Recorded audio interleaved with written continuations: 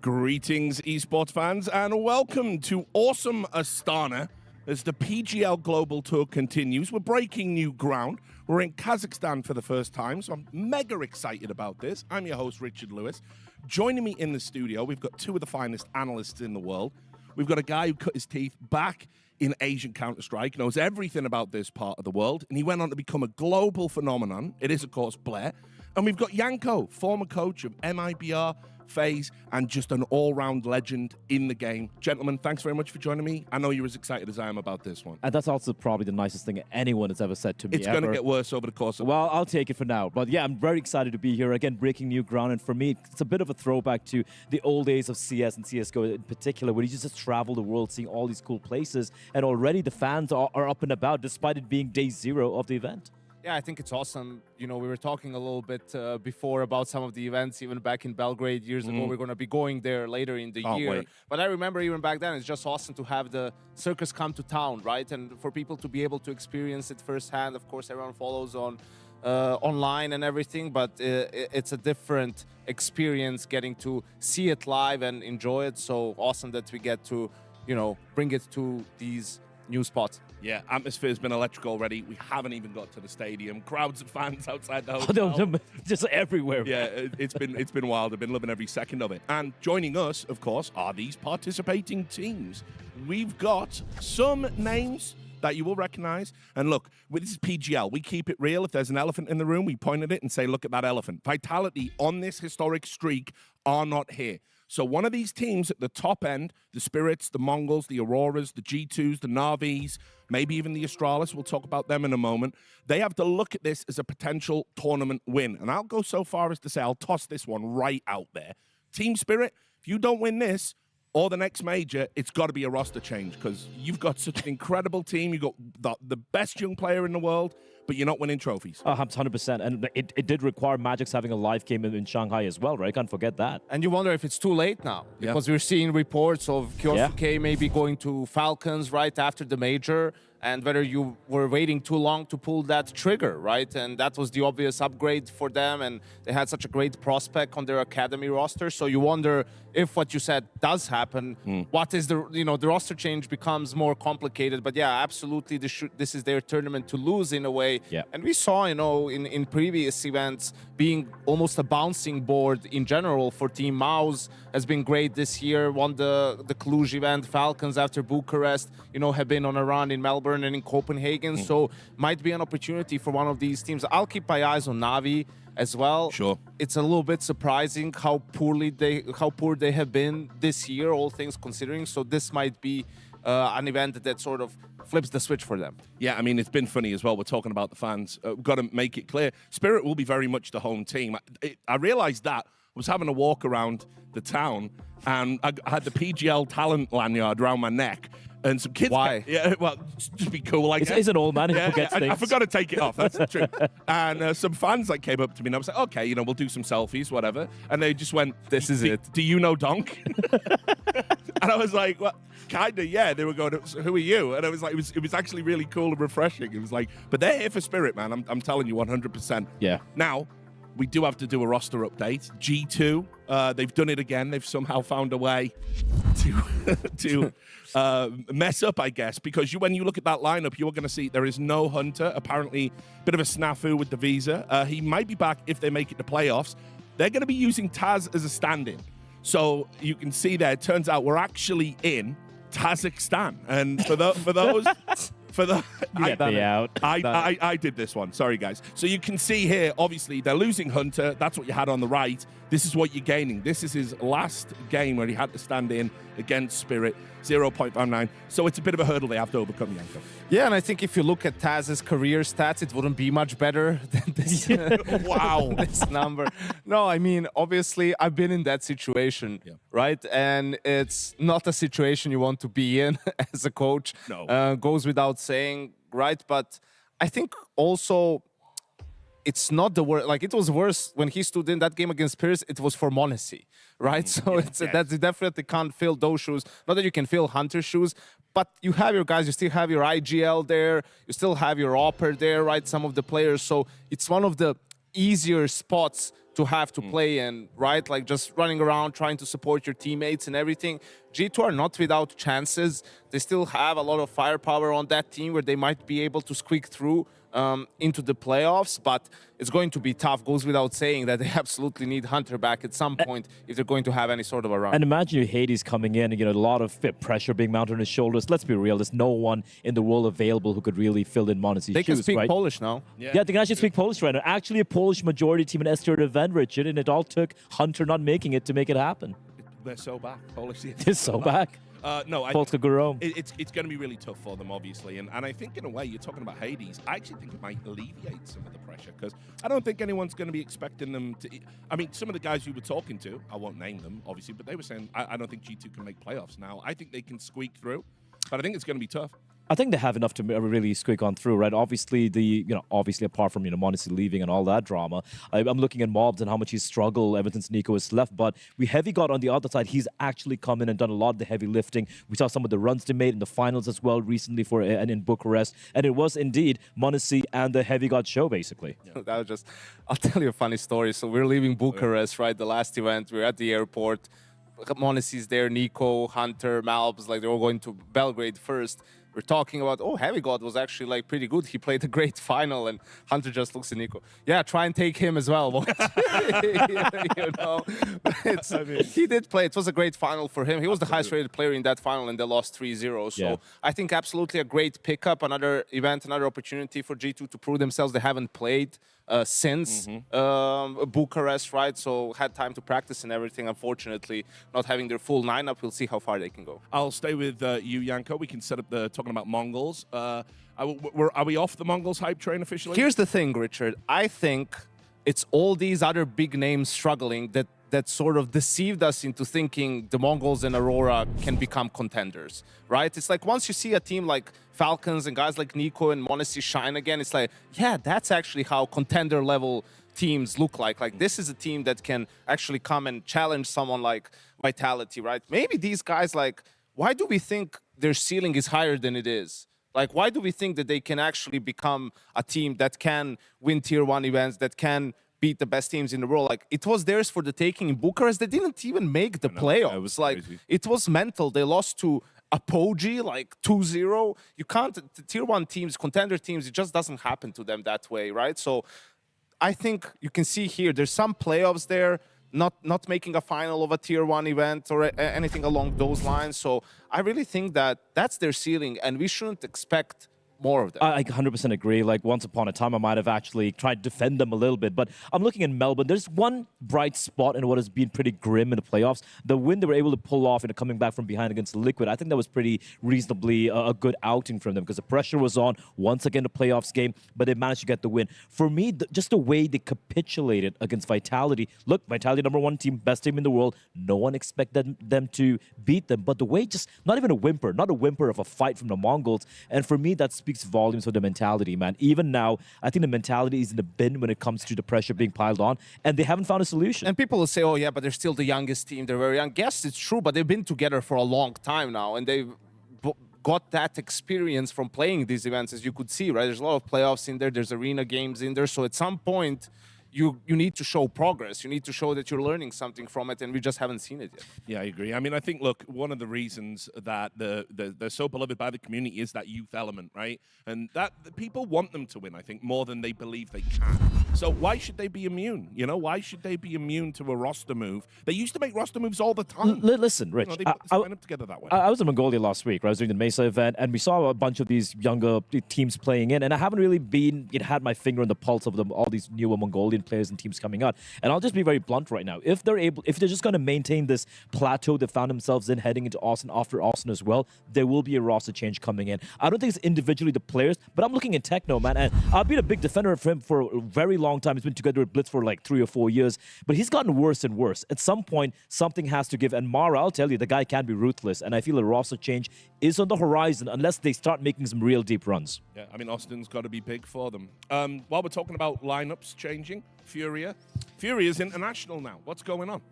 Yeah, they've done this one Again time before, not FURIA, but Fallen and the Brazilian core.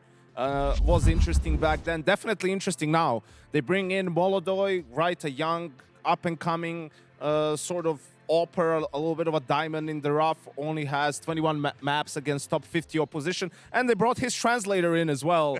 You know, Yakindar, of course, there to create space and make him more comfortable in this new lineup. I think they were very clear about him being a temporary solution, you know, until the major is. We did see, I think it was like a short in the Fallen vlog. I just saw it like an hour ago where he said, "Oh, I love you, Kinder. I hope he really sticks around after the major." You haven't even played a game yet. Like, you haven't played an official yet. Just, you know, can we wait? That's classic game. Can we wait for day one and then you start making statements like this? I just saw Serato laugh about the way he plays, like he's the monitor up there. How close he is to the monitor. So yeah.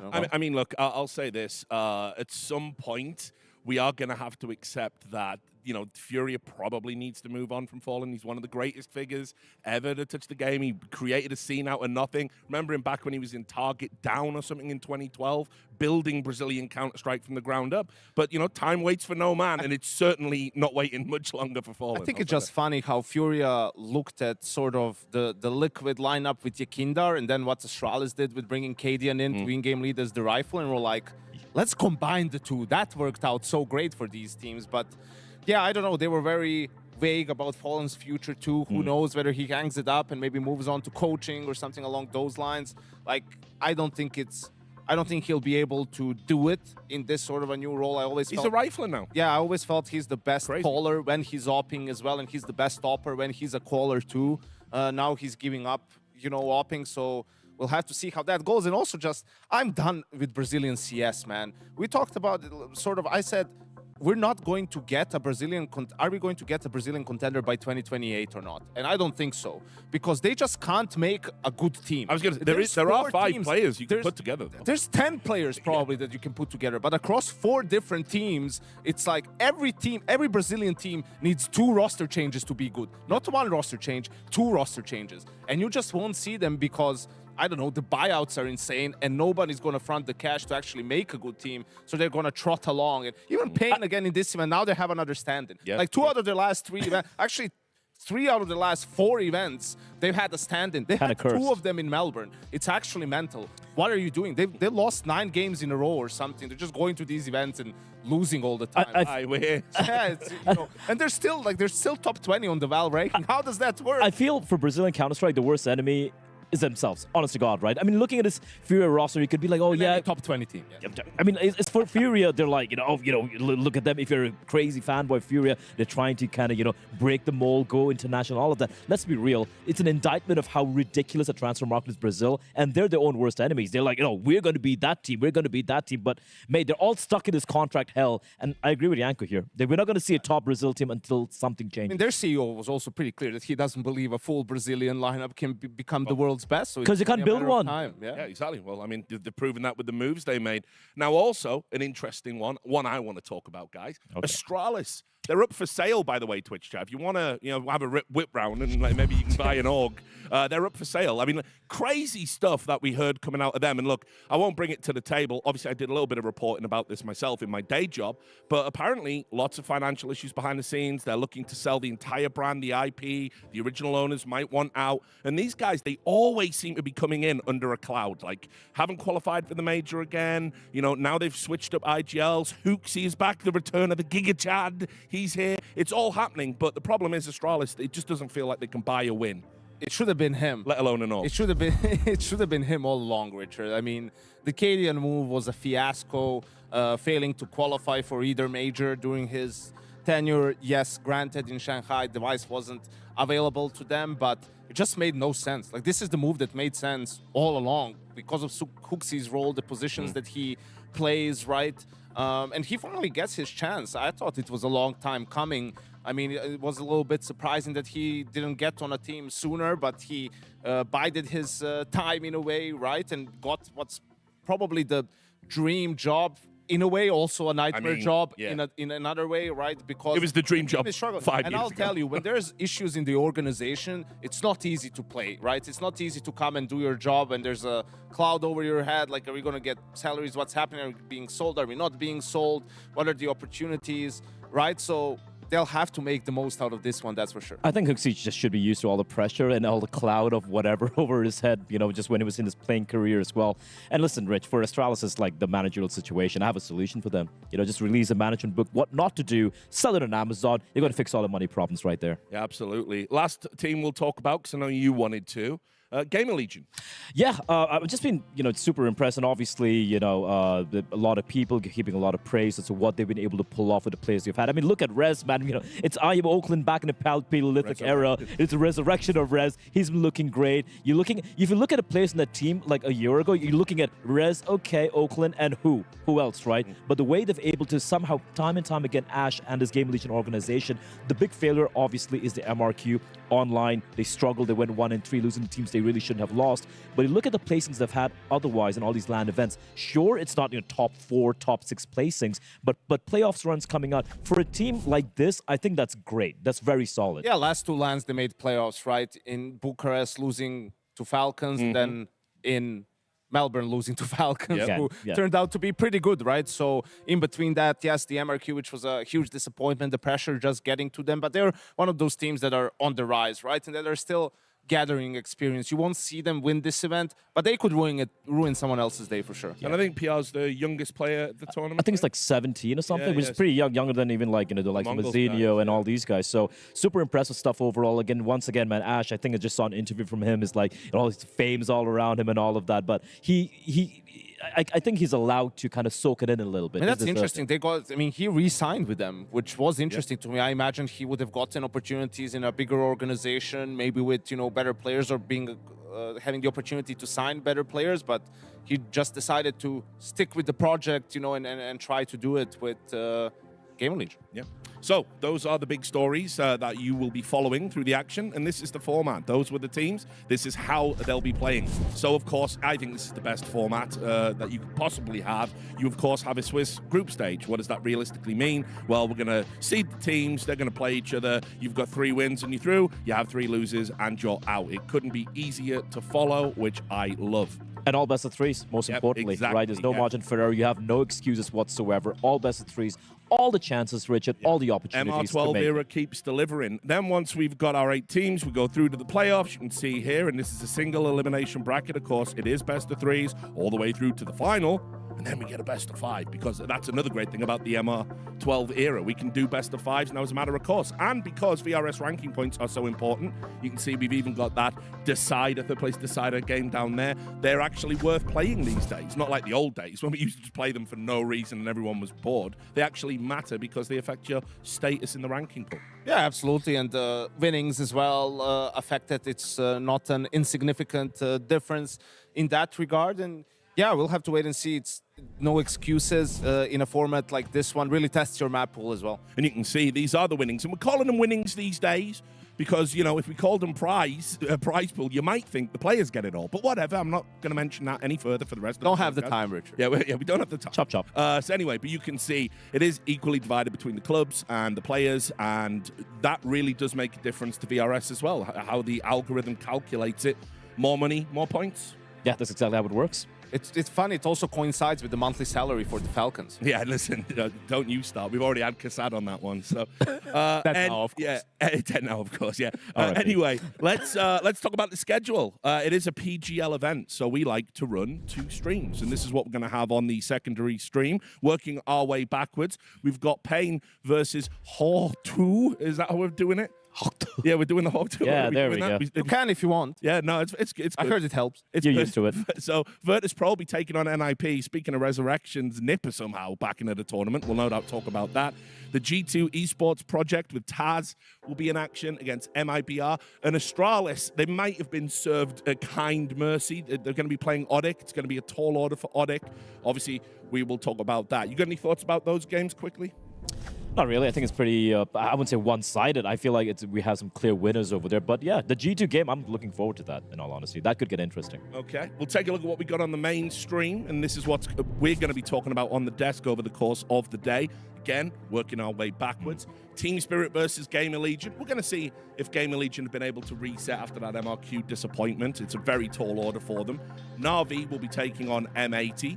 The Mongols versus that international FURIA lineup we highlighted. So we're going to see how much work Fallen's going to be able to do with his new team and with a rifle in his hands. And starting off, Aurora versus Big. So let's set the table for this one. Very excited for this game. Let's start by talking about Aurora.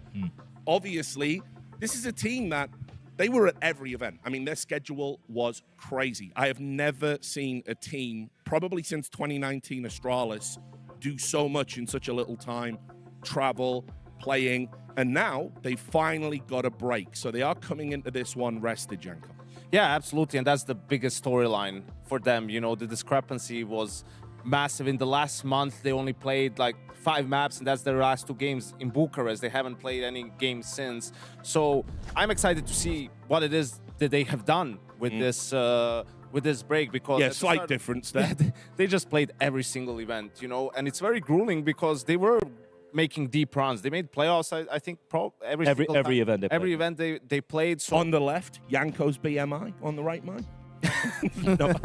I wish. Don't be that kind of Yanko. But yeah, that's because, you know, and they going from event to event. They're a sort of a execute heavy team, right? Don't play a ton of default like some of the other teams. So that obviously puts pressure on your playbook, right? Like you only have so many of those, and just, you know, they had guys with health issues, Xantares, like different players. You don't even have time to address it. You don't have time for your players to sort of heal up and be refreshed. And now they've had time to sort of, they probably took at least a week off, CS, right? Then coming back, giving Major time to come up with some new things. Everyone's coming in with hunger again, with motivation. Now it's the tail end of the season. There's only 3 events left, so very excited to see what they've been. I think the big question here for Aurora would be, obviously, as Yanko pointed out, they reached the playoffs of every tournament they played so far this year. But I don't think they've had a single win, right? Not a single win at all. They just stopped at a quarter to the semis or whatever it is. So again, the big question is, has the reset really? Look, a playoffs appearance here is expected from them. But can they actually get a win, Richard? Has the break helped them? Or are they going to be coming a little bit of ring rust, maybe? I don't know. And they were talking you know, a lot of their issues are mental. I mean, in Katowice, they played against the Mongols and they crumbled completely. Like, it was an absolute choke fest from them. And, you know, these are not young players on this team. You have Major, Xantares, and Voxiv. They've been around for a while, you know, and they have a ton of experience. Right, sure, you can argue maybe not with this group and in arena games, but still, you know, especially Voxiv with this time with Kerrigan and in Mouse and whatnot. So it has to turn around quickly, because I don't feel there are any excuses. And it's not like, you know, the Turkish talent pool is mega deep that they can just find someone and make a roster change easily. And I think they're in the same position as the Mongols, honestly. You know, listening to you guys there, I think whenever the big boys are away, if Aurora are ever going to win a trophy, it's got to be like an event, you know, on the PGL tour. And if they're not going to capitalize on that, you know, it could be 2025 and they just don't care. It was the same conversation like in Bucharest, and what happened in Bucharest? They lost to complexity. Right? Like, that's the problem for both them and the Mongols. You could live with them not lifting the trophy, you know, if they lost to Falcons or G2 or FaZe along the lines, but this is like, you know, it can't happen that way, and that's why it's one of those conversations. I think are they even a contender? I think it's even more damning for the side of Aurora, because at least for the Mongols, you can be like, sure, they beat Eternal Fires were known back then in Katowice. They also got that win against Liquid in the playoffs, right? So at least a little bit of like some results from the Mongols when it comes to arena games. But for Eternal Fire, not making it, or rather not getting a win in the playoffs here in Kazakhstan, and then heading in towards the major, that cloud's going to be on their heads, and that's not something they want to have. They want to exercise that particular little demon right here, right now. Talking about being under a cloud, we'll talk about Big. I feel like that, I don't want to say the organization, because they are kind of min-maxing, but I feel like that team just hasn't really ever delivered on kind of the promise that you would want for it. You know, we love what they're trying to do, you know. With there was promise in that team? I think so, honestly. In 2018, maybe? Yeah, exactly. I mean, you know what it's like for older guys. Our memories just drift back through the years. And we dribbling. Get lost. Yeah, dribbling. You know how it is. But anyway, like they have constantly brought in talent from their country, their region, and tried to develop it under this Tabson project. But they always just seem to disappoint me. Here's the thing with this team. I'll just say it right now. Post the major, when the shuffle happens, we were not going to be seeing this 5-man lineup. It might even happen right, during the major as well, because they're not going to be there. It's been a struggle city overall, and you can still, kind of forgive them being like, oh, sure, you didn't make it to the MRQ. But look at the recent results, man. Melbourne was abysmal. And even in Mongolia, despite the fact they reached the finals and they had a couple of good games against Bait, they almost lost to Eruption, a team which is not even top 4, not top 3 in Mongolia, with players even I don't know about as an Asian CS guy. I'm like, what's happening here, guys? So many questions, and unless they have a deep run over here, this is the end of this particular lineup because it's just not clicking. Who do they get? No, I don't know. Yeah, that's the thing. It's a conundrum. That's the problem as I don't know why they just don't go internationally. FURIA are doing it before Big. They've done that before, Rich. You saw how that panned out. No, but I mean, that wasn't really. It was their best result. Yeah. Well, they yeah, had Zantares and on the team. yes. And granted, it was online, but that's when they were... I think they were ranked #1 for a week on HOTU. Yeah, I mean, look, I just feel like there's so much talent out there, particularly at CS2. There's all these young players coming through. I think you just have to take a gamble, and I understand you want to have this German identity and flavor to your team. That's baked into the brand. But if you're not getting success on the server, that has to be the bottom line. They're just struggling to find talent. I think what it comes down to ultimately, and there is a couple of guys actually that were on their team, or you exactly. have Sin and Slacks over in M18 now, so you don't know if that might make a difference for them. But yeah, it's just in this era where we talk a lot about individuals and firepower, it seems like that has been lacking for them so far. And I feel like it's also promises just not quite being delivered, right? You're obviously talking about the fact that QB is just struggled throughout. Even Crimbo is just so many ups and downs. But the guy seen on screen right here, JDC, he's just been a sole one piece for them. I will say, though, it's kind of cool that Crimbo has his sort of branded pillow.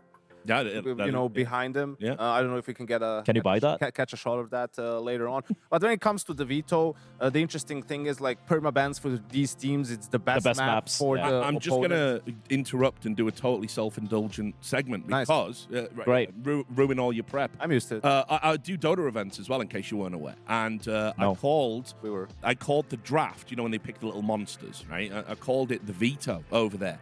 And the analysts were apoplectic, like it was a very big faux pas and a sin.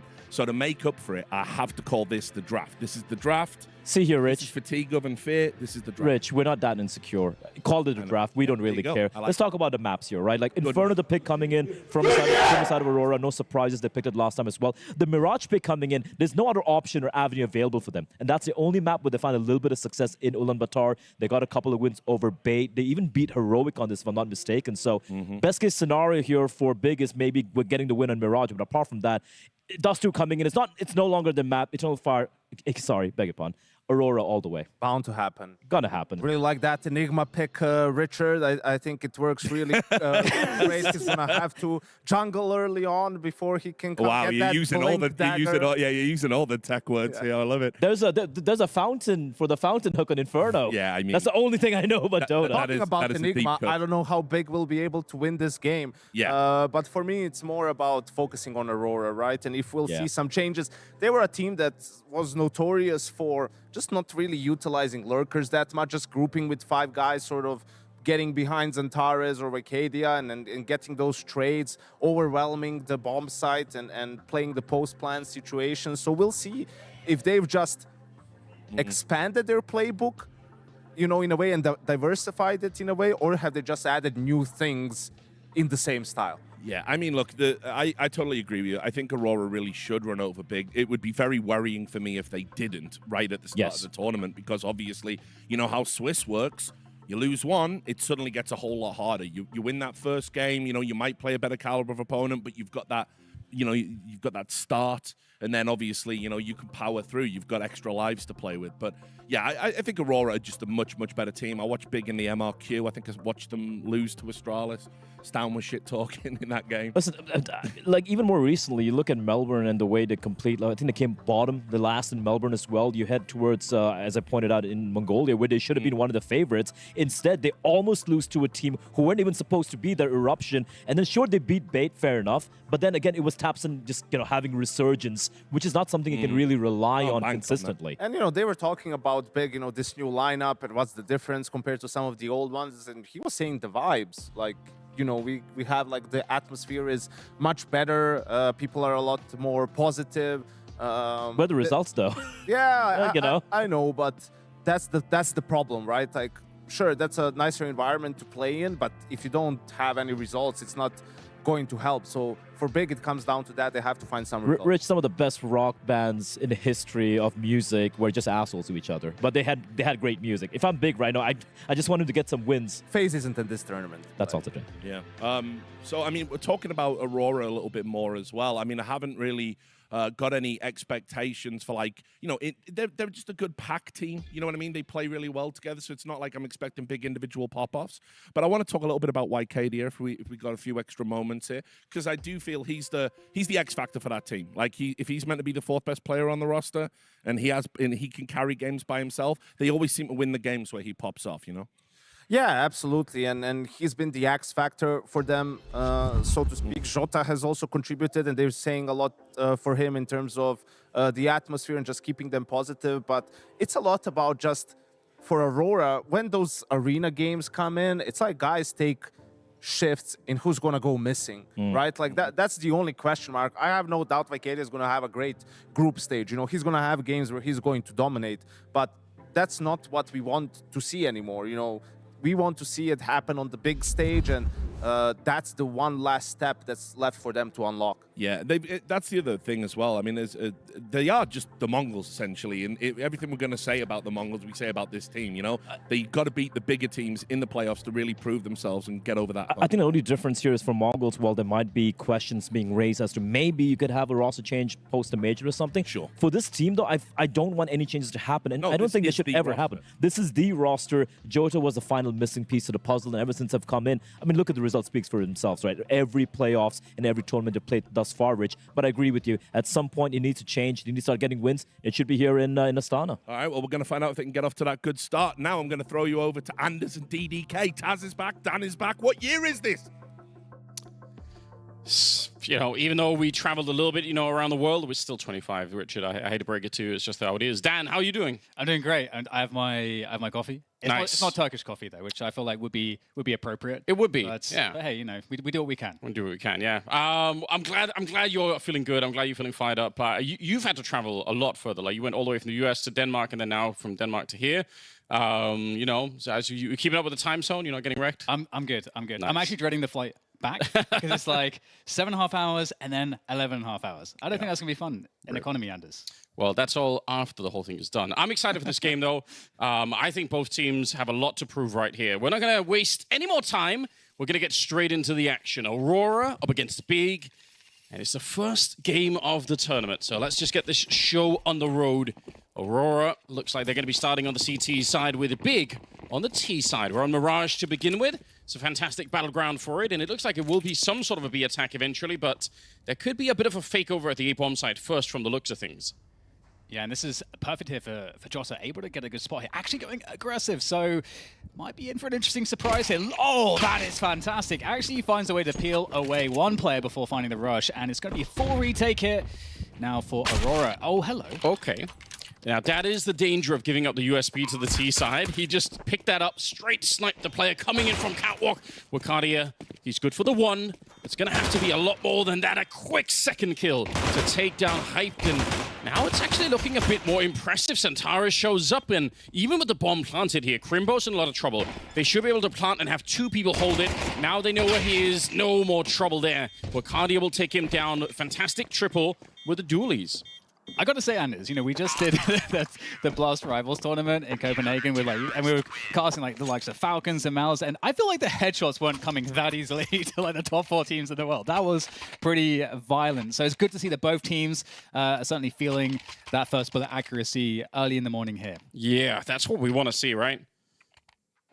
Just a nice beginning for the you know, especially when you're early in the tournament. It's the first map in a best of 3.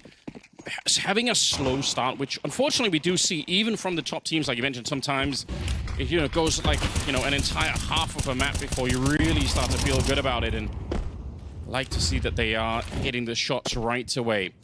Now, for the T side here, there is a bit of a buy-in with the Tech9s. It is such a good idea to try and go for this bomb side. They even have Mat 10 on JDC. Honestly, this could work. If they get 1 kill here on Madja, they could instantly get the bomb plant. He doesn't have any head armor either. He's vulnerable.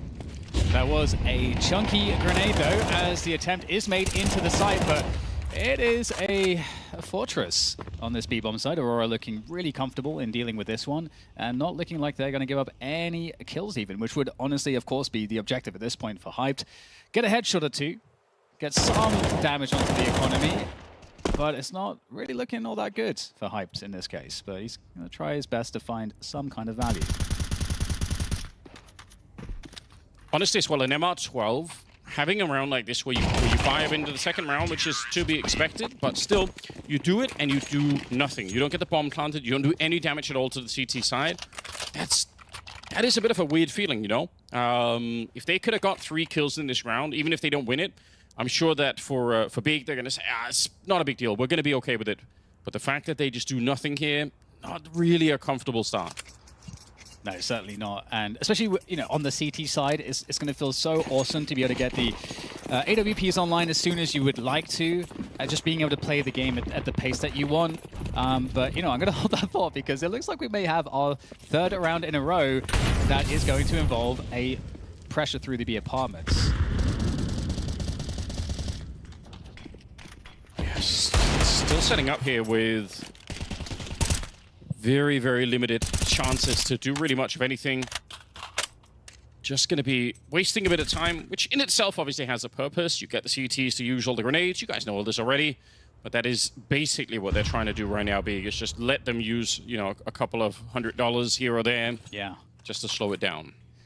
And it's interesting on the note of economy too, and just having the CTs be in this position where they're super comfortable. When you bring the AWP out, as we... Hello! All right, okay, a couple headshots with the Deagle, making things a little uncomfortable here now for Aurora. 3 players still up, and they have a good sense as to where the remainder of Big are, but again, would really hate to lose an additional player at this point. So Wakadia will help to prevent that reality, and there is the finish from Jota. Lovely stuff there from Aurora. And we go 3-0 into the next round. And, you know, losing some of those players there on the CT side, that's not great, but I think at least one of them only had the MP9, so they just, you know, they still keep 3 M4s alive on the CT side. It's a pretty good start. We can all be happy with this for the Turkish side, which I still think has a lot more to prove. They started so well, and they kind of ended last year as well, I think, in a nice way. Obviously, picking up Jota from the Sangal core, I think it's a sick pickup. I actually think everyone agrees now that he just has so much promise. But at the end of the day, as a team as a whole, we want more of them. I want to see Santara show up even more consistently. He's obviously an incredible player, but there are definitely games where he doesn't have the impact that we're sometimes looking for. And in a tournament like this one, we can't really afford that. Hyped on the other side. First buy round here for Big, and they've already picked up a couple of kills. Wakadia to go down next. Maybe could have been an opportunity there for QB. Crimbo might be unknown out of the smoke. Looks like Woxic now looking for it, and Crimbo able to escape. And big stakes on this round here for the CT economy for sure, as we did get Woxic going for the AWP straight away. That's not always the choice when you're ahead in the economy. We can talk more about that later. Woxic finding the kill in connector there. Bomb making its way in mid.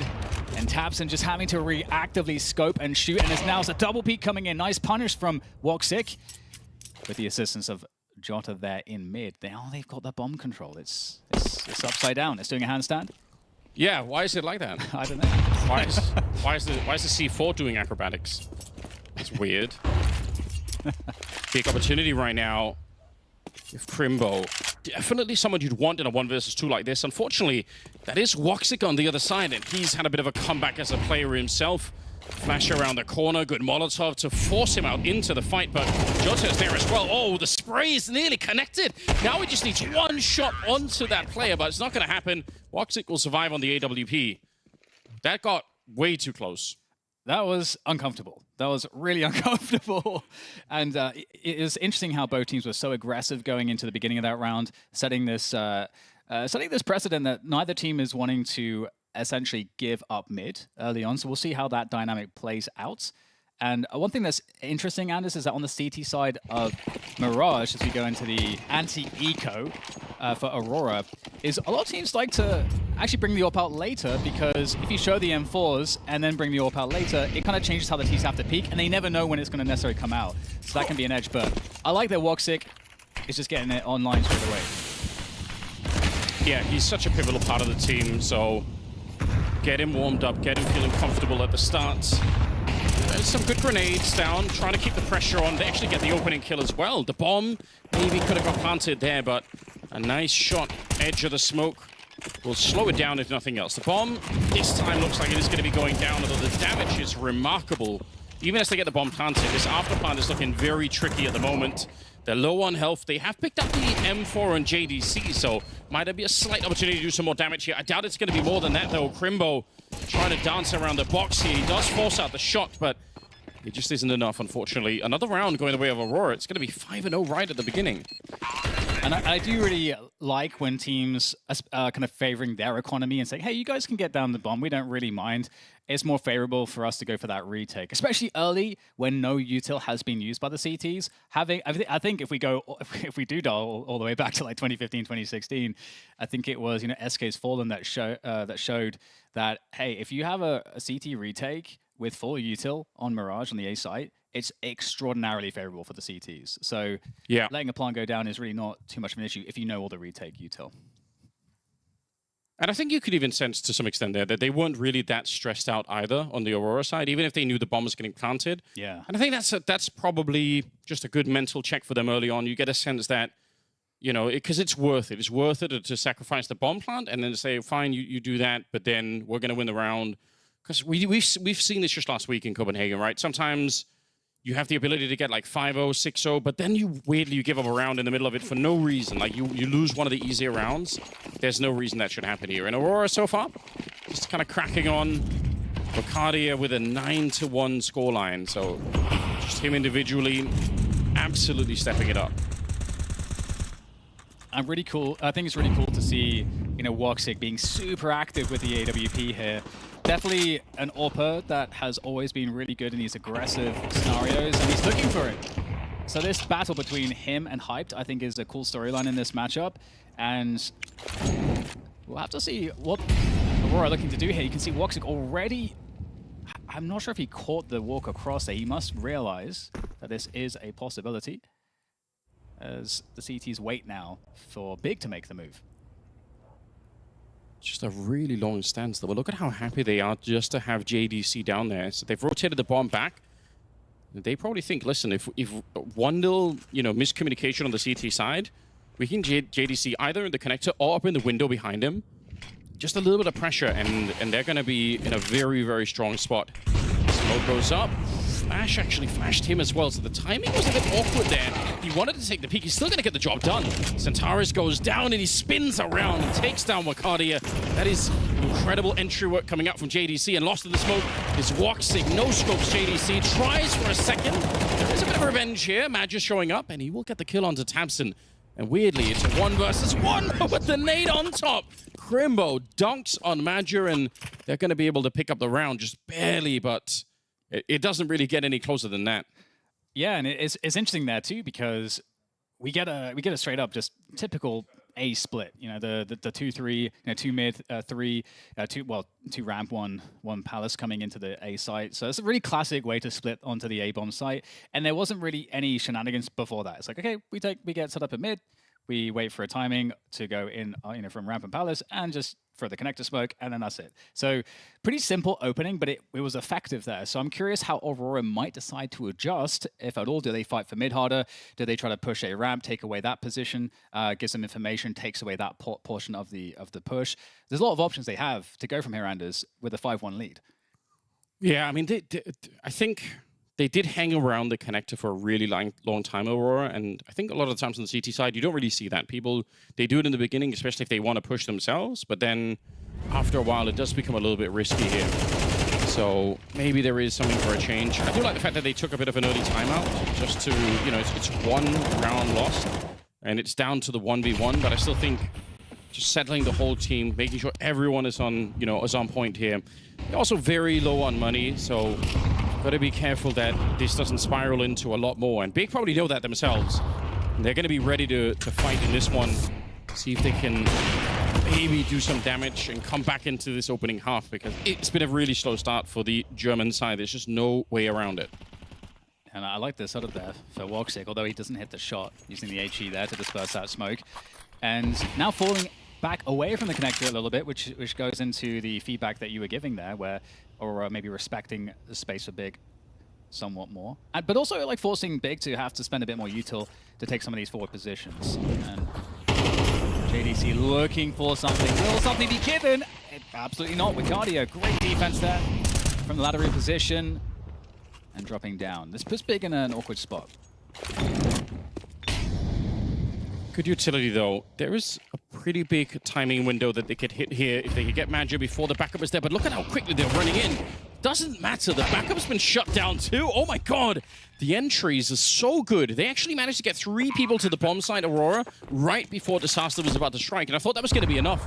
Big had almost missed their timing window. Like, it was so close. If another 2 seconds, and those, you know, backup Aurora players, they get to the bomb site, they get settled in.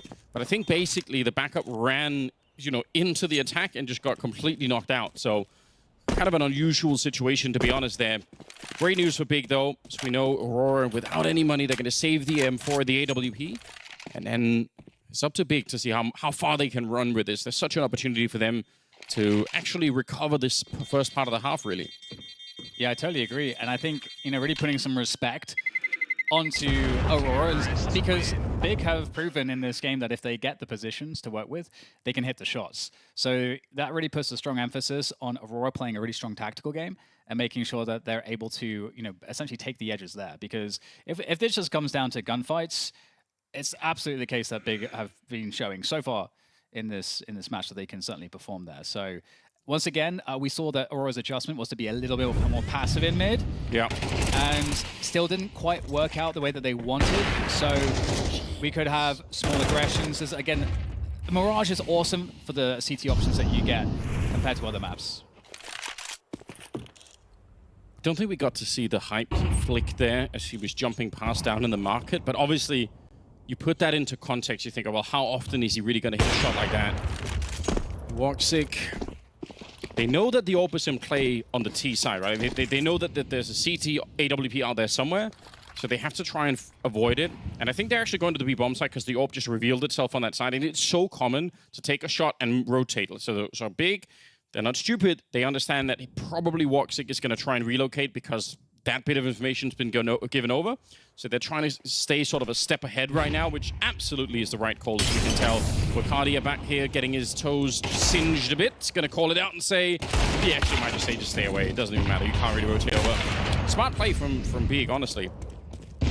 Absolutely. And is it interesting, as you say, like the mind game there with, are they going to go away from the AWP where they first see it and then Big then kind of run into it, or do they kind of call that sort of bluff in a sense and just, you know, hit the B side, which they did, which, as you say, was definitely a great call. But it's something that still works out for Aurora because they still get to carry the AWP into the next round, presumably, unless there is a hunt here. But it doesn't look like Big are interested, which makes sense. You know, their economy is not amazing, so they'll be happy, it seems, to allow WOXIK to continue to have the AWP unchallenged And in addition to that, with Xantares holding onto the M4, this actually is nice. It's going to be very helpful for Aurora into that next round. Can Madja actually run and pick up an AK? That would be kind of interesting. He just picked up a Molotov, if nothing else. Oh, there we go. So far. It's got really long arms That's somehow. sick. That's actually so sick. Yeah. To be honest, even picking up the Molotov, it's such a big difference between the Molotov and the incendiary grenade. Yeah. On the CT side, obviously the AK is the more important thing, but whenever you see the CTs have the Molotov, actually it can throw off the dynamic of a round quite a bit, because the Ts might be running and thinking, oh, it doesn't matter, but then it absolutely does. Because running through a Molotov is not at all the same. You don't want to be doing that. Speaking of incendiaries, a little bit of pressure towards top mid, but there's really nobody there to receive on the other side. Instead, looks like they're kind of punishing this B bomb side. They're saying, you know what, we don't think they can stand up to it. Madja, I mean, he's the IGL for Aurora, obviously, and he's not the star player in any way. I feel like he normally does shoot pretty hard. He's one of those IGLs recently that's been doing a bit better, but still, if you were going to fight anyone on this team, it probably would be Madja. So why not try and bully him at the start of the game and really shut him down? And I like how Wicardia showed presence really deep. So now Big have to spend maybe a little bit more utility, clear. They'll take more time clearing because they're like, well, he could be here. And what I love is that Wicardia obviously pulled back to the shop so that he can play more of a retake position, so it's safer. So just like these small things certainly make a difference. We'll see how it plays out though now, because Big are starting to move on the map, looking for that mid control. This is a T-side caller's dream. You get the early 5v4 with well over a minute to play with. Nice, I like the use of HEs here for opening up walk 6 of these shots. Another one. Oh. And do they realize the split on B is coming? Fortunately, that one just didn't quite go deep enough, so they don't really see anything. And once again, they're testing out this proposition. Madja down at the start of it. Tabson's going to win the fight against Wicardia. That's huge. Woxic going to get that one. Relocating, but the Molotov is keeping him a little bit honest here. He can't really swing to try and take another fight. And now Crimbo, free kill for him, taking the first one there. And he doesn't have to re-challenge that. There's no point. Just keep it cool right now. 2 versus 3. Jota going to get shot right in the toes, Dan. That's awful. Yeah, it's you need your toes to balance, Anders. Yeah, and just... People already like, it's one of those things easy to overlook. How many toes do you have to lose before you just die? Is the question. Yeah, so, I mean, we'll have to test it. In this case, about 5 or 6 shots, I guess. I'm sure the government's done their studies. Yeah. Well, almost certainly. What's worrying for me here is that what we're seeing is, I mean, Wicardio's in a spot there where that's kind of a kill like you feel like you should probably be getting, right? 1v1, and if you look at the way that how many bullets he was able to shoot and all of that. It feels like, okay, that feels like a slight underperformance in the defense. And that happens, of course, but it's the case now that it's happening at sort of the wrong moment where Big are gaining a lot of momentum here now. Yeah. And also just the confidence from QB to be able to run into the B apps and just instantly decapitate Madja. It's definitely, I feel like now putting Aurora firmly on the back foot.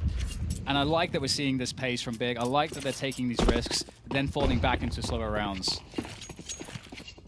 You gotta expect as well, it's putting all of a sudden a bit of a challenge on Aurora to see if they want to, you know, call in more reinforcements earlier. But the problem is if they do that, it will weaken their defense elsewhere. And I'm sure that is something that Tabson is going to be super well aware of, that if we can keep punishing them, then suddenly they might be weaker elsewhere on the map. You can see they're doing this full execute onto the A-bomb side, but in fact, it's not A at all. It's just all a ruse, and Madja's here, MP9 in hand, hoping that they're going to jump up straight into him.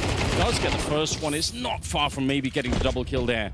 The spray looked like it was maybe going to connect. Even with the double, though, it would have been a bomb part regardless, and see the money here looking tough for Aurora. Nice shot from Hype.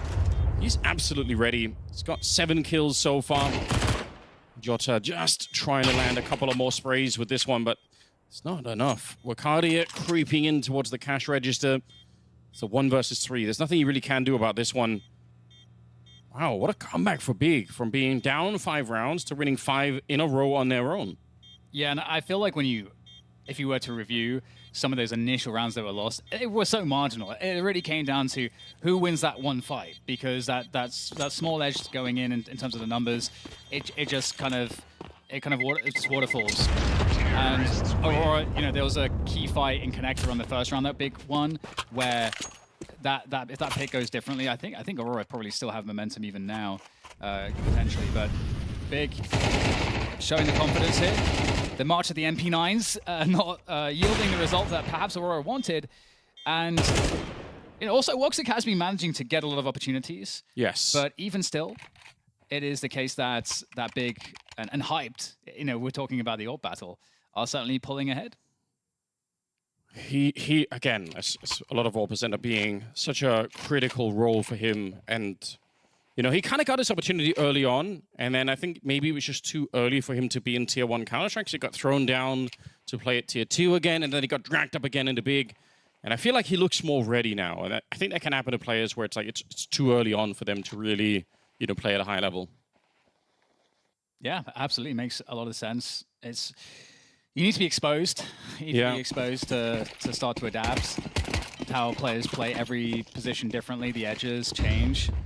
But going into round 11 here, typical window smoke, and you know, Big have been pretty successful in gaining that mid control as we've seen so far in this half. And you can see WOXIC once, or rather, oh, actually, it's Wicardia. Oh no, it's WOXIC. And Wicardia. No, and Wicardia. Okay, my brain was blowing a fuse there. Listen, it's worked so well. It's even cheated you, Dan, which is the whole point of it.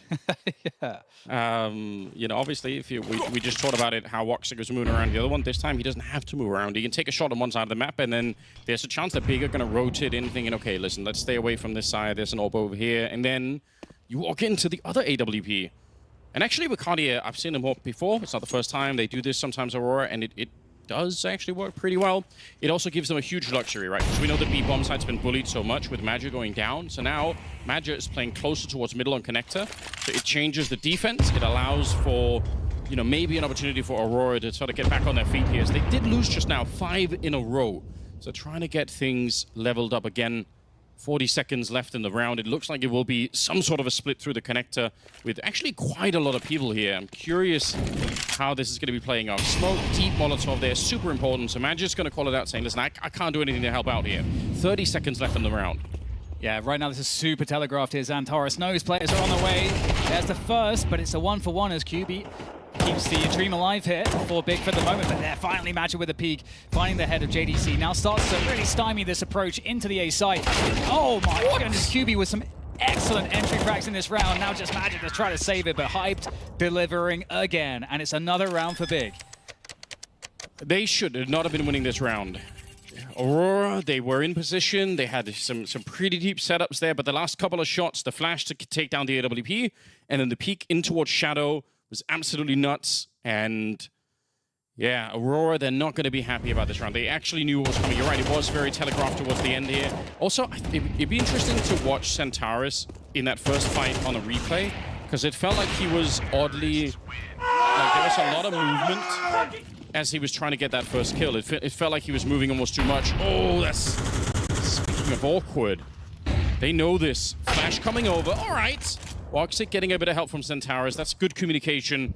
3v4 here. He knew that he was spotted, so calling in a bit of reinforcements. JDC, though, quick to return back into the 3v3 we go. The bomb is at top mid, though. Yeah, very awkward now here for Aurora. We got that scaling happening. A ramp as well. And the creep from QB. This is a brilliant position now. QB in an excellent spot to capitalize, and he absolutely will. JDC still in that mid position, could catch the rotator on B, but Xantares just silencing QB. And now it's just down to JDC, and they have really very little idea as to precisely where he might be. And this element of surprise is everything. And there it is, converted into a kill into Xantares. Now looking for the next player. Yeah, who's Magia? And the problem is Magia had just a moment there where he kind of knew what was going on, but so much time has passed that anything could really be happening.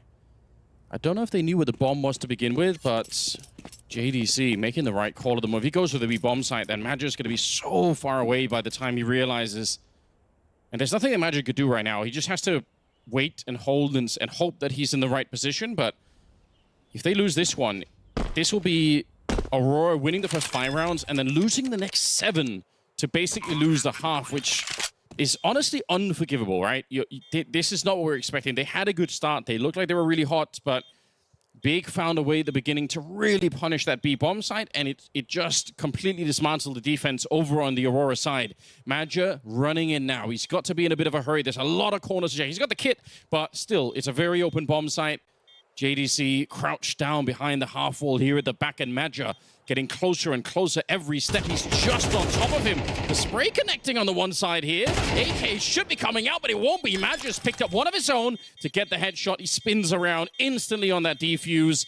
My God, what a way to finish here. Aurora, they get that 6th round on the board, but it's as close as it could possibly be. I mean, what a first half. And that's such a hard situation for Madja to actually win because it's planted for apartments. That's like the basic thing. So you kind of have to respect that if you're the CT. And so then hiding backside there is definitely an unknown position and very easy to play from. So the fact that Madja was like looking for that is just great cognizance, and that's experience. That is, and if we know anything about Madja, he's got experience. He's got a little bit of experience, Anders.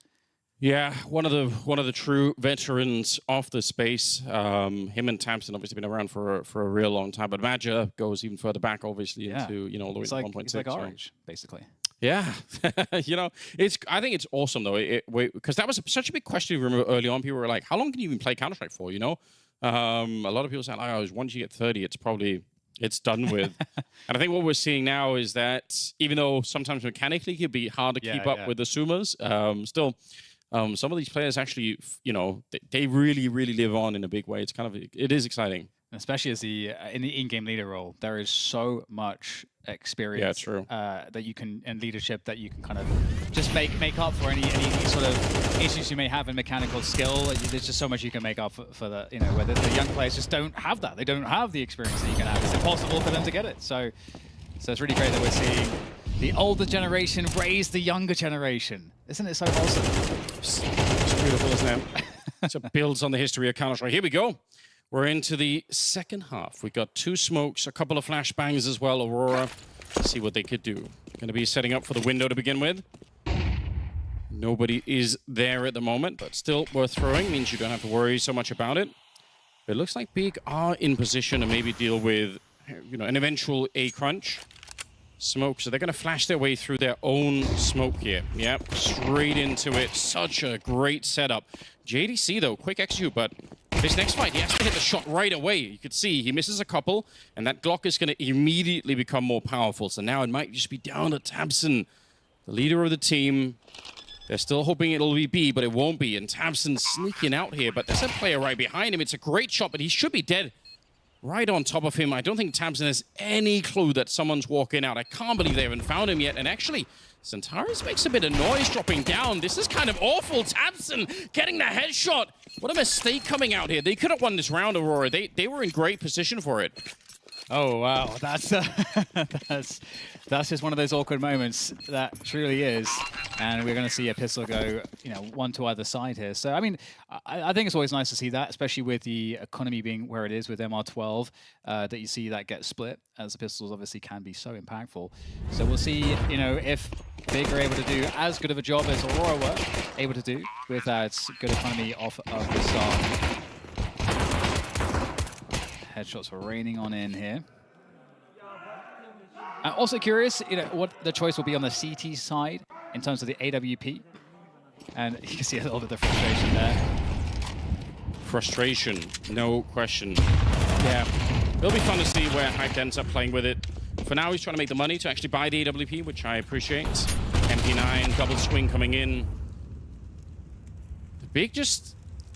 It was not the best start for them, but they don't really look like that's impacting them at all. Like, once they had a foothold in the game, they've just managed to bounce right back into it. It's great work. Woxigan and Tara's left. 2 versus 3 that, while it is winnable, it's not exactly easy. They don't have helmets on the T side here. So even up against the M4 or the MP9, oh, the timing is ridiculous. Come on. Will Xantares have the... Well, and also Woxic. Will they have the cognizance to check the shadow position?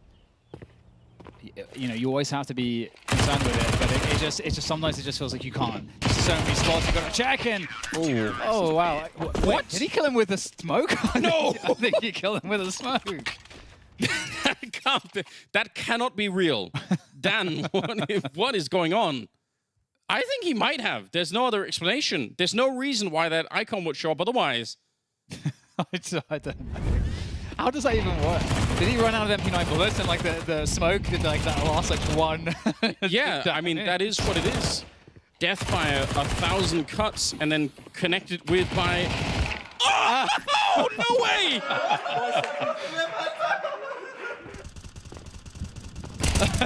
What do you say about that? What can you say about that one? Just committing actual Counter-Strike crimes in Kazakhstan. That's what they're doing. Yeah. Humbling and humiliating Aurora at the moment. I just was not ready for it. 3 versus 5 at the start. No surprise, obviously. This is much more of a flat round coming out from the Turkish side. How do you go up 5-0 and just build no momentum? Yeah. This comes to a immediate halt. It's certainly an issue. It is. So, and again, Aurora, they're a team that they've been doing this. Like the desk were talking about it. Yeah, they get to playoffs every once in a while, or maybe even somewhat consistently. But the issue is beyond that. Like once they start playing teams, usually it's the stronger teams they end up falling to. Big, I wouldn't say they're on that level right now. Even if they have some interesting results, but still, they should be one of those teams where Aurora should be heavily favored going into it, and they're just not showing that at the moment. QB here coming out. Great shots as well. Up to 14 kills in total. They look so fresh at the moment. Yeah, we have just seen that one half, of course. We're going to get into the sort of buys versus buys to start to really see how the second half shapes up. But I totally agree. It feels like Big are absolutely the better team right now. Just not just from the performance on hitting shots, but also like the team play and the tactics. They seem a lot more cohesive at the moment. And we'll talk about that more in a moment because we get the smoke in window. And this is the first gun round now for Aurora. We'll see what they can do with it. This round just has to hit so hard, doesn't it? It has to be a strong start to the second half, even though it seems like Big are super ready at the moment. We need to see something out of the Turkish side. A fast A play, they're going to keep it simple. I mean, I do kind of like that. Madgers managed to sneak through the smoke in here. 3 on the ramp, 1 in the palace. Why make it complicated? Hyped way in the back, and we'll see if they can land a good grenade on top of him. Flash to set it up, but he did get a counter grenade out himself, and he's still able to stand in this position. It doesn't even matter. He doesn't hit the shot, and Tabson went down before anything got started. It's Centaurus to get a couple of openings. He's only up to 8, and I said it at the start, even though we know what an absolutely sick player he is, these are the kind of games where they need him. They need him to actually be the Terminator, like we call him, and show up and just shut it down. Good round to show exactly what he could do here. Crimbo trying to do some damage in the back. I don't think he's going to be able to win the round. Even with the kit, he doesn't have the smoke, so you try and make it more expensive, be a little bit more annoying, but not a winnable round. Yeah, and if you look at the setup that Big had in this round on the A side, just the timing when the rush hit, it's one of those spots which is where the Shadow player's very weak, because if a set piece comes in and CT smoke, it's just you can't have no visibility there for the AWPer. Now your Shadow player, he gets Molotov, he's isolated in really the worst potential position. So it's one of those things where this setup it puts Tabson in a spot where he has to over-deliver on shots. We even saw Hyped come out to try to hit an extremely difficult shot. And that's not a place you want to be in if you're the defensive AWPer. You want to be hitting easier shots. Yeah. So great round selection from Aurora to kick things off on their first gun round. An absolute necessity to stop the fading away that was happening on Mirage. Otherwise, now map was picked by Big, so we kind of had an inkling anyway that they were going to be ready to fight. But at the same time, they are the slight underdogs here. Tabson's got the grenade primed and ready. Hyped goes down immediately. They're going to try for the flash at the ramp. I don't hate it. It's fine. I do like it. Tell me how you feel, Anders. Tell me how you really feel. Feel betrayed by my own brain is what I feel, Dan. Oh. But it happens every once in a while. That sounds complicated. It's a hard relationship. We're still working on it, you know. Still working on getting everything working, just how I want. At least you're gainfully employed. It's true. You have that going for you. That is. You're right. We'll look on the bright side every once in a while. Yeah. I hope Aurora can find the same kind of attitude, because I don't think this played out the way that they were expecting either. Madja, hard to know who's sneaking up on who in that moment. Yeah. It sounds like just a manifestation of what's going on in your mind. Yeah, pretty much. We'll get it all ironed out eventually. Get all the wires, connected in the right spot. Nice shot. Get the AK. Probably, if you can save 2 AKs here, that is preferable, I think. They've got a bit of a round buffer anyway. You don't have to try to fight to win this round, so yeah, get the AKs. Keep the fight going. And it's also interesting because, again, we love Mirage because it has so many options for the CTs. You can be aggressive basically everywhere that the Ts can be aggressive, and it does, if you have the right setup for it, it doesn't put you at a disadvantage necessarily. You could pick a mid opening, you could pick a palace opening, a ramp, apartments. So there's a lot of ways that Big could try to get aggressive, and given that they lost the previous round by just allowing Aurora to just set up and execute, the best way to deal with that is to disrupt the execute before it gets going. And so aggression somewhere, I think, is the ticket. Well, and, just because you bring that up, it's worth thinking about the fact that Aurora really didn't get to do that much, or didn't want to do it, right? We weren't seeing a lot of those aggressive pushes. We had, I think, one of the more aggressive things we maybe saw was probably them having the AWP towards the end of the first half over at the B hallways. Like, they really weren't that forward, and I kind of agree with you. That's something that's typically a big advantage on this kind of a map. Even just sometimes you'll see like a double push to top mid from the CT side just to try and put some pressure on it. It felt like they didn't have those kind of ideas. Maybe Big are going to be more able to do that. 2 AKs on the CT side, 1 AWP now. Bomb leaning towards the A side early on, so very likely going to be finished there unless something changes. But we'll see if Big can disrupt what the Ts are trying to do. And so far, it feels pretty standard in terms of the CT setup from Big. And Aurora, perhaps going back to what worked just now, and just going for that A hit yet again. Pretty simple, a 1-4 A hit. And Woxic might just try to contact in, but this might not be the approach here. Hyped holding the angle. AWP versus AWP, and Hyped picks it up. And that's a beautiful opening there for Big. We'd love to see it. In the middle, though, gotta be careful here. Oh, man, it's so awkward. You know what? Good job getting the 1 kill. That's such an easy position to throw everything away. At least he did a little bit of something to try and buy some space for his team with the smoke up already. And the AWP and CT spawn. AWP not really a good weapon to stop that bomb plant. Shooting through the smoke, he could, but it's not a guarantee. Wakadia here. Nice off angle. Gets the first. I think he knows Crimbo's out there, too. Swings for it. Straight for the headshot. That was as clean as you could get. Centaurus will go down in return, but now it's 2 versus 2, and the bomb is only just planted. They have some time, Big, to creep onto the bomb side, which is exactly what they're doing here, trying to find the shot, but Wakadia, he won't stop. Gets another kill, Jota to get the last one, and a huge relief right now for the Turkish side. They absolutely needed to pick up a round like this one, and it actually puts Big in a really awkward position now. Yeah, I mean, major props to Wakadia. I mean, that off angle, that's on that timing, you just really don't expect this, and you also get that slight distance advantage on the angle. So there's quite a few advantages in that particular engagement there for Wakadia, but you got to hit the shots, and that's exactly what he did. 9-9 the score, as Hyped is the only dangerous man on Big right now, but it is an AWP and it is looking for value around the map. Doesn't find anything in mid just yet. Hyped will rotate back around towards the B site, and actually more of a lean there at the moment for Aurora, but they can of course still go anywhere. So we'll see exactly what happens, and if Aurora are able to do discovery on this AWP like you were describing when the tables were on the, or rather the foot was on the, shoes and stuff. Yeah, there you go. That's how it works. Yeah. Like whatever's going on in my brain, Dan, it's also spread to your side. I appreciate that. Why is it contagious? I don't know. Terrible influence on you. I'm sorry.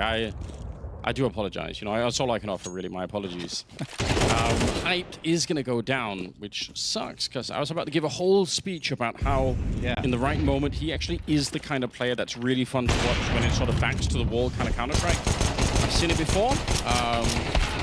I didn't get to do the speech, so I guess that's good news, because he did just get absolutely bodied over at the B-bomb side. Yeah. But he is, for me, if he had a chance to really have that fight, it would be kind of a test to see how comfortable he's feeling, because he is one of these players that I think, especially in the group stage of a tournament, maybe especially against teams that are on level with Big or maybe slightly weaker, he's one of those players that will just run wild with it. So would have been fun to see him swing that weapon. But it's not going to happen. It's all in the past now. Yep. I don't believe in Fate Anders, but I think I do believe in it selectively. And I think in that moment, the universe was like, you guys need to just stop talking about this right now. True. I like it selectively. Just whenever it happens to work out, it's like, oh, that might be something to it. But That's. I found that this is the best way to think generally Anders. You know, you just gotta. I appreciate the honesty of it. You know, Yeah. It's not bad. Well, listen, this is turning into a very unpredictable game all of a sudden. Look at the long streaks of rounds for both sides. Yes. Normally, you see so many rounds given up where it's like, oh, suddenly it's like a lot of back and forth and nobody has any money. But I feel like Aurora starting to reassert themselves in the game. They really didn't want to just get straight knocked out in the first map here. Yeah. It's good recovery. I think one interesting aspect is that, WotXik for Aurora has been the most aggressive player. Obviously, Xantares is a player that you, in your mind, will always associate with aggression as well. Yes. But I feel like, we haven't really seen Xantares be that version of himself in this match. And WotXik has been an aggressive version of himself, but on the first half, kind of time and again, wasn't getting value from those plays. And I think when both of those players aren't really turning up in that respect, it feels like that was part of the reason why the momentum wasn't really there for Aurora.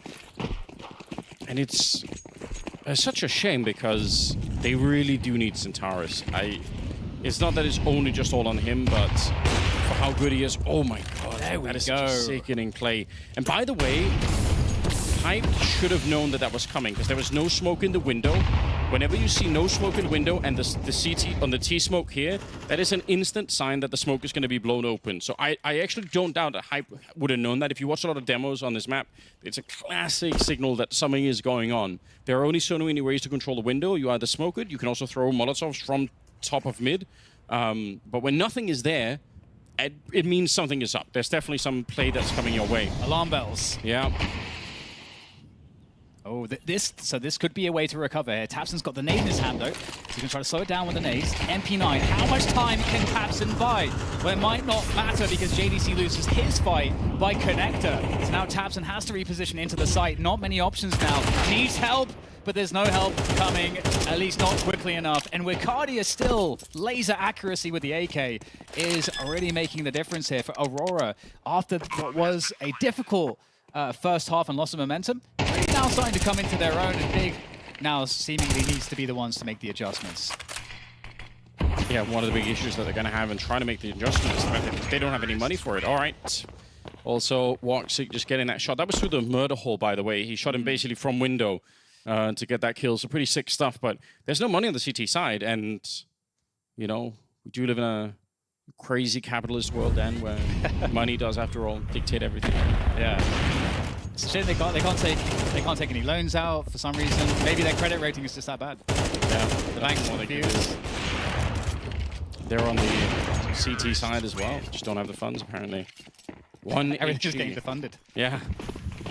It's a hard life out there, isn't it? They do have a bunch of MP9s. I'm actually low-key kind of excited about this. I doubt it's going to work, but it would be sick if it did. Good flashes coming in. They're doing so many of the classic things that you can do on this map. So, again, that T-smoke at top mid, you can either just use it to try and get the cross, but also this time they throw a flash, and then there's the wide swing in from Madja. And he doesn't get flashed at all, so it is just actually a great demo so far to view if you just want to watch like really good utility on the T side. On that top mid position, they've been doing fantastic work so far. Also great utility in the previous round with the Molotovs down towards Shadow and everything else. Aurora, they're making their lives a little bit easier by just using some of these grenades in a nice spot. Speaking of grenades, they are throwing an ocean of fire at Crimbo towards the end. Kind of overkill, but why not? Why not? And I'm liking the, you taking these moments to explain these tactics. I feel like we need to have like, some kind of like audio bumper or something like tactics with Anders. My own one that I can cue whenever I want to. Exactly, yeah. What if I could pause the game and do it? How annoyed do you think the players would be? Like, oh no. Yeah. He's doing it again. Yes. No, but I do love it. I do appreciate the It's just like especially that top mid position, such a wide variety of things you can do. 100%. This time, top mid smoke, the Molotov, and again, it's such a tell. And hopefully they've realized it doesn't matter on the other side because tabseN straight up fighting Centaurus, which fight that you normally think, oh, Centaurus is going to win that one, but he got caught in a weird position. And again, doesn't seem like the Terminator is quite up and running yet. Yeah. Needs a bit of a readjustment himself here. It's a 4 versus 5 though. Big trying to save the map for themselves. Their map pick that they're about to lose. That's a very nice defensive shot there found also there by Crimbo. And yeah, we're seeing a similar strategy as what we saw from Aurora, getting the double orbs online. Wicardia now has to try to make something happen. Big up against the wall here. Really need every single round, of course. Force out overtime in map 1 here. Big's pick as well. So definitely not looking to enter the series on the back foot, especially off of their own pick. So Woxic, Jota looking to go for the save. And with the money where it is for Big, there really is no incentive at all for them to hunt for these kills. Yeah. So we might have 40 seconds to kill here potentially, as neither team may be interested in an engagement. But with that said, nice elevated position on the fence. And Woxic walking in. This could be a challenging shot, and QB makes it happen. I think above the scope from probably there, and gets the next headshot as well. Nice. They save us some of those 40 seconds by being Absolutely. aggressive anyway. I appreciate that. They did have an enormous amount of money on the T side. I still think you could have maybe made an argument to save, honestly, but they probably thought, you know what, let's just get on with it. Let's go for it. All right. So this is where you need that resiliency, Anders. You know, you need another couple rounds, get that overtime online. It's doable, though. Yeah. But one thing I will say, though, is that now Aurora knows that there's double orbs online. And with double orbs, faster plays can be nice because when the smokes are up, you can't get the orb shots as reliably. The bomb goes down. Orbs are not as good for the retakes necessarily. So, and I like this Big going aggressive in mid with the orb. And Crimbo, opener onto Jota. Gives Big another 5v4 early on. Yeah, they do want to speed it up. I think you're right about the pace of it here. They really don't want to be slow playing against the AWP. The smoke does go up at a really unfortunate time there for Aurora. So now they have to respect that. Wait it out a bit. Wicardia in the middle. If you could have won that fight, how sick would that have been? That might have changed the entire outcome here. But now they're a man down nonetheless. And the bomb is being brought all the way back. I don't know if... It's hard to rotate back on this map all the way through T-spawn because there really could be a player. You can see Woxic is worried that someone could have been pushing up already. We can tell that nobody is, but he just doesn't have that intel. Smoking the window once again. So far, nobody's missed any window smokes either, which weirdly is also a common occurrence on the map now that you don't have the jump throws anymore. People tend to miss them anyway.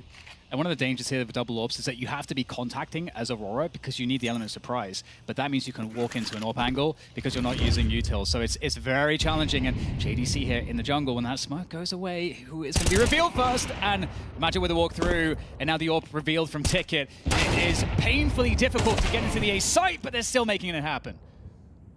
How, though? How are they getting through? Nice shot from Woxic all the way across. Bomb is dropped with 18 seconds on it here. Centaurus going to try and pick it up. He will steal the AK. Makes a bit of a jump over. 360. Why is he doing it? Straight for the plant, hoping the hype won't peek him. He had no other choice, so just crosses his fingers. Now he actually has a winnable opportunity, and this is the other downside of the AWPs. Retaking with them is not always that much fun. Now, first battle is here in Crimbo. Makes it look like it was nothing. Centaurus, sure, he gets the bomb plant, but still a step in the right direction here. Big clawing their way back to into overtime. They're almost there. Yes, yes. And you got to love the acrobatics from Centaurus. Been watching those Simone Biles highlights, I'm sure.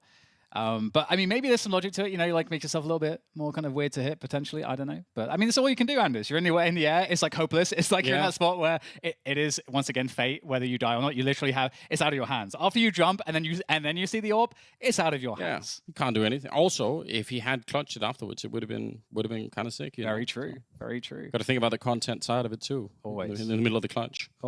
Always. But it is interesting there because we had the double AWP setup. We talked about what are the dangers of that, how you might want to play against it, and Big still managed to make it work. It was a very close round, but they still managed to make it work. So that's going to bring a lot of confidence here. One more round to get the overtime here for Big on their map pick. They're stepping closer. I mean, I thought this was going to be lost already. It looked like Aurora had gathered enough momentum.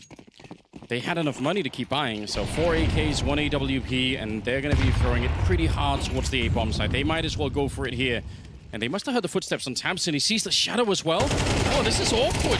Jota gets one, Madra on the other, and a double opening to crack this A-bomb side. JDC, he's already seen the drop down here, but he's seen a lot of danger. Smoke training down, the Molotov as well, flashbang in his eyes all the time, a kill on the QB. They might have found the right formula here, and it's just brute violence on the A-bomb side. Jota gets the headshot, and he leaves Hype on his own. He gets shut down. Overtime denied, as Aurora will pick up the opening map here, and that's disastrous for Big, no question. That is, it's a pip to the post. To go all that way, and only to lose the first map. Well, with that said, we're going to throw it back to the analyst desk to see what they made of that very exciting first game. Thanks a lot, Dan. Always good to hear your dulcet tones on a broadcast, doing a throwback to me on a desk. It's like old times. Hasn't skipped a beat at all. Great to see the old boys club back. Indeed, the classics are all being rolled out. Yeah. On that one. But tell you what has been rolled back. It's the classic Aurora, up and down, temperamental. Yes, they got the win in the end, but it was far from convincing, guys. So let's start there. I think it was a tale of just two miserable CT sides, if you really ask me, because it felt like Optimistic as always. Hey, Yeah, I'm exactly. standing right next Highlight the to you. positives. Standing right next to you, Yank. Gotta be, gotta match the vibes. But look, I think Big did a very good job, especially when they're like 5-0 down. Some great calling coming out from Tapson. They were abusing the B bomb side time and time again. They're like, all right, Mad is playing there. Let's string a few rounds together. But it did come down to your boy. It was Wycadia stepping up in the second half and getting them the win, because this could easily have gone the way of the Germans. Yeah, absolutely so. And I think we were wondering, Aurora, in this time off, are they going to tweak their style a little bit? They won't. It's still more of the same, brute forcing their way in, and it works, man. I mean, you could see they eventually got it done on the T side. They lost the pistol, were 2-0, 3-0 down, and then were able to start racking up rounds together, hitting that A-bomb site multiple times behind Xantares, Wycadia, right, who had definitely a ton of impact. I think, two of the most important kills were on that flank that he was able to dispose of. It right feels here. like with that round, Big would have been able to close it out. If you're speaking of individuals, it's very unfortunate because we prefaced this game talking about Big, and I said, JDC, the only guy who has been consistent for this Big side. And I gotta say, with everyone else we're chipping in for Big, JDC was nowhere to be found. The only player in the server, I believe, not to crack double digits as well. Yep. Just a rough day in the office here for him. Albeit, it's just map 1 so far. Yeah, sure. And look, sometimes when you're setting things up on a desk, there's a little bit of serendipity. We had a little bit more time to set it up, and we did. We highlighted this guy, Wycadia. We said if he's the 4th best player on the roster, they have a tendency to win the games that he plays well in and he carries in. And he did. Xantares got off to a slow start. Woxic got off to a slow start. It wasn't just kills. It was like he was getting the ult, but then he wasn't doing any damage with it whatsoever. And they had to rely on this guy down the back 9, so to speak, to get him over the line. Yeah, absolutely so. And he stepped up tremendously. T-side was very strong. It was concerning for Aurora, though, in the first half. This round, for example, he gets the entry and they still lose the 5v4 against the B split when they had 3 players B. A couple of times, Aurora had the right read. They had either a man advantage or they had good information and still weren't able to close out rounds. I mean, that's very frustrating from them to go from 5-0 up as CT to a 6-6 half. It wasn't great. And it's also for Wycadia, like you might have some criticisms of him on the CT side, but 24 kills he had in that map, right? And I believe of the 70 rounds in total that Aurora were able to win, he got a double kill, a multi-kill almost every single time, especially in the buy round. So, you give him the freedom, you give him the agency to go for these plays all by his lonesome. He's always good for 2. I mean, it's still not convincing from Aurora, and this is the problem that we've had, consistently with them. Their consistency is their inconsistency. But I think also, let's be, fair, it's their first official in a month, right? Sure. So, just getting through, I don't want to say nerves, but, being back. Was there, though. Being back in the ring and, getting used to the communication. Everyone's a little bit too excited, maybe. There's maybe overcoming there some nerves early on as well, right? I think they got that out of the way, and I expect them now to be able to close this out comfortably on map 2. I mean, also as well, we'll talk a little bit about Big. I think one of the problems they've got moving onwards, I don't think they have a map first, like that you can rely on them for. Mirage is their pick. I think that's a very flattering scoreline. I think Aurora essentially, you know, had a very bad CT half to kind of essentially set up what they did.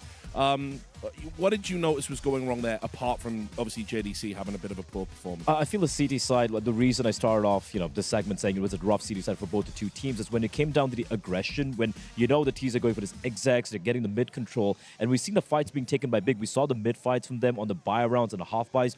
There was no real method behind the madness, right? The flashes weren't quite on point. They weren't able to take map control, and even the extremity map pushes, we didn't see it from either of the two teams, in all honesty. And I felt like for Big, when you realize that the side of Aurora is just going to be steamrolling you, especially on an A bomb side, you got to find a little bit of information. Go for a bit more riskier plays. Sure, your mid fights aren't working out for you. Maybe go for underpass play. Maybe try to push double up towards B apartments so you have a stack when a hit comes in. They never quite really adapted, and if they did so, man, this could have been OT. Could have been even them getting the win. I mean, they tried to adjust with the Crimbo double op, and it did bear fruit a little bit. He was able to find some openings, and it seemed like they had the right read on the final round too. I mean, two guys playing close ramp, trying to play ahead of an execute, but they kind of just fumbled the hold there in a sense, right? Because Aurora was coming at them, and two guys just sort of died without really putting up that big of a fight. And you know, that was the one that gives you a chance to go into OT and make something happen, and they just didn't have enough in the tank. Yeah, and now we move on to Inferno. We've got a little bit of time. We can set that up. Obviously, Aurora's pick here. I really like Aurora on this map. I think they're one of the better teams in terms of, you know, taking space and being aggressive and, you know, kind of squeezing the map in those essential choke points. So what do you think is the key to victory here, Blair? I think the key to victory, obviously, for the side of Aurora is that B bomb side, because JDC was nowhere to be found right now. And if he's going to continue his form on map 1 over here in map 2, that's a bomb side they're gonna be struggling on. For the side of Big, if they want to take this to map number 3, they can't play this default-ish, just, you know, standard, fair Counter-Strike. You don't just have the individuals. Pound for pound, the Turks, they're just better overall. So, you know, throw a few curveballs, be aggressive, take the fights, don't allow Major to execute into these bomb sites, get the info going, because that's something they didn't do in Mirage. Inferno, though, it's very much a possibility. You have the choke points, make Aurora bleed to get into the bomb sites. I think it's mostly a game of timings against Aurora, right? You know, they're going to try to hit that 1 minute mark, and around that is where they end the majority of the round. So for me, I would focus on apps on the CT side, right? Because then if they're going A, you're going to have some contact, you're going to be able to maybe get an opening kill, disrupt the execute. And if they're trying to group towards B, based off of timing, you'll be able to maybe get an information push there, get a good flank going in that round, being able to cheat an extra guy over towards B maybe. So that would be my focus. And listen, there are a lot of teams, S-tier teams, who struggle containing Banana against the way, you know, Aurora are able to get the Banana control. So that's going to be really pivotal for B. But the thing is, if it's not going to work out, you just can't keep banging ahead against a wall thinking we got to keep fighting for Banana control, right? So just add on to what Yank was said, in that case, you need to have a plan B or a plan C, which is, as you pointed out, apartments, maybe keep the bracket control real heavy. But if you just play from the sides early on, you're done for. And just quickly before we go to break as well, you know, I don't want to be too harsh. I don't think Tabson, in terms of his calling style, I don't think he's very dynamic. I don't see a lot of change-ups. You know, it's very, you know, it's basic, I guess. Regimented as well. Regimented, yeah, that's a good word for it. I mean, has there been an evolution in his style lately? You know, is Bigger looking to kind of try and get back on the horse and climb up those VRS rankings? Not really. I mean, from what I've seen, it's pretty vanilla, right? And that might be the problem a little bit, because in that system, it's a lot on the players, you know, to step up and get the kills and get the trades and whatnot. So I don't know if they were able to pull it off. That's why you see teams like GamerLegion, for example, in some tournaments against some opponents, utilize a more execute-heavy play style, right? Understanding that that's their probably best way to win, and that might be the case for Big too. I mean, just to point out the T side from Big, I think the way they were able to come back, I think it was a pretty solid calling overall. It did feel like he had made Magic's number, right, on the B bomb side, abusing it time and time again, and kind of dictating the pace, at least in that first half. But the CD side, I have to echo Yanko's thoughts. It just seems so dispirited. Pedestrian as well. Ah, pedestrian. That's a nice one. Again, there we go. Another good P word. Yeah, get the thesaurus out. Anyway, thanks a lot for your thoughts, guys. We are going to be taking a quick break. Obviously, when we come back from that break, we'll be straight into the action on Inferno with Anderson DDK. We'll see you then. She said she loves you. But she can't love me. But I love you.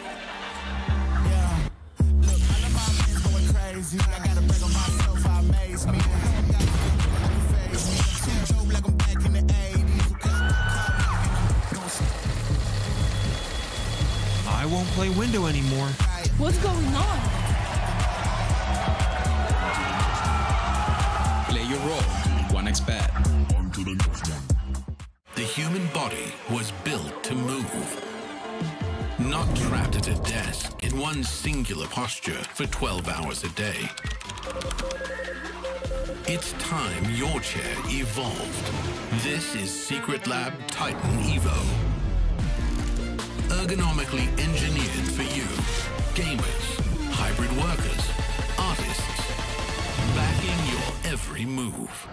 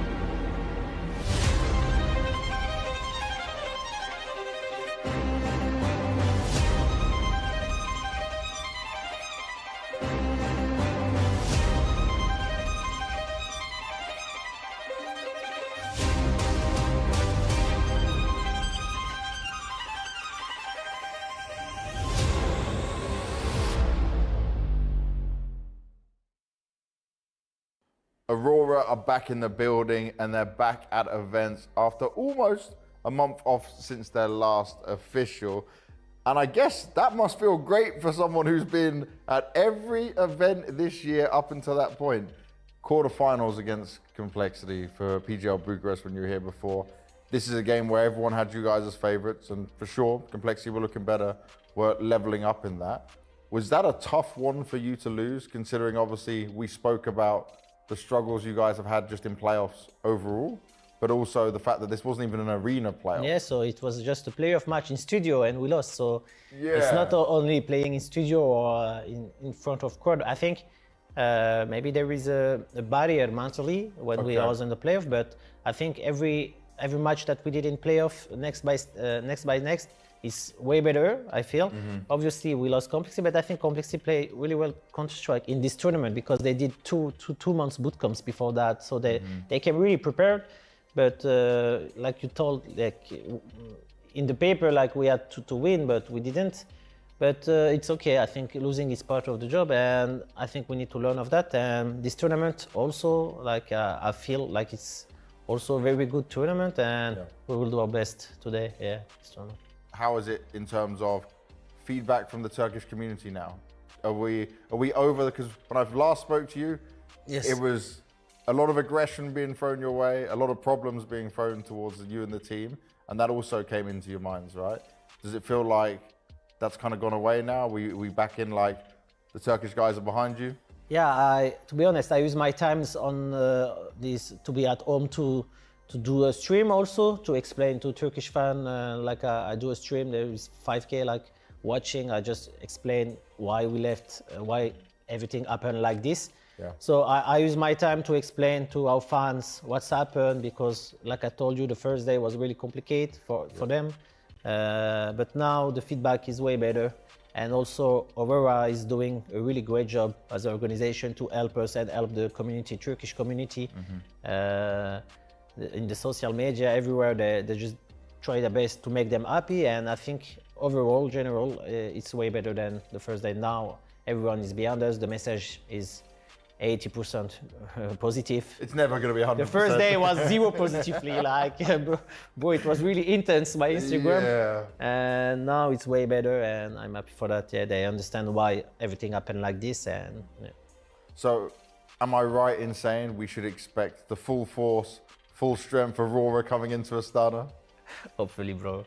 I will not say You're, yeah. you're laughing and smiling at me. Hopefully, because you know why? Here, Astana is first time for me in Kazakhstan, and Kazakhstan is a really close country to Turkish. There is a lot of people who are Muslim here, the same religion that we had in Turkey. So, example, when I go out, I feel the energy, the positive energy of people here. They really like us, and for me, like here can be a really big tournament for us in terms of emotionally.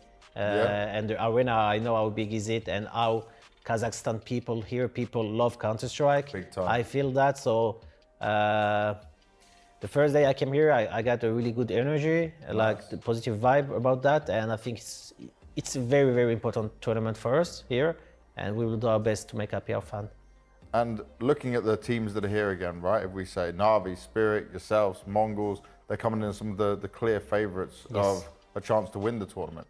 Do you feel like you're still in that conversation where you put yourselves as one of the favourites? Yeah, obviously. If I say no, I will just lie to myself. I think we are one of the favourites to win that. Obviously, we have some issue to fix until to get this trophy, but I'm pretty sure that one day we will break this barrier about playoff, about these Counter-Strike things, and maybe this tournament, maybe this will be Dallas, maybe it will be in Major, I don't know, but it will be.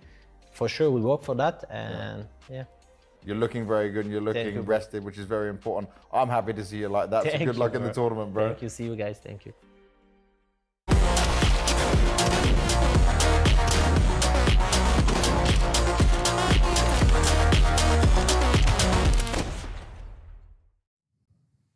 Well, here we go. We're ready. It is going to be the second map coming up here. First match here at PGL in Astana. And it's lovely to be watching these two teams. The only complaint so far, really, Dan, is where's Banks to tell me I look lovely in the morning? I feel like that would be a real pick-me-up, you know? Where is he? I think we can have that arranged. Yeah. Just say the words. He could at least do a call-in, right? Like, you can just call me. That's true. Oh, like you know, you request a hotel to kind of give you those calls. Yeah, I'm sure Banks will do that service for a small fee. I'll even take a voice note, you know, just even send the bar real low here and just give me something. Here we go, ladies and gentlemen. It is going to be the second map now on Inferno. It's Big versus Aurora, and QB already up in the apartments, just inching for a kill. It's so close, but so often happens. The fight goes on for too long and it backfires. Yeah, so now Big in a uncomfortable position, but looking to get that opening headshot here, JDC, and doesn't find it, so they're going to have to make their way back into the site, more passive positions. However, what's really cool here is that Aurora forced them back, and now Big have to respect that, hey, they could be setting up into B, and so it'll be a moment here where before Big might think about re-clearing, and it might be too late here because Aurora already up for the mid-challenge. Nice setup, though, by Boiler, or what used to be Boiler. Will there be any value here for Big as they come across? Oh, it is a wipeout there. Aurora charging on through, and the A site is theirs. They're already walking away, and I understand why. For the Big point of view, it's nothing to be won at this stage. Just save what little you have. That double Boiler position, though, is kind of interesting because it really is all or nothing, right? Either you hit some really sick USP headshots, or you get what really just happened here. Get slaughtered instead. It's uncomfortable, but not for Aurora. Already winning the first one, dodging overtime as well. It was that first map really had an opportunity to be such a disaster for the Turkish side, where you know it's a great start, but you just let it go and get wiped out. But honestly, now they're in a really strong position. Winning the pistol on the T half here, it's their own map pick on Inferno. This could suddenly be leading to a bit of a 2-0 victory. Yes, yes. And speaking of Wipeout, wasn't Get Right on a Wipeout game show in Sweden? Damn, you do have good memory, Dan. But, you're right. Just a random throwback. He was. They should do another one with him now, you know. They should, yeah. Well, with that said, I mean, it's always tricky. Again, we talk about it all the time. The economy, especially in MR12, you're on the CT side of Inferno. You're not going to have any money, but just with the way the economy is, you kind of have to go for the buy anyway. So it does make for a very difficult start here. We'll see what Big can do. I feel like historically, for Big as an org, Inferno's always been somewhat of a comfortable and at times a stomping ground. So maybe they can kind of harken back. If we're doing all the throwbacks, they can harken back to those times too. Some of those throwbacks they probably won't appreciate. I believe at one point they were referred to as a bug clan based on this particular map when people were having their fun with it. But yeah, second round here.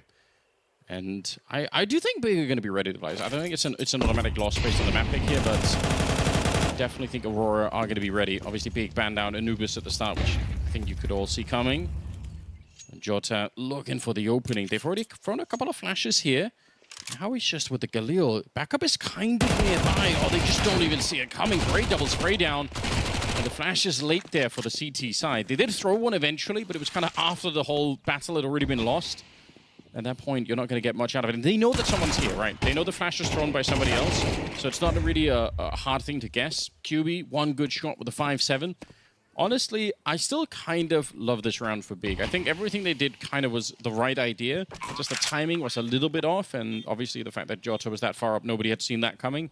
But I think the fundamentals of the idea of the round was pretty good, so can't really complain too much. They're going to lose the round. Acceptable losses if they keep it to just 2 players dead, but we'll see if Crimbo can change that here. Looking for one more. Looking for the perfect timing here. Maybe here's some of those footsteps, the retreats, and they can kind of swing out in the nick of time to get one of those. But Woxic is looking for it, and it seems like there's really no way for Crimbo to find that exit kill that he's looking for. So very sad. Very sad. There is a kit in the fountain, but yeah, he wouldn't have time for it. That would have been fun, though. Though, I mean, yes. I mean, seeing a ninja in a tournament of this level, you might not... I mean, you probably won't see one. So, like, if we get one, that would be pretty memorable. Hey, listen, we've already had some unlikely. We just had a guy killed with smoke on Mirage. You know what? That is true. That's probably more rare than a ninja, to be honest. So, okay, let's get the stats guys on it. Let's get that confirmed. It's such a rare occurrence, I feel like, but that's so true. Especially the way that it happened, outrageous in every way. Here we go, third round. We do have an HE and a flashbang. HE already out. Tabson, see if he could find any luck with it. They have stacked the B bomb site. Might as well. Okay. Oh, it's getting scary there. That's chunky damage onto Jota. And now the question is this all bait? But which, and if it is bait, which kind of bait? Is it to bait you into the site, or is it to bait you to go to A? And so they kind of have to respect it, because effectively Jota, one shot, he's dead. So you got to be really careful at this point. And the discipline from Big to just sit still. And it really most likely is the absolute best move. And Aurora don't have any any Mac 10s to like walk through the apartments and feel confident. So they're going to just gamble it. Okay. He wanted to body block it there. Tabson stops the smoke from going down. Aurora feeling uncomfortable for whatever reason. What an interesting turn of events. You'd love to be able to ask them later on, what exactly made you choose something else here? Either way, it's exactly the right call. But you're right at the beginning. When you see one CT player that far out, you really, like, it feels like an invitation. Like, already got one kill, let's go. But in the back of your mind, well, it could also be that there is a stack and they were really trying to sell the idea. So whatever it was on the Turkish side that made them choose this, they were absolutely right. Unfortunately, they give over an AK, which is not necessary. That's lovely. That is really, really nice. That adds up. That's I think really a big victory in a round like this, because this is the round. They already had everyone wiped out on the force buy. So to pick up both a Mac 10 and an AK is certainly quite nice. And they might be able to get more value here. We'll see if Aurora can live. There's Jota, very weakened previously. More kills potentially here. Another player on the other side looking to try to capitalize. Mac 10, runs out of bullets just in the nick of time. Woxic is going to die to the bomb at the very least, and the AK saved. So ultimately, that really is a fantastic result there for Big. It is, but let's be honest, he could have had the kill with the MAC-10. The only reason he didn't is just because he was running and shooting for the first 20 bullets of them. That's it, and with the MAC-10, half of it's just the fear factor. you got to be shooting those bullets into the sky, right? Just that people get real worried. I get worried, but that's just because I feel like it's embarrassing to lose the MAC-10. So I'm like, no, I don't want to. What if someone's watching? 3-0, Aurora. You do love to see this. It's gonna be the 4th round now. Molotov down, but it lands inside of the smoke, as was the sign there by the CT side. So good protocols for Big early on. They get up on the half wall. We'll see if Aurora have any kind of counterplay towards this. Obviously, as we know by now, on Banana, still, the battle for Banana is such a critical part of it. It does make all the difference whether or not you can control it, both for the CT and the T side. And both teams just instantly buying the AWP immediately here. Hyped here on the top mid defense from the short position, looking to see what he can find. Molotov there to take any CTs off the angle, which allows a little scale, or at least threatening that could be the case. And there is a full stack here almost. JDC falling back. You don't often see this on a full buy round that a CT would stack like this, and they don't have the info to do it, so it is kind of a gamble. Because Aurora, they're just running what would be a normal default, with the only exception that they don't have top banana control at this point. I kind of hate watching Big run around this much, because for them to leave B is in itself weird, for them to then kind of rotate back this heavily. Now, it might be the right call in this moment, as they are trying to get in there. Jota goes down. Magic gets one in return, and it's a fallback shot from Woxic. They actually find JDC through the box back there, and Centaurus gets the headshot. Wakadi up closer, you could tell Crimbo had absolutely no idea and hyped. Has to walk away from this one. Just no point in sticking around for it. Oh my. There are so many warning signs for me in this particular round for Big that I just don't like. I don't like the fact that they left the B bomb side that much. I don't like the fact that they over-rotated back. Even if it was the right call, I still think that the pressure behind it makes it look a bit panicked. What's even worse, you actually get 3 people at the bomb site and you still get wiped out. That's got to feel really awful. You're like, well, what now, Yeah. And also, again, because, you have this scenario where, the normal setup, well, I'll see, actually, if they can pick off Hyped here, that would be massive. Hyped is going to go out for it. Oh, no! Gets taken down by Wakadi, loses the ult, but yeah, the normal setup is, okay, we'll get that top banana control, we'll leave a player there, then we go for the mid control, we take that away, we push you back like they did with the Molotov and so on, and then at that point, the CTs don't know which side you're going, and that's the normal seesaw position to be in as a tease. But because Aurora gave up banana completely, they never took that control. As far as they understand, there could be top banana control for the CTs, meaning that the CTs would know precisely what's going on, and they could delay them by having a spotted by the half wall, that's the typical setup.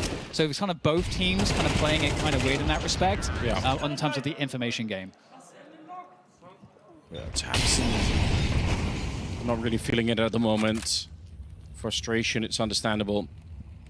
This is a fun trick. It became super popular for like a couple of weeks and then people stopped doing it, and presumably one of the reasons is when something actually is working, using it all the time can kind of, you're undermining your own ability to use it in the future. Yeah. I don't want to call out the saving strats for the major kind of meme, because, but sometimes you have something that actually works, it can be a bit dangerous, but they need to do it now. It has been spotted already, and they must know that that's the M4 that's in play here. Going to be walking straight into, they just do not care. They picked up once again by Tamsin, but there's a minute on the clock, so there's no pressure on Aurora to do anything. They don't have to force this. Yeah. And it looks like that setup didn't yield the result they were looking for. Yeah, I think the flashbang was too good to set it up with, right? So, good peek and everything. Again, bit of a stack at the B bomb side. Honestly, with the MP9 and the M4, you could make this work. I do like the idea of it. Big yet to win a round here on Inferno. At the back of the site, Tamsin unable to get more than the 1 kill. Kind of understandable, to be honest, but a bit of a shame too. 5-0 in favor of Aurora here. It's just going to be hyped. They re-smoked this position. He should never get onto the site. Yeah. Let's see if there's any value to be had. But indeed, with that setup, you're talking about how it kind of went out of fashion for a bit. And still doesn't work, which, to my mind, is analogous to mullets. If they came back in fashion, still don't work, in my opinion. I really truly. You must know, Dan, even just at a glance, you must know I know nothing about fashion whatsoever. I feel like it's, you know, at one point I've thought to myself, maybe I should give it a shot, but then I thought like, a mullet? Yeah, mullet. Well, that's not, it's not an option for me anymore, Dan. I mean, it doesn't matter because someone's already photoshopping it, so. And you could probably do AI now. Don't even need the human labor. That's true. It's so easy to give you a mullet. Listen, if we, you know, we've got a Turkish team. Maybe I could go to Turkey and get that done. You know, I need the hair first is the issue, right? So it's too big of a process. It's really too much. I can't deal with it. I'm like a couple of weeks away from just going the Richard route and just, you know, getting rid of all of it. I feel like it's the better choice, you know. Yeah, that's fair. That is fair. Well, 5-0 start from Aurora. We saw that in the first map. Yeah. And we'll see if they can continue the momentum here. Again, it is a bit trickier on the CT side. It's a bit more challenging in terms of options. But Hyped pulls out the AWP. And this could be a great round to, if we follow Hyped and see exactly what the opening might be. Do they do something aggressive? Do we stay defensive? So far, Big have been losing out with the defensive game. They've been giving up too much information. And the opener is just passive 2-3 setup for Big, with Hypes more in the most aggressive position for the team. But the utility on this map, it makes AWPing very difficult. Yeah, it does. I almost wanted him to push into the apartments just to kind of keep going, because I think you are right fundamentally. I mean, and this is a spiral that people fall into. It's going to be a explosion out of the apps. They're not going to slow this down now. Nice shot from Hype. He gets the first one. Bit of a crossfire here. The flashes are just everywhere. Nobody could see a thing. And look at the pathing. They run out with the smoke covering them from that lineup. QB might have saved the round here with a couple of good kills. It's Woxic now on the Tech-9 rushing him down as he was trying to get that reload in. Good setup for it. Woxic actually could win this. He's got an opportunity. He's got plenty of time. If they let him go, he could even escape to the B bomb site. That might be something that's worth thinking about for Woxic, but he's going to go straight for the plant instead. The pressure is on now. They need a round here, Big. 2 versus 1, the best opportunity they've had yet. And some great spam. All right, Tabson. Kind of taking the excitement out of the round for me personally, but, you know, I probably don't care about that. They win the round. Yeah, there's like so much like potential tension there. And it's just like, oh, it's just cool. It's just cheating now. Yeah. Just cheating for the smoke. I mean, if you're not cheating, do you really want to win? It's a good question, isn't it? So that is the age-old question. But yeah, Tabson's been playing this game for a long time. He knows all the lineups. Yeah, 100%. And with the Silenced M4, like you should. If you're purchasing the Silenced M4, one of the benefits that you get from the gun is you don't have the traces through the smoke. And so that's an advantage the CTs can have that is not accessible in terms of the buy for the Ts. 2 MAC-10s instantly makes me look at whether or not there are helmets on the CT side, which there is on everyone except for QB. But it just means he is vulnerable to a potential MAC-10 accident. They happen. True.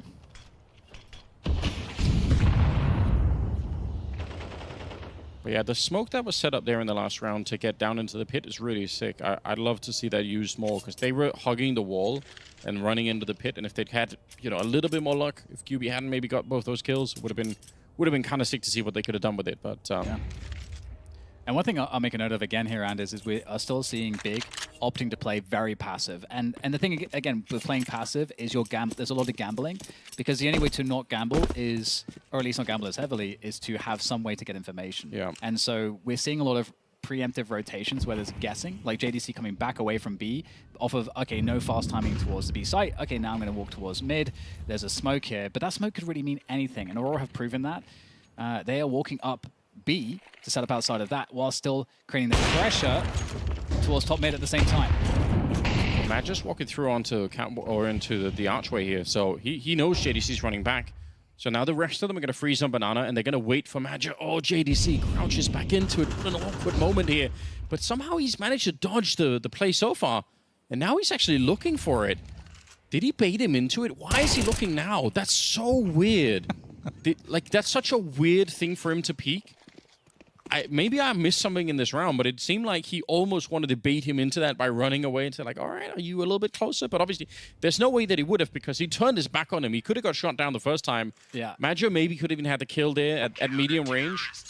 Time's going to be running out, and yeah, it's going to be a kind of a weird beginning to this round. And I think this is sort of the best case scenario for how defensive Big are being on the CT side. Because I do agree with your criticism.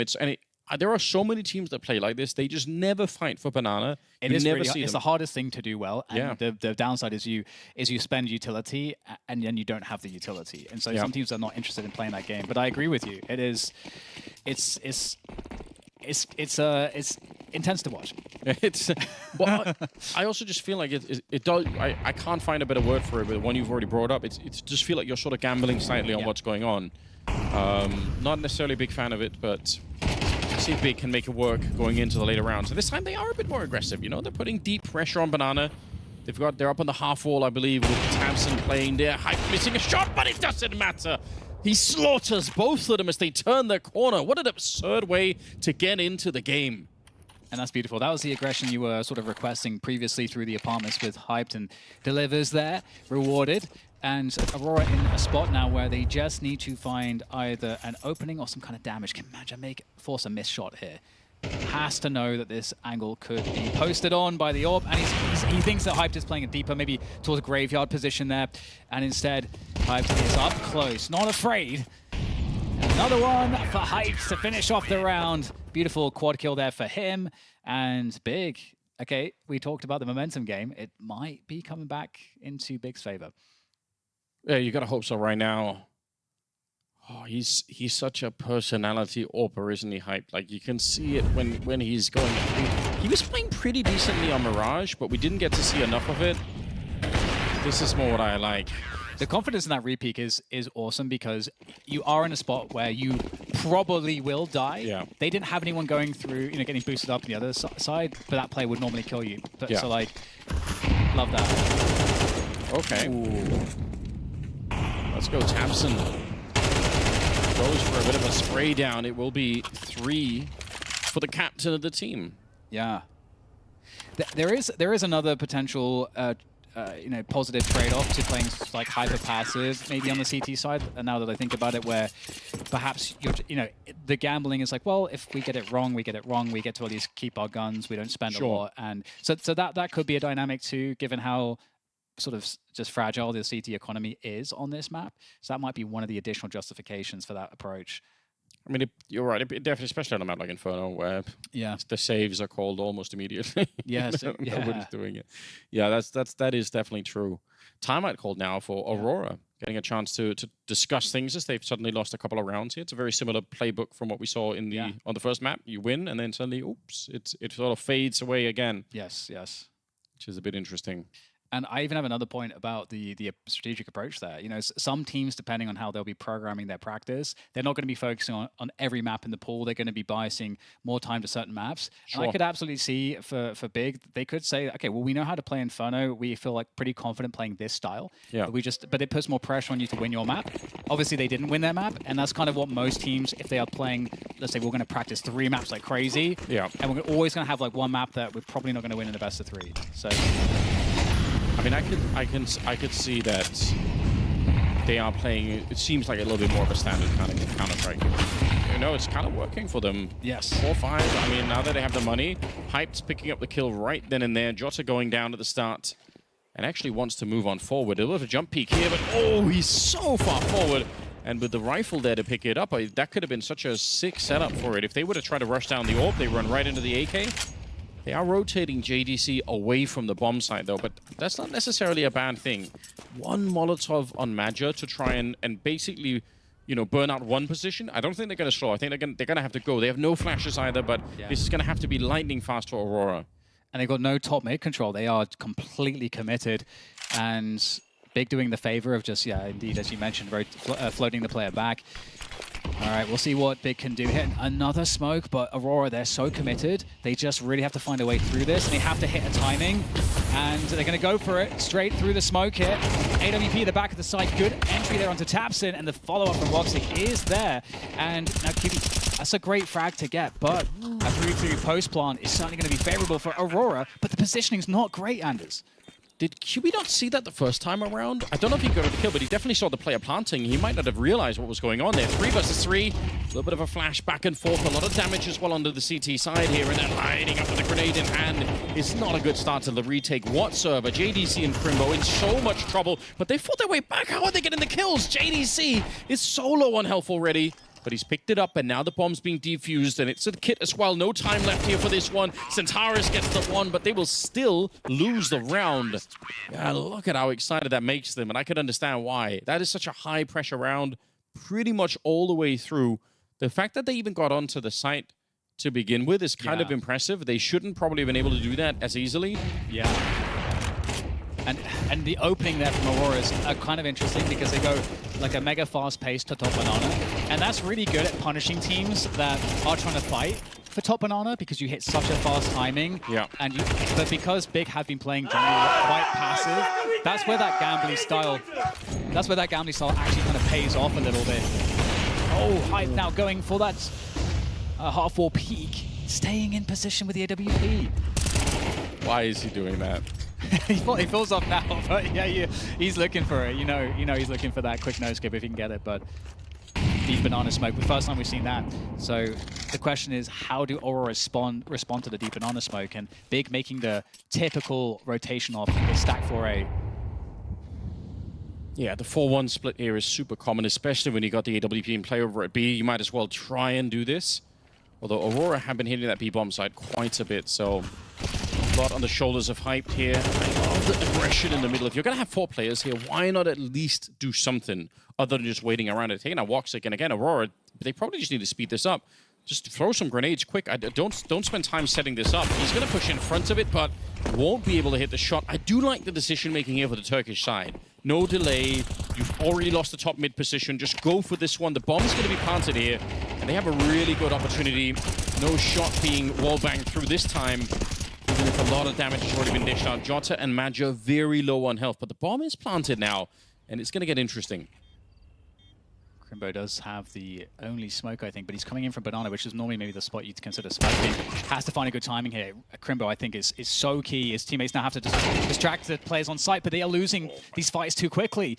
And I don't think Crimbo's going to be able to get the action he's looking for now. Comes on through, finds one by Paul, and another one from Crimbo. But there's not much time left there here, and they actually get the kill. And I think there's just enough time to get the defuse. Very nicely done there from Big. 6-2-5.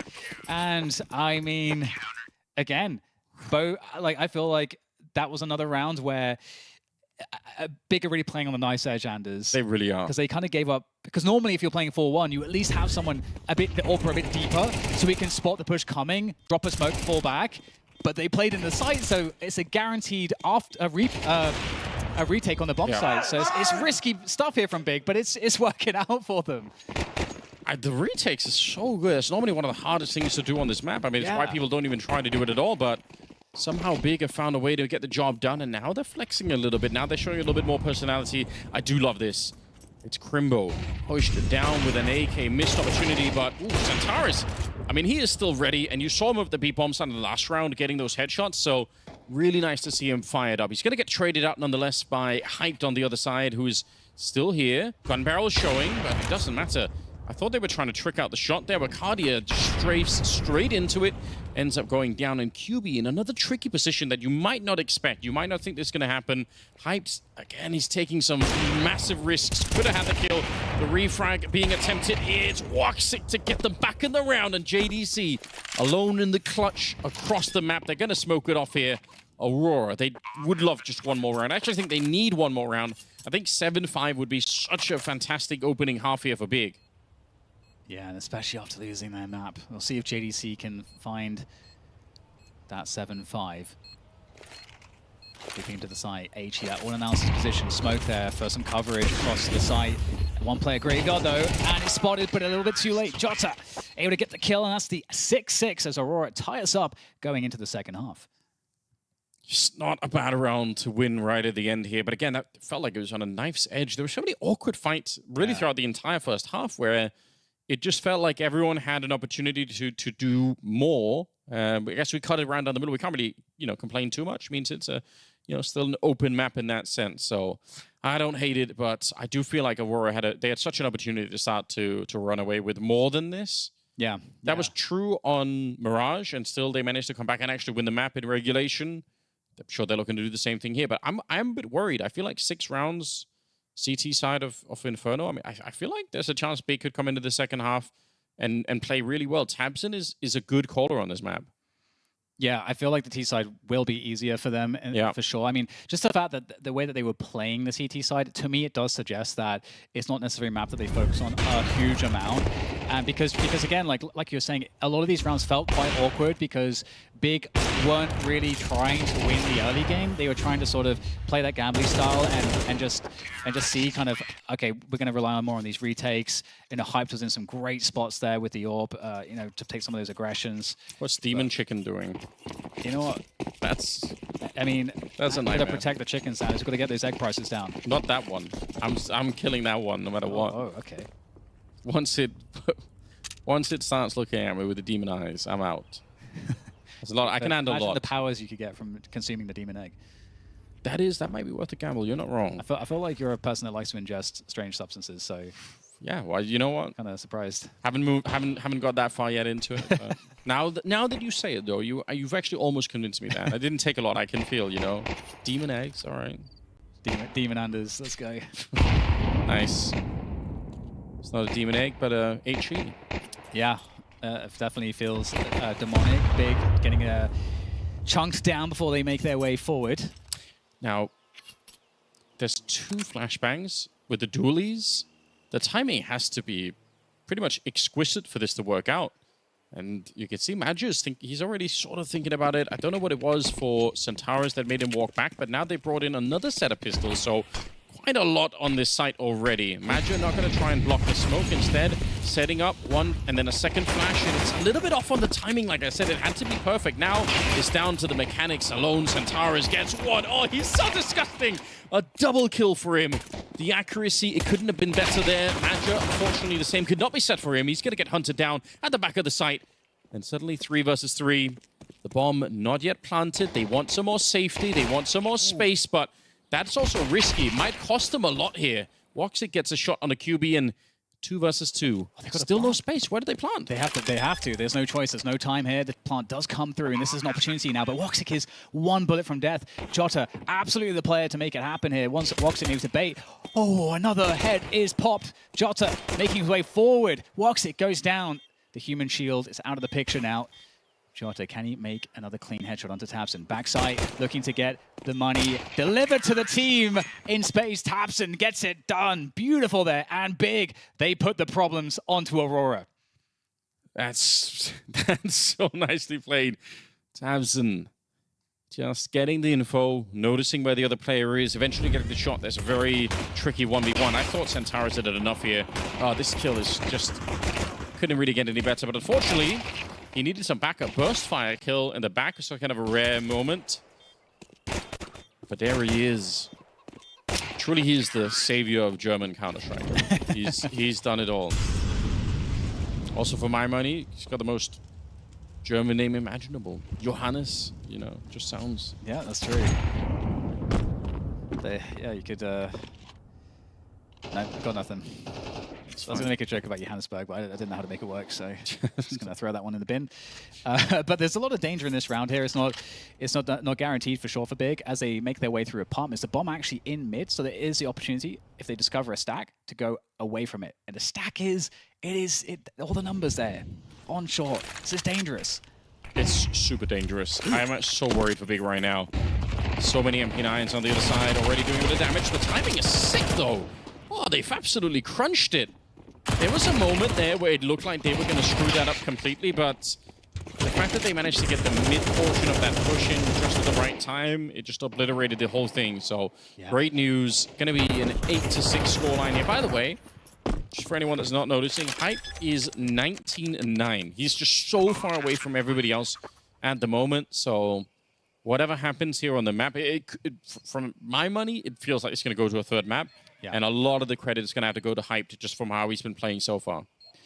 And something I think that's also worth mentioning about this matchup is that it is a lot more reliable in terms of like, you know, using data for the teams to understand sort of some of the percentages as to how a team might play given certain openings. And that stack is definitely something I've seen on an eco round, or rather the force buy, I should say, yeah, the CTs like quite frequently. And if you look at the way Big did attack it, it's like that it really did seem like that was very set up for that. If the stack had been different, let's say, more a stack on the site in pit, well then that split, the timing is going to be staggered. Sure. So then the CTs have a better chance. So yeah, it did really feel like they're like, okay, we think this is the most likely to stack towards A. This is the best setup to deal with it. And like you said, that's exactly what happened, and it looks beautiful. Really, really well done. You don't have a lot of window to try and do that either. Like if you're off a little bit on the T side with the timing there, yeah, it definitely will blow open. Here we go. It's a 2-round lead. Big. It's a really, really decent start. But they're not at all out of the woods yet. Boost up. Gonna get another boost so that they can boost on top of the smoke that will likely be thrown for the boost. It's a lot to really digest, isn't it? It says something about the meta game, like boost up on boost up on boost. See, Tamsin is going to be setting up for it, so we'll try and land that high ground. Oh, they block it as well, just to be extra annoying. I love it. 5-7 in position, peering over the top, over that smoke. You do need distraction to really make those plays work the best, so we'll see if that is going to be maintained here by Aurora. I'm shocked that they're still going for this one big. They must have felt how many people were on the other side. Maybe they didn't, but they are cracking into this. Is going to be super dangerous. There's 5-7s, there's P250s as well at the back of the site. Bomb being attempted. Nicely done from QB. He faked it out. He didn't go straight for it. That's super well played. Centaur is not going to be happy about this one, so I was worried for nothing. Big had it under control. Yeah, stop being a worry wart, Anders. Is that a real thing, Dan? Did you make that up? That's something they say in the UK. They call people, you worry wart because you worry too much. Maybe there's like some old thing where that was like, you know, centuries ago, they're like, oh, if you worry, it just gives you warts. That was like the explanation doctors would say, hey, man, you're worrying too much. No wonder the Empire collapsed, Dan. I know. So, hey, look, I'm trying to bring it back, Anders. Yeah, I feel like it's gonna be a while before bring that colonialism back. It's early on, you know. So it's like it's real early to do that, you know. But yeah. I appreciate it nonetheless, you know. Yeah. You know, as with all things, you know, once it goes out of fashion, it becomes fashionable again. You know. Yeah. Just have to wait long enough. The other thing is like if you can't win, you know, just wait. How's the saying going? Like if you can't win, join them. Yeah. Whatever. All right. Yeah. I live in America now, so that is true. Yeah. It's a good job. I appreciate that. Yeah. QB actually ended up with 4 kills in that round, so you know, still he wasn't fighting the best of weapons, but yes, why not get him fired up? So Hype isn't trying to carry this all on his own, because that might be the one weakness that they have at the moment. Big is what happens if there's a couple of rounds here where Hype just gets taken out early on. We do have the AWP, but the rest of the weapons here, I mean, with the economy on the Aurora side, it's a super questionable round.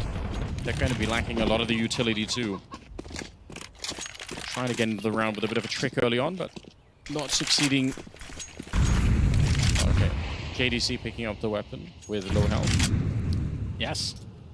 Yes, a one and done, perhaps. Now that initial pressure, I mean, well, so Aurora with that, this is what you would wanted to see on the first half from Big on their CT side. I think if you're going to rotate off, like at least have that half-wall position so you can kind of see in enough time, because your job is to delay, and Magic has the smoke, so he'll spot a player, he can drop the smoke to block off the choke towards B, and that buys time for his teammates to rotate if they're coming that way. He does saw the smoke earlier before he spotted somebody, and that was heard by Tamsin. So Tamsin knows that the smoke's already gone down. Now, he's not going to change his mind from the looks of it. He's only going to go anyway, so smoke up towards Lil Pits. They do have this double setup. Centaurus to begin with shuts down Crimbo. This is such a defense already. The fact that they actually got murdered before they even really got out. JDC, it's a nice shot, but there should be no more threat in this round. Hyped on his own, trying to punch his way forward. Gets the first one. Up on the box. I do like the position. He's going to take down Woxic as well, but the backup is there already. Where's Madra? He could have been peeking here. The bomb has been picked up now. Hype, he actually has an opportunity. Repositions. He does get dinked. He's down low, and Madger does win the clutch, but I feel like he gave so many opportunities to lose that 1v1 just by how long he was waiting. Yeah. Oh dear, I was worried. That's the thing. Like, it's so hard. You got to try to keep the element of surprise there, where they just don't know. So if you make that step, then you give that up, and if you give it up too early, then your position becomes worse. It's a delicate balance for sure. But one thing that I like from Madger that you highlighted was how he dropped the smoke half early, and with the timing in the round, that essentially, if there was a T at the bottom of the round, at that point, if he hears that smoke, he's committing the team into the A site, and that's where the stack was for the CTs. So it's a way for Madger to basically incentivize them to absolutely hit that site. So I actually thought that was pretty cool from that respect.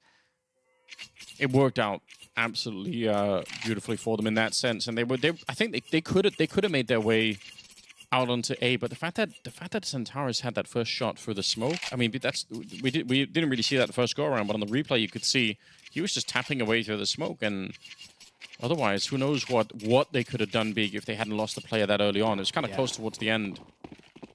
Still, from Big's point of view, losing that round in a 1v1 is still pretty motivating. You know that the economy on the CT side, it can't be good. All you have to do is win around here, and you're probably going to bounce all the way up to 11 almost immediately. Yes. Close here with the MP9. Oh, it's an awkward spray.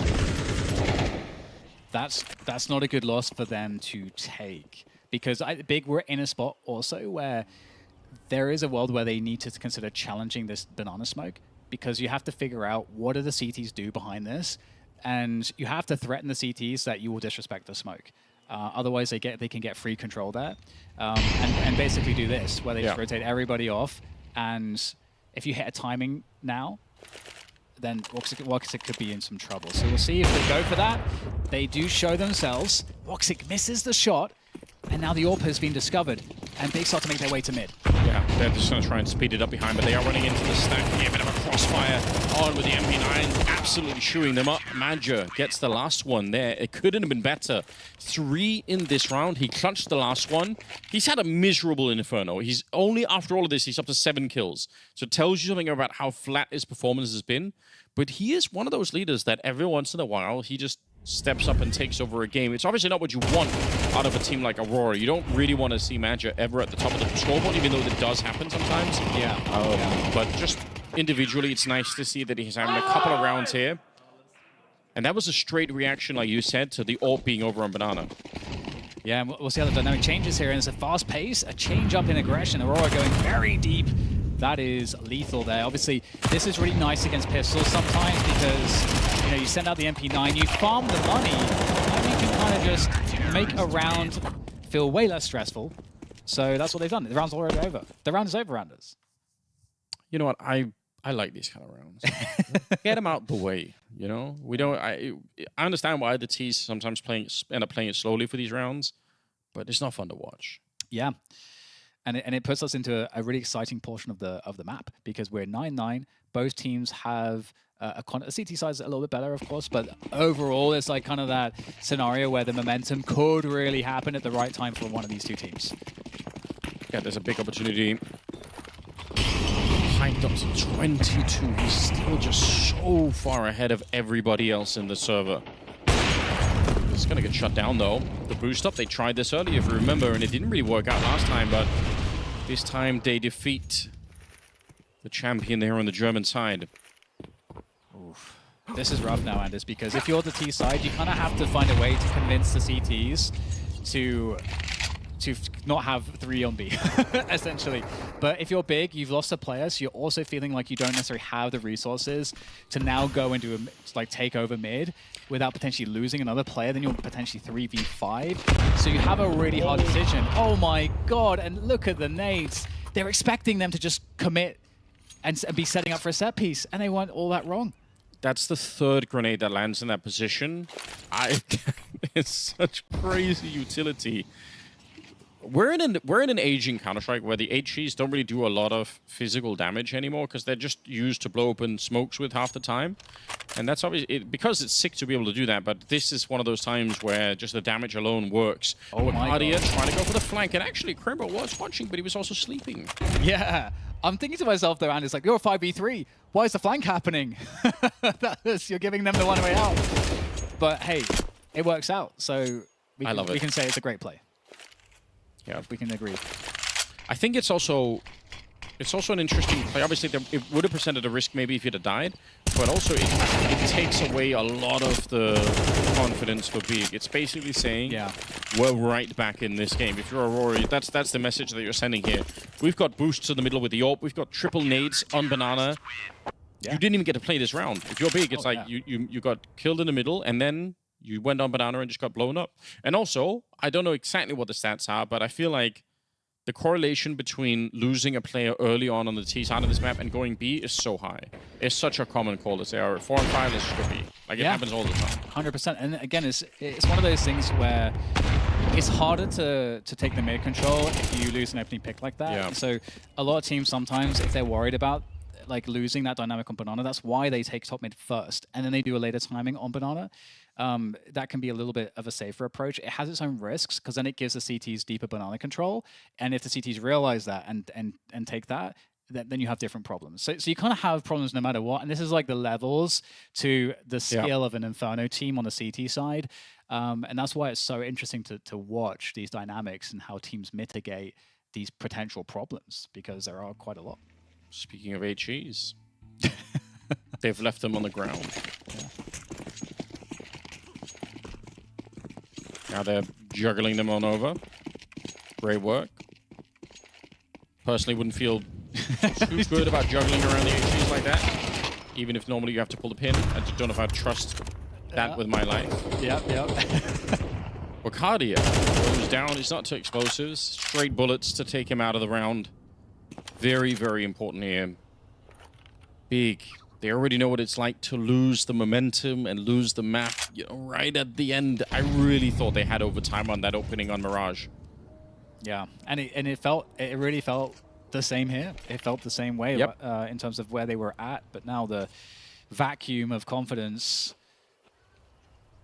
Santara's looking for that mid pick. Obviously, they are 45, and you really want to get something, but that's the risk. What a shot, though, from QB. From downtown, finds the headshot, and now there's even more desperation for Aurora. Sort of a weird 5v3, because there are a couple of players that are low enough that it could change really fast. Jota is going to be on his own over here. 40 seconds. They are bringing the bomb back as well. Everything pointing towards the fact that this is going to be an A finish, so it will just be down to the M4 and how many kills you can get in that position. But again, you absolutely can. 30 seconds. This is all a bit of a distraction. It's just here. Jota around the corner. He keeps on spraying. It's a drive-by. He takes down JDC, and now the bomb is a little bit alone. Backup is being called for. They actually haven't even picked up the bomb yet. Crimbo's going to get the kill, and it'll be hyped to pick it up in transition. Oh, Jota, he's such a smart player. Even when he was on Sangal, I mean, you know, mechanically, we know he was good, but I thought there were so many decisions being made back then that already looked really strong, and you see how he almost played that to perfection, just couldn't get that last kill in there, but he really set up his team for it. Bit of an attempted retake here. They're at least getting a bit closer for Woxic, trying to see if they can find one of the early shots, and they absolutely can. They have a kit as well. There is a chance, even if the clock is already running down low. The spray is good. Hype goes down. Tabson trying to hold on to the round. He's already got a double. He can't find the headshot on Woxic. How? How did they get the retake in a 2 versus 3? Aurora just believing in it and getting another round on the board. Sick clutch. So sick. Especially with the AWP coming in there for Woxic, that opening kill onto Pit. It just that just creates such an opportunity for the Palace player. That's the one problem position I feel like for the Palace player. And unless they double stack it, which they won't always do, now you're in such a good spot. That finds. I almost wonder, Dan, I wonder if that's a 2-on-3 that's doable, because truly, Big just don't even think it's going to happen at all. Like, they're not expecting for the Right. retake to even be attempted to begin with. Right. And then they just lose it for that reason. Yeah, if you're not peeking there from here against the orb, because that's the problem. The problem is the orb. But we can go into that later. We have that opening aggression on Banana once again. 3 players here for Aurora, throwing in those HEs, throwing in the presence, and then they double rotate off of the B side towards A, and Hyde actually gets a pick. So the players making the way from B are much needed, but still Big in a good spot here to potentially take this A site. Bomb is actually leading the charge. Tabson, he's fully committed. If he dies here, the bomb is going to go down. It's going to be lost in front, so I'm a bit worried for that all on its own. Madja making a bit of a jump up. He's actually so high above. Doesn't get the kill, and they'll take down Jota as well. Back at the site, Tabson, he's cleared it out with the assisted flash on Crimbo. Fantastic work to get that opening. Honestly, that was not easy. Even though the initial call for Big, I think, was absolutely fine to go for the A-bomb site, there were a bunch of ways they could end up losing it, but none of those pay out. So smoke up, and Woxic is going to push through it. It's a nice little trick. Hype walks straight into the shot here. But still, 10 to 11. And just, I mean, even on any given round on this map, if you push early towards the A-bomb site, there's a good chance anyway that even if the CTs don't even stick at B, some of them just run over there anyway to throw grenades down, and they stick around for like an extra 5 seconds. So there is normally a pretty big timing window you can hit on the A-bomb site, but when you also get the kill, you know, on Banana, that window is maybe even stronger. And I think in general, like I do kind of like it. 100%. And I mean, what's interesting now too is that we have had some conditioning from Aurora onto Big, and that conditioning is a great shot from Hypes. And also lovely, but the conditioning from Aurora has been, we're gonna stack nades on Banana early round. Yeah. So that convinces Big to play more of an Absent mid opening. So it opens Big up to being on the receiving end of aggression from the orb in that area of the map. With that said, though, we're not seeing that. Aurora are still sticking to 3 players opening B, and Big aren't even leaning apartments either. They're just still hanging out top of T-Ramp. They're going to challenge the smoke here, Anders. Yeah, they will. Flash on over. Madra, he can't see a thing. He's going to get blown up. It's such a nice setup for it, and they're going to keep on going here. They feel like there's a chance he might be alone. I would say the incendiary there actually confirms that there's a really good shot. No one is at the site. It's going to be the straight spray down. Tabson doing phenomenal work here, and Aurora slipping up right towards the end of the game. Woxic, he's pushed through as well. This is so dangerous. Right in front, he does get the scope up, trying through, but he doesn't pull the trigger on that one. Maybe he would have had the opportunity. Wakadia goes down, and Jota's here, the only player left on the CT side, and he cannot get the spray down either. Just the mad gamble plays to try to save a desperate situation for Aurora there, and they've lost everything. Now their economy is on its back, looking unrecoverable at the worst point in the match here, 11 to 11, and there is just literally nothing here. There is an argument to be made to actually just full save here for Aurora, give up the 12th round to Big, essentially, so that you have at least a good buy going into the final round and force the overtime. And indeed, that's what Aurora are doing. They are playing for overtime now. Yeah. Got one Seuss on Bacardia, got a couple of flashbangs on Madja. And that's it. How did it happen like this? I mean, credit to Big. You could see on the scoreboard now, Hyped is still playing well, but he's not had that many kills since last we discussed it. But Tabson and QB have massively stepped it up. So he's actually finally got some backup. This is so sick. I hope we get a third map. I want to see both these teams really tested. Could be a timing here as well, Anders, with this pop flash. If it hits, they're still scaling up. The T's this could be a perfect timing. When's the flash going to come in? Tabson! Oh, the flash is slightly too late. And Tabson gets to dodge it, and he mows them down. Oh, that was the one chance, Anders, and it was almost there. So at one point, I started questioning how often does that flashbang actually work to get the kill. So I went back and I looked at, I think, all the top 10 teams on Inferno that I could be bothered to look at. I think it was about 10 teams that I looked at. I must have looked at least 200 rounds, maybe more, to try and sort of see how many times does it actually play out that way. I think out of something like 200 rounds, I could find maybe like 15 or so rounds where actually when that flash is thrown, they get a kill straight away. Obviously, throwing the flashbang has other purposes. Like, even if you don't see anyone, which is the most common outcome, I think, is you flash and there's just nobody there. That's still great info for the CT side. So it's not like every flash you throw that doesn't get a kill is a wasted flashbang, but the correlation between that and kills, I feel like, is way lower. Certainly, I was expecting it to be much higher when I went looking. It's like roughly 5% success rate. Something like that, maybe 5, maybe 10 on a good day, but it's just not as much as you think. And also the other problem, this timing was just off timing. A lot of the times, even if you get the timing down perfect, you run into the shot because the T's are holding it. They're just holding the angle. Wox is going aggressive with the AWP here. This is the last chance for Aurora to get back in it. Oh, yeah. He's opening aggression, trying to dominate that mid position. But Big have been playing it the same. They just hold a lot of players top T ramp, sneak into the banana position. And Aurora have 3 players on the B site, not giving up anyone on this position just yet. But Aurora have no info. They see nothing. They were pretty aggro mid. They see nothing. So they're holding it, but Hype still gets the entry. Mid-air, he clips Centaurus, who just wanted to jump for information. This is so sick. Can he get one more? Surely when Cardio is dead, it'll be JDC to get the finishing headshot. Jumping up, Tabson. And it's an awkward battle for Majo. You could tell he was never going to feel comfortable there. So a fantastic take of the bomb side. I think Big have managed to do it.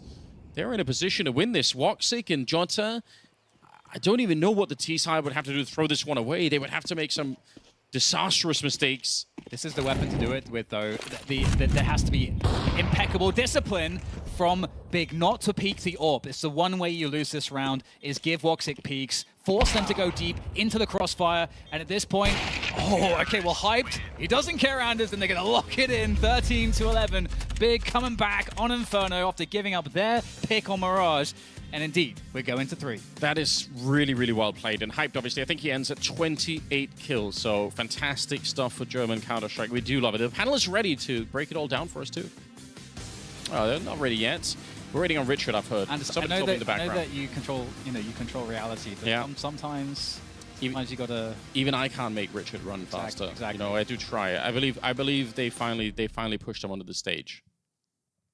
Listen, Anders, we're old men, and we've got, like, 4 legs and 1 kneecap between us. So I won't take this Richard slander. It was my fault. Seeing map 1, I never really expected, Big to close it out. I thought there was always a chance, but yeah, they do manage to take it into. I mean, so look, obviously we're going to talk about the tail of the tape, so to speak, and kind of how we thought Aurora were going to run away with it. They were the clear favorites coming in this. I think they've looked very flat, and I'm actually going to toss this one out there. Realistically, with 2 13-11s in the series being shared, this could have been a 2-0 for Big. It could have gone that way. It could have gone that way. 2-0 for Aurora. Yeah, sure.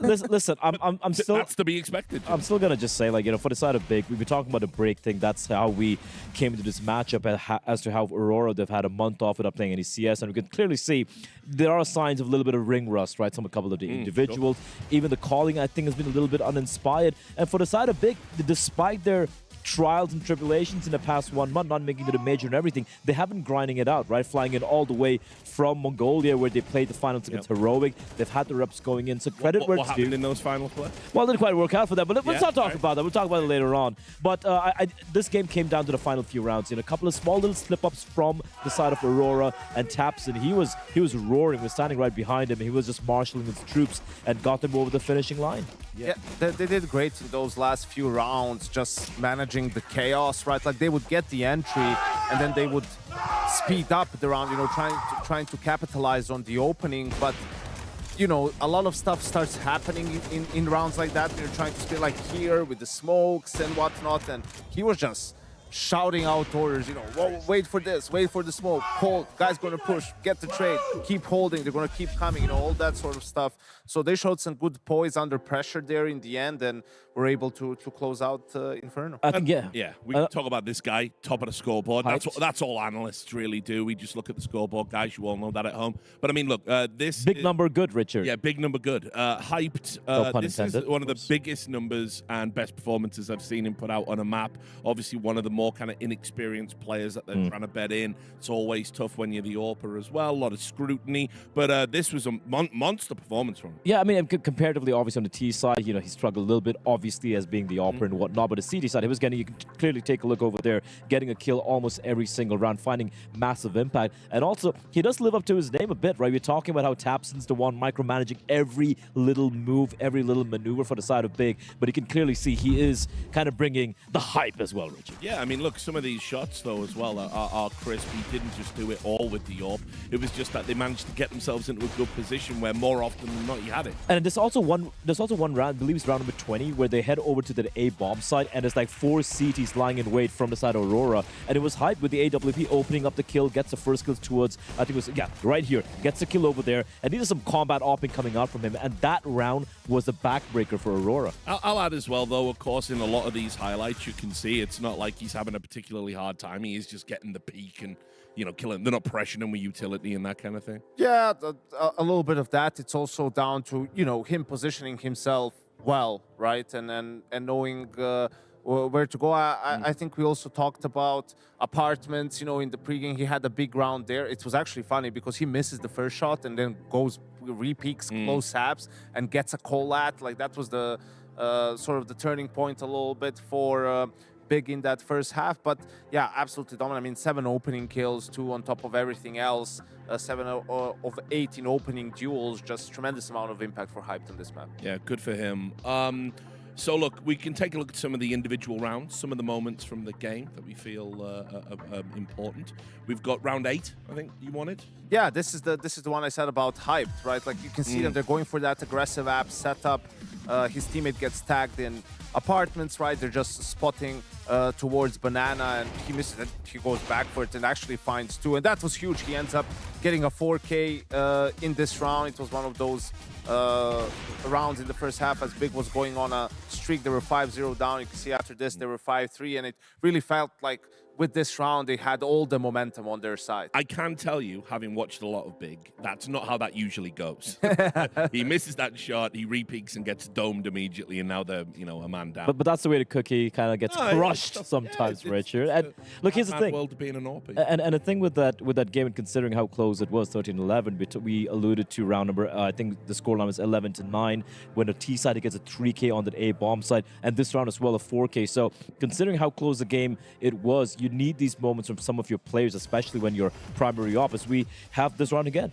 Yeah, I think for this one, this was where you felt like, okay, Aurora's now going to be back in it, right? Like, it's where Jota had a great round. And then the 2v3 retake, they go for it. They were kind of close to the bomb site, but sort of made it look easy, and it felt like, wow, this is going to be like a problem for Big, losing this sort of a round late in the game. They're going to crumble again. Aurora is going to finish it off. But no, then Hyped stepped up in the following round, and this was the last round that Big lost on this map. And I think that's always been a struggle for this Big team. Obviously, there are a lot of issues you could point at, right? When we talk about, hey, it'd be really nice if one of the other guys kind of stepped up to the plate when it matters the most, because it's always just been JDC, kind of the consistent player, and he's been having a bit of a quiet day today, and it's really a good sign, I guess, to see, you know, Hype being like, all right, I'm just going to carry this game, which is great. Big have fully invested in these newer players, these younger guys coming in. They've given them a lot of space, a lot of resources. By the way, just at home, yeah, there are games going on behind us. You will hear some screams of nice. Especially the Brazilian guys. They're loud. It's not like people rating my insight. I thought that was just DDK hyping himself up. Yeah, exactly. That's what getting ready for the decider. But you know, so look, they have to start delivering eventually, and you know that was what we were talking about in the pre-show. I still think big picture narrative here is Aurora have not impressed me at all, considering they're coming back from a break. I know it's day one. They haven't looked explosive like they usually do, and that sets us up for this final map at Dust 2.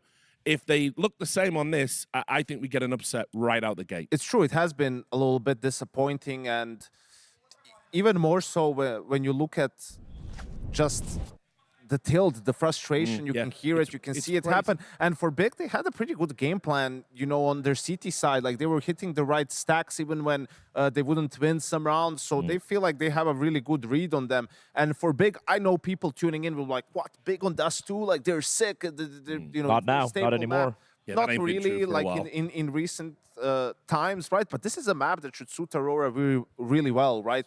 You can brute force a lot of things. Obviously, with those long spawns on Dust 2, you can get a lot of things done. So let's see if what sort of a plan Big has for this map against Aurora. I kind of feel this is the map where Aurora are going to finally maybe impress you a bit, Rich. I think they're going to finally wake up here. They're going to run away with it. Not because they're going to play anything special, but I've watched Big play Dust 2 multiple times. They picked it as well in Mongolia. Just last week, by the way, just a few days ago. They got smacked. I think they lost to a Mongolian team who I bet you couldn't even name a single player on that team, right? Neither could I until I did the event, by the way. So I'm just saying... Score. It's no longer... Yeah, fair. The one player, all right. But it's a map that's no longer their home turf by any means of the imagination. And for Aurora, it's probably like their third, fourth best map. They should get this one in the bag. I mean, sure, but also that it feels like there's just something kind of off. I mean, I can't put my finger on it, but there were a lot of little elementary errors, you know, in their executions. What did you make of it, Coach? I think they just need to relax a little bit, right? Like in hearing some of the comms, there's a lot of tension there, right? A lot of chaos. You just need to slow it down a little bit. Yes, it can be frustrating. You know, you get killed through a smoke, a round doesn't go your way, but you need to keep that poise. It's as simple as that. And, you know, Big can still be dangerous when they get on a roll. Hyped obviously had an incredible map. You just need to push through those things and sort of stay in it. Yeah, and I feel like sometimes a little bit of assumptions being made from both teams, in all honesty. We saw a couple of slip-ups where they just made this big assumption that surely they're not going to be pushing in here. Surely they're not going to be clearing this angle, for example. Just basically crossing those T's and dotting those I's. And I feel that's been lacking a little bit from both the two teams. Both maps, Aurora had a 5-0 start. Yes. You know, on Mirage it was CT into side. 6-6 half. On Inferno it was on the T side, and it goes into a 6-6 half from them. It's just like struggling after the initial good opening, you know, in the gun rounds to get it done. So they might be in real trouble if they don't win the pistol round, right? Like if Big is able to get that strong start themselves, is where things can get real dicey for Aurora. I think as well in that situation, credit to Tabson. You know, he's been making the adjustments with the calls. He's reading the plays, reading the tempo, and he is making it a very, very frustrating game for Aurora. Anyway, as always, gentlemen, thanks for your thoughts. We are going to go to break now. When we come back, we're going to have the decider. It'll be Dust 2 with DDK and Anders. Make sure you join us. She said she loves you. But she can't love me. But I love you.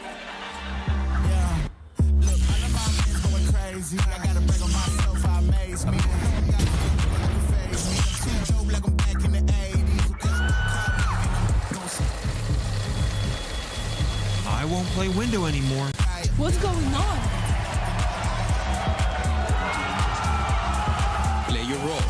1xBet. On to the next one. The human body was built to move. Not trapped at a desk in one singular posture for 12 hours a day. It's time your chair evolved. This is Secret Lab Titan Evo. Ergonomically engineered for you. Gamers, hybrid workers, artists. Backing your every move.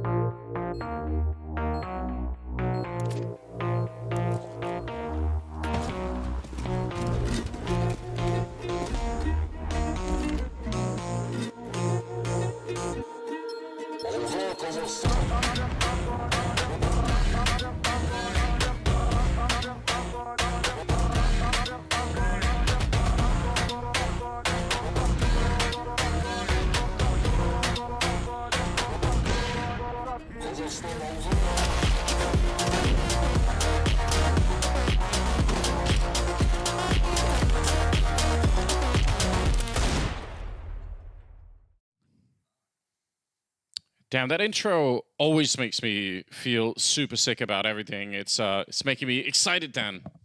Yeah, it is super exciting. It is something where, you know, you got to have something to get you back in after a break, get you pumped up.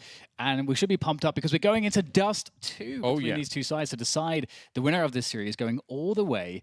And I am really curious to see how the AWP battle is going to be because both Woxic and Hyped have been hitting some shots. Yeah, I think this could be a really, really big part of this map. But we have to get through the pistol first. Smoke down, Centaurus doing his best to try and see if he can block it, but actually it's going to land on top, so nothing to block that one. It's everyone's new favorite smoke on this map that lands on top of the doorway there.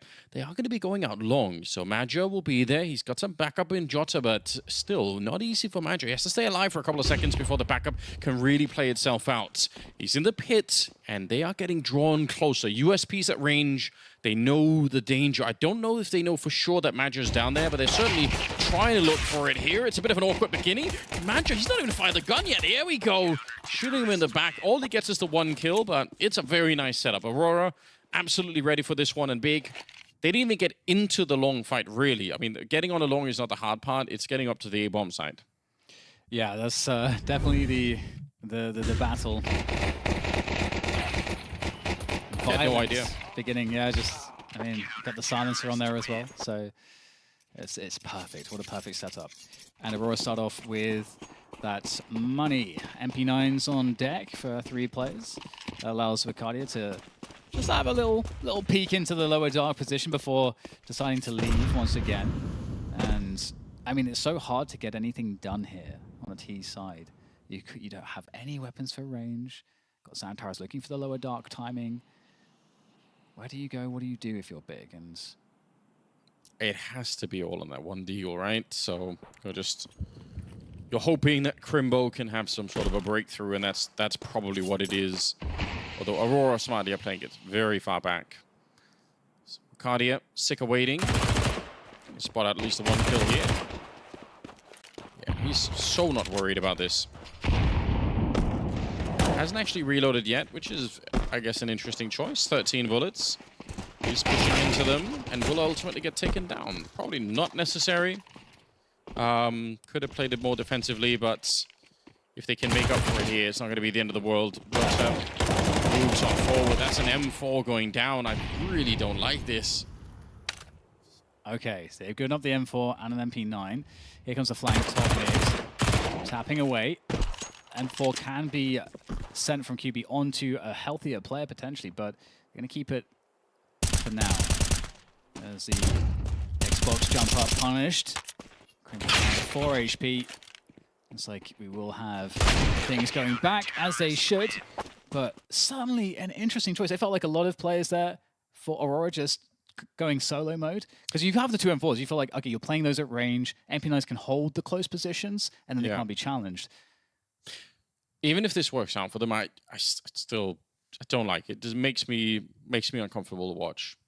The only thing that I can think of is that you're trying to win confidence by taking individual plays. Probably, so from a decision-making point, it's not correct, but it shows it could be a window into their mind a little that they really felt terrible about how the Inferno match went, and Tabson's going to make them feel even worse. What a catch there, standing in the flames. Headshot onto Woxic. And now it's a 4 versus 5. Aurora early are in trouble. That's a really sick spray from Tabson. It's not always that easy when people are running sort of across your screen in that way. Molotov to get rid of Woxic in the position, or to get rid of Riccardi actually in the position. Woxic's dead, obviously. It's going to be a big opportunity right now for the T side to get something cooking. Early smoke up for the cross. That's towards CT spawn. It's very common to do this, just to bait out some utility or see how many people are in there. They're going to set up the smoke on the other side too, which can be used in many, many different ways. Sometimes the Ts will just go and wait inside of the smoke down there in the middle. This time they're going to be forcing the peek out from Major because he really needs to know something. They have no information, so he wants to try and get it back. It's going to be Crimbo going through. Oh. taking a leaf out of the Team Spirit's playbook here, where Chopper is going to be playing this kind of position. Jota is aware, actually. It's kind of sick that he's looking for that. So we'll take down Crimbo, even if he took a lot of damage himself. Centaurus, could they call his number? That smoke is anything but perfect. Yeah, but if they have the numbers... Oh no! The run boost failed. Peeking onto the position, Xantares gets the lineup, but... And also, Hype's going to kill QB, so... Oh my goodness, Jota also taking down Tabson through the smoke, and now we've got problems here. There's 10 seconds. Bomb is down, and this just has to be a survival game for Jota, and oh no, there's just no time. Is there time? Oh, there might barely be enough time here. I think there might just be enough, 3.5 seconds. Bomb. Oh my goodness. Oh, I could not have been closer there. That's insane. What a crazy end to the round, Anders. JDC, he thought he was running to get the kill. He made the choice. He had time for the bomb. He could have easily run back and picked it up. He thought he could run and take down Jota at the end instead. And then he changed his mind halfway through that and decided to run back. And then there was no time. That is a sickening way to end up losing the round here. Because Big, up until this moment, they've done everything right. I mean, the fact that they lose so many players here is obviously in itself kind of devastating. Look at Jota just picking them apart, but there was time. There definitely was time for a regular bomb plant. No stress at all, and now instead, Big in some trouble, pushing their way out long and right into Major and Woxic, who are just ready to receive.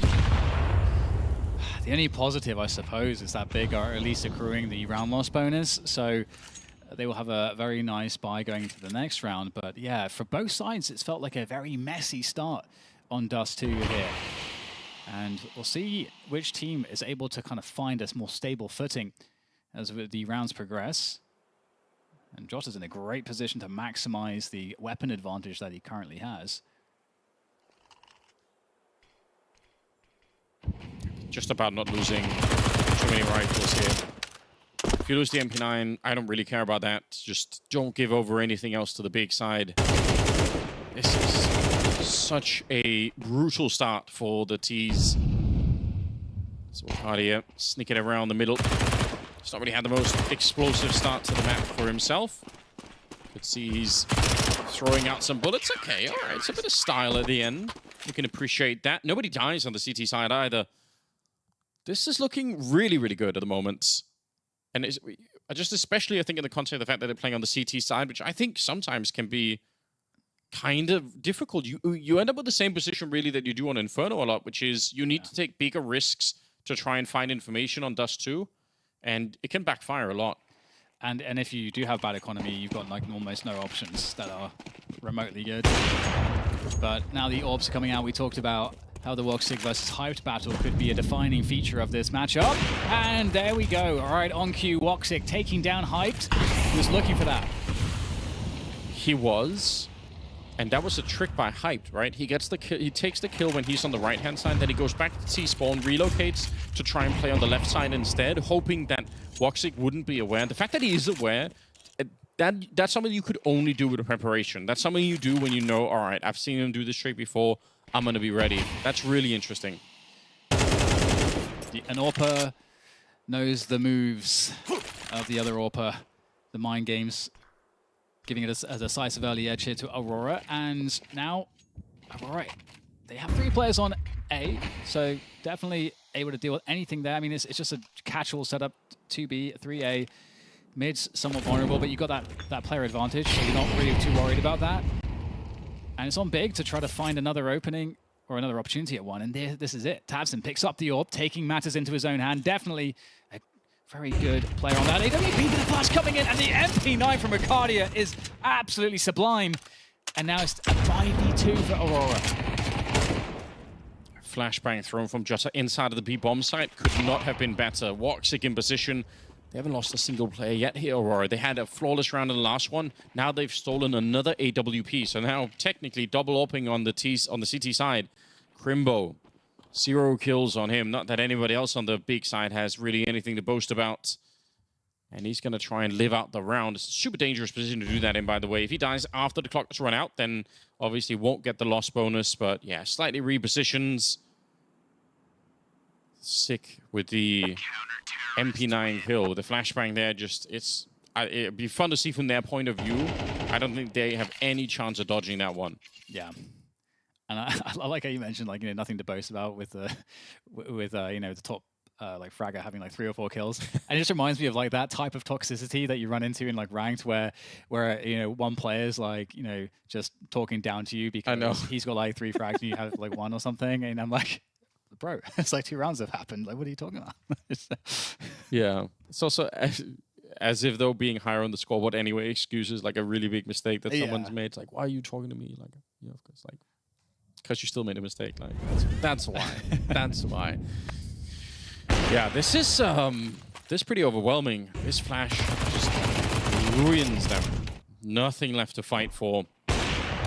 Aurora with a 5-0 start. We've seen this before, and we've seen also Aurora give up this kind of a lead kind of out of nowhere. I think that's what Big are going to be hoping for. Yeah, and I think you highlighted the problem too, like the other AWP getting picked up. It's kind of less gimmicky than you may consider it to be on other maps. And a shot and a half there from Woxic to take down tabseN, looking to try to find position, but can't get it. Now the Deagle of JDC and the AK of Crimbo are the focal points for Big. And with or without tabseN actually getting out long, it did look like Big there wanted to be fast. So the fact that Aurora slowed them down with utility is just it's a great fundamentals. I mean, this is what you really want to see out of a CT side of this caliber, but sometimes you don't see it and you end up taking way too many fights. They slow it down, playing at range here.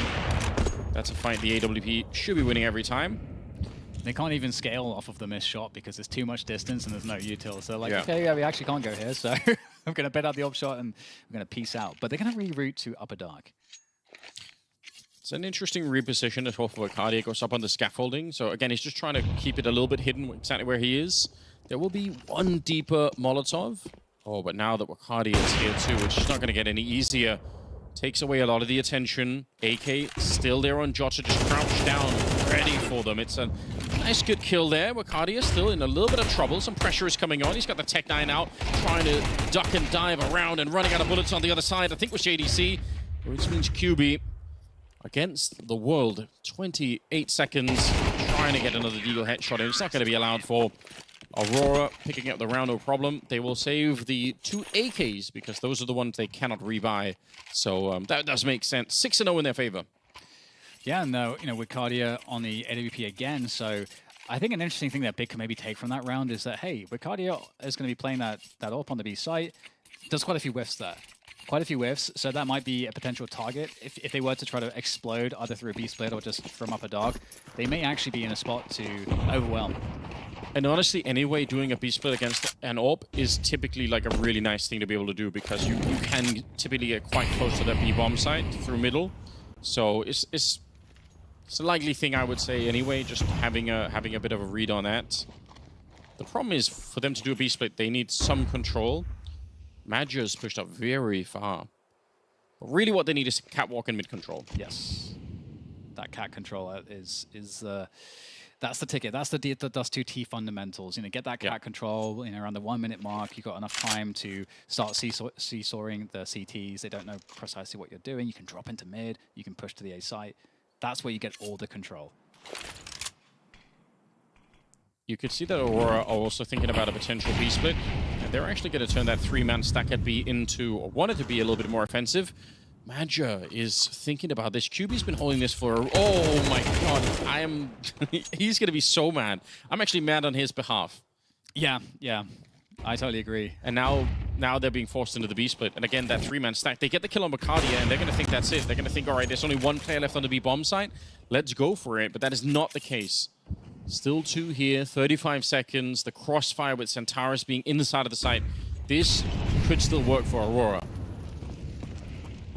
The detail slowing them down. It's going to feel really awkward here, but JDC coming in from the window. That's the timing. They go through Upper Dark into the site, scaling onto Jota. What can he find here? Absolutely nothing. Woxic from over the top is going to go down as well. Great entries there from tabseN. And now Madger in a 1v3 retake here, coming in from the upper tons, and it's just going to be completely just decimation. Big, making that B play work. I'm confused about the fact that Aurora didn't think they should check the window. Jota and Centaurus over at the B bomb site. I don't know why none of them are aware that could be happening, because they had no other calls from anyone on the team. That does seem like a bit of a missed opportunity for them. Thought that was going to work out better if I'm going to be honest. So I guess credit to Big for finding their way through that round. I don't think that's an easy round to win, to be honest. I think part of it's down to how awkward the setup was. They went through a 3-man play, tried to go aggressive, didn't commit to it. What a find. WOXIK is just proving right now that he has Hype's number on understanding these mid timings and plays against the T-Orba. Yeah. Boost up. QB doesn't want Madja to push forward, although in a 4-on-5, I don't know if Madja is going to ever feel the need to do that at this stage. But obviously being up on the boost already from the T side is a sick way to try and catch those CTs. Absolutely. He pretty much dragged Big through that second map, but yeah, like you said, he's been shut down really hard by WOXIK at the start of this one. Yeah. It makes sense, you know, WOXIK does too. I mean, name a more iconic duo. And, you know, Big up in a position where I think it still feels like B's probably the best play. Again, what's interesting is they haven't been forcing the cat like respect, and they do really need to get this peak. They need to deal with this peak before they do anything, before they decide to go B or A, and looks like they might go for the run boost here across to bait the shot, but again, that's the second run boost that we've seen failed on this map so far. WOXIK takes a shot, misses, gets the info. They're going to go quick with it as well. Oh, nearly shot in the back. That would have been something, but Centaurus actually goes down as well. It's Madja trying to get here. They will... Some friendly fire in the mix, but I guess it doesn't matter when they get the kills. And actually, Aurora kind of have to be out of money. So, I think we could have known that was going to be that fast of a catwalk take to begin with, because the only reason you would try to either run boost or flash your way around the corner there is because you want to be fast. Because there is a much easier way to get rid of the AWP on the CT side, which is the Molotov the position. And they had Molotovs, but also the Molotovs will slow you down. Yeah. So you don't want to be throwing them if you're going to be fast. So I think that was always going to just be like really, really quick. And honestly, it's a great call for Big. Even if the run boost is another hilarious fail, it still plays out well. And for those of you that are like, oh, you know, why not just like flash it? It's because the CT AWP can just essentially kind of like stand a little bit further left, be peeking into the wall, and you can basically play a really sick anti-flash spot, and then it just telegraphs the push. So you're actually more so guarantee that they'll get a kill off of it. So the Molotov has to be the play to make it completely safe. And another thing that's interesting, Anders, is that Big have shown on all their T sides that they just want to shove a site. And so, you know, they're often not, especially if they lose a player early, they're not going to be playing a map control game. So in this particular case, in a 5v4, I feel like Aurora should make an adjustment to try to just play passively. Like give up mid, give up forward positions on Cat, and just expect the rush to be hitting you. JDC trying to get out long, lucky to be alive. Flick there from WOXIK. He really is in a bit of a mood here on Dust too. But not the kill. So some long control with Crimbo in the middle. I mean, you might as well turn it into just a normal kind of long play. We haven't seen even one of those get close to succeeding. Aurora's been defending this position really well, and looks like they want to be pushing forward into it. And I kind of understand why. I mean, they've got 3 people here. They got the AWP for backup as well. Flashes around the corner. They're pushing into it here. Spray around it. Is Centaurus going down, and somehow WOXIK hitting none of the shots here. Just the MP9 left for Madja, but they will check it. It's just snap with a knife in his hand. It's like the mouse and keyboard are disconnected at that point. HE connected, and if we get a replay of that from their point of view, it'll look so funny. Like Madja just sat there, and like, squatted down, like, oh, I'm just hiding, guys. Don't worry. It is interesting too, though. Like if we look at how this map has played out, almost exactly the same as the other 2 maps in terms of the opening. 5 or 6 rounds, we're looking like Aurora just on top of the world, and then suddenly, like, lots of shots missed, lots of plays are awkward, people are kind of missing, you know, covering certain positions. Even that position right there, Aurora had 0 presence mid or cat, and all 3 players are just looking only at long for a very long period of time, where that could absolutely be a timing cat as well. So, but and also in that sense, Aurora play into Big's game. Again, Big want to shove positions with lots of players. They prove that time and again. That's where they find their strength, and Aurora are so far struggling in those moments and not finding a good way to deal with it. I did like the theory of pushing into long to fight this for the CT side. Like, there is an opportunity, but I think they just missed, unfortunately, some of those early shots there. So didn't get what they needed. You're right though, like Woxic could have even had like a triple kill, like just off of front. Like the lineups were unreal. It's actually crazy that there was no connection there. So investing a little bit into this round. They've got the AK on Jota, they've got the scout there on Bacardia, so they're trying to do something to stay dangerous. When actually, Tabson going down at the beginning, that's maybe a sign to worry. QB wants to push forward as well, but if they don't lose anyone else, it's not a big deal. You could see Crimbo trying to walk on out. Santara is very, very close. If he would have landed that shot, that could be the beginning of the end here for Big. But they fought their way back, and nobody's worried any longer. Madja and Jota left, and again, saving the AK is still a pretty big priority on the CT side here. So just try and get that job done. Big should be able to find 4 rounds. They just start every map so far really far behind Big, and they have to claw their way back. And it's weird too because when they just win that one or two rounds, it feels like Aura start to fall apart a bit. So it's really interesting so far that we are having that that fractal. Okay. QB dying, or rather getting the kill into Madja. Just the spin around, frustration. We've all been there. And now it's also looking to hold on to the AK. AK on Dust too for the CT. Really nice. I guess really nice anywhere, but. It levels the playing field so much, doesn't it? When you can get it on the CT side. All right. They're getting back a little bit here. Crimbo still would love to see more output from him individually, but the team as a whole is kind of warming up into it. And there's a timeout coming online here, and for Aurora. And it does feel as though Woxic has been finding success, generally speaking. Like, the majority, we've seen him get the opening pick on a multitude of rounds. Yeah. And so he's been doing his job in that respect. It just then becomes the case that Aurora's setups in response to the opening pick tend to put them at sort of a disadvantage as to what Big like to do in the 4v5. And so we'll see, what the discussion amounts to here for Aurora, because it doesn't feel like they necessarily need to do anything different for the opening. Yeah. So it's going to be curious to see what their interpretation becomes. Yeah, I mean, they've got 6 rounds. I really don't think it's hard to criticize them too much. And again, like you said, if Woxic can just keep finding another couple of openings here, this should set them up very nicely. But there is a risk, obviously, with the money being what it is for Aurora at the moment. If they lose this round, they probably lose the next one too, and things get kind of weird from there on out. QB, early elevation to spot any kind of aggression. No real fights happening at the beginning, but they've got the rotation on the CT side for the middle.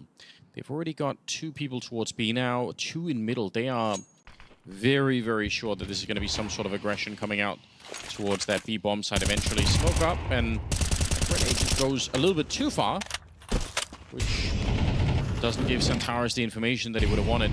That's very nice. Almost peeking there into the AWP. Now, if Aurora can just prevent... Oh my goodness, I'm so blown away that Bacardia re-peeked that. I was about to say, if Aurora can just force Big to have to push and not give them anything, like Big are running down the clock because they're looking for a pick. You can kind of turn that against them, but we'll see what they decide to do. They're regrouping towards mid at the moment, and they did get the pick on the B player, so a B play is the most likely. Yeah, but they changed their mind. I think they changed their mind. Might be because the QB's out long, or at least waiting for long. They wanted to go for it, so they're throwing all the mid-split grenades, but they're not going to be going mid. They're going to be going catwalk instead. Wow, that's a very late mid-round call coming out from Big, but it is actually sick. Aurora are not ready for this one. You know that because Madja was pushing out long, and they've got 2 people on the B-bomb side still. They really are not expecting this at all. That's a very nice call out of Tamsin. All the way up until that point, they absolutely were doing a B-split. You could just tell from the way that they were. Like, there's no question that was the plan. But and that pick kind of sells it a little bit. But yeah, I forgot about the QB position indeed, and it's so perfect because QB's position is only activated because Madja has to find info at that point as to what's going on long, and so it's just it's crazy. But the thing about like Ricardia crossing back into that angle, it's almost like you're trying to get too tricky. I think, I mean, yes. It's like, oh, I want to like get across this angle, and then he won't. They just cleared this position. I can retake it. And, are you doing too much? Is the question. Yeah, and I mean, he's been playing pretty well, but for sure in his mind that he's thinking, you know, oh, he won't see this coming. But yeah, hyped. He's been seeing a lot. Dust 2 is just one of those maps as well where if your CT life, your first life is so important because if a good team that understands Dust 2 gets that early pick on the T side, it's just so easy to play that position correctly. Round number 12 coming up here in Aurora. They get to save a little bit. They get a rebuy for the rest. They will not have the AWP going into the final round of the half, but doesn't mean it can't be won. They are ready in case there was a long spawn, which was not the case. Smoke all the way up on top of the doorway. Took a while before people figured this out. I mean, it's money. It's a money smoke for sure. No, I was just like enjoying that we had like multiple ults because Big have so much money on the final round. They had like 3, I think they were using for a moment. Ooh, looking for that early pick again. Will it be given by Aurora? That's their job. Don't give the early pick. Force Big to run the clock down and then have a hard decision to make. The smoke being set up here, and Jota's going to try and play in front of it because you really don't want the T's to sneak out. Otherwise, they can, you know, jump up on the box, and there's just a bunch of positions you can't afford them to be in.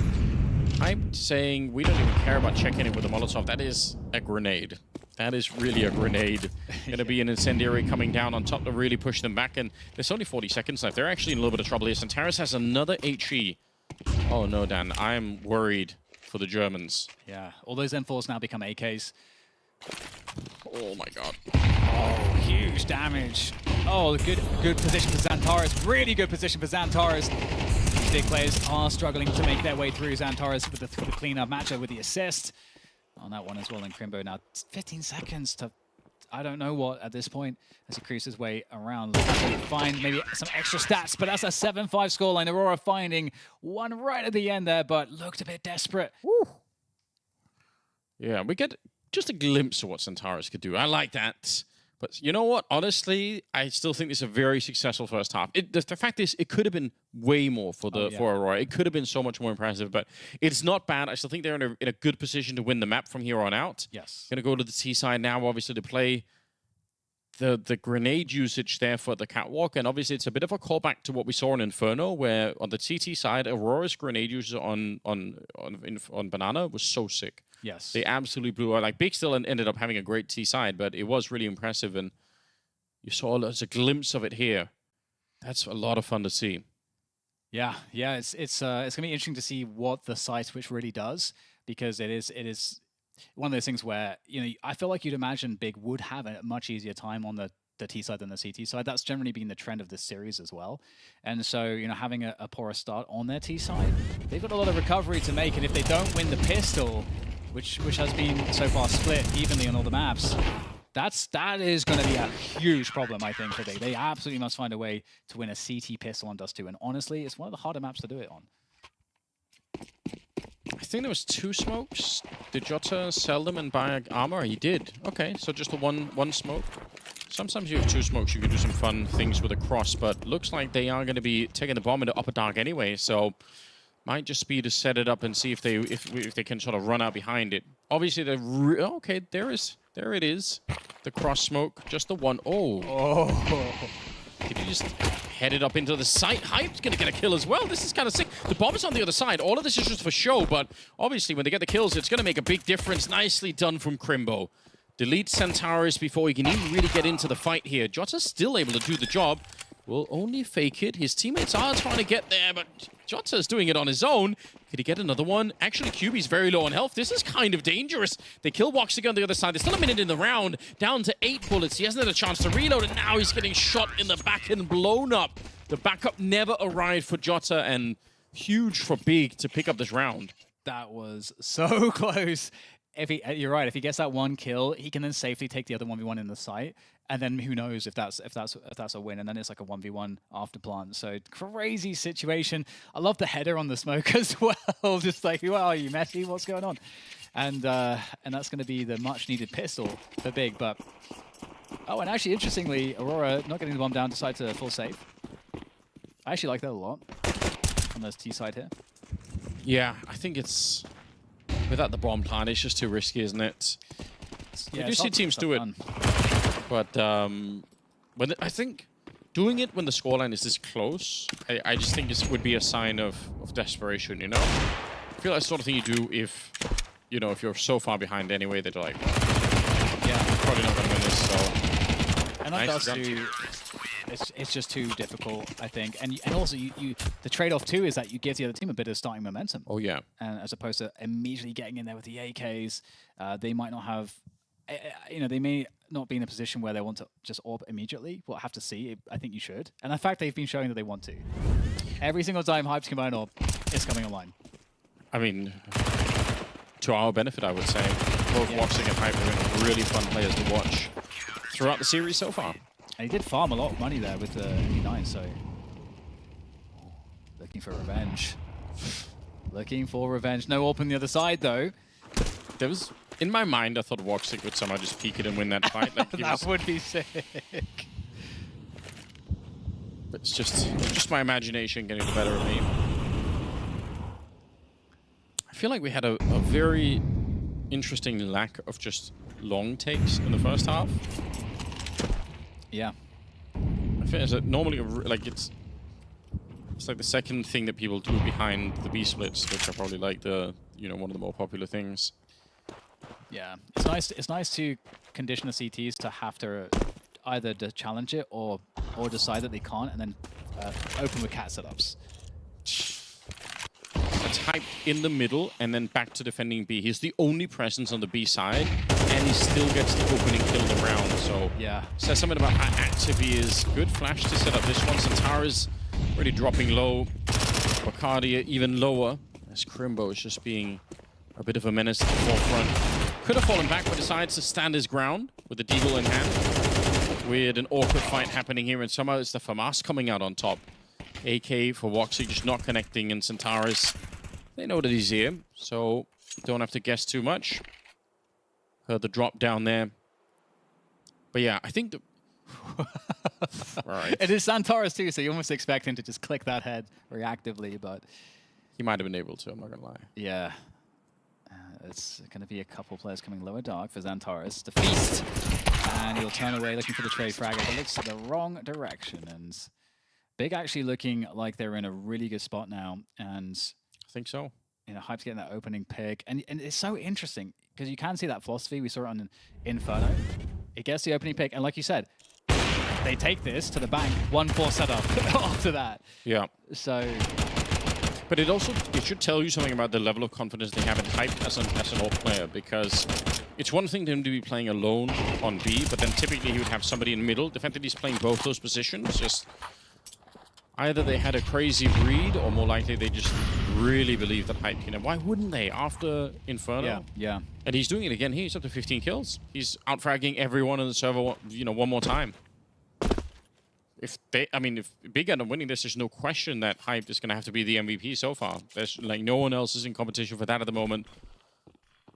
Smoke up in the middle here. Big with a 1-round lead, but things are getting real scary for Aurora at the moment. And Big's setup here is pretty good if they continue to play passive. Now we get Tabs are moving back towards CT, afraid of potential for the B split, which does actually open up Cat here for Aurora, and they are likely to rush this. This is the most common thing to do with a buy like this for the T side. Yeah, I love it. But unfortunately, the grenade usage, again for the CTs here, coming in pretty strong. Counter flash as well. Hype trying to relocate, but Tabs already gone down. All right. Gonna be up to Hype to try and see if he can control this. Bomb probably will be planted in this round, to be honest. And for Hype, it's just about staying alive. Just don't die, because then the retake will be a lot harder. And I love the respect that he pays here by just falling back. Nice little flick, and JDC maybe could have won the round right then and there, but it doesn't really matter. I think, yeah, so WOXIK's running away. He already knows he can't fight for the afterplant. It's not going to be possible. So he just lets them defuse, happy to take the AK away. Hype playing everything pretty much perfectly in this round. Yeah, Big did a great job there. You know, this is exactly what we talked about, where we saw an issue where it was misplayed by Aurora. Aurora in the same spot on their CT side, and Woxic was playing in a very forward setup. When again, Cat was very much the most likely player. It's like the most likely thing to go wrong is you get caught if you're playing too aggressively, and if you're playing passive, as we saw in this round, it's very easy. You get a lot of chances to hit your shots. You can buy time for your teammates to come and help you. And that is, and even if they get the plant, it's okay because you win the round on the CT side and you protect your economy. So definitely good stuff there from Big. And right now, Anders, I mean, we've seen the momentum shift one way or the other a lot in this matchup, but it really feels like Big are beginning to be in a position to run away with this, unless we get some real tempo change from the T side of Aurora. I'm super scared for them at the moment. I must be honest. I have it, even though. You look at the numbers, it's just a 2-round gap, but the second half has felt really flat all of a sudden. I'm getting nervous. Woxic. Now he's picked up the AWP. Maybe that's an opportunity for a bit of a change. Neither AWP are actually hitting that shot. Yeah. So Woxic going to have another go at this. Is Hyped going to stay around the ego battle between the AWPs? He's gonna play. He's gonna be the chicken. Well, the thing is, the equation doesn't work the same both ways. If you are the CT AWPer and you try to take that opening duel, and the other guy's expecting it, even if you win that maybe like 60-70% of the time, it might not even be worth it, because if you can just force a slower round, it's going to be better. Because if you do give up that kill, it's so hard for your team after that. Staying alive and having a chance to fight later on in the round is definitely sometimes an underrated thing. Hyped gonna throw back some grenades, but they are gonna go for a hard retake here on the Big side for Catwalk. I love this. Madger's already down in front, but let's see if they have another bit of utility to get them a bit closer. It'll be Madger to take down QB. Big. Oh, there's the shot in return. They're pushing into it, trying to hunt down the AWP. Nobody can see anything. Crimbo helping out now, and Tamsin putting the screws on here for the other side. The grenade fails to get in there, but again, they've managed to slow them down plenty enough, and Crimbo will control Jota in the middle. It's just Woxic now, alone against 4. They really wanted to get that done on the Catwalk side, but Big, they were ready. Even if the first fight doesn't go their way, they have 3 people there, and that's way more than you'd normally see for the CT side on that position. How sick. And this goes back to your point, I think, of why the long takes are really important. Because if a CT side decides to open that way, the long take allows you to know that. And you can then deliberate how best to attack the CT positions. Woxic tries to stay alive here. Oh my god, okay, here's the running. Thank goodness for him. And so that's, I think, where some of this is going wrong for Aurora, is in those opening setups. The only problem is sometimes on Dust you can't force yourself to go long because you just might not spawn for it. Have the spawns. So, so it's like, I haven't checked, but it's one of those things where, you know, like this time they don't really have it. So maybe that is it. But it's also, if you're struggling on the T side, I feel like going long, all right, connect with JDC, that's pretty good. Sometimes going long on the T side, it's a comfort kind of thing. It's like you can just, if you get the spawn for it, you can always get something done, you know? Everybody knows what they're doing. There's no real surprises. But they haven't really had the opportunity just yet. 3-round difference. Money is looking pretty good on Big. It's at least 3 players that have a little bit to work with. So even if they lose a round here, they won't be immediately reset. Bomb hanging outside of long. Already a big indication for those of us with a minimap. True. Yes, we have perfect information, and they do not. Okay, so the bomb actually on the back of Jota, looking to make his way through the longhouse into long. And I like the pressure on Catwalk here. Might pull players away from long here. So it's by design, but can QB get the result for Big? He absolutely can. 2 kills. You don't expect him to get more than 1. Now the AK swap up might be a 3rd. Woxic has to bully his way through the position. The Tech-9's good for it. But now holding onto that car position, the crossfire coming on through, taps it in the long spot, makes it impossible here. Surely for Xantares. Yeah, absolutely it is. Hyped to take him down. That was such a clumsy spray from QB at the start. I thought he was going to fail both those kills. And it's actually kind of sick because his position is not expected by the second player that comes through because, you know, he hit from the first one. So like the whole setup for QB was kind of sick, but then he almost destroyed the whole thing. Yeah. Otherwise, yeah, fantastic round coming out once again. Big. How shocking would it be if they could take down Aurora to start the tournament with? I'd definitely be surprised for me. I just, you know, I never know what to expect with Big. Even to this day. And they have the other most annoying quality, which is every time they play well and I get on board, I'm like, okay, I could be on the Big train once again. Then it derails and kills a bunch of civilians. Oh my god. That's how it is then, in my mind at least. Oh my god. Okay, well... I've been on that train so many times. Maui tried to get it on for a long time. He said they were like the best team in the world at one point, I think. Did he really? He must have got roasted. He must have been roasted. Especially because we are lying a lot about how much he said. But essentially, in essence, well, he almost practically did say that.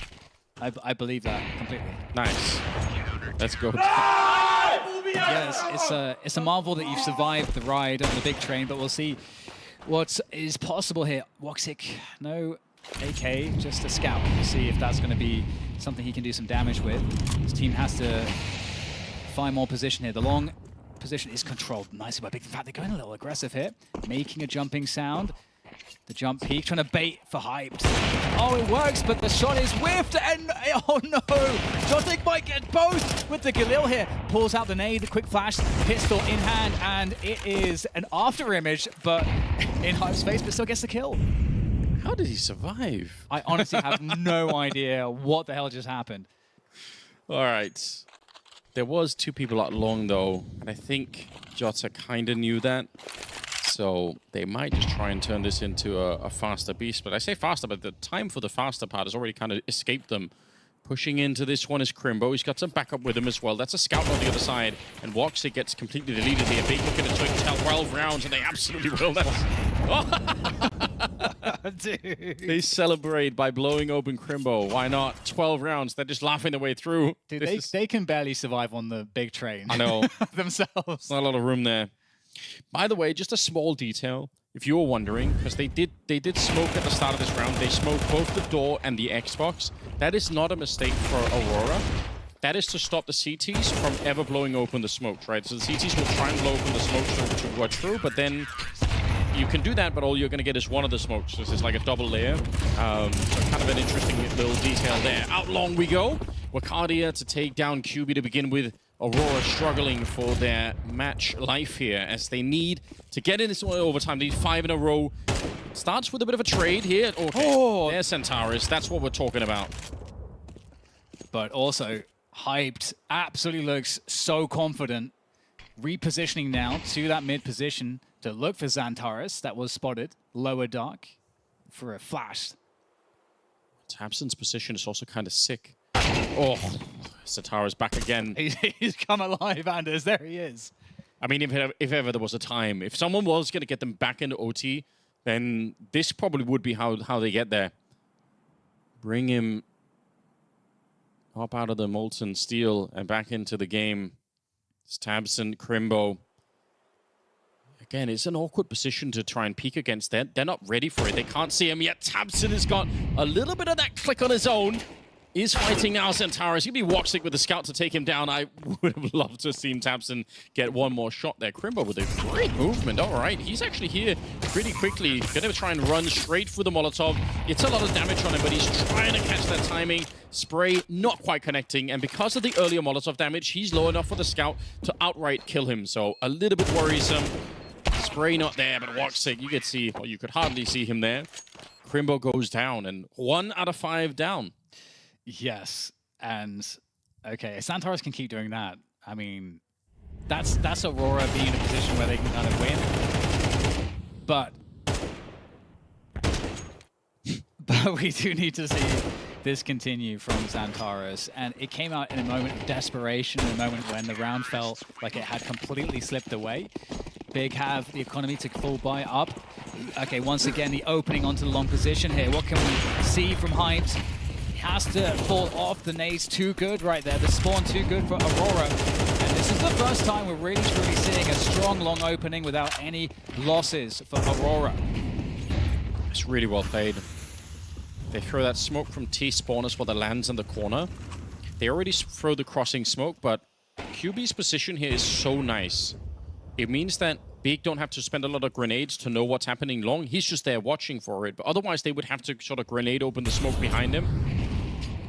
It's going to be another smoke thrown right now for the second cross. And I don't think they have any more. They pick up another one, so Magic has one. So let's see how much is going to be happening here. If a lot of counter grenades come out, they could wait even longer. Centaurus getting caught in the middle of it. That's the power of those HEs. And they have more grenades on Big, so they can do it again. This is right now Big also checking for the catwalk push. They know they only have to deal with this long play, and QB out of the smoke finds another. Jota going down. Right now Aurora, they're bleeding out. They need to find kills. Maggia with that pickup onto Hyped, but with the cat play shut down now, it's just Maggia against 4 more players here to keep Aurora in this one. Another headshot found, but there's the trade from QB. Great defense there from them, and Big managed to pick up the best of 3, and that is certainly an upset.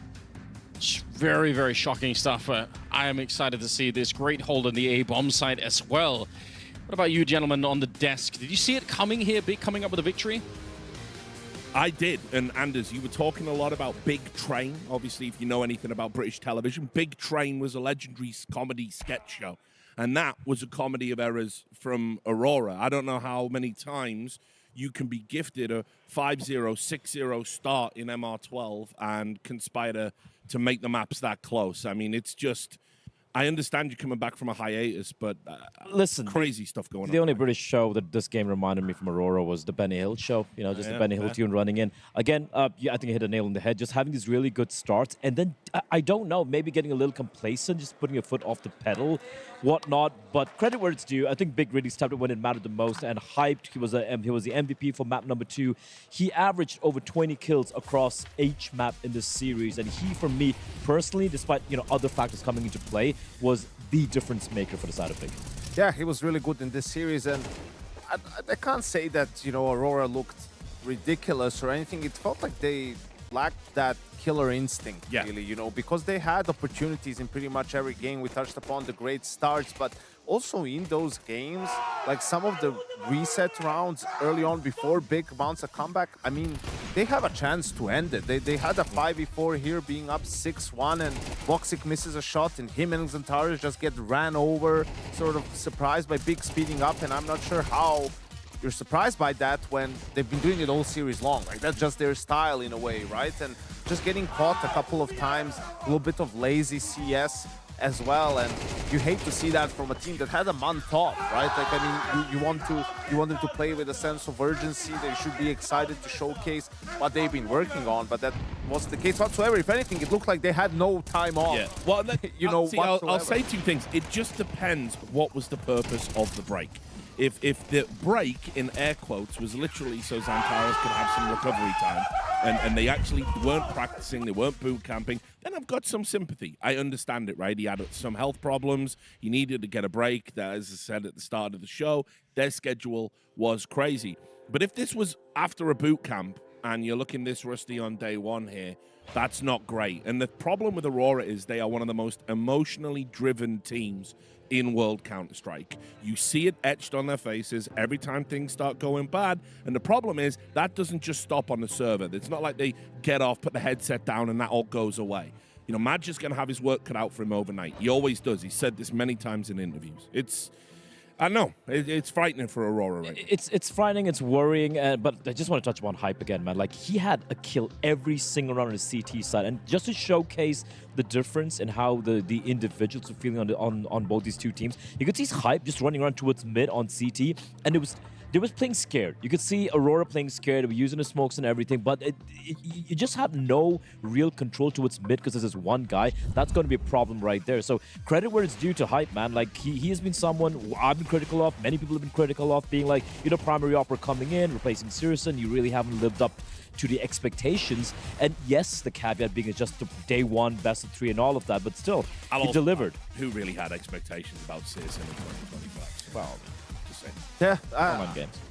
I think especially on the CT side, he did a lot of work, right? I mean, kill every single round, similar like on Inferno, and yeah, Big just also seemed to be very well prepared for Aurora just stylistically how they like to play. You know, a couple of times they had really good stacks to the round where QB's on long at blue. I mean, there's a Joker player in pit hiding the entire time, and Aurora just goes for the A split with 3 players coming out long. That's the perfect call for the CTs, right? So I don't know, maybe they should have looked a little bit more in this month to sort of become more versatile, Aurora, in their approach, because with no long spawns and being able to sort of try and play fast long early on, the slow game just didn't look that great on Dust 2. Well, final question before break then.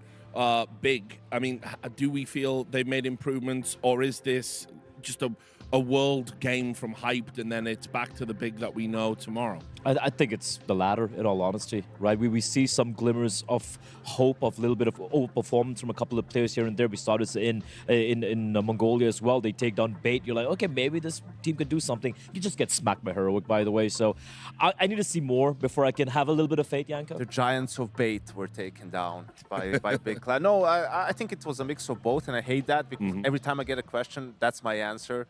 You know, but for Aurora, I expect them to have one of those team talks. You know, after this, I think there's going to be a lot of unhappy, frustrated people in that room, but I have to lay it out, figure it out, and I expect them to bounce back. All right, well, we'll see if you're right. Thanks for your thoughts, guys. Quick 2-minute break coming up from us. When we come back, we're going to have MongolZ versus the debut of International FURIA. We'll see you in a moment. She said she loves you. But she can't love me. But I love you. I gotta break on myself, I amaze me. Like I'm back in the 80s. I won't play window anymore. What's going on? Play your role. 1xBet. On to the next one. The human body was built to move. Not trapped at a desk in one singular posture for 12 hours a day. It's time your chair evolved. This is Secret Lab Titan Evo. Ergonomically engineered for you. Gamers, hybrid workers, artists. Backing your every move.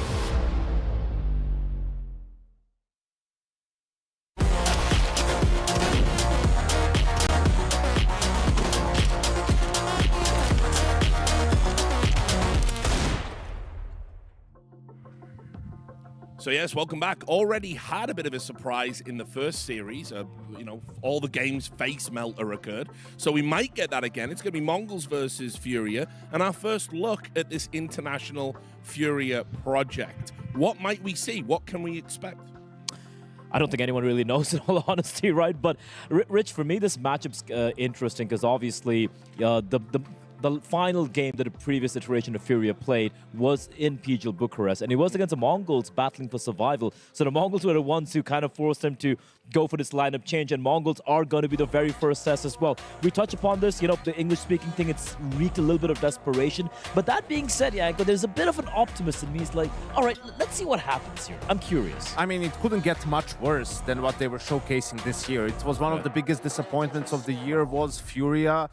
They were on the rise towards the second half of last year, one game away from making the playoffs at the Shanghai Major, and you were expecting them to build on that. They've actually regressed by a large margin. So now going for the drastic change, bringing in, a rookie really in the opping department, Fallen moving to rifling, bringing back Kindar, who was last seen on that Team Liquid squad. But the one positive for FURIA is the fact that they're getting a proper entry fragger on their rifle, right? Like a space creator, a guy who's gonna have no problem going, all in and just going in first. And I imagine Fallen's gonna be in the pack with him and MongolZ. So that really leaves some space for Yuri and Kayserato to do what they do best, which is sort of lurk and be a little bit more passive. It's an interesting thing is despite all the the brick bats or maybe the public criticism that his moves have kind of led to, roles wise it kind of makes sense. Like Yago just pointed out, Yakindo's going to be an entry, Fallen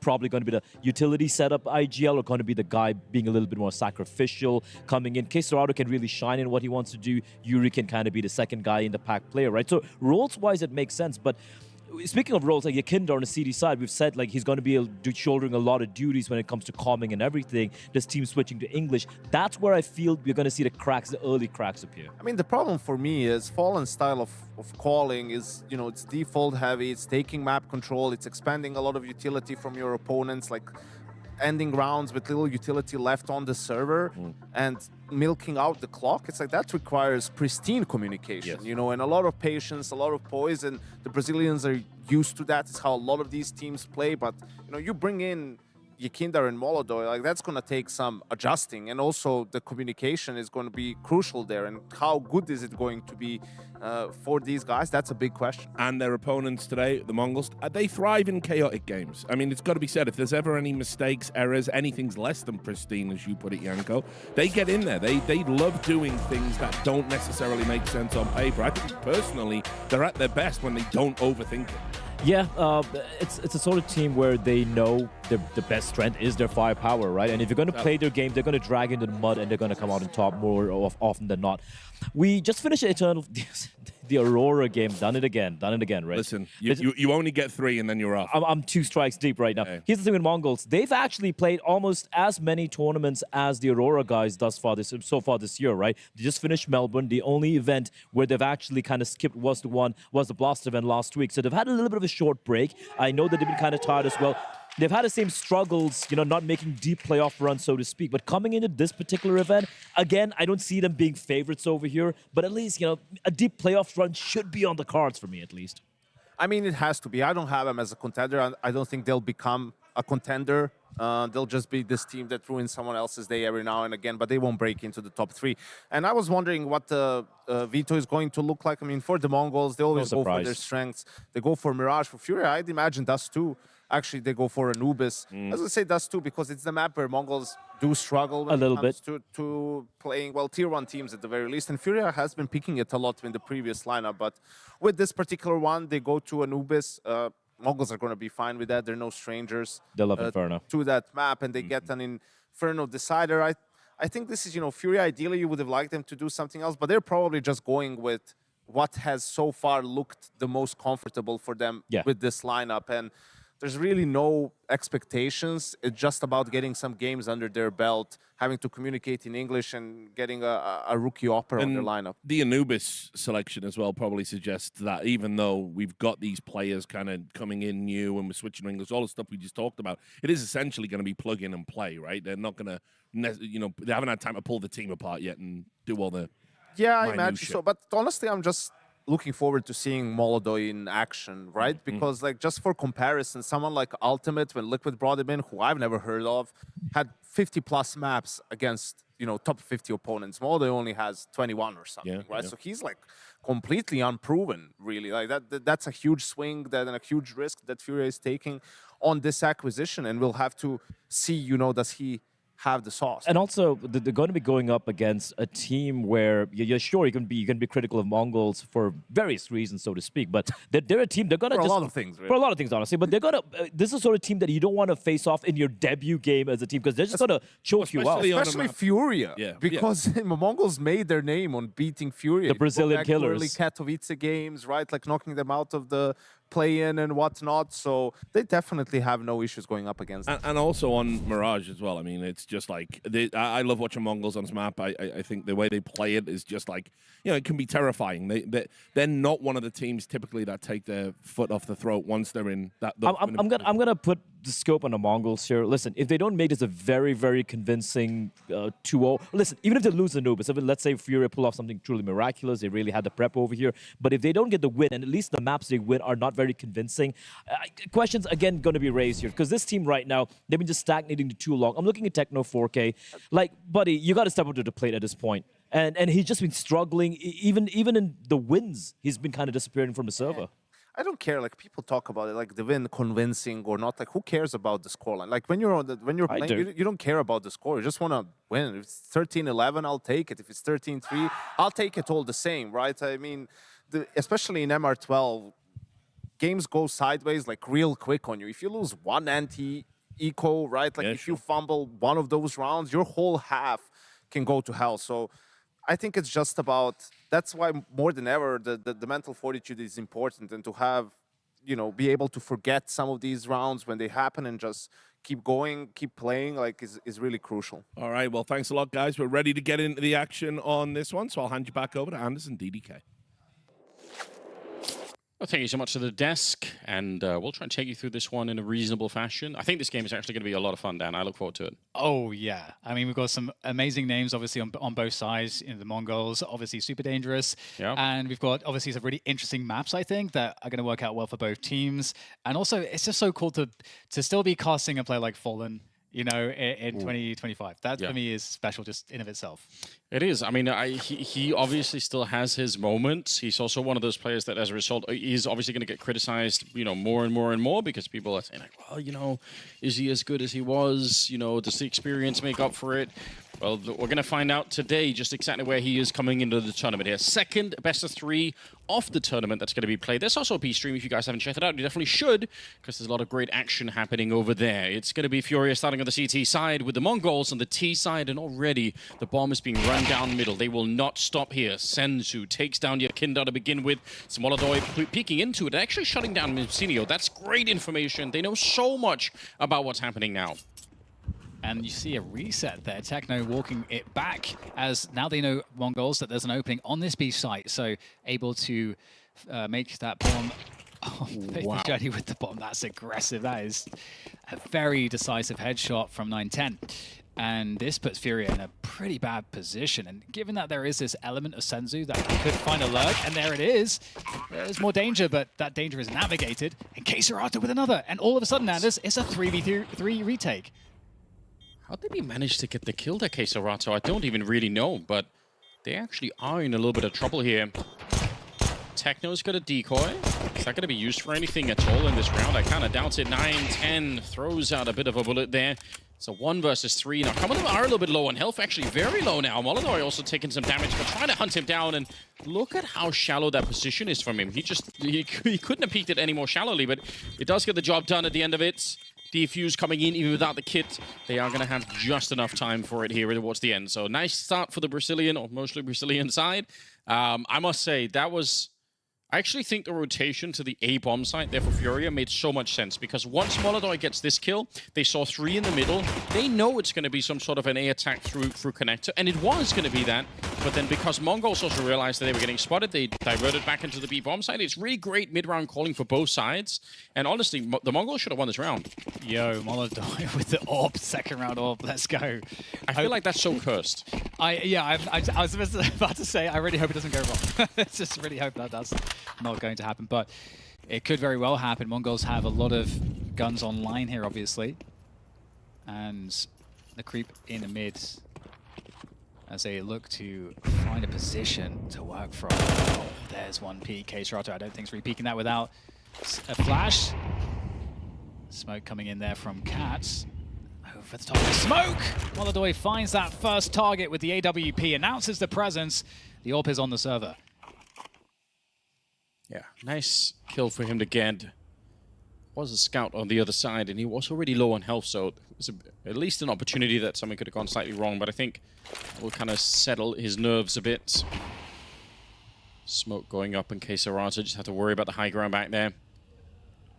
Very slow beginning to this round. Mcinio, he was angling for a deagle kill, but hasn't really found the opportunity to get anything done yet, so down under 50 seconds. Bomb being brought back. Looks like they could try for another B-type hit. Could be successful. Set up here for Fallen. I mean, all he really has to do is get a kill and stay alive for a second, and then Yukinda's already there, so they kind of see it coming. I think the double MP9 play should be enough to shut it down. It certainly looks good. Patience here from Yukinda. Fallen there, the maze there to tell. Fallen now working the MP9 around the side of the head. The Galil hits him hard. Yukinda now trying to dart around the side, trying to buy time for the teammates to come in, just holding this forward space. Another MP9 frag for him. Really doing a great job here for the team. And indeed, there's not enough space taken by the T's here. It's a 2v3. Hold on the site. Already in a better position than I expected here. Honestly, the Mongols, the fact that they're even in the round yet is kind of impressive. Techno's getting a kill on Yuri on top and sneaking close. MongolZ misses the chance. Deagle comes out, and the Mongols, they take it back in spite of the fact that it was so telegraphed. They knew what was coming. They had every chance they were on the CT side to shut that down, and somehow it just doesn't matter. And something went wrong there between Fallen and Yukinda in the bomb site. Yeah. There should have been no chance for them to just run out that deep. Now, some of the utility use was pretty good for the T side, but still, there's definitely some sort of mismatch in what they were holding. Yeah, it seemed like a sort of a makeshift setup in the sense that there was a big opening on Fallen. Yeah. And already MongolZ the one to get taken down by that AWP. The irony there. Everyone pour one out for the second round AWP. I can't explain it, but I do feel like it happens so often. You pick it up early, and you lose it just as early, and it doesn't feel good. Creeping around, FMAS will be going down, and Yuri quick to follow. A little funny kill there on Zisensu, but unlikely to be determining the outcome of this one. Case Arato and Fallen left. One bit of info, Anders. Go on. That I think was interesting from the first round is we saw a smoke from Cap from FURIA to set MongolZ up. So very deliberately leaving kind of that diagonal kind of gap to the top right if you're from the ticket perspective for the AWP pick. So I'm curious if the Mongols will recognize that that's what that smoke is designed to do. So if they see that gap in the future, that's probably part of the setup. I mean, if they can get him kind of fired up at the beginning, that would make a sizable difference. We just now did see it between Woxic and Hyped, how much of a difference it made to have the AWP come out on top. And obviously Hyped at the end of it was a crazy difference maker in that series just now. Yeah. Fulham, ever the role model, showing us all we need to stay hydrated. It is a thing people say all the time. Stretch. I'm gonna do it right now. Yeah, you're in there early, Dan. I appreciate that. Well, don't think hydration will make the difference, but certainly would be a sad way to lose a game, wouldn't it? Like we lost to pure dehydration. Yeah. Forgot to drink anything at all. Yeah. Senzu might be in trouble here. Oh, very nice shots coming through though. The AK looks very smooth right there. Okay, Mongol's looking pretty scary. Looks like that one round that was claimed by the Brazilian squad seems so far away now. The confidence is huge from the Mongols. Which in itself is not the kind of thing you really want to give to a team like the Mongols, because they are well known for being quite an aggressive team, and once they were up and running, this is also why they're fun to watch in general. So not too surprising, but there is another test coming up. FURIA back with some rifles, not the AWP this time. That was lost in the second round, but they do have some aggression. Oh, that smoke going down though for the T's. makes it very hard to push through. Almost tells FURIA that, yeah, actually, we are ready for some aggression. If you're going to try and do it, it could be a bit risky. Blitz just crouching down to avoid a little bit more damage. Otherwise, he would have been dead to Yakinda there. So 4 versus 5. And I think a really, really good read. You could see that that smoke there in the middle is not something you see too often. Kind of a message to FURIA. Yeah, just one smoke just totally dismantles the aggression in mid. Really, really efficient stuff. But retaking that connector position, Kazakhstan finishing off the weekend blitz. But in the meantime, the rest of the Mongols are looking to assault this site. It's just MongolZ here in position. He spots them. Can he delay long enough? Fallen is able to assist there from the cat side by the pillar. This time, can they make the defense happen? MongolZ now on his own, losing Fallen. And the site is won by the Mongols. Very deep smoke.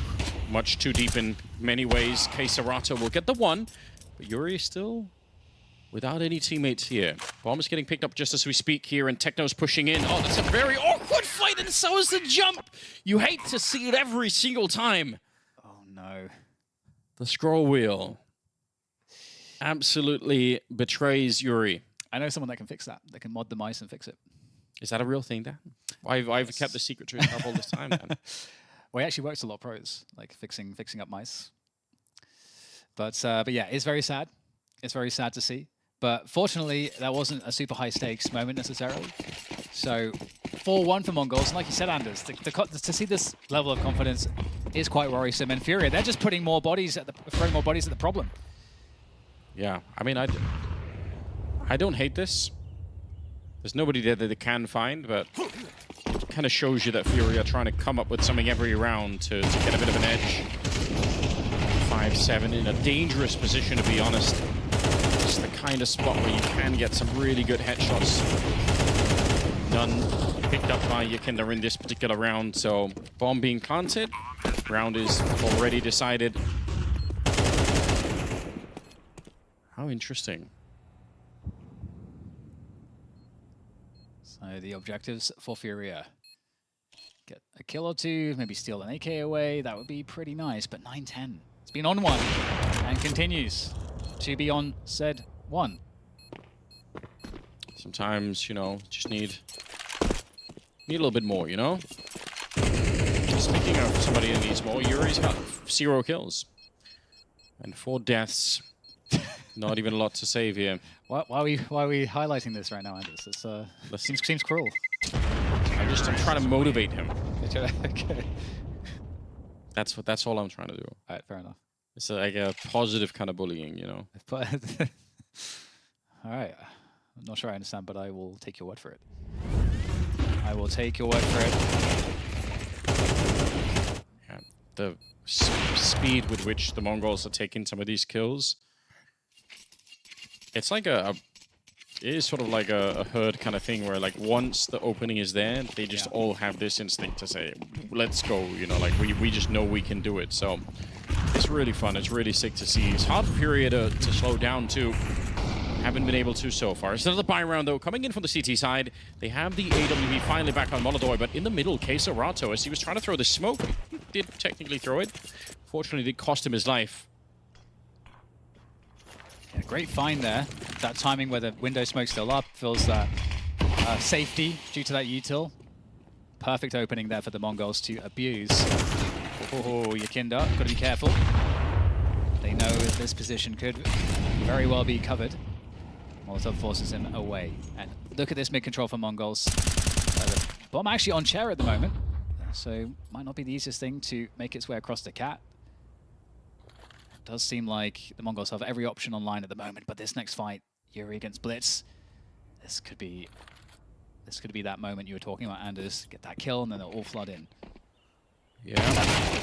Blitz walks into him. Yuri will be stuck at the one. He did get the first one on top of the smoke, which I thought was a bit sloppy perhaps for the Mongols not to be even checking that. Now, there is a player on ramp, but sadly, that's an MP9 on Fallen. That's not the kind of SMG you want at this range. You could see if he had an M4, maybe there's more of an opportunity. Bomb. Oh, hold on. That flick does change things a little bit. If they really wanted to go for it, there is at least a chance that they could. Yakinda is still in CT spawn. It's a low percentage round here, but on the other hand, they're falling quite far behind in this game, so do you want to take the risk that it is? It seems like they won't, as they're already kind of walking away from this here. Blitz, taking a bit of damage, but yeah, I think they've already made the call, no question. So it'll be a 6th round for the Mongols.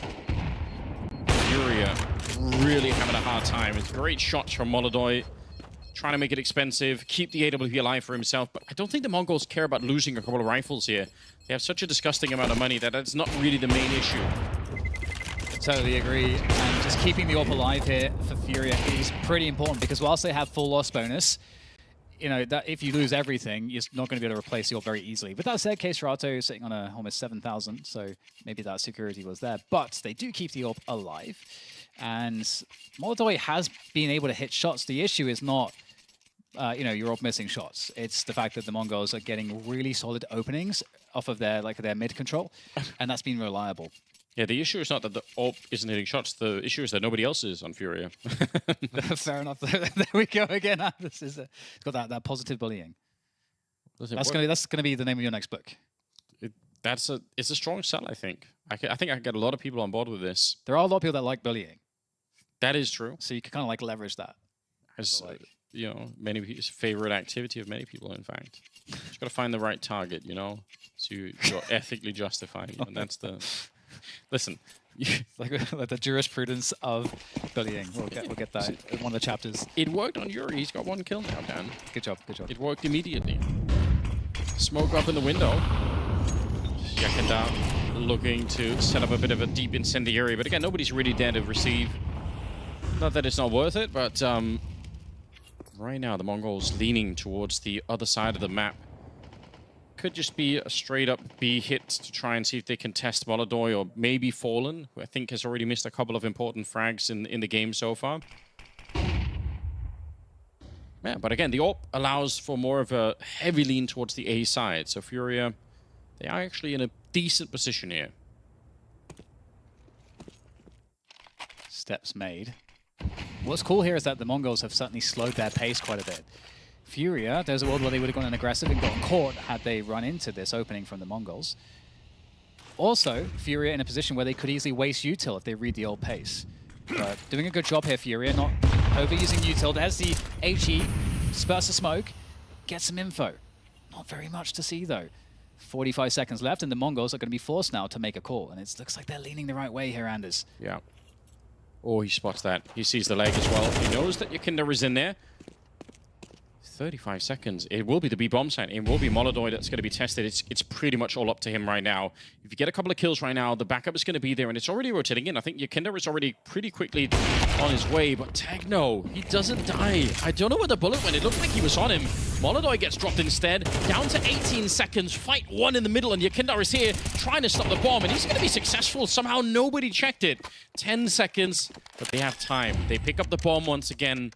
And Yuri and Fallen, they're way too far away to even have any impact.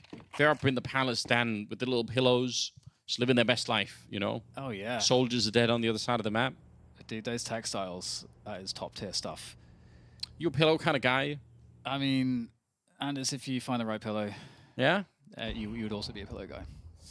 Listen, this is too much for me, though. Like, this is at a point where you've got more pillows than couch, which means you're like fighting the pillows to try and be comfortable. I mean, but pillows are multi-purpose, Anders. They're on the ground, Dan. That's when you know you've got too many. They actually can't fit there. You got some for your feet. You know, there's so much. Clearly, you're an amateur in the use of pillows. That's all I can determine from this conversation. You have been living in the US too long, because you've got pillows for your feet. So that's how that's officially the sign. Dude, I'm telling you, long flight. Get the pillows under your feet. That is it. It feels so nice. You close your eyes, pretend you're not on this like filthy confined space. Like, you know. I'm more of a, you know, making fists with my toes kind of guy. Okay. Myself. I took that advice from my heart like it was the truth, like it was scientific truth. I've lived my whole life doing that. Just interesting because that one scene. 7-1. Mongols in a power position here, but K-Serato, what you'd like to see. It's a really nice move to try and get some momentum back, try and allow for FURIA to have a sense that they can actually fight anything here, but he will get traded, obviously. So 4-on-4, still worth it for the Mongols. They're satisfied with that kind of a trade. Yeah, MongolZ is still looking for action here, potentially. Those smokes on Cat still up. And I like this aggression, though, from FURIA. Not allowing Mongols to have space for free. Really making them fight for it. Mongols now trying to get themselves up into the window. Blitz here, this is a huge fight, and my god, the find through the smoke from 910 is going to clear the path into the window and through jungle. Blitz goes because taken down by Yakindar, so 50 seconds left. And Yuri now in an interesting position because Mzinho has made his way past. He's not even checking it. Okay, there we go. Took a minute. Mzinho, it's only his 3rd kill. We haven't really seen too much out of him, but obviously he's an absolutely crazy player. 30 seconds now. The bomb is in connector and it's lost in here. Mzinho crouches in and takes down Yakindar. If he wins the fight there, FURIA have a real shot at taking the round, but now it's fallen. 1 versus 2 here. 20 seconds, and they're going to try and smoke him off. It's such a good play. Sensu's got a Molotov as well. They can try and keep him away from this. Down to 15 seconds as they do make the cross. The bomb has made its way over. It's such an awkward timing. Sensu, how are you not ready for that? That was your only job. He doesn't plant it. He comes back out to fight him instead. What a crazy move from this young player. 4 kills for Mzinho in the round. There's no way that Fallen saw that coming. Of course he's going to be planting the bomb. That's a gift. That was the initial kill for Fallen was a gift, and then the coming off the bomb, it did seem like it kind of just blew Fallen's mind that was a possibility in that moment. I think he's already going through the motions there, Anders. He wants to get that Molotov out. I mean, that's a laughing. So sick. That's kind of an all or nothing play as well from Mzinho, because the fact is, if he doesn't get the kill there, then he probably loses to the Molotov anyway. Good early find, though, from Cat for Yakindar. Early 5 versus 1. You can't say that's happened too often. In fact, also this 5v3 advantage here for FURIA. Now they just have to hold the advantage. They don't have to take any risks at this point. They've already got a huge advantage on the numbers. And we're getting a walkthrough on Palace as well in the midst of all of this. No! Finds the head of Yakindar. And that's now a 3v4 for Mongols. Push in Yuri. It's real early on here. Sensu did kind of look like he was thinking about it, but obviously he's got another mission in mind, which is to get the bomb into the hallways here. Fallen, I don't like that at all. Ooh, yeah, he made noise. I don't think he wanted to do that. What? A miss. Okay, I think it's fine. Yuri's position here, giving them the kill, kind of leaving not a lot of options. MongolZ missing another shot. I really don't even know where the bullets are going because there's not a lot of time. There's not a lot else that he could hit but a player there. Techno does go down. But the bomb's going to be planted if nothing else, right? Sensu. Okay, fakes it the once. Just testing out the waters here. FURIA, they can't really afford to screw up this round, obviously. And with Sensu already getting dropped a bit low, I think they're going to be okay with it. It's Fallen, taking a bullet. Even lower now is Sensu. Oh my god. There was a chance that they lined up there. He actually had a legitimate shot at winning that one. That round was wild. Just all these opportunities happening from some of those missed shots. MongolZ not only coming back into the angle, again, 5v3. Let's remember, 5v3, you kind of don't have to do too much as the CT's in that position, but we had a lot of movement from FURIA despite that advantage, and it created some openings on top of those missed shots. A missed jump out of the window, and absolutely wild stuff. 8-2 is still the reality, though. So despite the madness, the Mongols still decisively ahead. Yeah, maybe worth also just highlighting this idea that for FURIA, winning a round like this one, but it going from, basically a 1-on-4 or 1-on-3 into the 1v1, it's just hard to celebrate if you're on the CT side, right? It's like, we could have had some money, we could have more to work with, but still, everything is a struggle. We have to battle our way through every single round. Best they can do is 8-4. One thing I'll say, though, as a positive for FURIA is, I mean, they got 2 opening picks that last round, and, that's not been something they've been able to do too consistently, and those picks are coming in mid, which has been the base of the Mongols' domination, has been off of those mid-control plays early in the round, so the fact that FURIA don't have to just give it up is honestly a positive sign. Still looking to mid for some early value, the CTs of FURIA. And look at MongolZ go, finds the timing. Oh my goodness, another whiff there. That looked like it should have been on, but devastating. again, he's also hit some great shots, but I feel like every once in a while you see this kind of thing and it really feels like he is kind of on target. But obviously he's not connecting with those bullets. It's not even leg shots we're talking about. I really don't know how it's happening quite. Jump up, unfortunate timing there. And Senzu wanted to do too much. Wanted to try and spray them both down, as a result got none of them. Bomb is here though, with 9-10 on this AWP. You never really know. Awkward timing. Okay, Serato, just good lineup there. He's got 4 kills in this round. All right. The mid battle is indeed swinging in the favor of FURIA now. They've gotten reliably now openings. Despite MongolZ losing that fight and going down with the AWP, he still had, I believe, Yekindar out there from Cat, able to pick up a kill right away. Here it is, off of the jump to bench. Serato offering covering fire as well. So the dynamics between the mid plays has been great for FURIA. So it is a sign of life towards the end of this first half as we go into the final round. Even if they don't get this round, MongolZ, it's obviously still a fantastic first half. You're going to be so satisfied with this kind of a setup here. Blitz getting the spot. I think he also did get spotted himself. Oh, Fallen. They're going to put some pressure on here. Yekindar is there to help out, but Fallen being tested, and he has not come out on top in these B fights. That's been a real weakness, and I think the Mongols knew that from the start, because they kind of came into this game looking like they wanted to test Fallen in this particular setup. Nice little timing for Serato. He knew that Mcinio wasn't hitting the shots there, and now it's a 2 versus 3. Early Molotov going down to try and slow it. The bomb is planted and ticking away, and there is a kit on MongolZ trying to get in here, but he's actually going to die almost immediately. So now the kit is lost for the minute. They need to pick that up and go for this one. Yuri and Serato, they have the health advantage and the sneak in as well. Nobody saw that coming. Senzu gets one in return, and now he's ready. Yuri, he's out of time. He has to still pick up the kit. There's one on the ground there, but it doesn't matter. Senzu finds the headshot, and it's another round for the Mongols. Yeah, great switch up. You know, it was going to be coming at some point if you're starting to get all that value in mid. Really nice adjustment coming on through from the Mongols. Still, though, you know, FURIA making it a really close round, which I think is so encouraging. If you're against the Mongols, they have been having a lot of these dominating rounds. You're still in it. We're still seeing the confidence there. We're still seeing the plays be made, despite some whiffs here and there. I don't think that's indicative of a loss of confidence for any individual on the team. They're still making the plays that they should make. We're not seeing any tactical errors necessarily. So both teams still locked in, despite the fact that it's a 9-3 advantage for the Mongols. If we get a pistol, I could absolutely see FURIA making a run. I would love to see a bit of a comeback here. But the game plan coming into it for the Mongols, I think, was really smart. And again, we were talking about, you know, bullying in the first half. Then, you know, fun topic. But honestly, if you feel like there's a weak player in the bomb side, you should bully them as the aggressors. And I do think that they had singled out Fallen a little bit and said, you know what, he might not be ready if we're going to come fight him. And I feel like there were a couple of rounds there where that was definitely true. And he had Yekindar with him as well. And there was something about that defense that wasn't working as well as it should have been. Well, as we go into the pistol, salvation could be at hand here for the Brazilian squad. FURIA with heavy mid opening.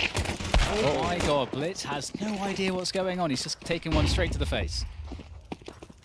Glock bullets ringing through the smoke. Pretty scary stuff. They're going to try and crunch this B-bomb site.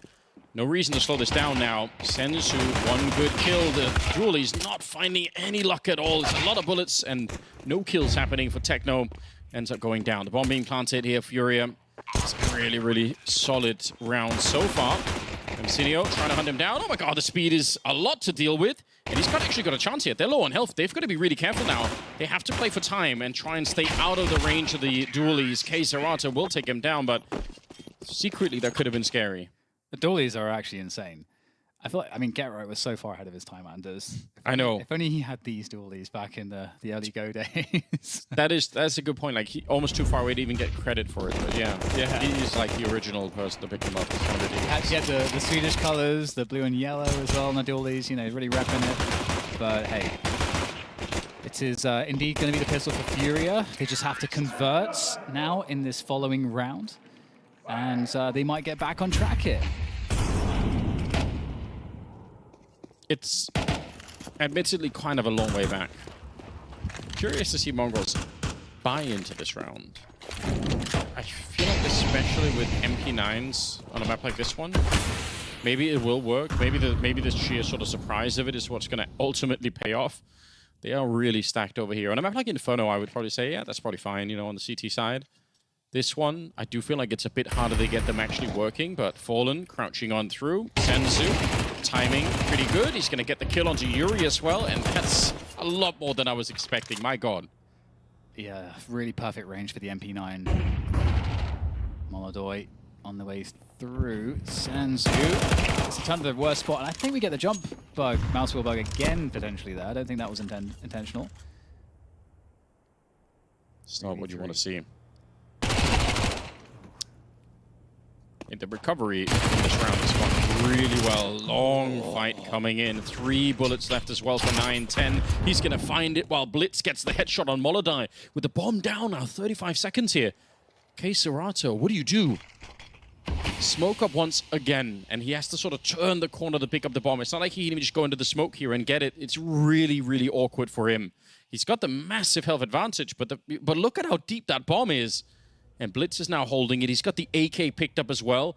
18 seconds on the clock. This could be the beginning of the end for FURIA. If they lose this round this early on to 4 MP9s, I don't know if there's any... He can't even get to the site anymore. He can't actually do it. Oh, there's just not enough time. Yeah, this is so smart. If they'd fought him, they would have given him the opportunity, but the fact that he don't fight him means there's nothing he could do. Oh yeah, try and find him at the end here. The round is already over, but you should. I love the fact that they try and do that. I love that there's a pop flash. Yeah. So sick.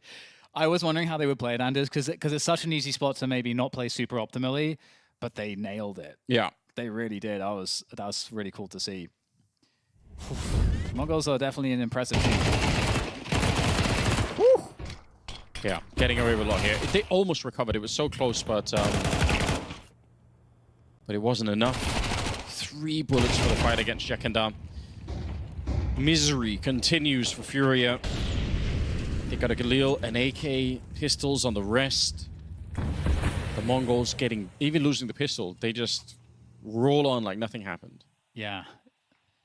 And FURIA make their way through the underpass, and this mid control is going to be annoying to deal with. 9-10 should be positioned to deal with this.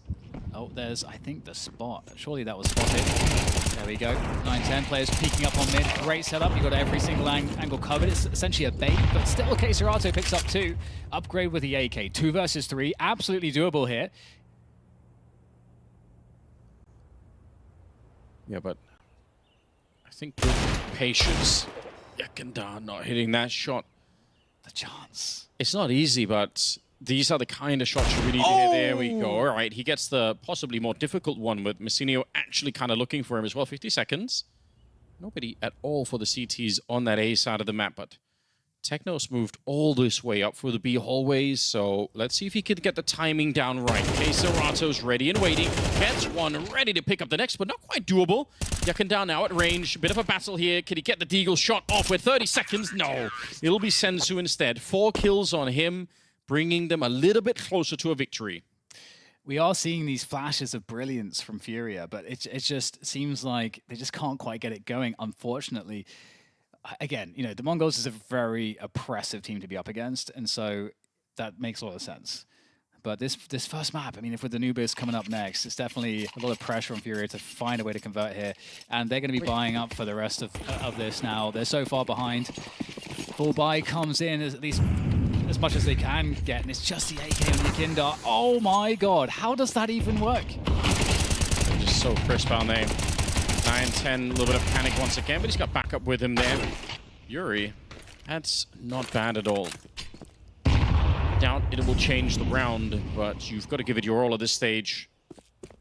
When you look at Kayserato and MongolZ's kills, you think there's no way this is an 11-4 type of game. I mean, they've got more kills than that.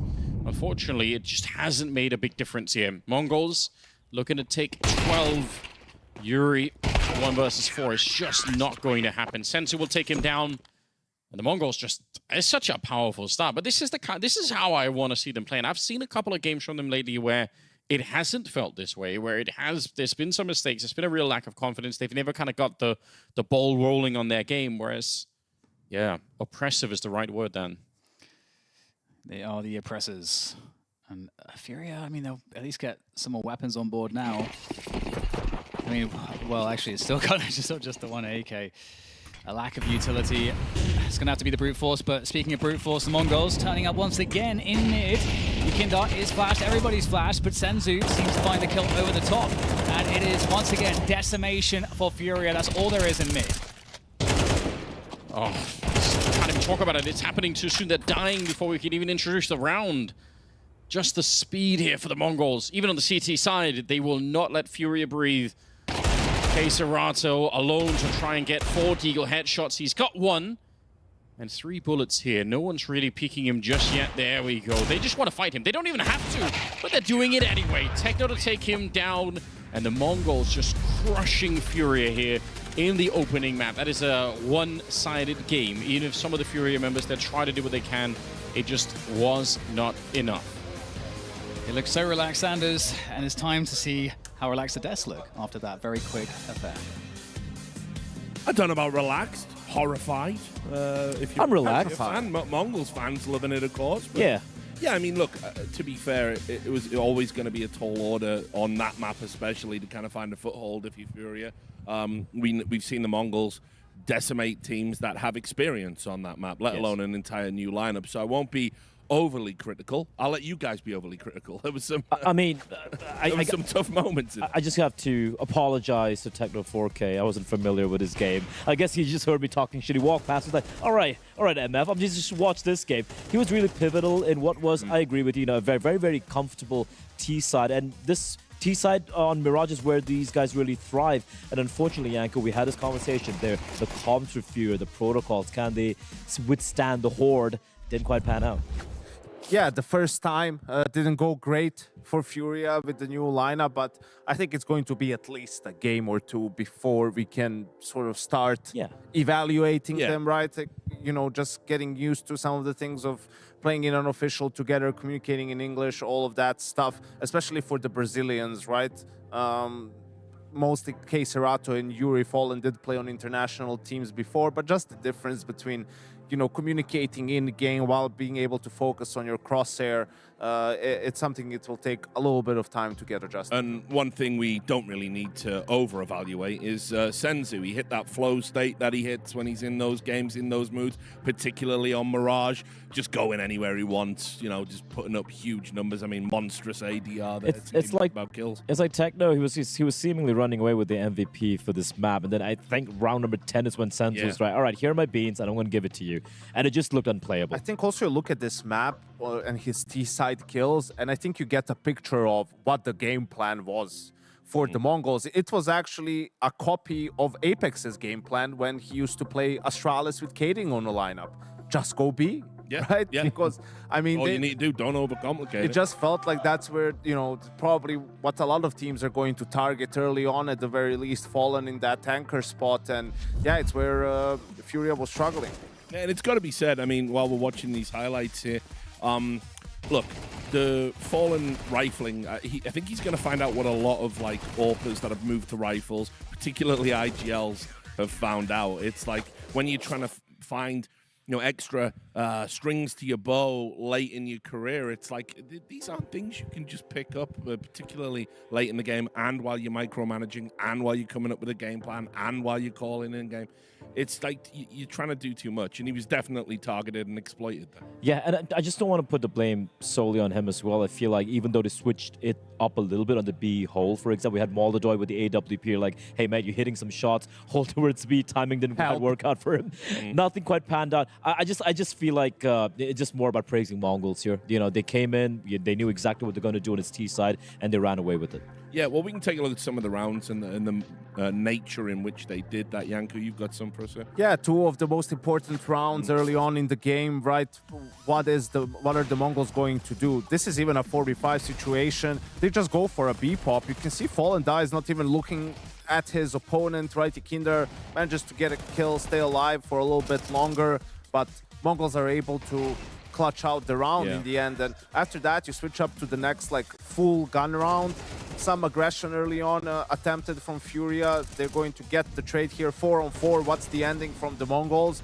B again, right? And it has been targeted by them in this game. They've had success early on. After this, in the next couple of gun rounds, they were mixing it up a little bit more because they knew, you know, FURIA is going to have to sort of react and put more resources. I'll toss this out to both of you as well. You probably saw it at home on your screens and picked up on it during the game. But, you know, MongolZ got those 4 pistol kills, started really, really well. Yeah. It's the second round. He goes and gets the AWP in the second round. Gets a kill as well. Yeah, and then but obviously they lost that round. They gave the AWP over to Mong. So I think that second round in MR12, like if you win the pistol and then lose that round, I think that's devastating enough. But if you're also giving over a free AWP, I think you are making it incredibly hard for yourself in that first. I see where you're coming from, but I really feel even if that being able to convert that round number 2 and, you know, they were like 3-0 up or something, Mongols would have still won the series in a very comfortable margin, in all honesty, right? But, yo, look, the good thing for MongolZ is, like, if you had any questions about the nerves of this kid coming in, and listen, it would be completely understandable if he shit the bed in his opening matchup over here, but I think he was pretty serviceable at 4K to start things off. He was, initially he was actually hitting a lot of his shots, but later on you could see when the pressure was mounting, he was missing quite a number of sitters, and when that happens against, you know, people like Senzu and Techno, you're going to get your head blown away. Yeah, I'm not going to, you know, again, same like with the rest of the team. I'm going to wait a couple of games before really judging him or evaluating him, because this is all new to him, right? Like just this setup, being in this sort of an environment. I mean, you have a guy, I'm sure he, growing up, was watching Fallen. Actually, he might be too young to have seen Fallen in his prime. He was growing up watching Yakinder at his prime. Right? Like, so I actually heard he had to check Wikipedia to see who he was. So, so, you know, it's going to be an adjustment period for him. And man, it's just the Mongols. It's one of the toughest teams to go up against, especially in your debut. So we'll see if they can put up a better fight on their own map pick. So let's talk about it. Anubis is coming up. Obviously, we know FURIA like this map. This is where they were going to with the old lineup. Do you think having a new lineup will change any of the dynamic in how they approach the map? I feel it's, you know, obviously it's a map trying to make it a home map, so to speak, right? But I want to touch more about how the Mongols, how they've been actually going for a bit more punish picks recently. Earlier on, they used to just go, all right, we're going to go to Mirage or Ancient, one of these twos. But we saw when they go up against the likes of, for example, a Spirit or some of these other teams, they've been going for this punish pick of Anubis. And yes, it hasn't quite panned out for them. That being said, against Spirit or a G2 for that matter. But I feel here it's not going to be as easy as, you know, some people might expect, considering it's Anubis and Mongols. I mean, Anubis is their third best map after Mirage and Ancient, you know, and then in Inferno after, and Nuke and Dust 2 is where they struggle in a way. So yeah, we'll have to see what FURIA has in store for us on this map, how they decide to set it up. Fallen was also talking about bringing in Yakinder as a guy who used to be an IGL and can be that secondary voice on the team too. Because we all saw how well that went. So we'll have to see how that third time's a charm, Richard. Yeah, sure. Let's just keep doing the same thing. I agree with Yanko. Like, this is where we're going to really find out what work they've been putting in, right? This is the map pick coming in. And again, map 1, I think it was kind of expected Mongols was going to make it clean. I said it as well. I would be very surprised if they made it a bit of a sweat fest. But I'm curious about Anubis, and I'm going to wait for this map to kind of finish before we can be a little bit more critical of FURIA. Well, in that case, I'll stop being a negative Nelly, and I'll ask Yanko to construct a scenario where FURIA can win. Tell me what has to happen. What would that look like? Well, there's, you know, the good old underdog boxes to check, right? Like winning pistols or having strong starts, sort of playing from ahead, limiting the number of gun rounds that Mongols have at their disposal, sort of try to pressure them a little bit or make them feel that pressure. And they're a team that can tilt, right? So if you can play it and frustrate them a little bit, that might be your way in. And also just, you know, they won both the pistols in Mirage and got E-code or like force bot. So yeah, win the pistol, string a few rounds together, leave yourself a little bit of breathing space. Anubis is very, very T-sided indeed. So trying to work that to your advantage. All right. Thanks a lot, guys. It wasn't a great debut. The only way is up for FURIA. We're going to see if they can get it done on Anubis after this break. She said she loves you. But she can't love me. But I love you. Yeah.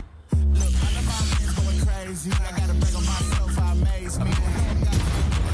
See Joe like I'm back in the 80s. I won't play window anymore. What's going on? Play your role. 1xBet. On to the next one. The human body was built to move, not trapped at a desk. one singular posture for 12 hours a day. It's time your chair evolved. This is Secret Lab Titan Evo. Ergonomically engineered for you, gamers, hybrid workers, artists, backing your every move.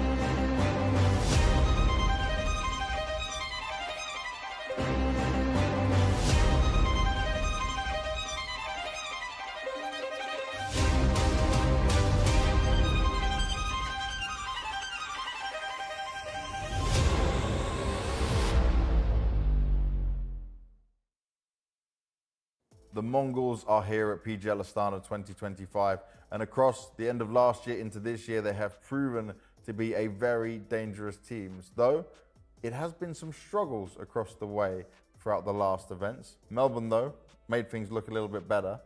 I need to ask you a strange question, Techno, to start off with.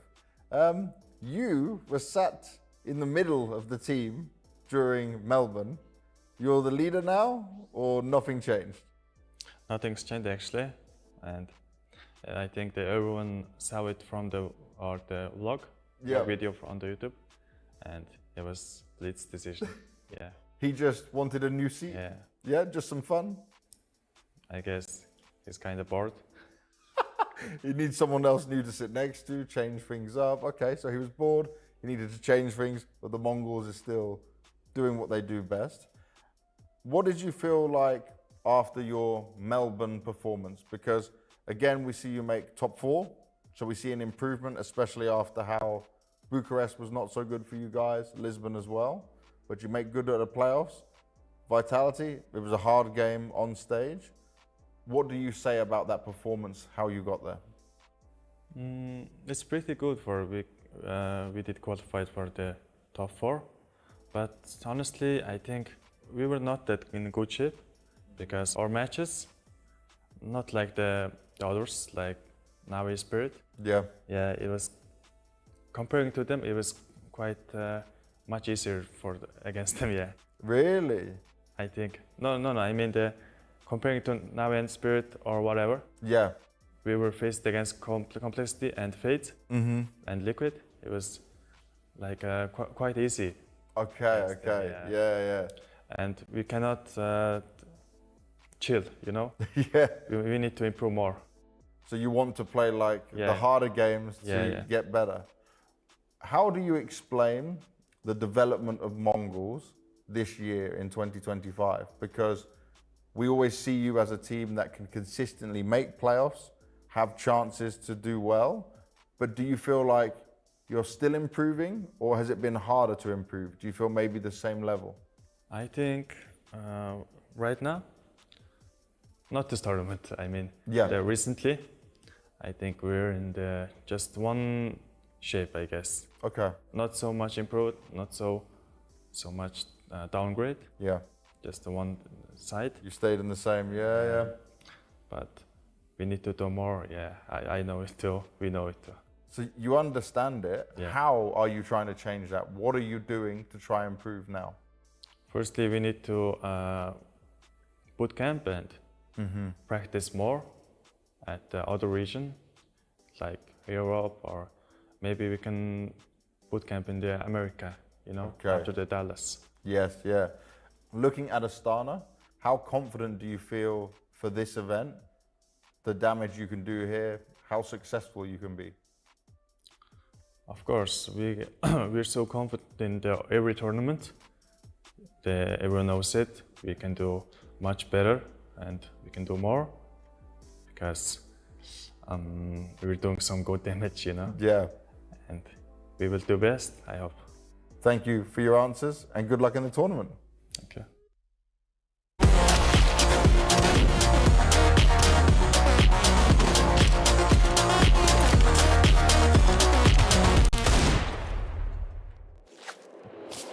We are back once again. Second map is coming up. It will be on Anubis between FURIA and the Mongols. It was a very one-sided game to begin with on Mirage, but to be honest, this is also the map pick of FURIA here. So let's see if they have something more.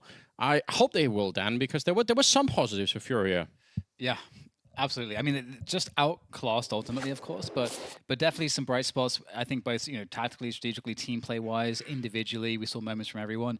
MongolZ had a good start and it kind of just tapered off.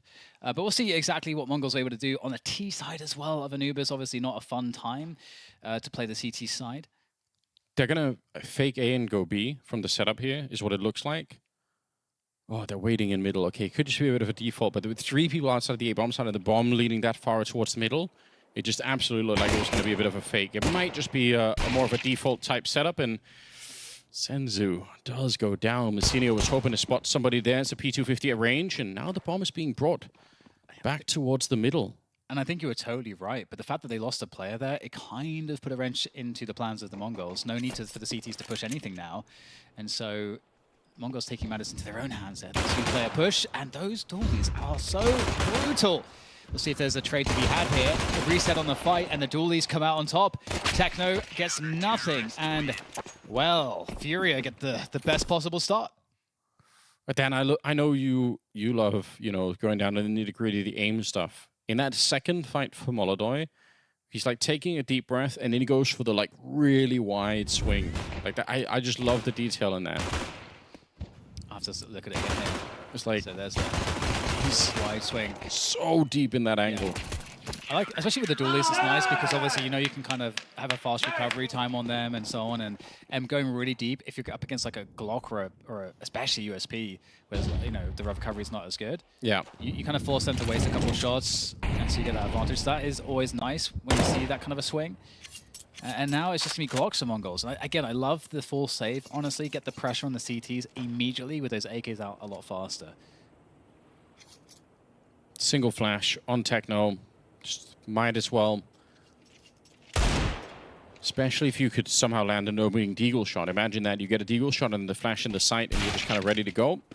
It's not going to happen, though. Flash does go over, but it's really high in the sky. And I think there was part of the building there that was kind of blocking everything, so far so good. FURIA, they did lose the second round after winning the pistol. That's you just pin him to the wall. Oh man, I feel like MongolZ can't catch a break. For some reason, he just catches a bullet in the head as he's jumping through the angle with his player who's on the other end knowing nothing about that. I feel like it's really just, again, fate. I believe in fate selectively. I think that's it's kind of moral system. It's hard to convince other people off, Dan, but for you, if it works for you, I'm happy for you, We've all had those games where it's like we feel like we are somehow getting singled out by the universe. That's definitely true. Both for good and bad, True. Well, let's see if the Mongols can get back on track as quick as they did on Mirage, because it was kind of scary. Lovely push coming down from Yakandar, pushing in front, and they've got MongolZ behind him. Yakandar really has to trust that his sniper there is going to be able to help him out otherwise, because he knows he's going to get repeat. He knows it's going to be more of a fight. I love it from Blitz. Ready for this one, but they didn't quite get the kill. So 5 versus 3, even if Yakandar and Fallen are a bit low on health here, it's some great CT aggression, which on this map can be very hard. Probably the hardest map in the pool right now to actually try and get something done on the CT side. Yeah, I totally agree. And it puts MongolZ in this position, moving as a duo up in mid, Techno with 9-10, looking for an opening. And of course, they can kind of go anywhere here. They can get this kill, which they do. I don't like this. Unlock both sides of the map. And right now, FURIA don't know which way they're going with the bomb. FURIA stacked so hard towards the A side that MongolZ is alone here with the AWP. That smoke is not going to hold anyone back. Blitz is going to come through that every single time because there's no reason not to. Oh, MongolZ, I still don't know where the bullets are going. I feel like this happened so much on the opening map. Even if he played well, and he really did, there were so many shots like this where it just feels like he has the chance, he could do it. This is very awkward. This is a super losable round right now for FURIA. Technically, a 4 versus 3 or 3 versus 5 to begin with, but some of them already low on health here. Fallen, he should have been gone right then and there, but somehow gets the burst off on Blitz and takes him down. Flank coming in at Techno shot in the back. It's just 9-10 here. Crouched in with the AK, and they are everywhere around him. He picked up the first one. Yakenda, I think, smartly not peeking immediately. Super clever for Yakenda not to go for that fight right away. But this is a round that, honestly, FURIA, they should be quite happy that they even get out of alive. Yeah, yes. Again, we kind of go back to this theme so far today where when you get a big advantage on the CTs on the numbers, you kind of don't need to do too much. But if you do end up gambling on a site, like we saw there, you can get into a tricky spot. And that round was so winnable for the MongolZ. And, well, you know, moving forward, I hope that we do get, as you were mentioning, some more CT aggressions out of FURIA. I think when you're playing against a top tier 1 level team, you cannot just let them execute their default. You've got to try to play disruptively. I wonder if production could find the shot that MongolZ missed there, because I feel like there was like, he does this weird shake right as he shoots that kind of, I don't know if that's what's messing him up, but it'd be really fun to see like a really slow replay of some of those shots, because there's something weird going on there. Again, like he played really well. I'm not trying to like wreck him too much. Activity detected. Yeah, get the Ghostbusters on track. Get him out there. Hero AK on 9-10. Some pistols for the Swarm to get 9-10 into that spot to maybe get a trade. Honestly, this is super dangerous for the B-bomb side. Having 2 people here is already... It can be very hard to deal with. There are so many rounds that are lost here due to this double setup. Yakenda pushing forward. Oh, it's kind of awkward. He's going to get traded. It's a very nice shot coming back with the Deagle, and Senzu pins Yuri to the wall once again, and that's it. The bomb's going to be planted here. Throwing over in some of the weapons, spreading the wealth, as it were. A little bit of socialism on the Mongol side. There we go. Fallen creeping on in. M4 in hand. Blitz. He's got the right idea, but it's a very vicious return coming in from 9-10. Yes. Kazakhstan and MongolZ walking away. And it's one of those interesting spots, too, where MongolZ had like just like the perfect setup where they were kind of ready to go. And the fact that FURIA were getting aggressive against the pistols, and they had to make it safe, so they used 2 players at E-Box. It creates this world where even if both of those players on the Mongol side die, well, the rest of MongolZ, the 3 other players, are always going to be rushing off of that. And now you got 2 CTs stuck E-Box. So it's still like a dangerous situation. So it's an unfortunate opener to select for FURIA on that side of the map. And this is why actually what we see in a lot of different maps, like I'll use Train as the example. On Train, you know, a lot of CT sides they'll just play really far back and allow a T side to get an inner plant on the B site and then play retake, because it's way less dangerous than trying to play up close as you normally would. Definitely the danger is kind of illustrated for us right there. I feel like on the B-bomb side of this map, it's hard to play, you know, that far back, just because retaking can be so risky. But yeah, there aren't a lot of good solutions, I think, is the answer on this map, unfortunately.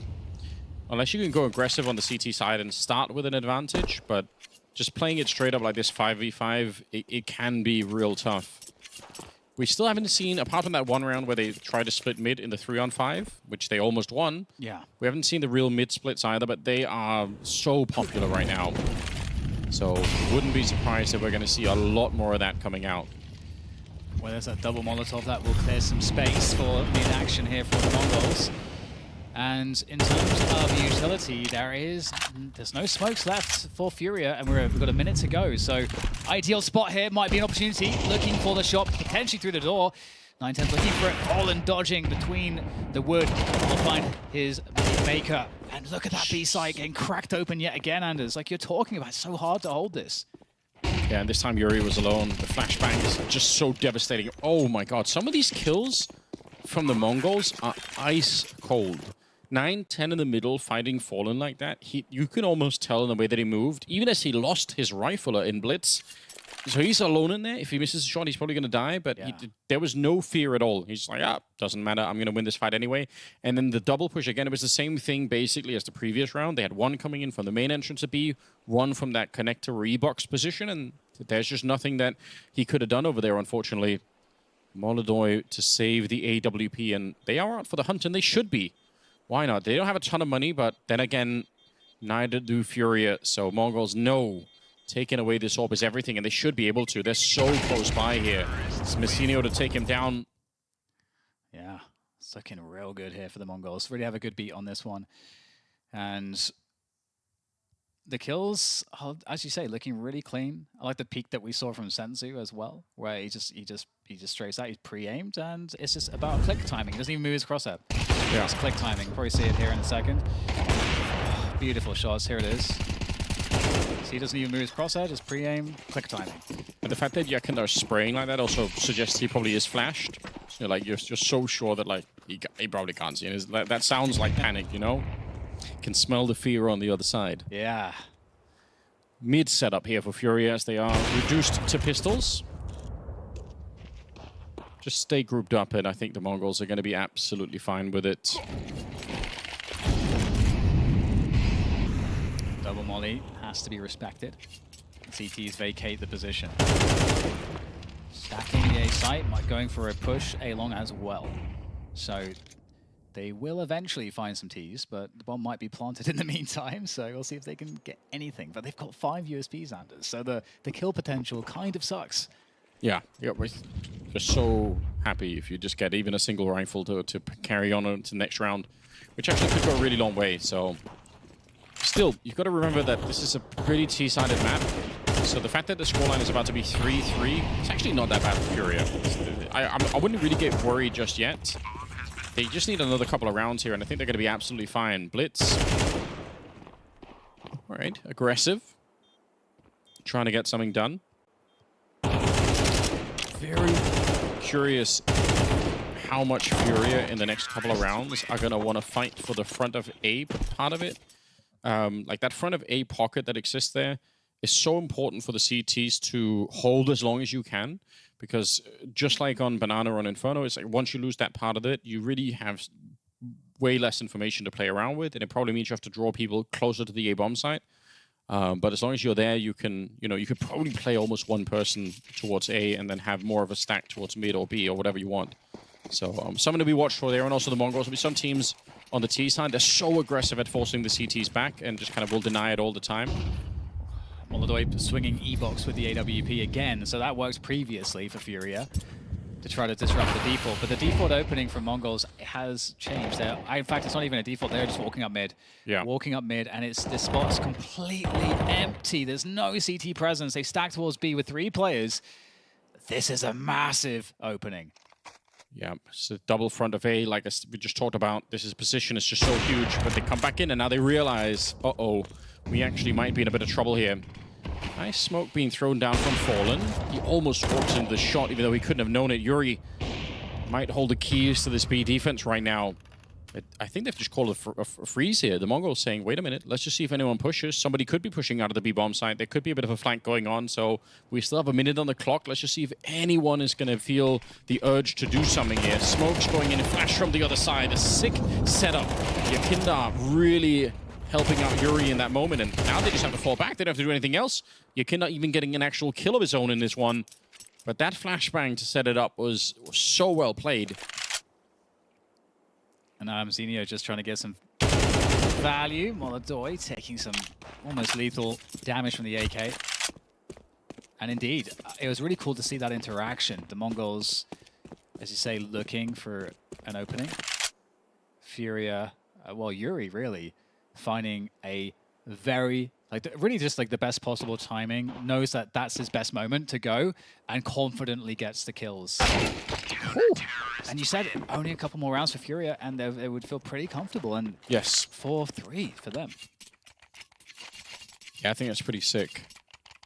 It's sort of a weird balance to find for FURIA when you know that the other team has called for that kind of a freeze in the middle of the round, because if you wait forever, that can kind of also be a mistake. And this time they just found a really, really good timing with the flash in. I think that you could see that Yakinder actually went from the B-bomb side back into CT spawn to throw that flashbang for Yuri, and it just couldn't have really been any better. And you also, like, you know, you're right. Like, as the CTs, you don't know that it's 4 players there. Yeah. Which ended up being kind of the problem for Mongols. Had they had more of a split, they could have found an opening elsewhere to then unlock the 3 players. So I totally agree. But it was also good coverage too from FURIA. There was only a couple holes on the map, but very cognizant, very aware. And we're off to the races once again. FURIA. We'll see if they can find an opening, and we'll see also what Mongols decide to do, because that was a break from the typical opening that they've had. And yeah, here we go, back to that typical default.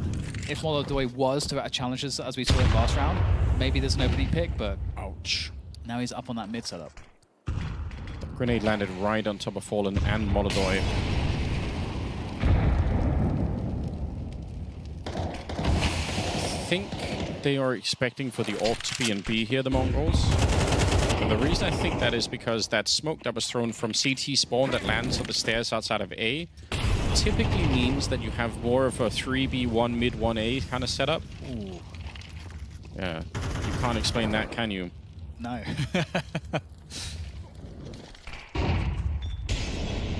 Actual fire on top of his head, but he just took no damage for it. MongolZ missing a flick here, Blitz. That is so dangerous, but he does get out of there. Exchanging a couple of grenades. Fallen has picked up the AWP, and as we all know, he's definitely capable of using it. Not going to miss the opportunity to take down Blitz there. Creeping on through. Senzu again. This connector position is just so pivotal on the map. And so far, the Mongols have won a bunch of fights here, but now they're going to go back towards Kazakhstan instead. He's had a bit of a boring time over at this side of the map. We'll see if he can get something done. 30 seconds. He knows they're coming, but they don't have a Molotov to get rid of him, so he can just stand here. Such a huge off angle. Something that's missing. Flashbang is not the same thing. He's going to throw out one of his own and Fallen to step it up. Nice shot onto Techno. And I think that is enough here. 16 seconds on the clock as they try to make their way past, but Kazakhstan is such a high IQ kind of round for him. Not showing himself, just staying alive way, way past when he should have been going down. And 9-10 knows he can't win the round. It's Kazakhstan. It's only 1 kill, but it's so much more than that. Yeah, absolutely. And Kazakhstan, I think, you know, when I first saw him burst onto the scene as well, felt like a really momentum-y kind of base player, like aggressive and so on. And certain players can certainly, in these types of spots, there's never any action, you never get any kills. You can kind of get iced out a little bit. You can start to like lose a little bit of confidence just because you're not getting any action. I know we've all felt it. Yeah. But yeah, to get that 1 kill and then basically in his head it's like, now my job is to delay. Yep. Just play delay. And he did it perfectly, like you said. In a different round where Mongols try to go for that push earlier to the A-bomb side, they will have Molotovs to clear out that position. That is something that always happens. The only reason they did it is because it was kind of a late thing. Yuri here in front of the smoke, almost flashed through. That could have been sick, but Techno was in front of the flashbang and just takes him down completely. And that's a much-needed early pickoff for the Mongols. They've been struggling to win these opening advantages over the last few rounds. MongolZ in the middle, trying to see if he can fake them out. Senzu, again, coming in from the connector. He knows that Fallen's out there. Fallen's actually in a lot of trouble right now. Blitz doesn't have a Molotov, but he does have an HE to try and blow it open. And yet Fallen knows he can't stay there forever. Unfortunately, Kazakhstan is now on the bomb site alone here. They couldn't even help each other out. Big opportunity for the Mongols here. FURIA again, 5 rounds already pretty good enough. Kazakhstan being allowed to fight them just one at a time. Why would the Mongols give him the opportunity? I can't even explain that. It's a 2 versus 2, and that's actually a real opportunity right now. Ooh, isolated, another duel there. Kazakhstan picking off Blitz, and now Senzu, 11 health, 30 seconds. Is he going to be given any love here? Absolutely not. Kazakhstan anchoring the A-bomb side, anchoring the B-bomb side. And as Kazakhstan is delivering. That's 4 kills in the round. And, you know, sick play from Kazakhstan, but this is definitely a bit of a system failure as well on the side of the Mongols. They pretty much did everything they needed to. Once they isolated the kill on Fallen, I would say they're about 85% of the way to winning the round at that point in time. And this you could even see Kaserato's aiming to the right side of the obelisk. Why is there no one else peeking me? Like, why am I just being allowed to fight, one at a time? How sick is that?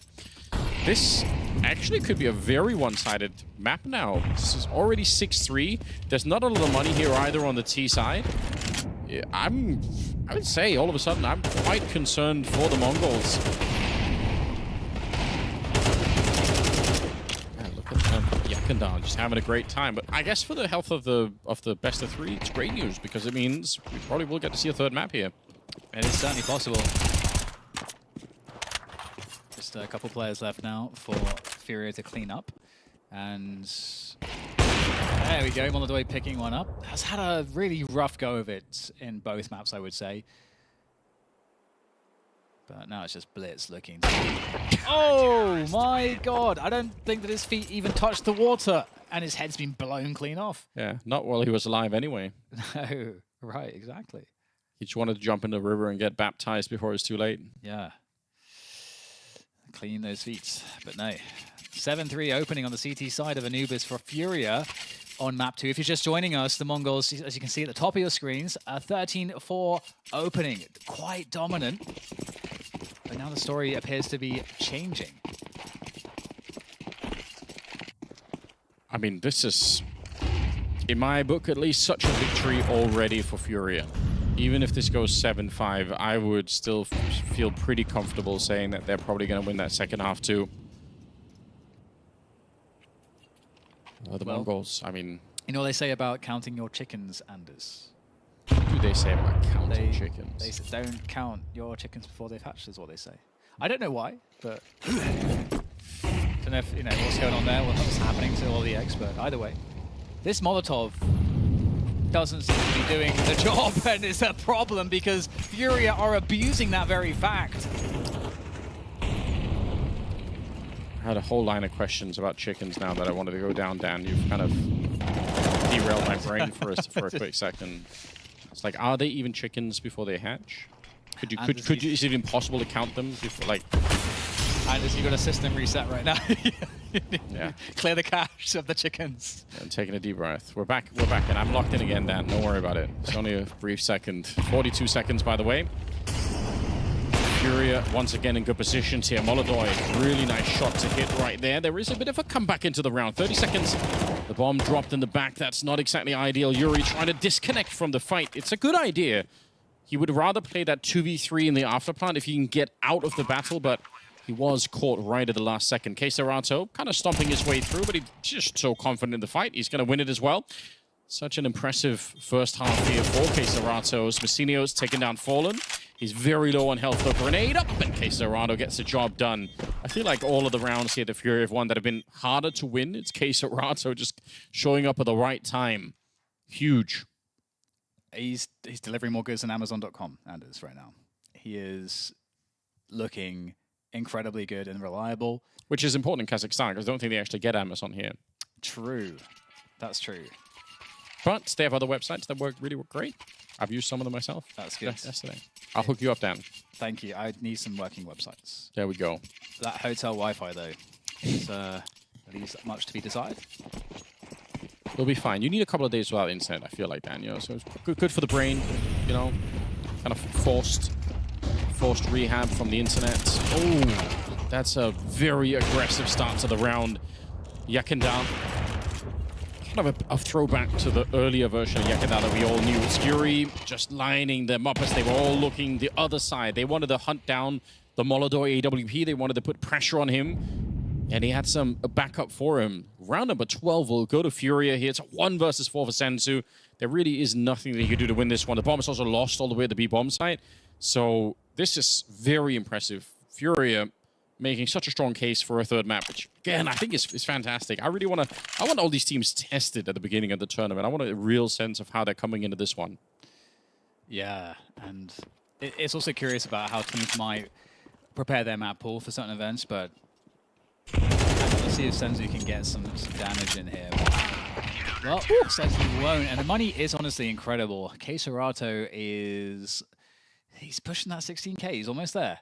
He's almost there. Well, he can't use it into the second half, unfortunately.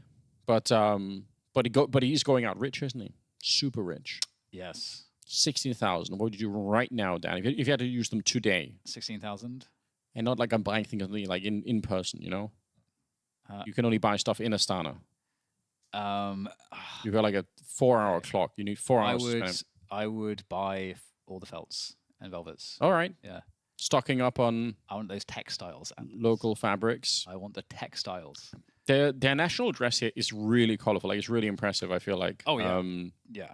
They understand something about that. I don't know what... I actually genuinely don't know what the Danish national dress looks like, but it's probably really boring, so... Yeah, I was going to say, I feel like probably a reason for it. Probably is. Yeah. Yeah, I mean, there's natural selection with, like, in culture, right? It's the stuff that actually moves on. It's because it's probably, hopefully, good. More exciting, yeah. Maybe that's not true in all cases. I don't know. Anyway, moving swiftly on. 3-9 scoreline here for the Mongols, and it's not a good start. Going into a CT side on Anubis in this fashion, as you were saying, it is certainly a reason to worry. And we'll have to see how they can open things up on the pistol. You have no idea how angry I'm going to be if FURIA don't win this. Like, I'm genuinely going to be mad.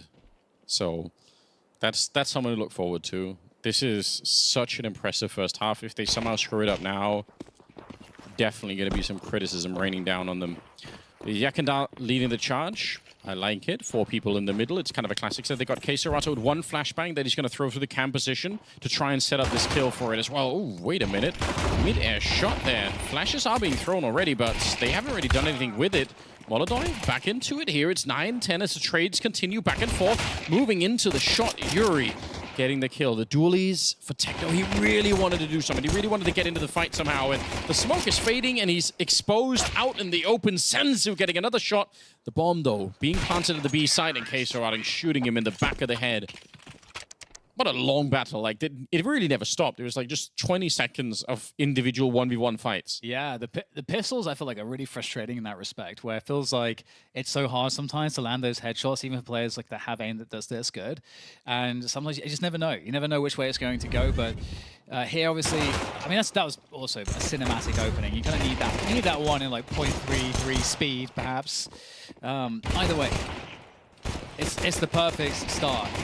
It's the perfect start for FURIA to close this map out very quickly. Yeah. And that's definitely what you need to do against the Mongols.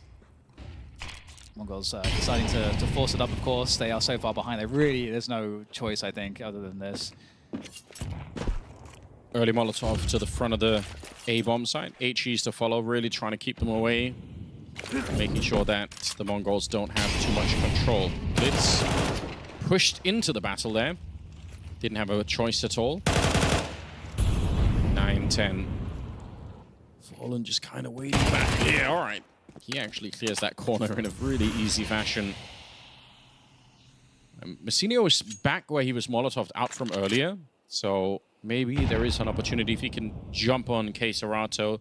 That would give them a little bit of control back in the round. But they just don't have a lot of good weapons, unfortunately, on the CT side. There are 3, though. They got some numbers on that B site, which does look like that's where the bomb wants to go. Potentially going up mid, though, so options will always be open, and I think that's always good. Always leave yourself with some options, Anders, in life. Having a bit of a plan B is definitely worth it. And when you're in the middle of the map like this one, you can pretty much do whatever you want, so I do like it. Sinio goes down, Senzu. I don't know how he thought he could run through the middle without his rifle being out, but swiftly reminded that was not going to be the case. It will be 11 rounds for FURIA. Super impressive stuff. I really enjoy the fact that they're playing it this well, especially because I think you brought it up a couple of times, right? But even if they did kind of get crushed on the opening map, there were a lot of moments where they still looked pretty competitive, and it looked like they had some rounds there. So it's good to see that it wasn't just for nothing, that they actually are ready to battle through. Yeah, and it is interesting too, because obviously coming into tournaments like this, one of the points I was beginning to make but cut myself off on was you don't necessarily know how teams might be prioritizing certain maps when they're scrimming, because teams will approach it differently. And if they're expecting, if they want to get really deep in a tournament, they can do so off of just like thinking like, oh, best of threes will have like one guaranteed really like 2 guaranteed sick maps in a best of 3, and one that we just will probably be bad at, but we can kind of play. You know, some teams take that approach. Some teams develop a wider map pool. And so if you come along like FURIA and you're like showing everyone that we're actually really sick on Anubis, when you get to teams that have a better overall map pool, this could just get banned. So if they've over-invested time into this, not saying that they have, but these are just some of the things, you know, that you tend to think about when you're on the other end of the veto against them. Ooh. Oh, that was beautiful. Let's go. I can't help but feel like this is just all for show. It's not to say that the Mongols shouldn't fight back and shouldn't try and do whatever they can here, but I don't think I could even explain how shocking it would be if FURIA couldn't find 2 more rounds from this stage of the game. You just don't want to be seething with anger, that's all. I definitely do. Well, it's also a great motivator, you know? Sometimes I feel like for a lot of people recently have discovered, like in the last year or so, just the joy of hate watching certain teams. And yes. I myself do it from, you know, on occasion. Yes, yes. It's could be a different kind of way to enjoy the game. That is why I won't miss an episode of Meghan Markle's cooking show, Anders. Why have you done this to the broadcast, Dan? I feel like if we had a way to find casters, now would be the time. Now would be the opportunity. Well, I'm so happy. Up until this moment, I had never even heard that was a thing. Oh, you didn't know about it? You've ruined it for me, Dan. I don't want to know what the celebrities are doing most of it. I didn't need to know that Katy Perry had gone to space at all, but I couldn't stop myself from knowing it. I had to be force-fed that information 10 times a day for like a week. Yep. Blitz. Ooh, chance hit. Yeah, not trying to go to space, just trying to see if he can win the round. Good start. Oh, he manages to make the recovery happen. So 3-11, soon to be 4-11, and we are not too many rounds away from having to, you know, what's the term? Commit you to a mental asylum. Yeah, I do need to. There's a better term. I forget what it is, but you know, you get the gist. Yeah, maybe we can get Kassad on the line, and he probably knows where they are. He's been googling them for Maui, so I'm sure he knows if there's one in Astana. This is again, in truth, I just think this is sort of a bit of a hiccup. It's not ideal for FURIA. I don't think it's a big deal. It has to go so much further than this, but here's a nice clutch nonetheless with the MP9. You love to see it. Good burst at range as well. Just everything about it working out pretty well. Yeah. 910 picking up an AWP. Obviously, money is right to the limit. There's no looking back, though, from this point of view, and 910 is delivering yet again. Just like on Mirage, looking flawless. Yakinda falls to the ground, and now it's a 5v4 advantage for the Mongols. So they're going to go. Be great for them. They will not slow this down. Just Massinio on the other side. Flashes, grenades, everything else. He's trying to throw down the incendiary. Remarkable job. I thought for sure he was going to get traded. That incendiary was never going to stop them, but he's just so on point. Really crisp kills coming through for him. He's finally taken out, but still leaves them in a 2 versus 4. And more grenades being thrown in. All the fireworks on top. The incendiary never touches the ground, unfortunately for them. And MongolZ getting a kill. The Mongols don't really need to be fighting this hard. They're kind of giving this round back in a way. That's so scary. Yuri, you know, 1 versus 2, but look at how low they were. That's definitely a lack of discipline for the Mongols. The first mistake was MZinio's play, because that's the common spot where you get 2 and you're like, oh, I got 2, I did my job. But the problem is that he had the position that just completely locked up everything, where they have to swing into 2 players. And sure, they can hit a shot against a player that's longer range that makes contact first, but then MZinio is guaranteed a trade. Like, it's absolutely guaranteed. So by him actually going there and removing that forward position, it then, if FURIA hit a couple of headshots, it's on. It nearly was. Kind of interesting. Gonna go back towards the A side. Test Massinio again. He does only have a smoke this time, and to be honest, I mean, why not? If they had that Molotov for the cake, it would be even more fun, but yeah, a couple of flashes to rain through. They've already thrown a couple of them. He's calling it in once again, saying, I need a bit of help. Oh, the spray down is just so good, and with Techno there to back him up, it's a little bit harder than it seems to get those kind of kills in a position and so easily be traded, but not the case. He's up to 10. They don't lose a single player. 6-11. Yeah, so, you know, we're getting closer and closer. And, you know, just... I'm not worried. You're not worried? Yeah, there's only so many gun rounds. But obviously the loss bonus is going to accrue and has accrued already at this point. And we get a timeout from FURIA. And their logo will never not make me think of Thundercats. For those of you old enough to remember Thundercats. I'm obviously old enough. That's not the problem. I still don't know what... maybe I do. Maybe you never made it to Denmark. I feel like we did get a lot of it. Was it like I guess like an American thing? I don't know. Probably. We had it in the UK, obviously, but... Well, I've missed out. Maybe I have to go back and find out. 10 viewers who are like... Just to be sure you are aware that it's not a cat. That is a panther. I mean, Thunder. Kind of same situation in the actual cartoon as well, I feel like. Well, it depends on where you are, you know. And also, like, they're felines. If I'm out in the forest and I get attacked by a cat, I'd be so much happier that it was a panther. I'm just saying. Yeah, fair enough. Certain situations, I might distinguish between the two.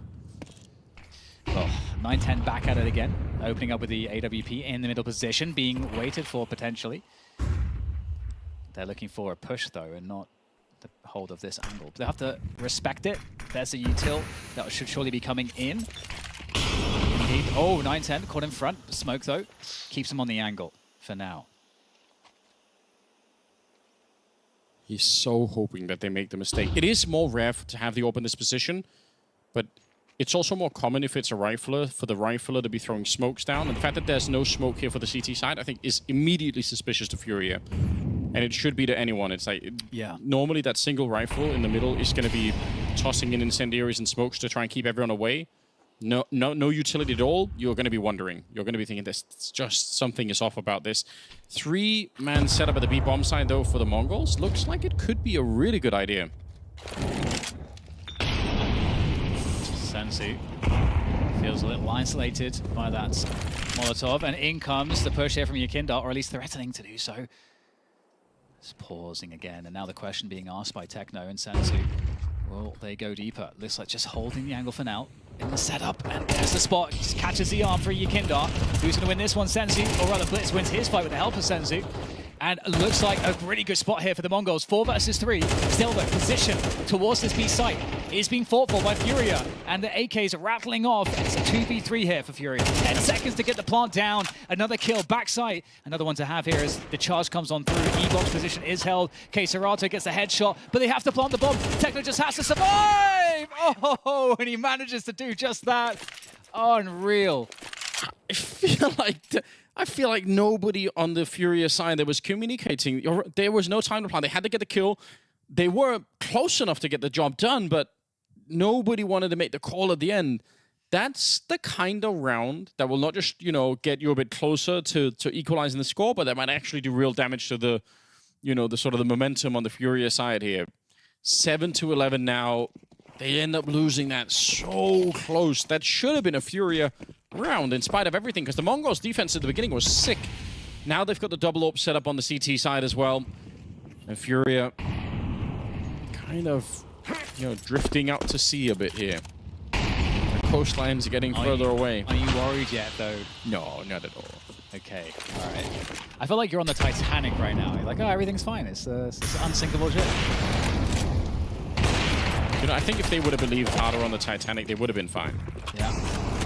That was what was missing. Oh, FURIA just charging it through. This is why I'm not worried, Dan, All right. I knew they were going to have a round like this one. Makes sense.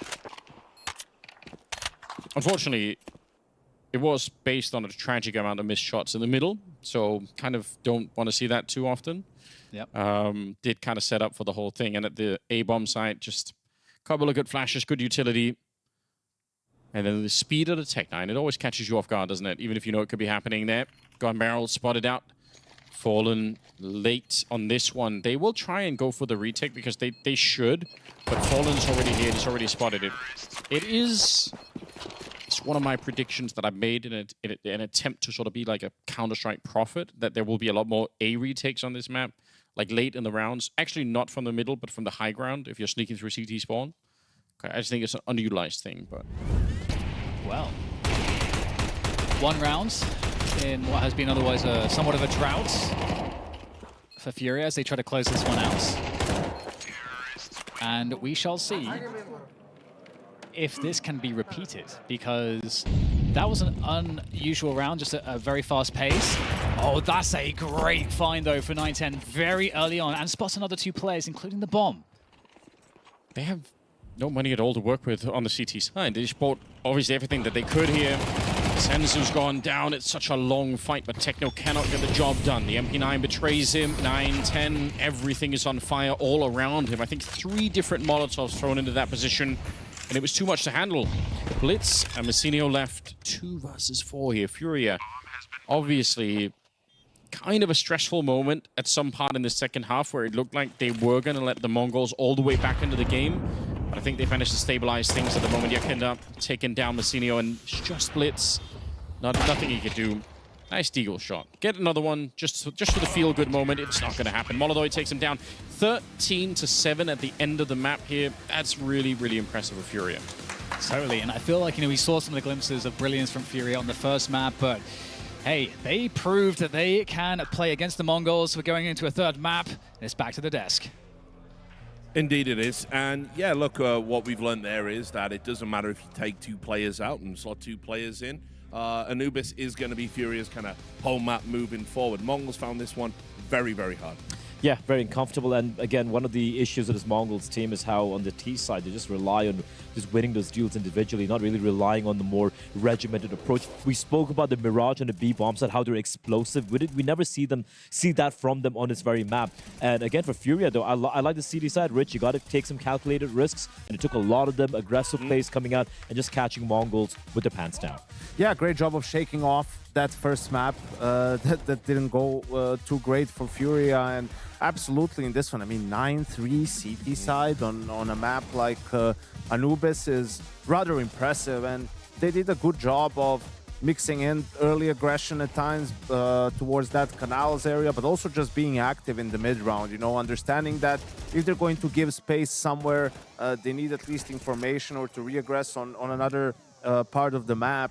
And Yakinda definitely had a lot more impact on this. And you can even see a lot of the rounds. We'll obviously have a couple of rounds we can play on later on, but on the CT side, one thing I liked a lot was Yakinda was a guy moving around a lot on the CT side. Obviously, he was doing a lot of communicating as well, and a lot of just, he was also, by the way, 2nd top fragger for his team in the server, but also a lot of, flash assists, utility assists, talking to his teammates. So a good outing so far. I guess, as I said earlier, Rich, I was waiting for this map to see what this FURIA looks like, and thus far, at least on this map, they've done their homework and they look comfortable on it. Yeah, I mean, it's more than comfortable. I mean, you have to understand what they've just done there is they've beaten an elite level team. Maybe that's overselling it. A close to elite level team. Mongols have made better teams sweat on this very map. Yeah, so, yeah, they should be pretty happy with this. And look, this is the real story of this particular map as well, Yakinda. I want to just say, while we take a look at the heat map here, this is a player that, I don't know what happened towards the end of his tenure in Liquid. First of all,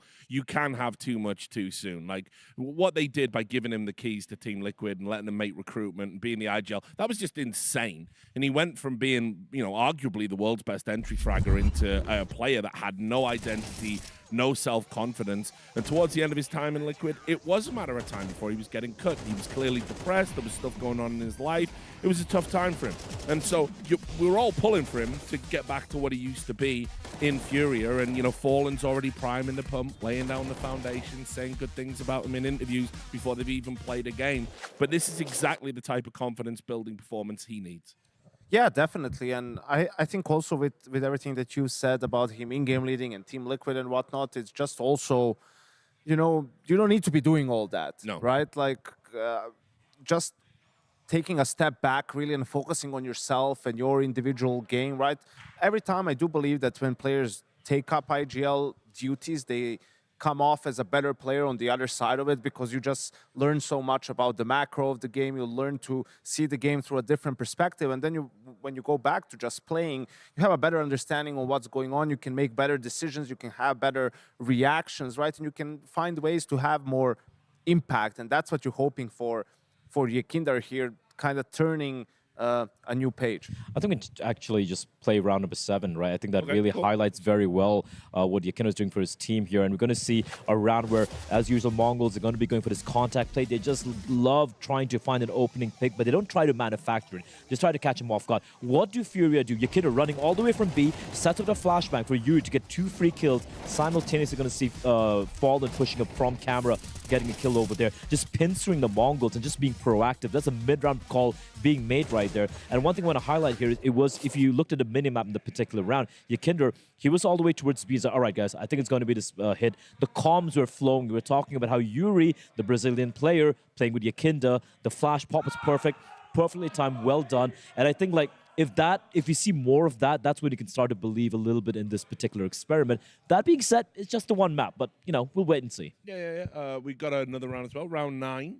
Yeah, I think for me, this is just Mongols sort of dropping the ball and not being on point. They did have some opportunities in that first half, albeit not too many. And you're going to see early on in the round some plays from the side of FURIA trying again for that aggression to take map control. Doesn't work out. It's a 4v2 here for the side of the Mongols with just one player left in the site, and they don't do a good job of sort of spacing and making sure they get the trade. HOTU is able to get, I mean, 3 1v1 fights in a 2v4, actually 4 in the end, and managing to find all the kills. And it's after this round where you're seeing like Mongols are letting this one slip away. Yeah.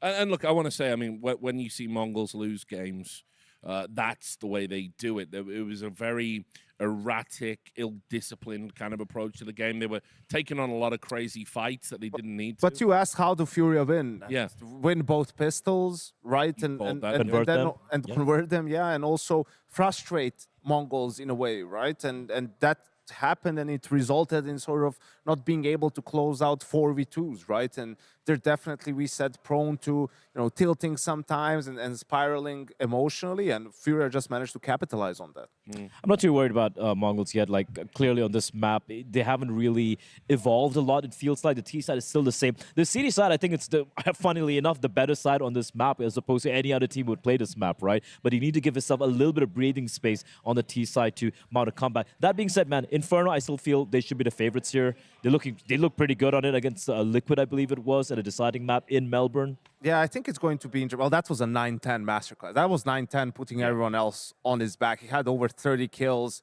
It was a crazy performance from him. But I feel like Yakinda, and on Inferno even more so than any other map, is the Russell Westbrook of CS. Like, you live by him, you die by him.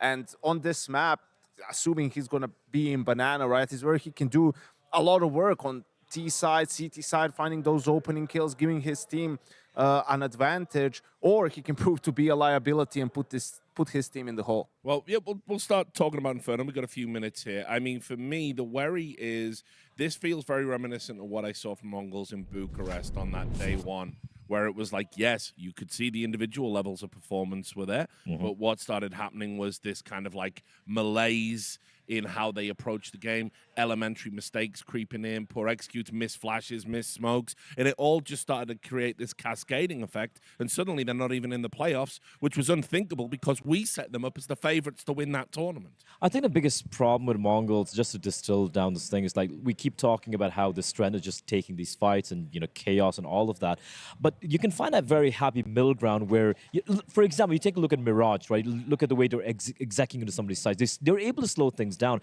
They can default very, very well in a couple of maps. I'm talking about Ancient, I'm talking about Mirage, but just those two maps. When you talk about an Anubis, which you're clearly playing quite a bit, for example, or Inferno for that matter, it seems like that particular playbook goes out the window and they just regress into some Paleolithic mindset. We just want to take fights all the time. So a little bit of more nuance on these maps, put in a little bit more work, and suddenly you're going to see Mongols who could look much better on a map like Anubis, or on a map like Dust 2 as well. I mean, I'm with Yanko on this one. I think my worry is Yakinda is a bit of an unknown quantity on this map, but when you think back to his good performances and what he used to do when his career was on that uptick, used to dominate Inferno. That's a long time ago, Rich. I know. It's a different game as well. I think sometimes it's just also trying to do too much, right? If you go back to his Liquid days, even at times when they would secure an advantage, he's still going for the fight. He's still, playing a little bit too aggressive for my taste. So we'll see if in this lineup, playing with the likes of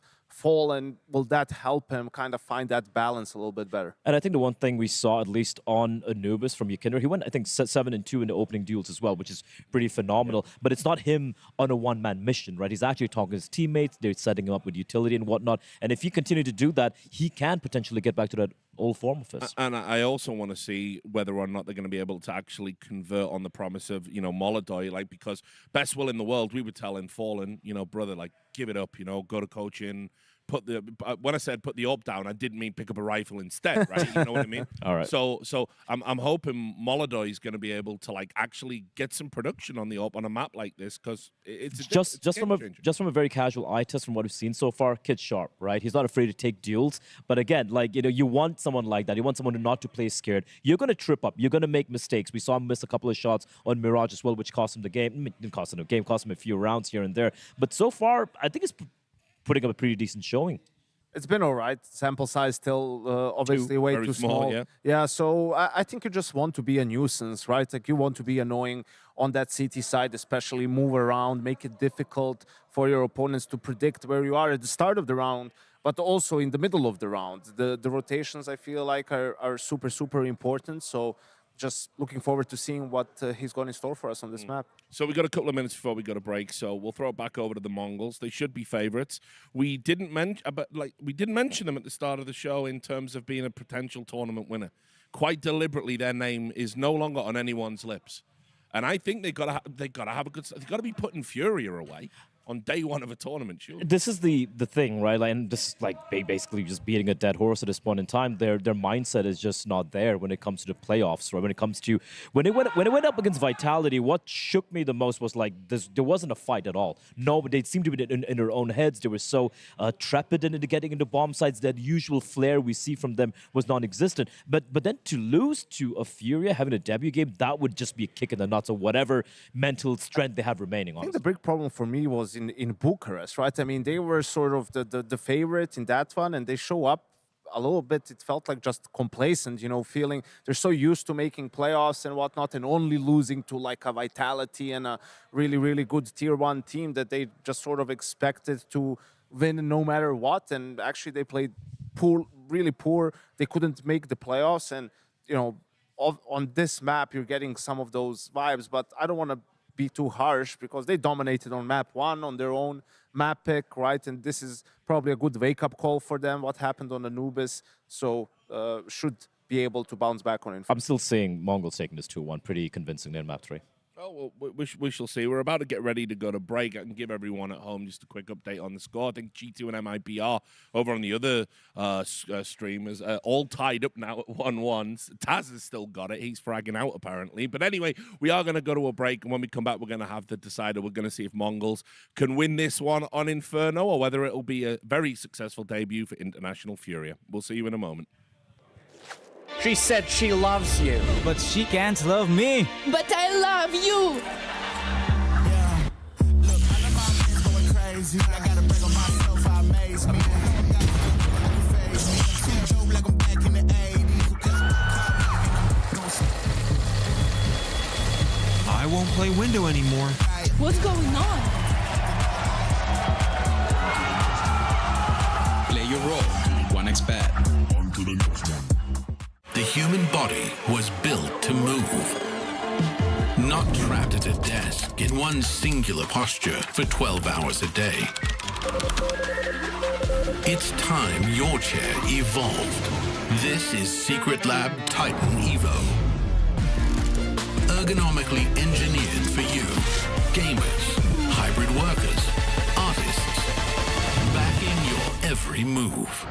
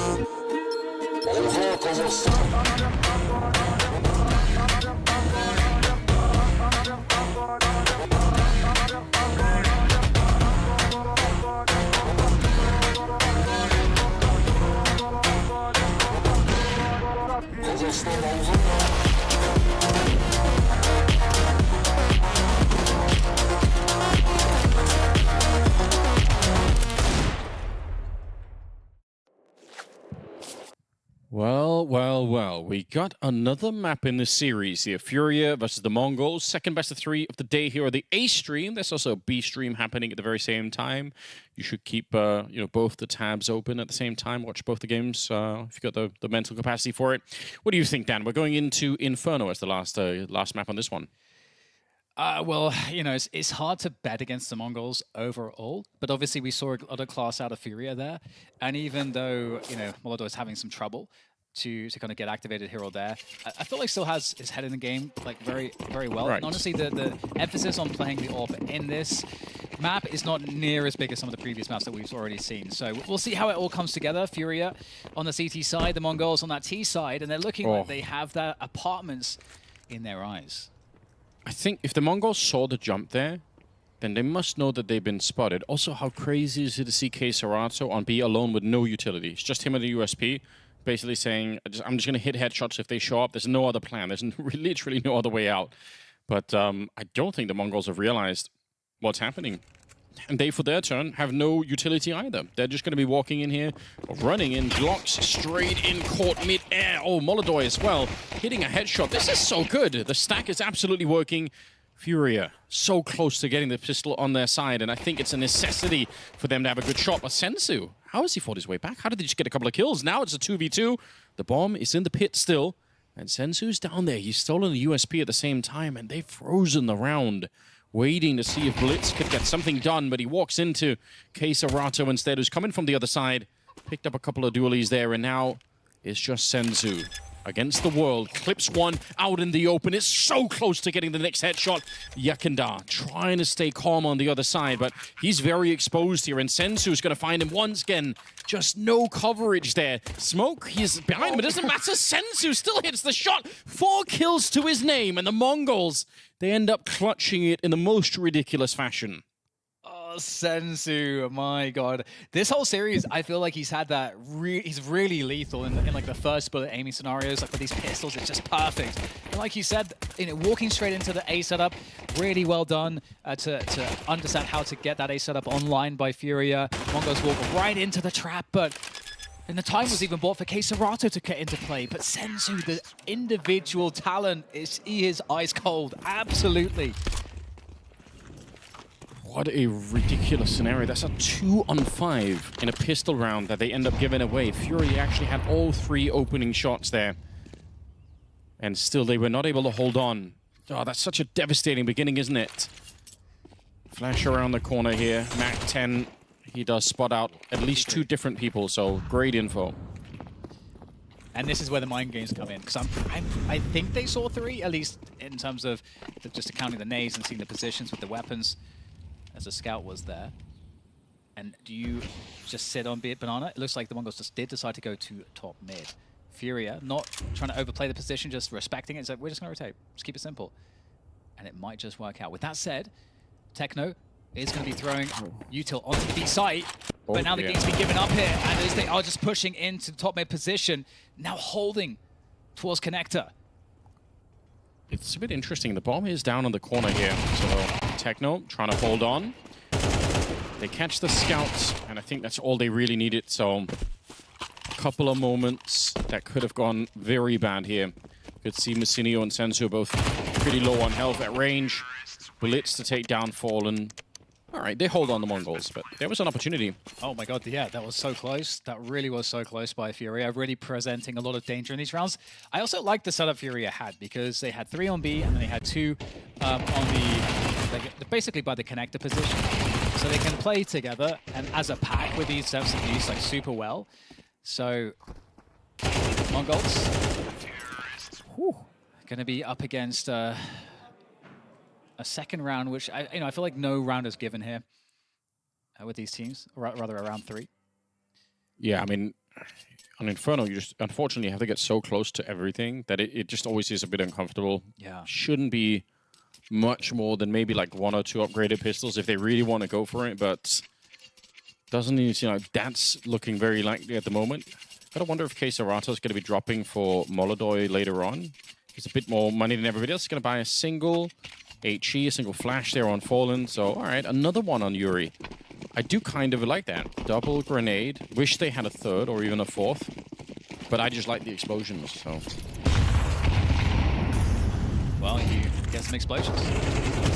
On cue. And a couple openings there for Mongols. 3 openings on Banana, 1 more to be had, potentially Yuri on the other end of that half wall. Teasing and taking down. So there we go. Nice and simple. MongolZ trying to make a little bit of cash. Bit of cash money with that Deagle.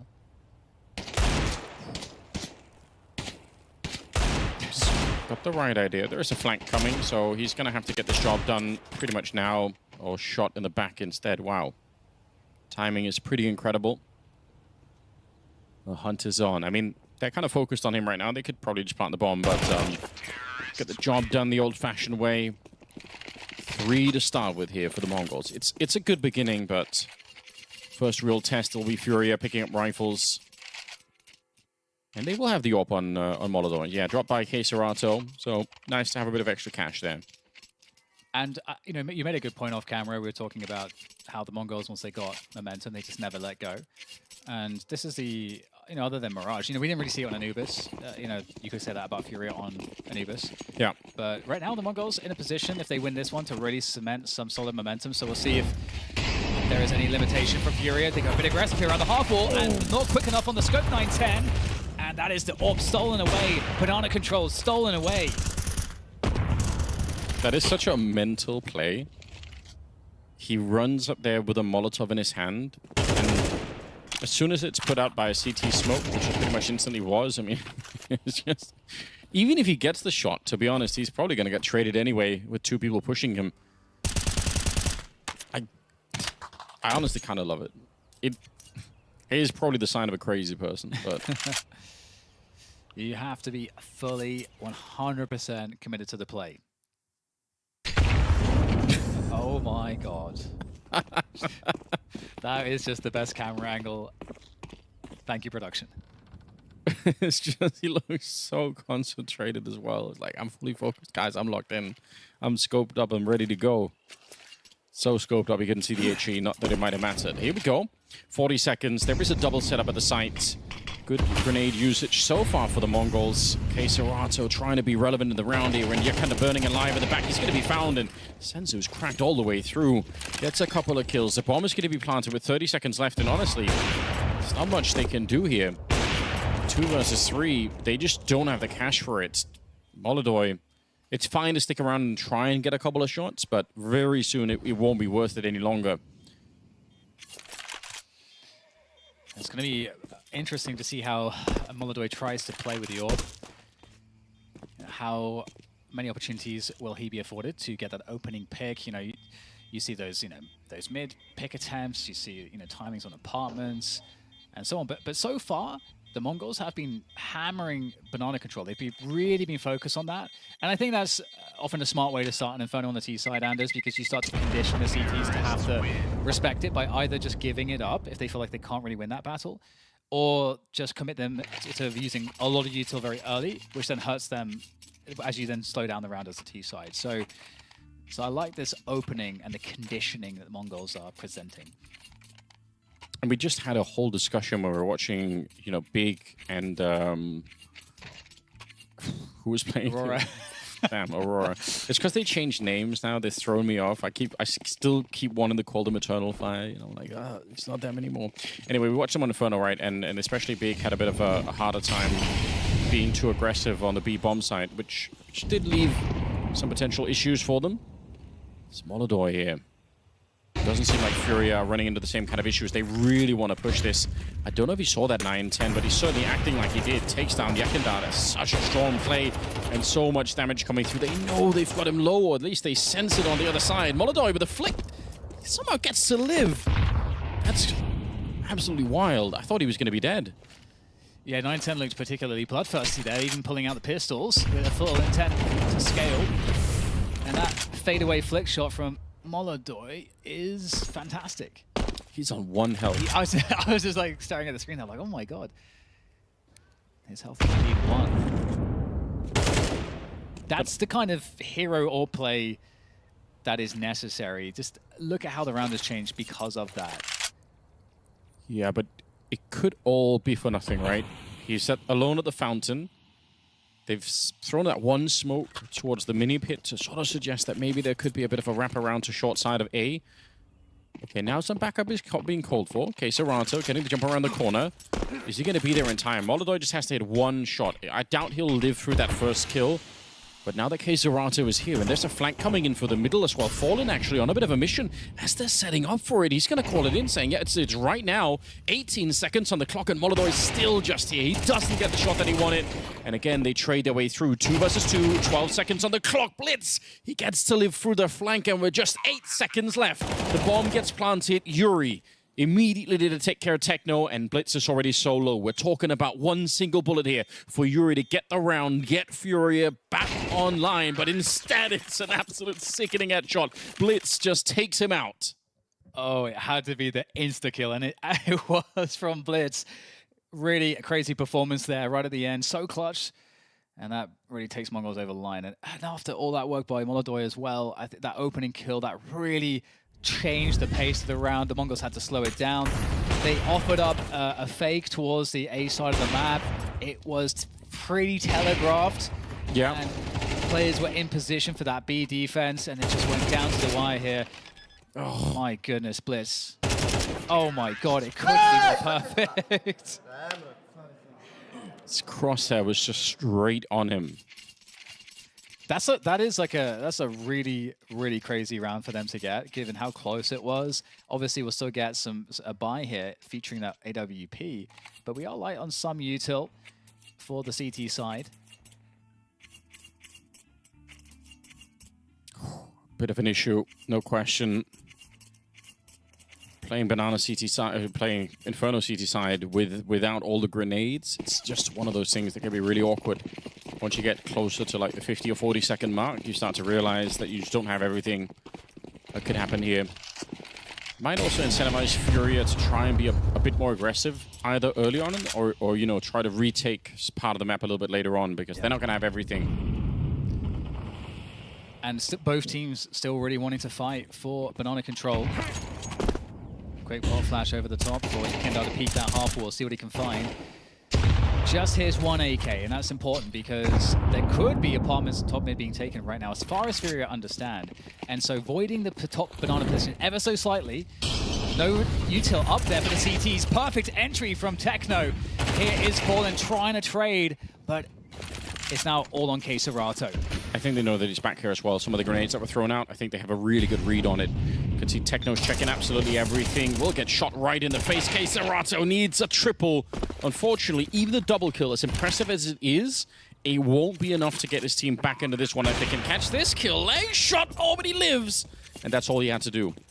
If they get the kill there on Mistinio, maybe you could make an argument. Even then, I would say the 2v2 is still going to be very hard to win, but you could have tried it. Not going to happen here. Saving the AWP instead. 6 going to be on the side of the Mongols. And they had 3 people there. 2 of them at the top of Banana, but they couldn't really coordinate well enough, and some of the flashes that were coming through there for the Mongols were just deadly. Yeah. And what's interesting is that, you know, FURIA have said we want to try to fight for Banana.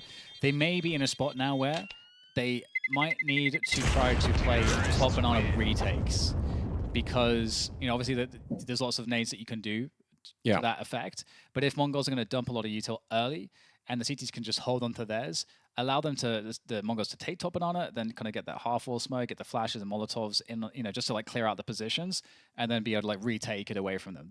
That could be an option if they still want to fight for that top Banana control. But I think we're at that inflection point, Anders, because it's 6-0. FURIA have overall been losing the Banana battle. Now the Mongols they're so relentless in how they take this fight. Even when they run into a bit of resistance, that early smoke that goes down, classic smoke to play around. Techno thinking about trying to do that a little bit here. He's taking a lot of damage for it already. Flash on over.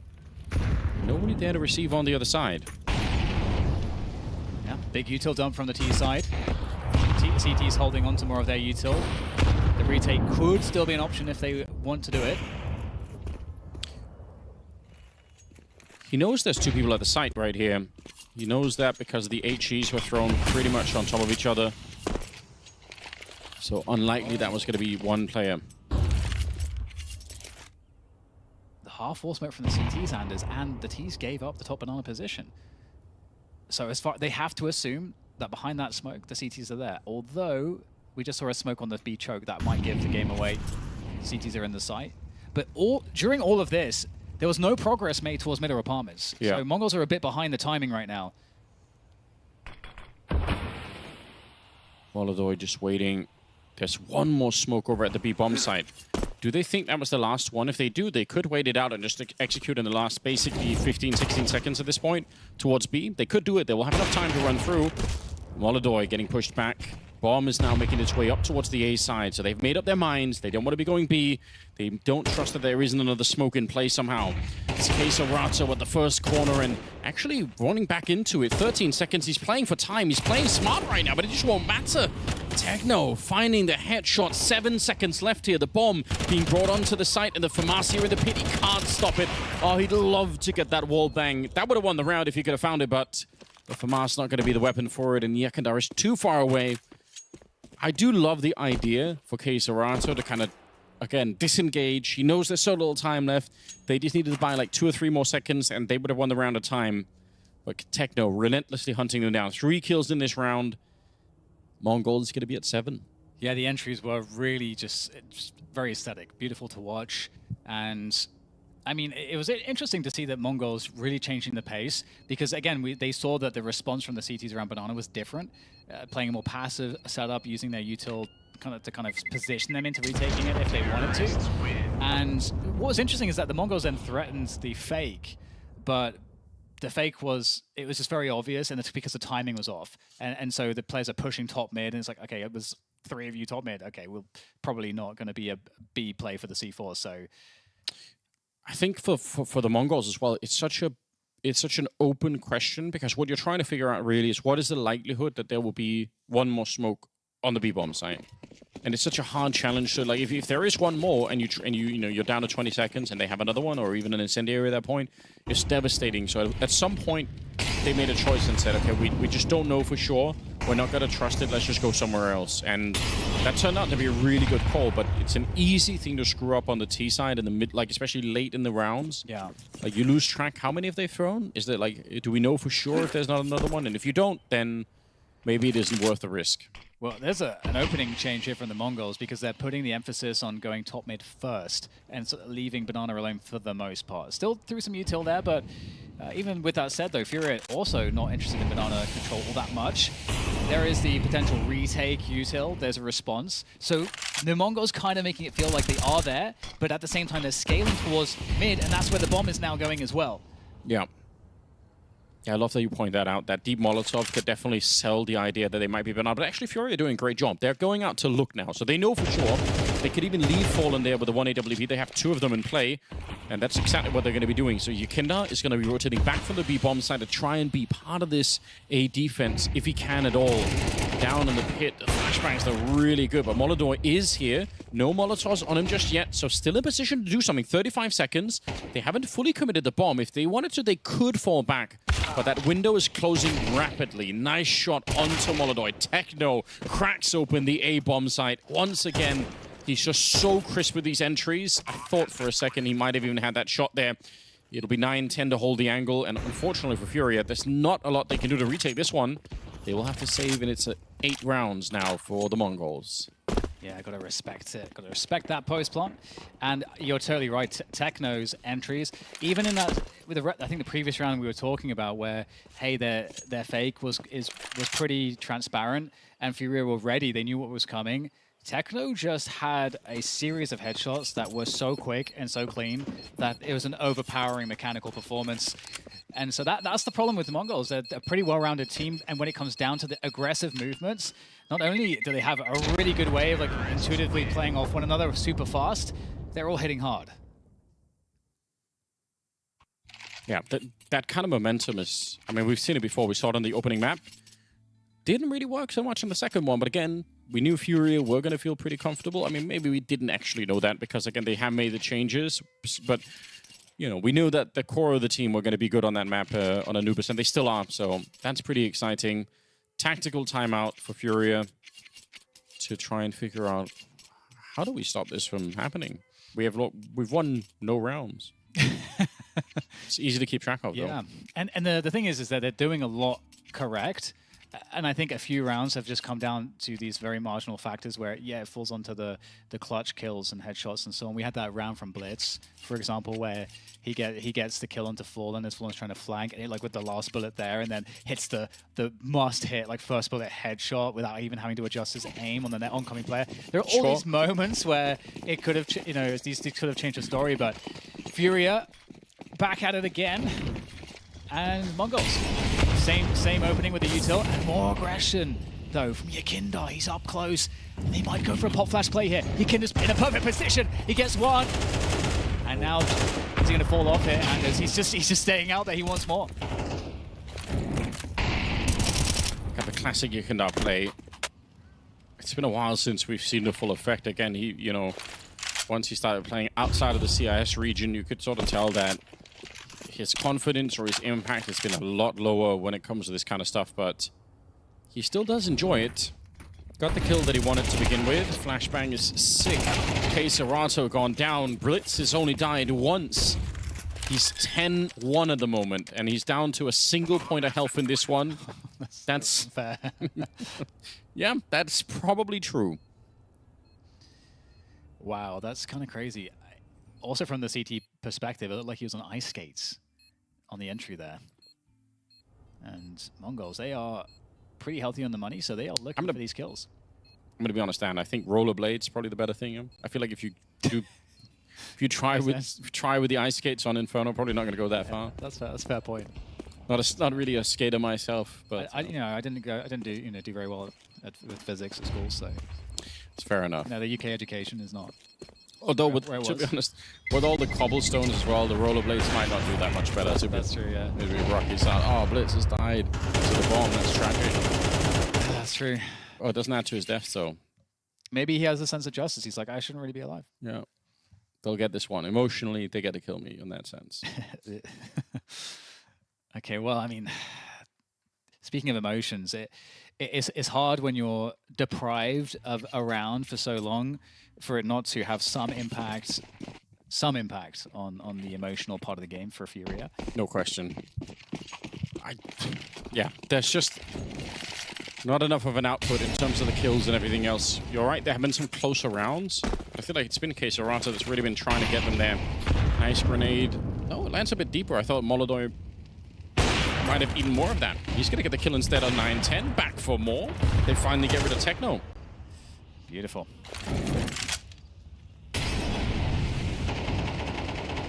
If they can't win this round of FURIA, then there's probably no hope. There might not be any hope anyway.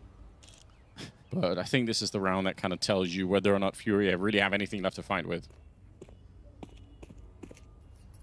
Hope is all in the mind. Well, the setup here, aggressive setup. This is great, and it's perfect. Oh, the flick shot there from MongolZ announces his position. They may be focused on him. He can play the bait for Yakinda now at this point. Can even just kind of like fake peek, try to suggest with the barrel of the gun. Just get Yakinda in a spot exactly where he can get that pick off. Blitz goes down again, and Yakinda holds. Bomb now down at his feet on the half wall, and Senzu is left trying to defend, but they are going into him. Senzu, oh, imagine. I mean, there's 3 more players still, but you know. You gotta build it up, Anders. Listen, I think it would have been sick if they get it. Sensu, he's a fun player. I was into it for a minute there. For a minute. Okay, it's great, but it's hard to shake the feeling that it's too late, you know? Maybe it isn't, but for FURIA. Anders, your worldview there's something going on, man. Do you need to talk about it? It's very, it's very negatively charged. I don't know. Maybe you should do some grounding, take those socks off, stand in the grass. To be honest, I'm slightly mad still that Banks, complimenting other people in esports, never me. That could be really ultimately what's bothering me, Just send him a message. I'm sure, for a nominal fee, you can get a few deliverables out of him. I'll think about it. I'll text him an offer. I'll Venmo him something, whatever it is that the kids use. Or draw him a Venn diagram. Yeah. The relationship between feeling good. compliments. 9-1, and a bit of an awkward fight there. I appreciate Techno trying to do it because that is pretty much the job of being the entry. And if you look at the health that's left on your Kindar, he is so close to getting the job done. Nice nade, though, in return, will very much damage the rest of the Mongols here. Quesorado traded out. No one's looking for Fallen. There's no reason they should be either, and he gets a pretty good double kill. Only one player left on the bomb side. There's no reason to slow this down. If you're Sensu, you're either going to win this fight and get the bomb planted and have a chance for the 1v2, or you just get deleted. Beautiful. Really nice shooting there from Fallen. Great precision. And that's going to be... Whoa. Jesus. Oh, I'm on the warpath, Dan. No one's getting away with anything here. Yeah, I feel like... Yeah, you're kind of like really dialing into the... You know, the Genghis Khan mode. Well... It's working for the Mongols. It is. It absolutely is. That shot, I'm glad we got that, the POV of that shot. That's crazy. Round number 12. Last of the half. There's plenty of money for the Mongol side. I think either way, getting 9 is... No one's going to be complaining about that. Bit of a missed shot for MongolZ, but again, with the Yikunda backup, it's really good. They're going to rotate another person back to the A-bomb site, so more of an even split. I think Mongol's hoping to hit a timing before that third person came back. They're not quite going to be able to do that, but with an entry, maybe they can break through. It's not quite going to happen. Look at Fallen. Really good work. Deep grenade lands smack on top of Messinio, and he just only barely lives. Good job, Fallen, with the headshot at the end. And a 9-3 finish in favor of the Mongols, but you know, FURIA get just a tiny bit of room to breathe at the end of the match, or at the end of the half. Yeah, they held on really well. It's reminiscent to me of the Mirage game, where even though it's a dominant scoreline, it feels like there are opportunities, there are chances, and it's just that extra bit of class coming out of the Mongols to just have them be winning more of those rounds. And it really did feel similar to you know, the way this first half went. So if we get a pistol out of FURIA, I have no doubt that we can see another run. We saw that it's possible in Anubis, that they can definitely perform. So here's hoping we get a solid run out of them. Yeah, but remember how Mirage ended? All right. We said the same thing. I'm just saying, I am super worried for FURIA. I really am. I do think they will enjoy the T side more nonetheless. I think, you know, being on the side where you get to make, you know, more choices, you're in charge of things in that way. But I need to see something straight away. I want to be impressed. I feel like we have like the heaven and hell situation going on right now. Like, you know, I'm the good angel on one shoulder, you're I'm the one saying no. The evil one. It's not working. Listen. I sometimes you just have to play that role. You're the guy that's like, yeah, repick this angle. Go for one more. Here's something exciting. Look at the amount of smokes and molotovs on the FURIA side. That's an uncommon amount of utility for a T side here.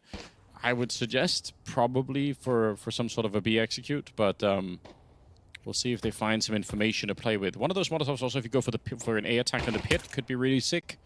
But it's all guesswork for the minute. Yakanda here, jiggling around in the middle. Oh, all right. Faking it out with the door being open. Creaky door. Yeah. He got the peaky CT and Sinio.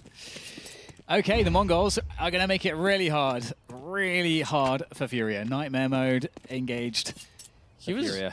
I don't think he stopped, and I swear he was also halfway back around the corner there. Rollerblades. Yeah, that might have actually been the rollerblades. What an absurd situation. Okay, well, 50 seconds, so still some time. And the bad news is that the CTs can play really devious setups now. We see that in the pit. Lovely fly through there of that setup. And the oncoming FURIA players looking for that opening. That's good. And now the split out of the Palmer's position is good for the entry. Blitz goes down. Did they expect Senzu? Senzu is lethal with this USP, finding every head so far. MongolZ doing everything to try to save this one through the smoke, but with the flashbang, it's absolutely perfect. The Mongols, they are unstoppable. It seems like it. And they're laughing. They're having a real good time of it. I mean, the setup for it was a good idea, but Senzu, just the calm with which not only he got the first kill, but his prediction of the fact that someone was going to fall down against him is like that shows you he knew that was going to happen before, you know, while he was still fighting the first one. Come on, give me a break. So close to getting that headshot against MongolZ too. What is the Counter-Strike science on that one? Counter-Strike scientists, please explain. Dan, if I knew, I would be doing it. Fair enough. I wouldn't be here. You shouldn't be paying banks. You should be paying the research studies on that. Yeah, so you can I need to out. figure that out. That's wild. 9-10 here. Just playing the arch position. He doesn't really have any backup. Bit of an awkward timing, potentially. Does still win the fight, and the backup is there, so not awkward at all. Techno does not want to wait around. He's like, no, we're going to do this one quick. Yuri alone with a another Glock, P250. Eventually going to be hunted down one way or another. Wow, 11-3. It's a depressing image. It's like, dead in the gutter. Yeah, just like discarded. It's like trash in the gutter. It's like, that seems... Yeah, either I a feel about that. terrible end to a round or a really hard night out. Could be. It could. Well, FURIA back on the bye. A couple MP9s in action for MongolZ, and with the lead that they have, you know that your opponent could get tricky and could be making very risky plays. Deep molly, and indeed the forward smoke, but it's going to backfire here. Well done, Yukunda. Picks that one up, a follow-up too. That's a good opening, 5v3 for FURIA. I did enjoy the idea of going aggressive like that, but this just wasn't going to be one of those rounds where it worked out. Oh, look at this. Gambling on the A-bomb side and turning the gamble into, you know, a bit of a spearhead going down the middle. I still love the idea. They are kind of getting beat up and no chance really to win the round any longer, but I think the decision-making behind this is all pretty solid, I would say, for the Mongol side of things. FURIA, though, great work. If they want any chance of getting back into this game, it has to start like this early on. Win the next, 3 or 4 rounds in a row, and then it could be a real interesting, thing. And to be honest, I mean, that obviously can be done. The money's going to sort of disappear for the Mongols pretty soon, pretty much right now. So if they win this next round here, FURIA, then won't say that immediately back in the game, but it's no longer as crazy. I might be a little bit less negative then if that happened. I might. I won't make any promises yet. Oh my goodness. Well, we'll see what happens then. Mongols. I love this. Aggressive on the banana. Will the bluff be called if they rotate players off? In fact, they haven't rotated players off just yet, so keeping 3 on banana. FURIA, though, they have a sense of it. They actually dropped Techno through the smoke on the other side, but it will probably all will be down to Messino here. If he gets a double kill, this is immediately a very interesting round, but he is found by Fallen. Just imagine being allowed to walk all the way into the pit, essentially, without, ever making any noise, any throwing any grenades or anything on the A site. Yeah. It's pretty wild. Retake attempt. 9-10, when he spot the graveyard player. Very good spot indeed. Fallen delivers yet again. I'm immediately angry already. Why are they going for a retake attempt? Indeed. It makes no sense. Indeed. One of the interesting things too is that you get more confidence if you're FURIA by winning some of these fights. It's like a small thing, but if you're winning rounds but still actually like not getting kills, it does still actually feel it doesn't feel as good. Like it doesn't feel like you're winning as much. It just means that instead of going into the next round for FURIA, if there's 3 rifles saved, then FURIA know the next round's going. Well, we're gonna have to try really hard again. Like it's nothing is easy. We have to fight for everything. Whereas now with Blitz maybe staying alive, he will.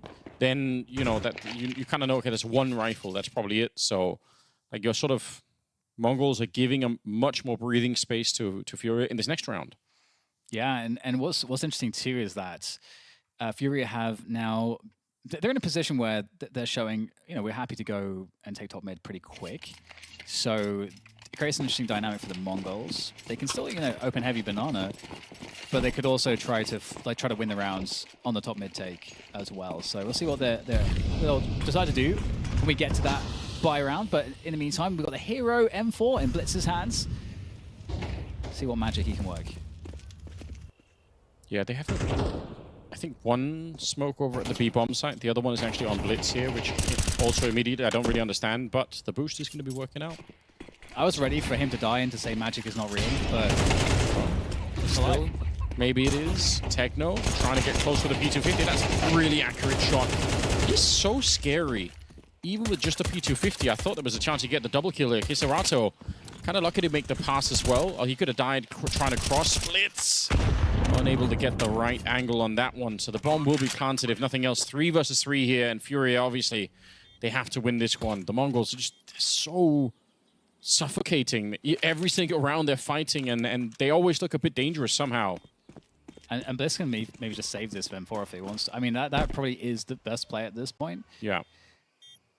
I don't know if like any guns will be blown across to spawn by the bomb, but...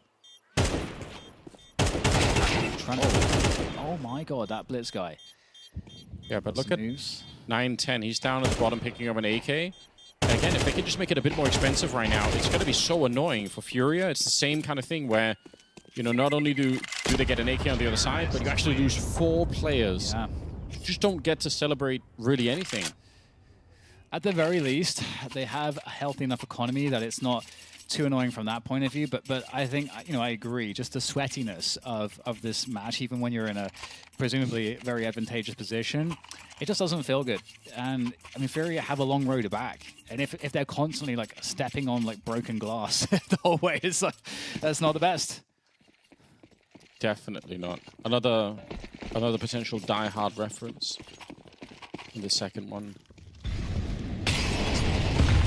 Let's go. Nades, Kisarato, low on health, but that one lands right in Techno's forehead. Senzu's going to get blown up as well. Yakandar doing the best that he can to get his team back into this game. And this might be one of the rounds that actually really swings the momentum. Now, 9-10 is moving down the middle of the map while this fight is happening. Fallen to take care of Blitz, and Yuri back turn executed by 9-10. Does create a bit of an opening, deep grenade here, but it doesn't actually flash out MongolZ, and he's ready with the AWP. He's not afraid to take that fight. Really good shots, and I think that's enough. 11-7 going to be the scoreline here.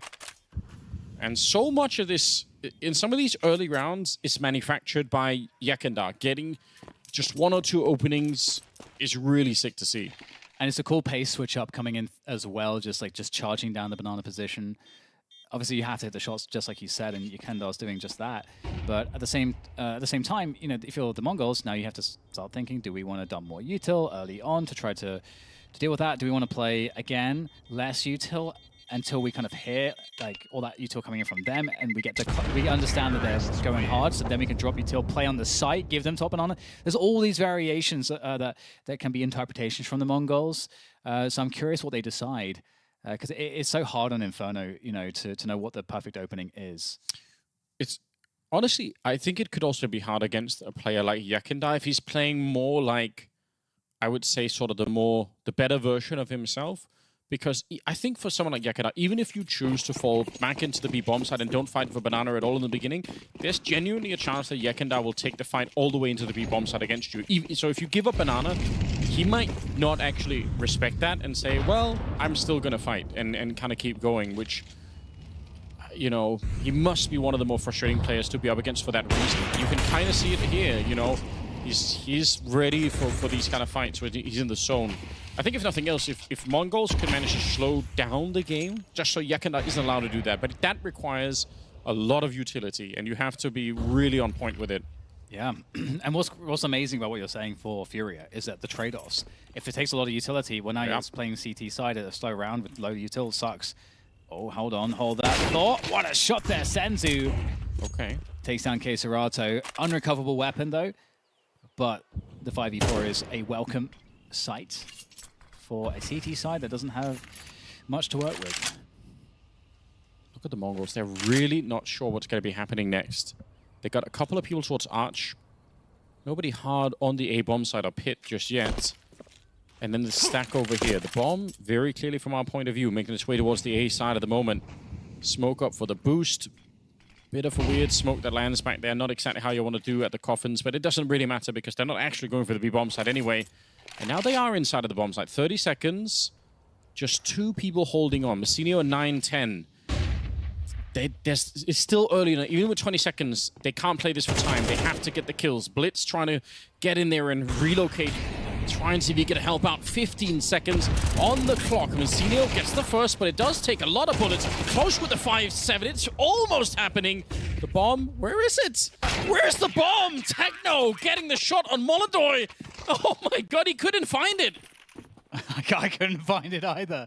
I'd have no idea what happened there. That was so strange there for MongolZ, but what a performance there from the Mongols. We knew that kind of result was kind of waiting around the corner in one of these rounds. They've all been so dangerous, but this is how it opened up. Sensu just putting the stop on, the stoppage, pure individual skill to do so.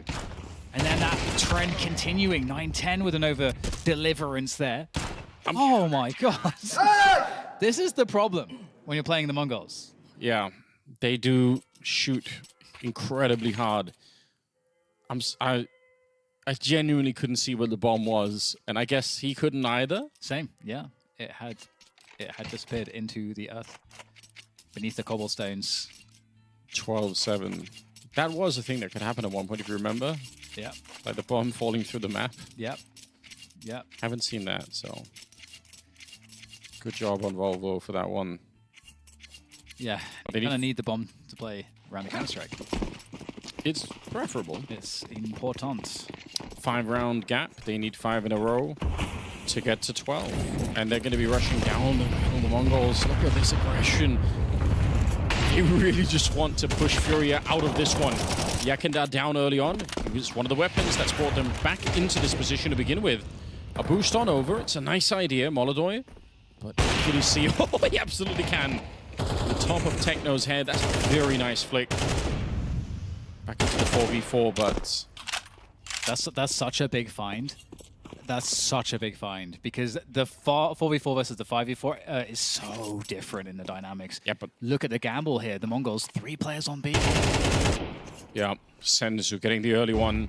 They're walking right into this. They're going to get the shot, but 9-10, kind of out in the open. A bit scary if he misses the kill. The flash will come through. He's falling back into it and throws out an early incendiary. There is still another player behind him in Blitz. Flash on to try and set it up. He does get legged, but he's somehow still alive, or at least for a second.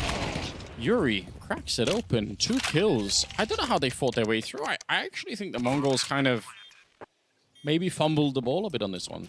I felt like they got out Mongols in that round. I mean, the fact that also Yuri has the presence of mind to be so alert to look for the player backside, that feels like you're guaranteed one if you're in Blitz's position there, but that wasn't the case. And that it felt like the game, the series was about to be over.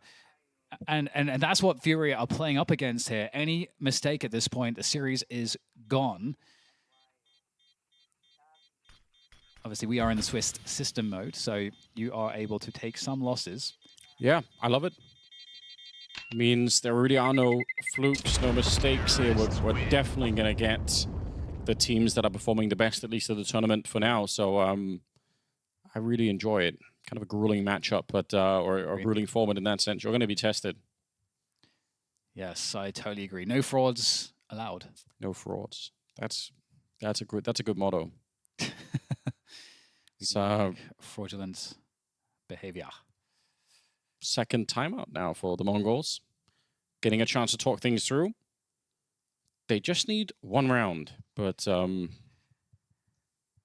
mean the economy could easily be the deciding difference here. Got a bit to work with right now, but obviously the longer it goes, the more sketchy it's going to get, and so sick. Yeah, that equalizing kill from MongolZ was so huge, and at the same time, going into the 3-player site, it's just great confidence from FURIA to execute that 9-10 back on the AWP now. I think they do that because of the mid push that was happening earlier on for the CT side. So they don't want to go back through the map and check every corner in case there's a CT hiding somewhere. So they just say, you know what, even if it's risky, let's just go for B because there's so much map left. Totally agree. And you made that point before as well. It's the preference. It's a typical preference. I think you're absolutely right. It's a tricky smoke because you're not sure if the CTs are going to now recover that position. What some teams do is they will fake a pop flash to suggest that they've taken it, and then kind of convince the teams to move to the A side.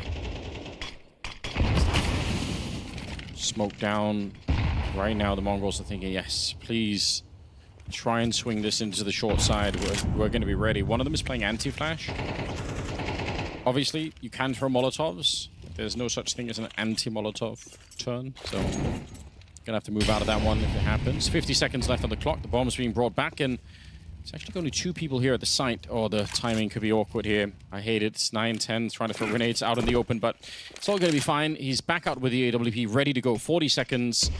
Another smoke in the middle on the A side, so trying to really sell it. Fallen only gets slightly lagged. He's still going to be fine with it here. They take down Techno. They know that 9-10 is somewhere in the back of the flashes. Doesn't even matter you get the headshot. Who cares?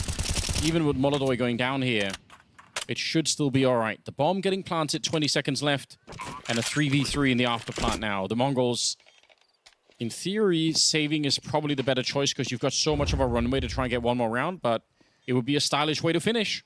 However, Yuri could be baited into a swing here. Timing is everything. Timing is everything. Goes down to Sensu. Now the retake is on. Fallen holding the angle. AWP is so good. Post plant. B site. Can he find another one? Another player backside. Fallen capitalizes trade up. Knows where the next player is. Both peeking at once. Fallen with a trio. In fact, a quad kill.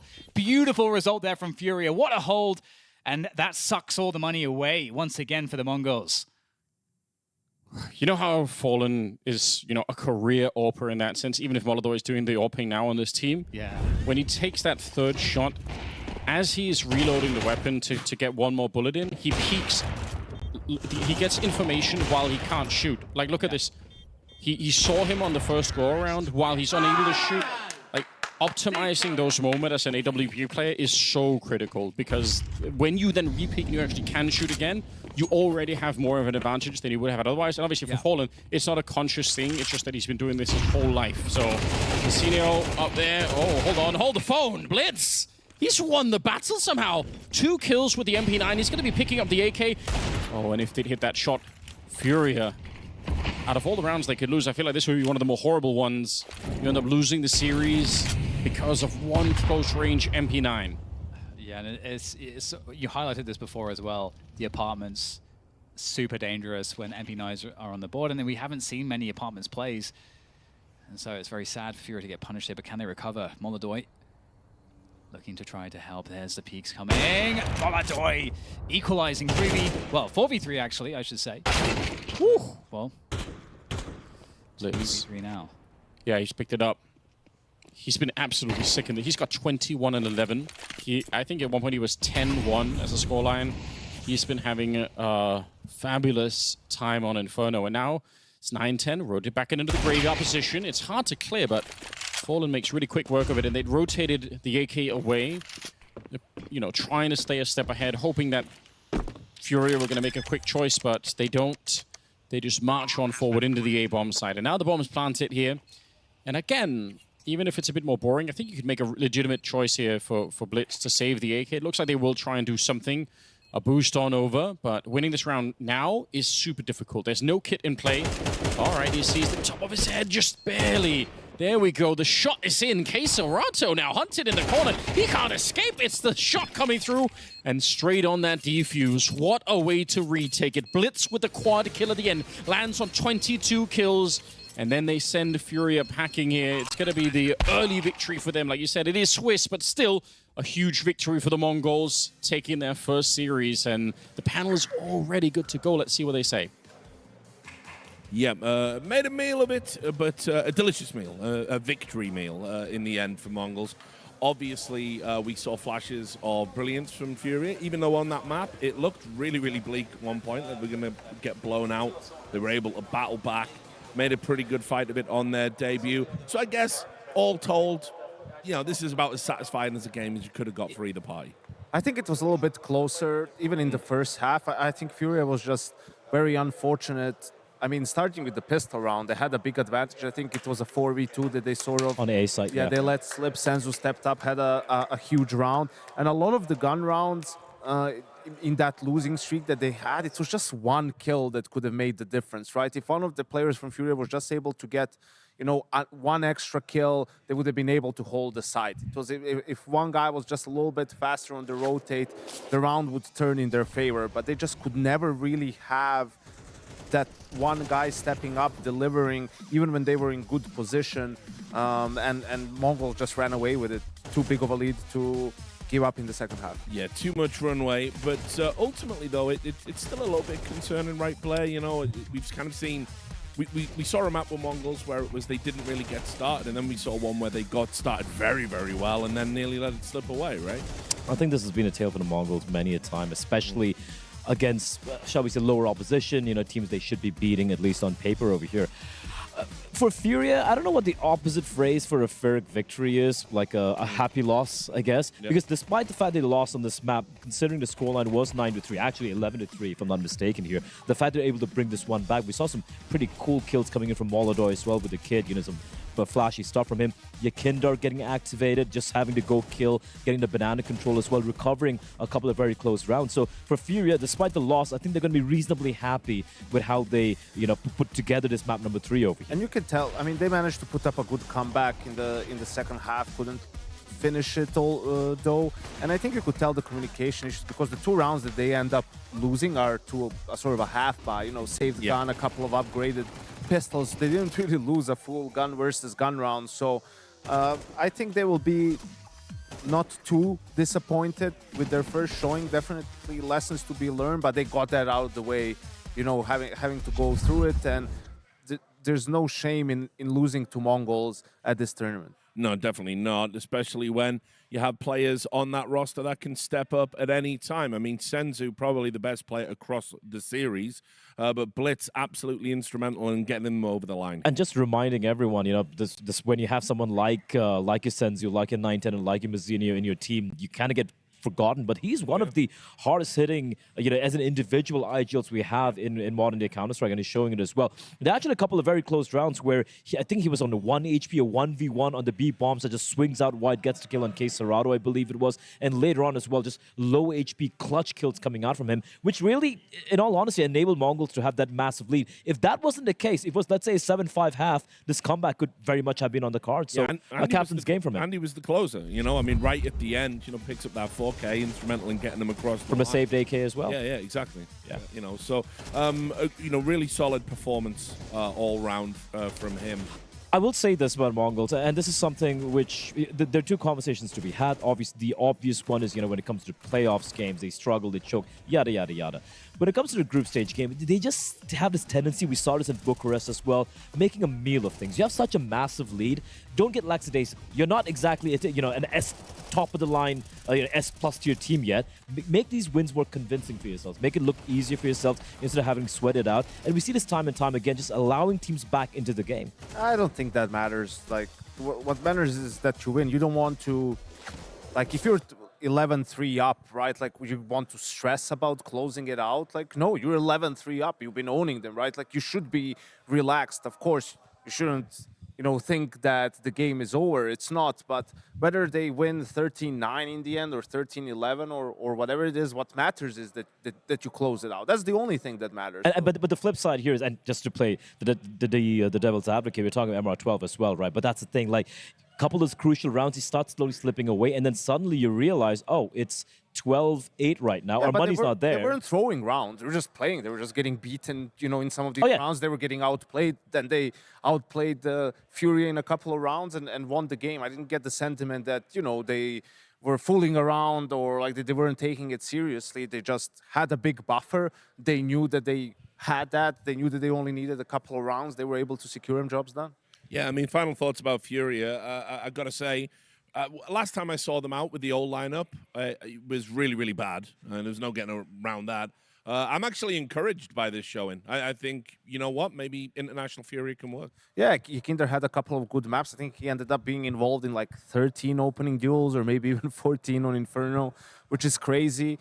Had some impact. I think a lot of it with his style, a lot of it is going to depend on how he can perform, how successful he can be in those openings, because FURIA isn't a team, and you know there's very few teams out there that can overcome playing 4v5 a lot of the time. I mean, looking at all the caveats we've added into this FURIA roster with the English language being spoken amongst everyone, Yakinda with his loss to form, MongolZ being untested, going up against a Mongols who were hitting pretty hard in the server, to winning their map pick very convincingly and putting up a decent showing on the final map, not completely capitulating and having a comeback.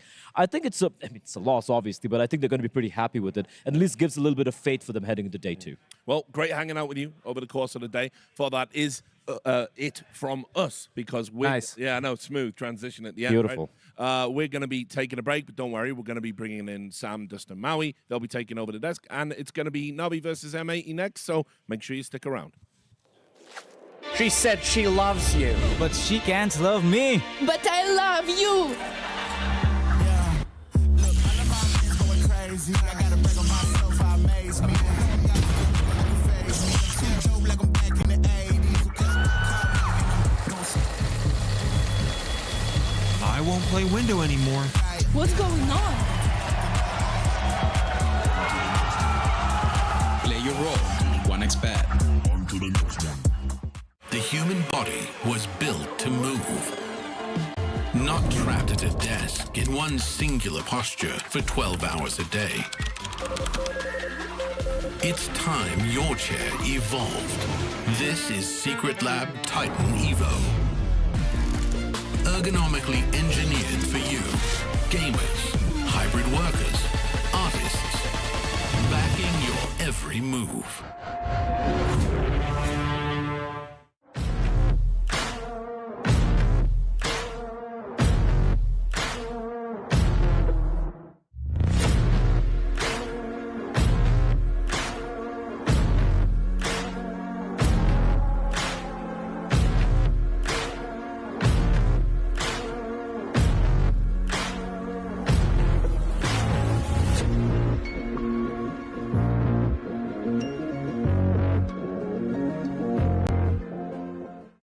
M80 have been away from some of the bigger events for a little bit of time, but they're back in action here at PGL Astana. I've got Sin with me, the leader of the team, to talk through, I guess, what's been going on, because we saw you in Lisbon, and I know it wasn't maybe the results you guys want there, for sure, but you guys have always been fighting, you've always been super competitive.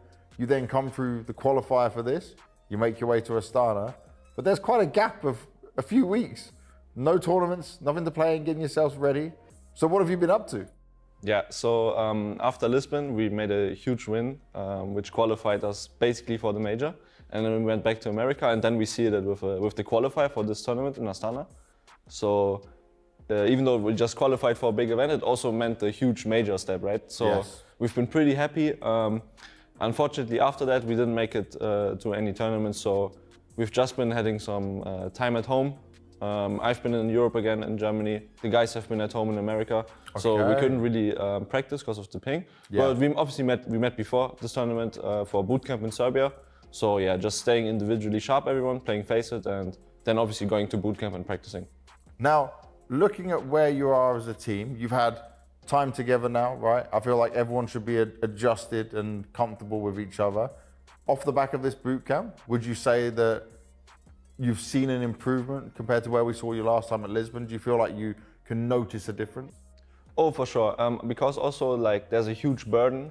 I think for every one of our players, it's the first major, like except me and Slacks. Yeah. So I think this comes with a burden where you just play more relieved now, because you're like, you did it. Obviously, we didn't play at the major yet, so but still, I think just everybody can have basically the big step is done, and now it's just about proving that we belong to these tournaments, like here in Astana. Oh, I like that confidence as well, that you belong in these tournaments as well. For sure. Because being able to fight for a qualifier is certainly not easy. How do you view your way you played during the qualifier? Was it a bit sweaty, a bit hard? Was it comfortable? I would say the NA qualifier was pretty comfortable. Obviously, we didn't have I would say the other two NA teams in Wildcard and Energy there, because they've been in, or Complexity, they've been in Europe. Yeah. Like these are the teams that usually try to beat us, but we managed to beat the domestic rivals, like we met Blue Jays in the final. Even though it was I think we lost the map, but overall I think this qualifier has been as expected for us. Just came obviously with the extra pressure of making the major because of these needed points. But yeah, we beat Wildcard actually in the semis. I almost forgot about that. But yeah, it's just, I would say expected that we made it and really happy that we just comfortable did it. What about for you as a leader right now and the growth you've seen in yourself? How do you feel your development's going? I think a bigger step I could make is on CT sides, especially vocally. But that's something we've been working on since the start of the year. And yeah, but like overall, especially with our T sides, I'm really happy. And yeah, just also like I like it that my individual form, I think in great games I'm really good, but in the more like I'm trying to raise my C level. If I'm not the best game, maybe not the best start into the T side, but I think again in practice games we've been really good, and I think also myself I've been really good. But it's just about finding the consistency also in official matches. Looking at Astana as an event for you guys though, where do you see yourselves? Like, where do you put yourselves amongst all the other teams that are here and the potential that you guys have for this event? I would say obviously the goal should be for everyone here making playoffs. We want to get as much maps as we can because obviously it comes with the big factor of the VIS points, right? Yeah. But yeah, just I think like this is an opportunity, as I said earlier, like to prove ourselves that we belong here. It's like the first time that we're playing at the PGL tournament. And yeah, we just want to show we can compete. And I think also, especially right now, the top is pretty set, right? We're talking about the big names. Yep. Everybody knows like the top 4, right? Spirit, Mouse, Vitality, Falcons. But I think over that we also saw like little shout out to GamerLegion. I think they've been great. They made it into the top 10 now. But also it shows for us that people, like teams make it into there that maybe people didn't have like on their radar. So I think just everybody can right now storm through. And it's how we do it, is with tournaments like this, and we just got to show it. Well, hopefully you can show it. I look forward to seeing it. Thank you for all your time, Sin, and good luck going into the event, man. Appreciate you, Max. Thank you.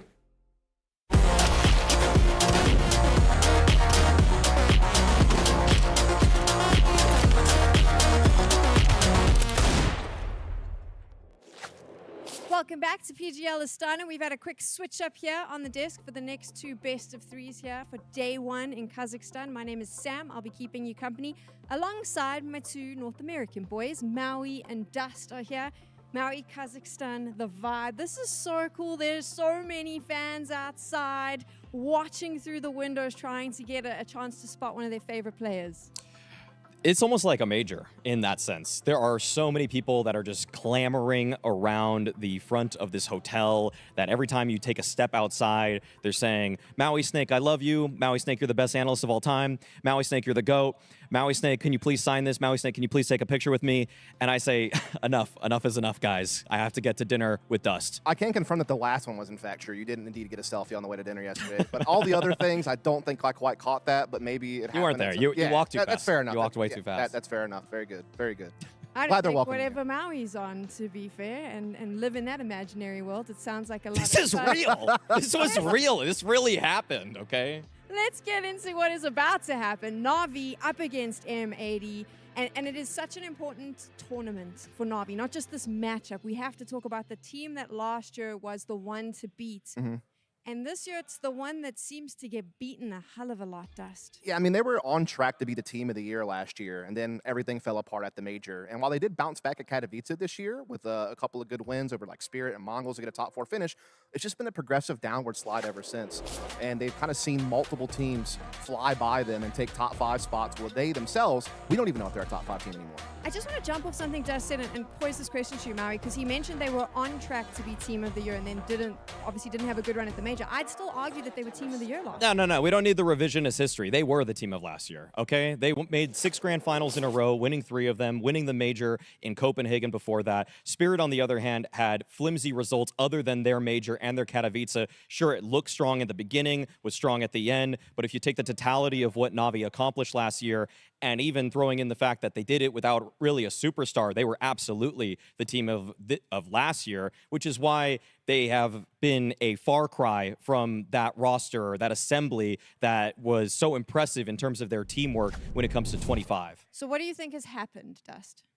I think a lot of things have happened. And we can kind of start with this one, and that is that their map pool has failed them. You can see here that Blade was very keen on this team, trying to form a 7-map pool this year to make up for the fact that they didn't have some of the same star power as some of those elite teams out there, like a Vitality, like a Spirit, or like what Falcons is basically becoming as well. And even Mouse Sports have really shown that ability to have some star-level players.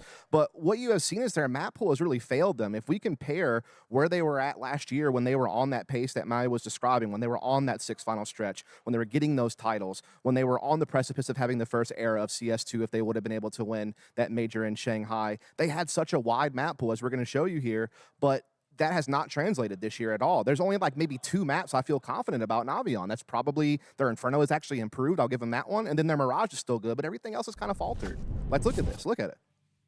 It's not been pretty for Navi, of course. Yeah, you can look at some of the results here, and I'd say that the way that they're trending might be in a good direction for a couple of these, but all in all, they've found losses on some of the maps that you would consider their home maps. The Mirage of last year, which was their longest win streak, is now, in my eyes, again, it's just kind of fallen off because everybody's caught up to speed. Everybody knows what Navi is doing. They were the most studied demos of the previous year. The Blade and Alexi systems have been picked apart, and many teams have either stolen their strats outright, they understand them inside out, or 3, they've even improved on some of their strats. We'll probably have this conversation with the Spirit game as well, because I think it's a very similar story there. But I think that is what it comes down to, Dust, is that when you are the top team, you are studied and studied and studied. And it feels like Navi this year hasn't been able to change it up. And maybe also we've seen the meta change. Like, it is very firepower heavy. They don't have that superstar player to pop off. They don't have that player that we look at and go, damn, he'll save the day. Yeah, I mean, that's a tough one because, I mean, the situation for them last year is they were greater than the sum of their parts. Although I would argue some of their parts were still like top 10-ish players in the world. I think it's fair to say that JL and Bit by the end of the year certainly, you know, positioned themselves in that type of position. But this year, they really haven't been the same type of player. And on a team that prided themselves in the fact that they had a good distribution of talent, even if they didn't have key stars. I mean, look at this. This is defensively something that they're struggling with. These are 2 of the better anchors in the world last year, particularly Bit, you would have argued was probably the best anchor of last year. And we have seen a very big slide defensively for both of these key players on this team, which is kind of half the problem, right? Like, if your defense is having this much. And then when you flip sides, this team used to have everyone Kinitry. That was kind of their unique trait that no other team really had. But as you can see here, every one of those guys that they used to rely on for openings has gone way downward. And that makes the game way harder when you're not anchoring well defensively and you're having a hard time finding openings on the T side. Is this team, we're talking overall here about Navi as they come into PGL Astana, because it is really important for them to do well. But I would argue that this isn't even in a team that's in the conversation when we talk about top teams anymore. They're sitting at the bottom of the top teams. Navi is a team that's going to be lucky if they make top 8 of the major. That's how we see them for an event like this. It's one for them to pick up back and get back to speed. Beating a team like M80, who Navi should be the heavy favorites again, feels like a formality as of 2024. But in this year, I feel like this gets a little bit hotter. You've mentioned M80. That is who they're playing against. And it is on paper, this should be an easy starting match for Navi. It should give them the confidence. They should immediately get into that 1-0 bracket. Because the North American team, I mean, Dust, in your opinion, they don't have what it takes to swing with the heavy hitters. Yeah, I just haven't seen Navi fall that far low yet to lose to a team like M80 on the international stage. Like, yeah, they've had a couple of losses that were really big, but they were against one of the best teams in the world. I think the only loss I think you'd really argue against them was the Sol loss and then maybe the Liquid loss in Melbourne. But other than that, they're regularly competing with the best in the world. Meanwhile, M80, they're dominant in North America. They win all the qualifiers. They win all the leagues. We have seen them, you know, even place top 8 at EPL last year. So we've seen what they can do, but I just feel like this year in particular, and even after that EPL stage, we just haven't seen them have like a really nice run on LAN yet, and that's what they're really lacking, in my opinion. We got the veto running on in here. M80, if I've seen Def before, he's going to just go with the opponent's weakness. Okay, so they actually picked the Dust 2. Even though in my eyes, M80 has been better against some other top teams on, say, Anubis or I'd even say, what else, like Inferno. I feel like this is one where Navi are in a position where they get a map they already like in Dust 2. They get to pick Mirage, which they feel great against. And actually, I misspoke. Inferno's been a bad map for M80. To me, Dust, this is a pretty heavy favored veto when it comes to Navi.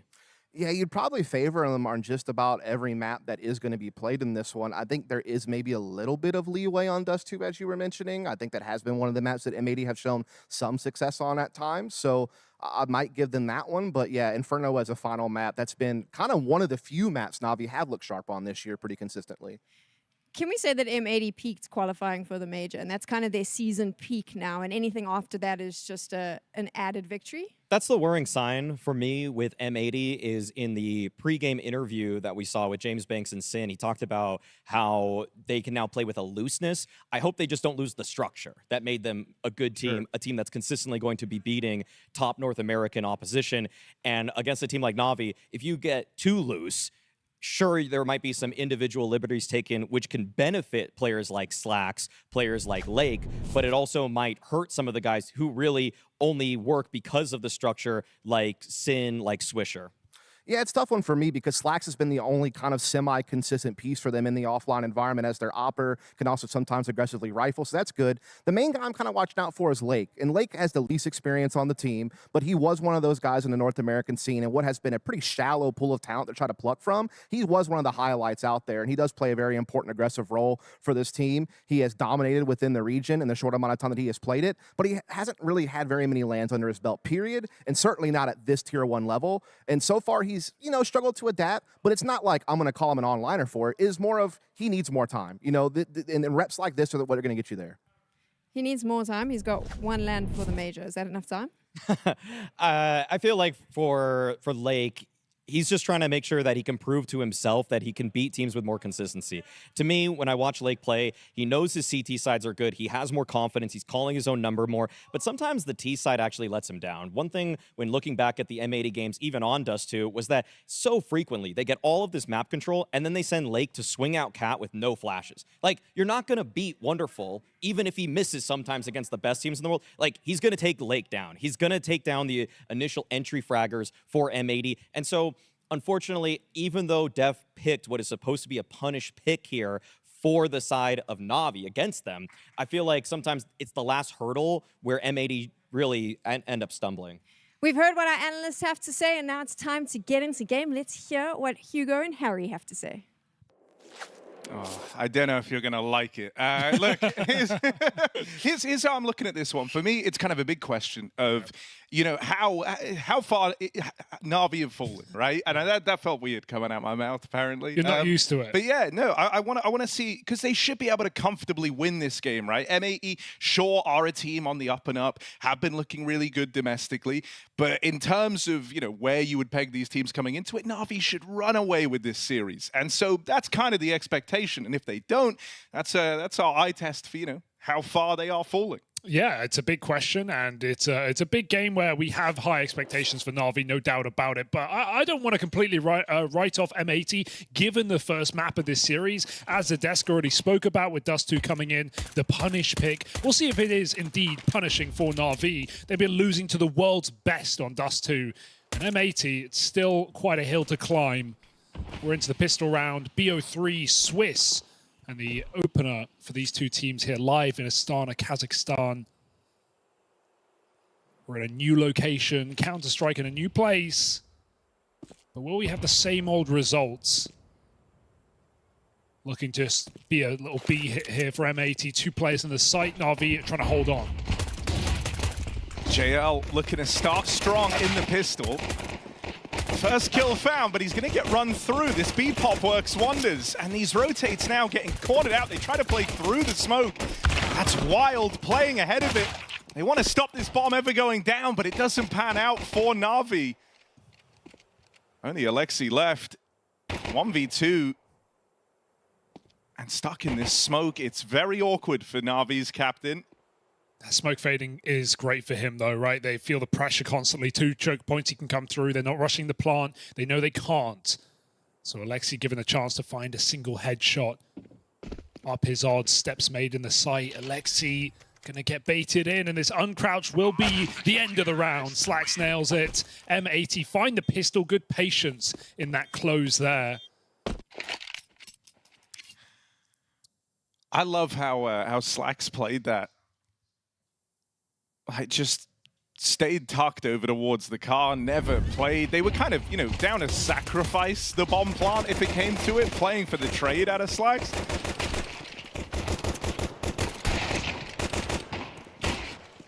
So just guaranteeing the round win. Good stuff for M80 to open up. Yeah, this is one of those matches where every round M80 get, they're going to get super hyped, right? They know they're the underdog for Na'Vi because of expectations. I think, you know, you're going to take round losses harder. You need to be starting strong early in this series, or M80 can snowball. Force comes up. Na'Vi immediately trying to prove a point. Wonderful scouts surrounded by some pistols, and M80 take it slow in the middle. We have an A stack, just a gamble call here for Na'Vi. It's a decent call to make, and it seems like it's going to pan out. Getting the contact they want. 3 players dry out long. What could go wrong?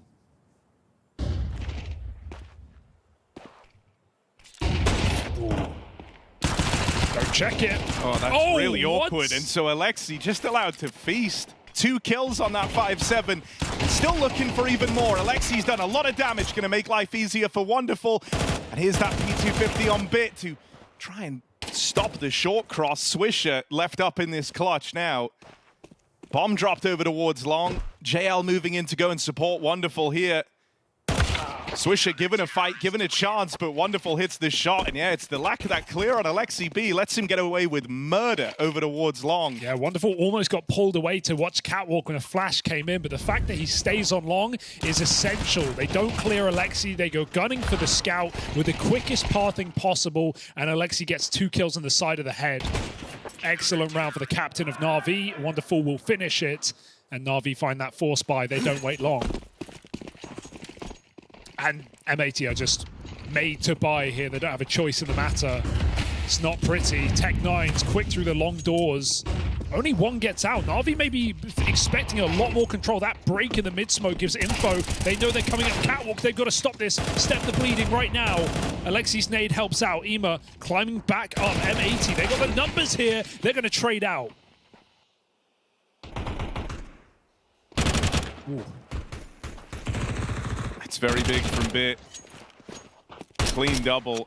And it allowed them to keep their eye on this long block smoke, so Rek never got to play through.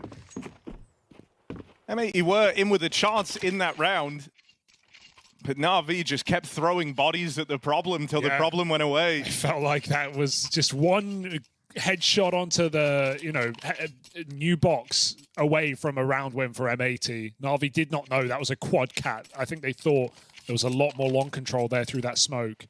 Through the molly, rather.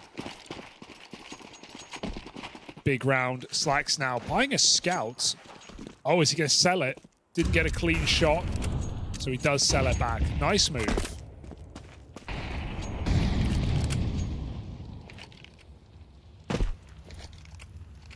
Just a Tech9 should just be a freebie.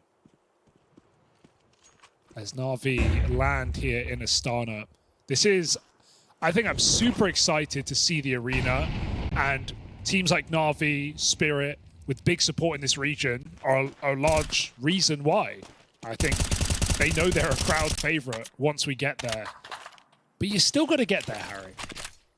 You do still have to get there, and that can sometimes be the hard part. That is, often.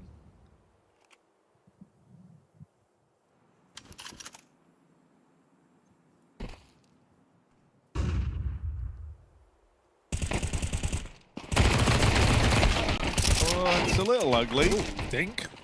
But there's layers to support here. Help him out. All across the map. There's the pressure from short as well. And so Rek, yeah, another unwinnable round for him.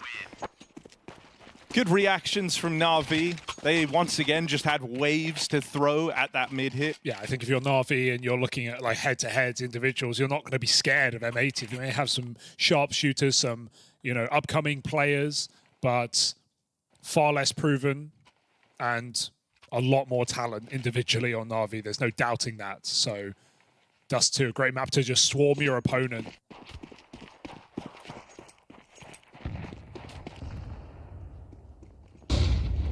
Long control for M80.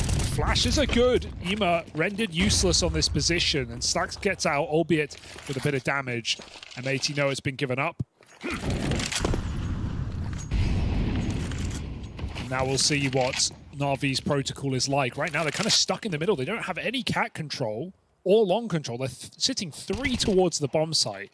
This is really constricted right now for Na'Vi, and it might not work out. Feels like they're aware of that, right? Like this pressure that you're kind of alluding to, and they're starting to alleviate that by pressuring through upper B here, right? 2 players grouping, trying to take away the control. Now, Swisher has been waiting here for a long time for that exact move.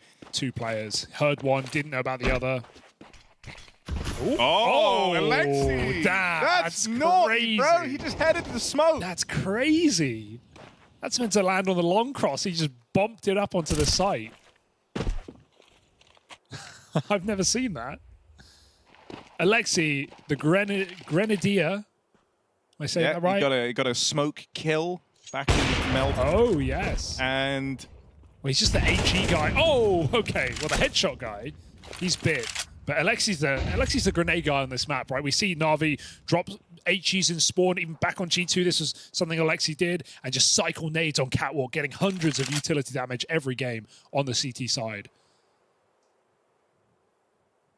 Well, the round ends before it begins, really. The upper control dies, and then the break in middle bit finds a double. Clean as you like. If Ema's him, Alexi is he. Like HE. Yeah, no, I got it. Yeah, I got it. Again, joke explaining masterclass here from Harry. Dude, I love explaining every joke. Makes it funny. It's an addiction. It's unfortunate for Swisher. He was actually really late to this position, came back to clear it out. Look at this lineup for Bit as well. Yeah. Unlucky is what you have to say. The best feeling, though, when you're aiming for someone else and you just kill a guy in the background cleanly with a headshot and all. Love that for Bit. And I mean, with him starting strong, that's a huge bolster to Na'Vi. He's been very present all across the map in these early gun rounds. Right? He was a part of like the upper tunnels crunch that found the kill on a Swisher and then reappears to fight them in mid as they're moving up cat. He's being very, very mobile. And that's reflecting in the scoreline. 8-2 on Bit.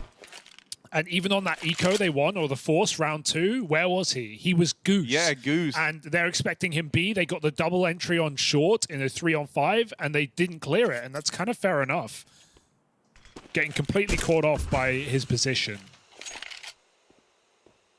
So right now, Na'Vi, full control of the map. And M80 kind of stalled out right now. Alexi even making it clear, like, you don't have long control. You don't even have the doors. Orp now on the line. 2 rifles fighting middle. And yeah, you want Bit to take these fights all day long. It's what he was made for. Mid to be smoke. Bit laughs in the face of it. It's M80. I mean, these rifles need to do something. They have to throw themselves into some fights because you're going to run out of time. 30 seconds, taking a peek out middle. Bit with Ema set up. Rifles on the line. Bit did wide swing into that. Ema still waits here up close in middle. He hears them running into lower as well. Na'Vi getting an idea as to what's happening in this round, sure, but it's only JL actually in the B site. You're gonna have to hold the line. JL gets a lot of damage off. Softens them up for Ema and the rest of the gang to move in. And once more, it's only Rek. Orp holds him. Na'Vi claps down upon that B site. With how ugly that looked, it's so clean, right? Like, it's so clean for Na'Vi. Getting 3 out there, keeping the Orp and the AKs. Like, Bit wide swings. I don't even really hate it. He's selling Ema's position for him, but he just doesn't get anything done. And then Ema shoots early, still able to convert that kill onto the mid player. You'll take it. All in all, no complaints. First tack coming out for M80.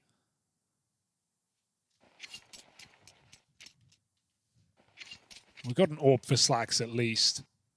But I don't really see Wonderful as the kind of guy who's going to be fighting mid insta every single time, right? Is he going to get those fights maybe first AWP round? I don't expect it.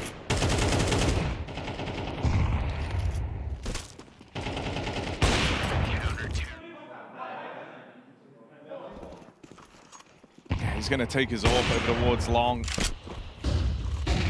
And even then, he's the guy like playing support, right? He's throwing the util here, so that AWP won't be involved early. Still keeps that cat control though, right? Timing is not there for them to be up yet. And Bit flash top mid, so they heard Slacks fire off again. They know his AWP is in play.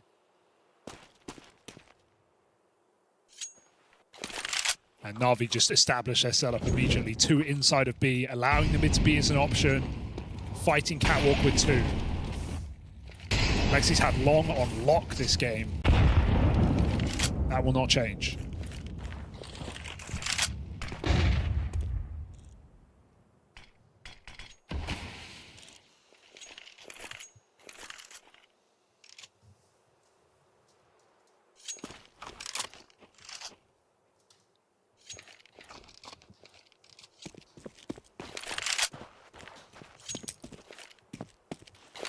Wonderful, and Alexi just swap out, and that's because Alexi has another smoke. Oof. And reblocking now, it's like, if you wait for that. Oh, big one. Big nade from Alexi He. I like, no, keep it up. I like Good, it. right? I like it. Like HE, like the nade. Yeah. Here he is, dropping down into the spawn. Lake nearly dies to full damage. Dear. And there's Ema to shoot them in the back. Why is he ready for that? Bit's already over at B. Slack's now holding for a push through this smoke. The smoke wall in CT, while it does give you cover, you know they can come through on a moment's notice, and Alexi will do exactly that. Great awareness from Ema. I think maybe it is the info of that CT smoke, right? Like, why would you throw that without long control? Well, it's because you're coming out mid to B, and Ema's just so ready for the drop down. Here's it full, takes his kill inside of the smoke. Like, maybe you could trick them with that smoke if you had long control, but Wonderful's got the AWP on the line. Like, they know that M80 have to go either 5 cat or go for mid to B. So Ema's super aware, puts it to bed. M80 may have had ideas, but they've just not had frags, Harry. It's a shooting game at the end of the day. You got to shoot heads. Since lining up the util, they've extinguished the smoke. They're coming through, but smoke takes a while to land, and so that sightline was open for Bit through the doors. How do you get dinked? Bit dinked him. I don't know why. Why? Just shoot him to troll.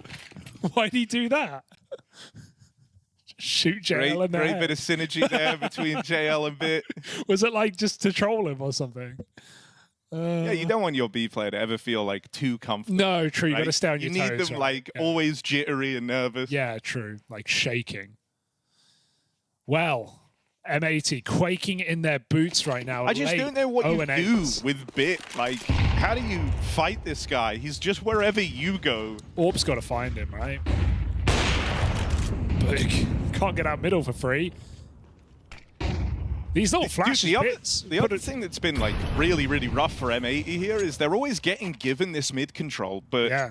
I think, you know, they are anticipating that at some point Na'Vi are going to want to fight for this. They're always waiting at the start of these rounds for that type of reaction, and Na'Vi have been fine giving it to them. To be fair, it's a good point, because when you see CT teams stomp teams rarely on this map, it is often because they're just playing super aggressive and they're pushing up cat with flashes and they're playing lower early and they're trading out and they're fighting mid, they're breaking the smoke. Na'Vi aren't really doing any of that. They're playing their setup from the start of the round. They're giving cat control every single time. And M80, I mean, they haven't done a cat long split, right? They haven't done a real execute. They're going to go for a mid to be fake now into an A play. But Na'Vi have been in the right place every time. Wonderful's AWP on the line. Now, every other time they've really come up catwalk, Wonderful has ended up moving off of this line and taking long. So this is the first real test of his AWP in this position, and they are up close. Oh my god. There's support from Alexi. Smoke drop from Wonderful as well. He's disappeared within it, trying to make his play now. He's creeping around the edge. And gonna catch another. There's the Wonderful AWP, still causing problems for M80. It's only Swisher. Everyone else falls. Oh, dude, this is crazy. And that round's over. Suffocating, man. They're just getting choked out. No, and like this feels brutal if you're M80. It's like every round you're getting mid, you're being allowed to run your strat, you're being, you know, given the room and the respect to kind of get to play your round. It's not like these are loads of opening fights and sick trades early that are just deciding the outcomes. You're getting 5v5s with cat control. and you're unable to stick the landing in any of them. I think this is like the most brutal way to be down 8-1. Yeah, I would have liked them when that smoke comes down. Like, it looks really good for Na'Vi because it stops M80 from taking space. But I would have still liked them to play the ramp and actually play that smoke, because you know Na'Vi have to come through. They can't wait out that smoke in the post plant, and they did it just so they could, you know, block Wonderful and let the team move in. Like, he's not trying to be the hero, right, and force the triple kill in the site. He's waiting for his team to come in. I think M80 probably should have played the ramp, had a bit more space, because they were just stuck, right? They had nowhere to go. But it's so clean for Na'Vi. These are tiny details, and ultimately, it's not like these rounds are coming down to the tiny details. These rounds are one-sided as hell. Lake 0-9. Oh, and now Wonderful's even trying his hand at mid-pick. Yeah, fair enough at this point. I mean, M80 have had 1 kill in the last 3 rounds. 3 kills in the last 5 rounds. Not a good sign. That's nearly enough kills to have won a round. Yeah, in 5 rounds, they've... It's not, well, nearly. Sure, it's more than half of the kills you need. I'd call 4 nearly. I wouldn't call 3 nearly. Okay. You need all 5, M80. Come on, Lee. Get on the board, bro. Okay, they've got the room. This is kind of Lake's round, actually. Here we go. This is Lake's round. Oh, the double smoke. He goes, leading the charge. Oh, God, dead to bit. But Slack's here. No, can't save the day. Okay. A double smoke kill. They might just come through, bro. Yeah. And they don't respect you. They're going to run at you. And it's only Swisher left. The bomb is out the window, so he's got to venture in a mid, tenuously, gets the bomb back. Swisher has been able to retrieve it. Winnable. Fakes out the plant, hoping that's going to draw a reaction. Maybe the second time's the charm. He just ate the flash. He knew it was coming. He just wanted the spray headshot. But even Alexi is just pinning you to the wall right now. Bish bash bosh, 11-2 on Alexi Beast. And 9-1 scoreline for Na'Vi on the quote-unquote punish pick. Yeah. This is why the desk weren't too sure. I mean, ultimately... No, it's a pretty punishing pick. Yeah. They were right. Oh, 9-1 down. 9-1 down. But it's fine. It's fine. I'm feeling bad for Lake. He's doing a lot of damage in these rounds, but he's having that type of game where you just can't convert the kill at any point. Yeah. Oh, dear. Come on, Alexi. Don't be rude. That's uncouth of you, frankly. Alexi, he always a gentleman. Alexi, after me. Not after you. Whoa. Scary flash, but Wonderful drawn back. Needs to get this shot on the cat. Emo comes up. That's a nice kill from Slacks, but a 4v3. And they haven't even got this bomb into the site yet. It's moving in. Wonderful. Hard shots, nailing them right now. Jumping up. There's some ego for Wonderful. Will finally be put to bed, but Slacks. Oh, wait, he's good doing night. it. One more, still over towards Long. Flank through Cat. JL's going to stop him. That was nearly a hell of a round from Slacks, but not meant to be. Yeah, you don't often see, Wonderful getting to let loose and kind of, play like that with the AWP. Hell, even when this game started, he spent most of his rounds, throwing the util to set up his teammates over on Long. Yeah. But it's nice to see him flex a little. Let him know. And they know by now. Lake, 1 kill. That's all I want. Don't go 0-12. That's kind of the goal right now. That's like, I don't want to say it's the worst scoreline, but it is. Like, you actually can't do, well, you like -1 in 12 maybe. Hey! He's on the board! Oh, Lakes lead back to Ocean. Here he is, 1-11. Come on. Never forget. Wonderful. Needs to pick one off and then drop, but Rhett catches him while getting into position. It's Alexi in the sight. Oh, not a good shot. Where did this come from? M80 just take it dry and take it clean. Knocking every player out that they've seen. 5-on-2. They get the first and they get the last of the half. I mean, Lake got a kill and they instantly won a round. That's all I'm saying. Kind of the GOAT. Not co-signing that. Slacks is here, though. Or he was. And Lake finds a double. M80 are somewhat alive, breathing at least. They're breathing. It's like, you know, they're on the ventilator. You're thinking maybe we could take them off. Yeah, they're breathing in the iron lung. The prognosis isn't fantastic, not going to lie, but a non-zero chance that they can turn this one around. There's always a chance, Harry. The problem I think you're going to have is just Na'Vi are feeling really, really good and like don't respect you one bit right now with how they're playing. Like they were actually pretty reserved, I would say, for the first like 8-9 rounds of this game. Yeah. And then when you're sitting there like 8-1 up, you go, okay, we control them. Yeah, we can go for some, we'll say, audacious swings. Sure. At least they get, they start high, they end high, ignore the middle.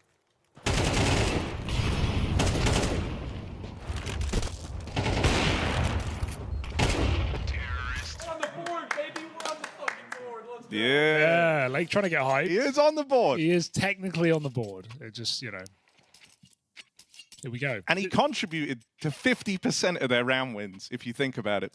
That's a good number.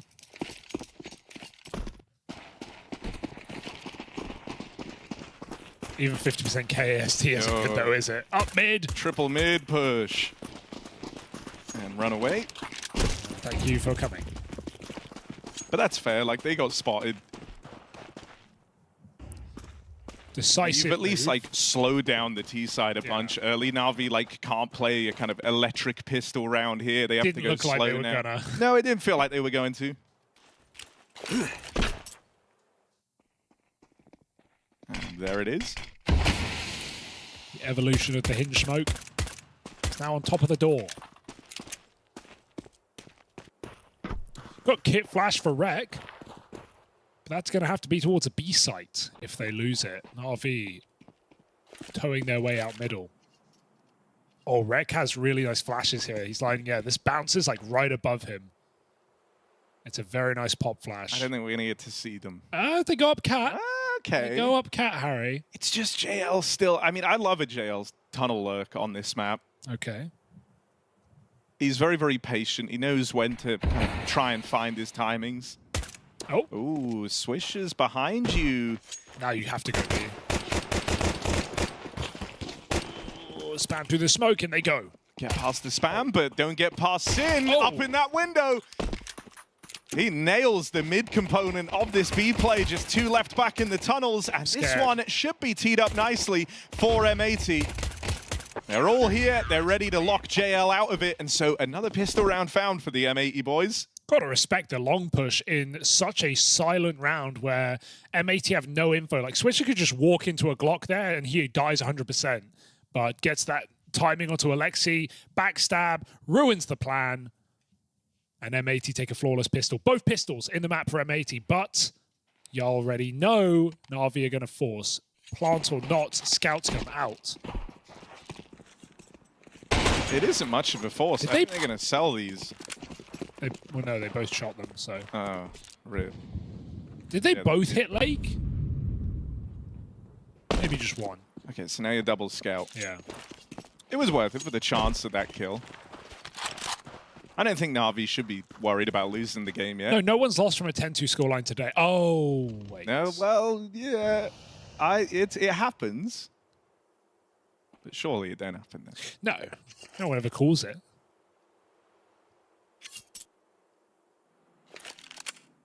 MR12 comes at you quick. The B split with scouts. Ooh. Not a lot of damage. Bro, these are like pretend scouts. Yeah, Everyone they're hitting is like 30 damage. Ooh, oh, Lake's low. This is Lake scary. Is This 2 is kills scary. as well. Gets away with 1.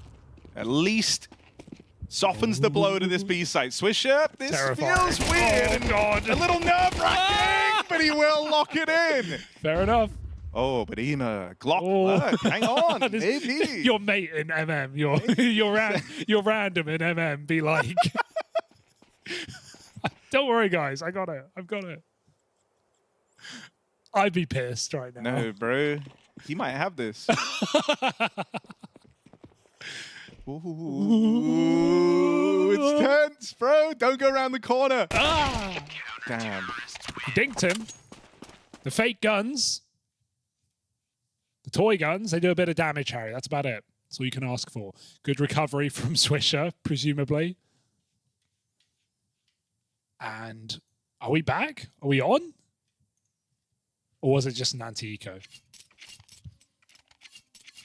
Well, at bare minimum, because of the double scouts, like this first buy round is pretty for Na'Vi. Doesn't sound like a good noise. No. It's fine enough. Ooh. But, you know, 3 AKs to work with here. Beagle and a scout. JL and Wonderful after buying in that last round. Like you said, MR12 comes at you fast. Sin, you ain't he. That's Alexi. Oh, he really ain't he. And if anything, like now Ema feels like he has a pretty good timing. Still, that molly's going to force him back, so not the end of the world. Oh, maybe. Oh, yeah. Lovely. That's much better. Na'Vi have done a lot of pressure faking mid to be, right? They've got the CT smoke off. But Na'Vi were playing, or M80 rather, were playing behind it, so they still have a third player here very, very quickly. Sin trying to help out, but can't connect anything on these players out through short. Get him out of here. Lake, hold on a second. That one kill, not without consequence here. There's a lot of damage done onto Wonderful as well. I wonder if this entices M80 to give it a go. They need the cat. This game's pretty far gone. And so I think it's worth them giving this a look in. Just see if they can find one more kill to send them into an unlikely 3v5 retake. They're all grouping over on Catwalk. You got a flash on Swisher as well. If you want to use that to try and take this first contact, looks like they're just going to swing it dry. Bit can hear this. Doesn't even drop down. Him and Ema swing in tandem, and they will lock M80 out of that retake. Team Ace, everyone gets the job done for Na'Vi, and I mean, it felt like that round lived and died on Slacks, right? He has the palm tree flash. He gets 3 players out, Cat, full blind. But that's the issue, Harry. When you blind someone, what do? They pull their knife, they jump, they move erratically. They're very hard to hit, and he completely whiffs his shot. Needed something from that position. The only player anywhere near the A-bomb site as M80 bit down on the mid to be fake. And now we're looking at Na'Vi just running over this map as they should have off of that first half. Couple of guns, no util to talk about, no kit.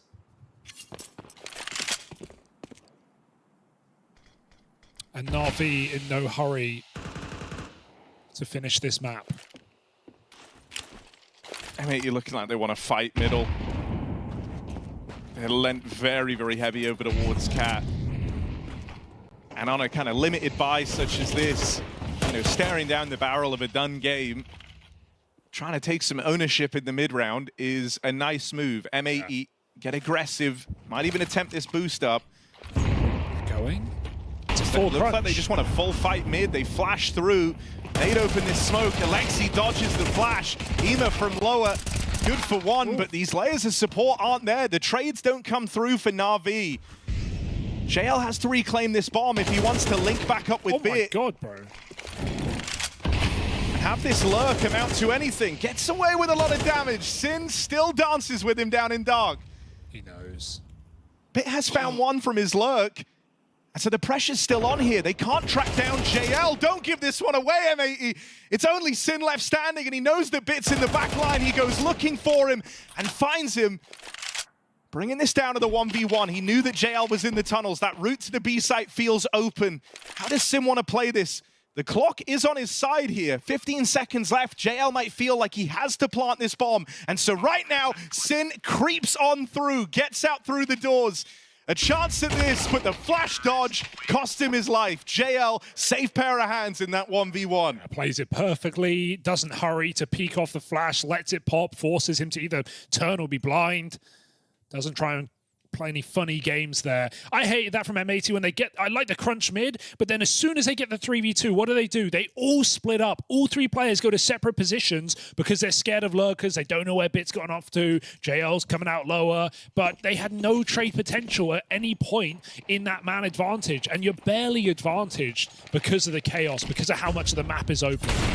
So I would have really liked M80 to full reset and stay grouped. Give them the bomb. Do something as a unit. Especially considering that's what got them into the advantage anyway. But feels like this round might be the final one, as pistols are all M80 have to play with. 4 on 5.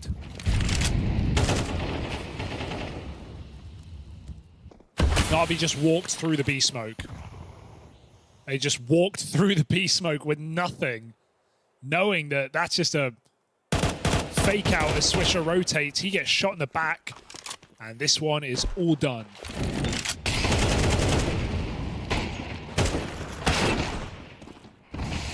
Don't unless me. Don't unless. No, I will not allow It's it. awkward that they had to go back and help Alexi because he had the fine. bomb, and now they've given up B. They have A. But now they might have to try and get back over towards A. Bit's already holding this down. So he at least stops anyone rotating in. You're But just you can hoping still get M80 4 rotate. in mid here. They'll get their wish. Wonderful holding on in the top of mid. Taps out the scout.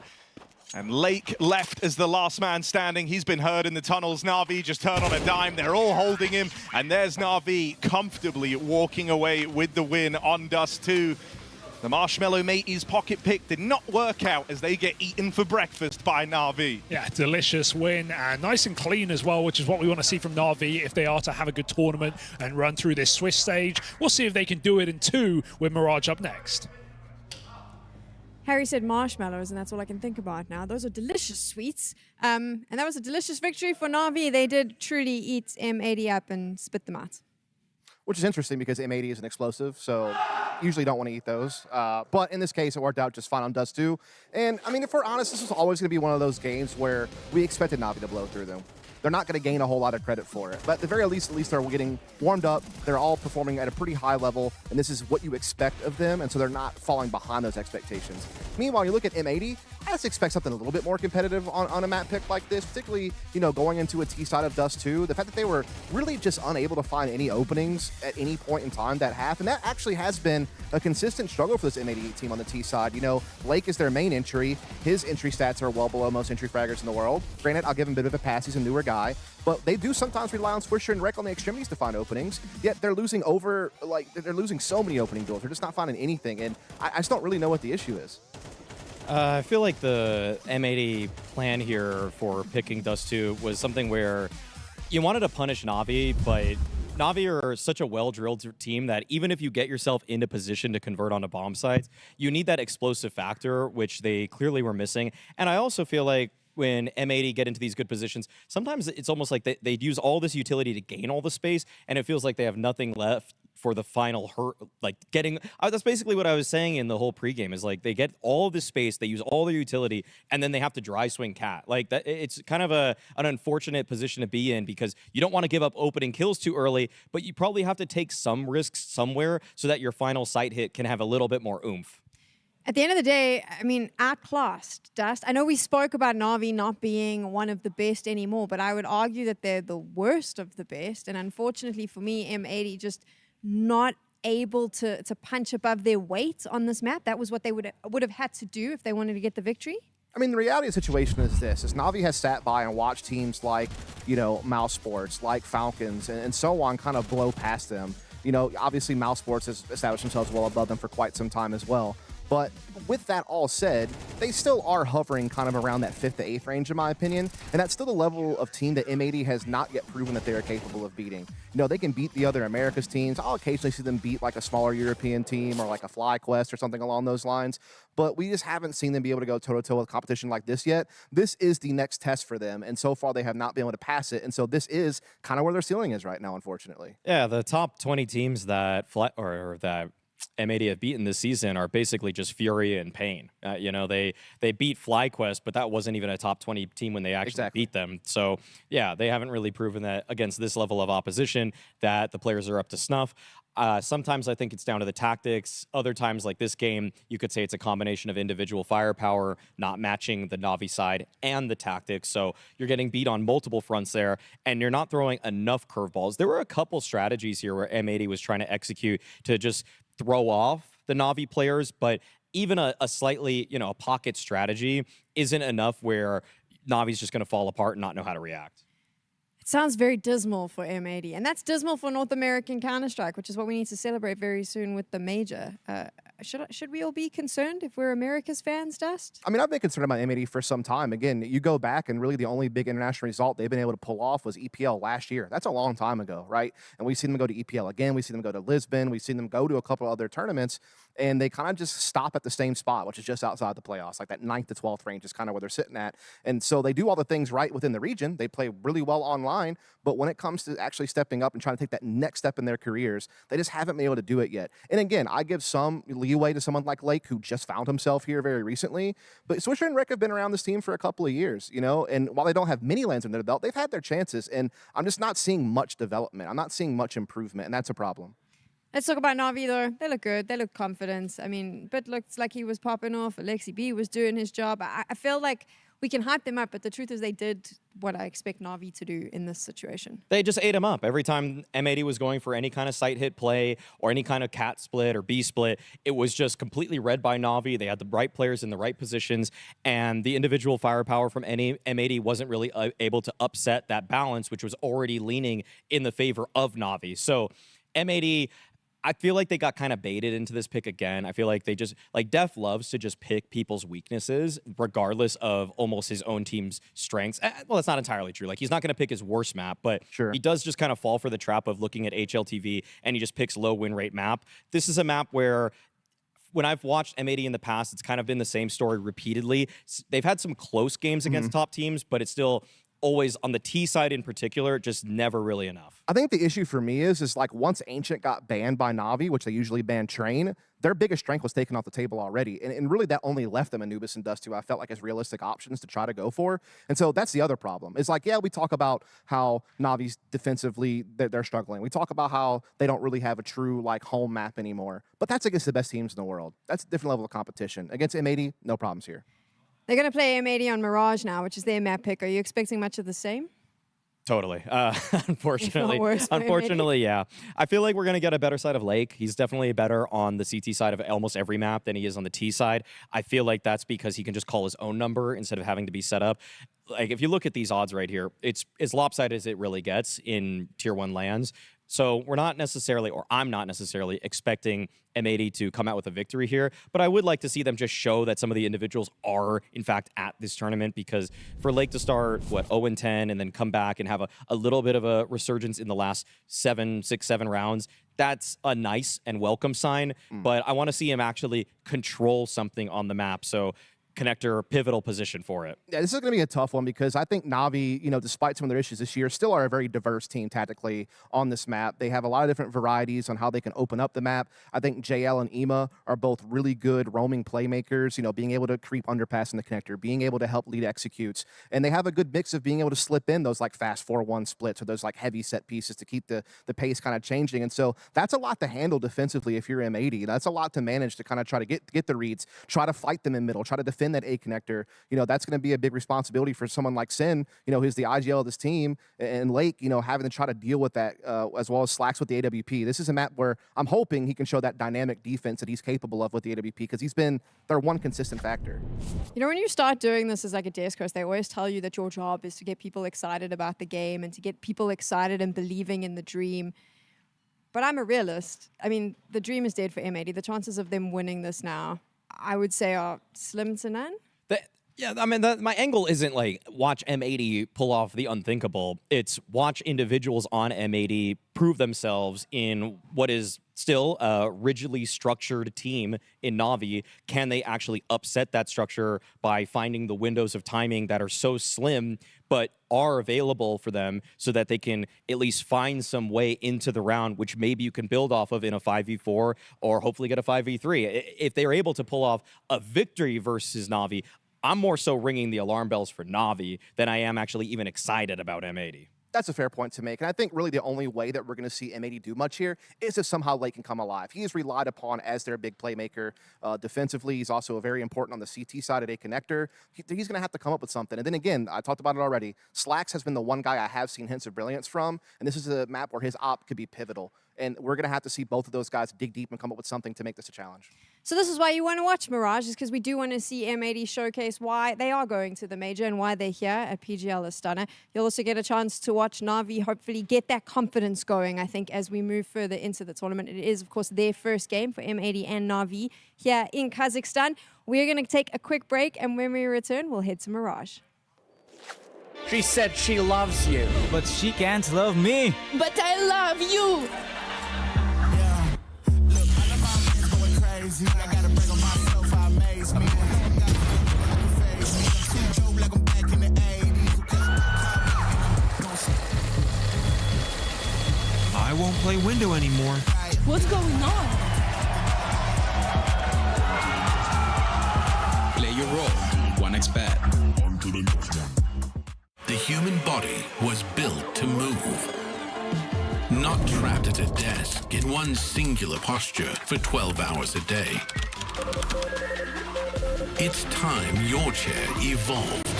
This is Secret Lab Titan Evo. Ergonomically engineered for you. Gamers, hybrid workers, artists. Backing your every move.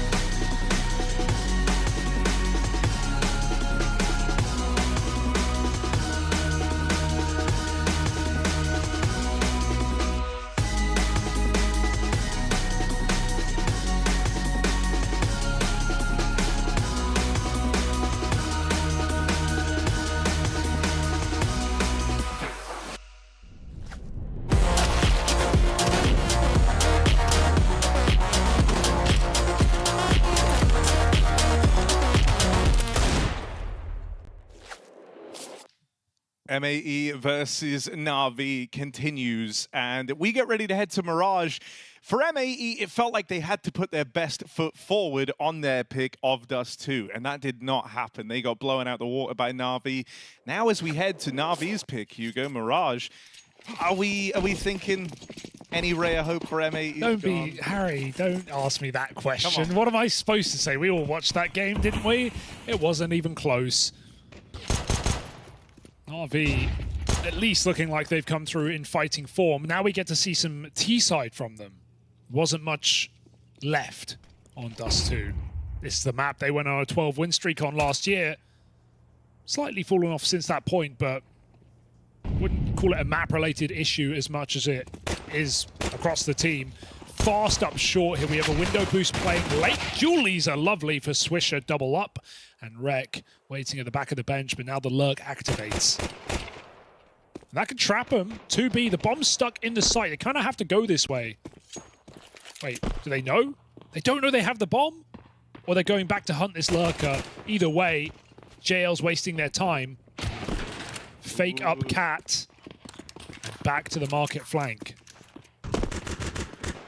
That's naughty from JL, but this flank might never get to help out in the actual site take. Ooh. Not needed either which way. JL still floating around here. Here's Lake on the rotate. And he's keeping his wits about him that JL might have done this, but thought he cleared it. He did not. JL. That's such a perfect communicated round for Na'Vi where they make all the right moves. When JL spots 2 coming back to hunt him down, Na'Vi don't waste a moment. They charge into the bomb site. They get all that space. And as M80 go back, they've lost space. They have to just 3-2-1 swing together. Na'Vi get both kills. There's nothing to do. All in the meanwhile, JL knows the value of window. He doesn't go through the murder hole again. He stays in that position to win the round on the last rotate. Really good team play and communication there for Na'Vi is the name of the game.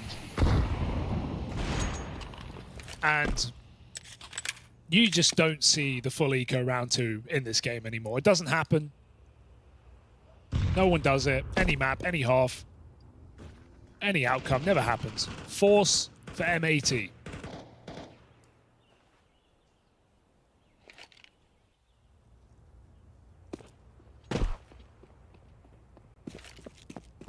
Plan is to stop the con split, it looks like. Crossfire there. Na'Vi late mid utility.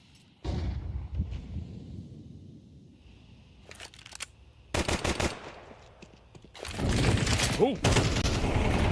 Ollie missed. That could be a problem.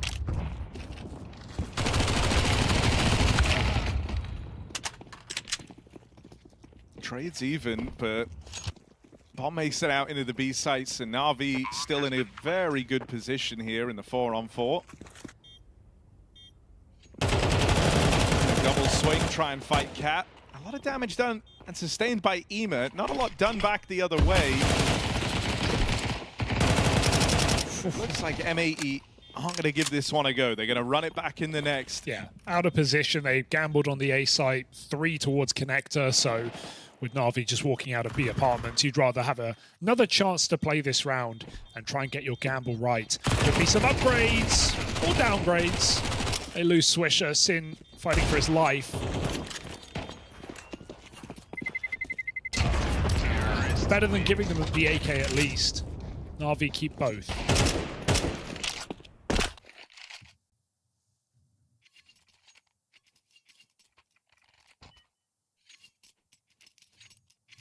I mean, Na'Vi do come to Astana with their Mirage not feeling pristine after how it went for them back in Melbourne. They had like that really horrible loss to Falcons, if you remember. They were 11-3 up. Oh, God. And then they lost 13-11. Oh, they also lost to FlyQuest on this map.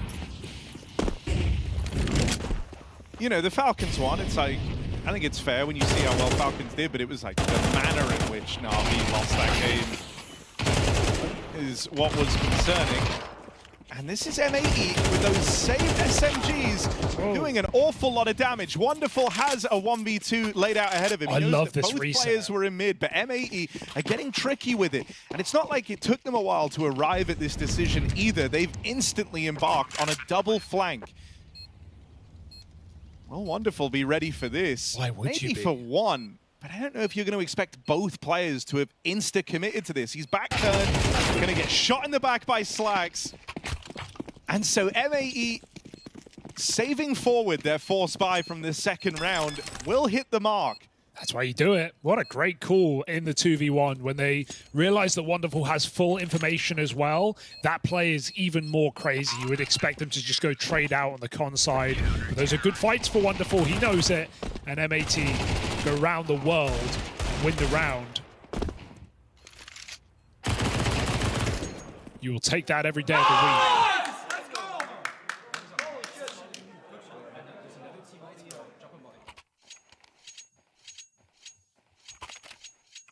So they get in earlier than anticipated and take Na'Vi with them, considering the damage in the previous round as well. We have 2 pistols on Na'Vi.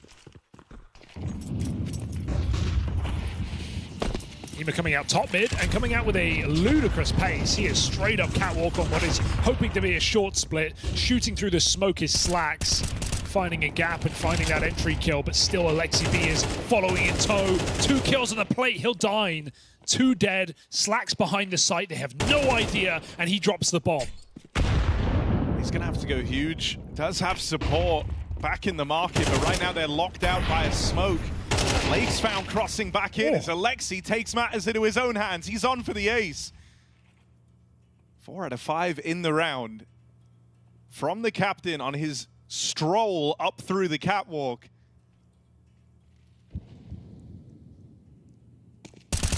Oh! Will knock him off his perch, and Wonderful gives up his position. God. Immediately swings into the fight, though. Can't believe he repeats. Na'Vi win the round. Sure. 6. He's trying some new calls. Alexi, go kill.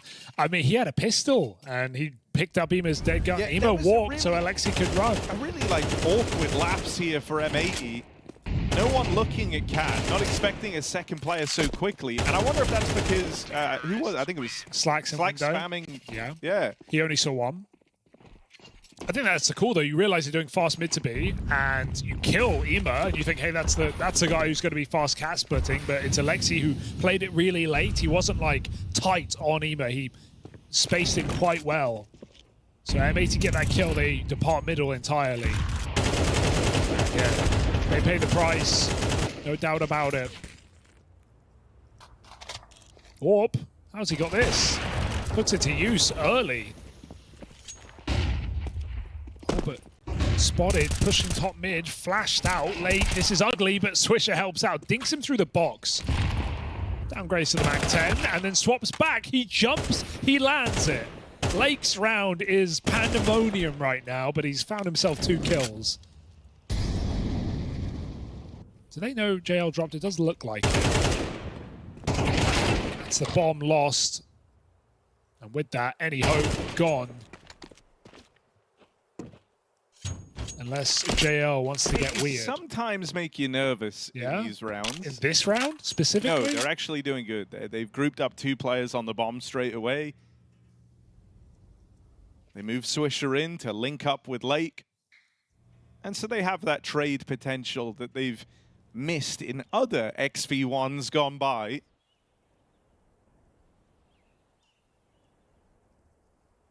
And JL's not even going to make a move to attempt this 1v3.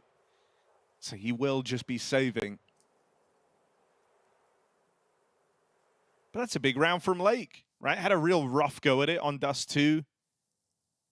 Where the only demand we had for him was don't go 0-12 on the half. That's a nice impact round there.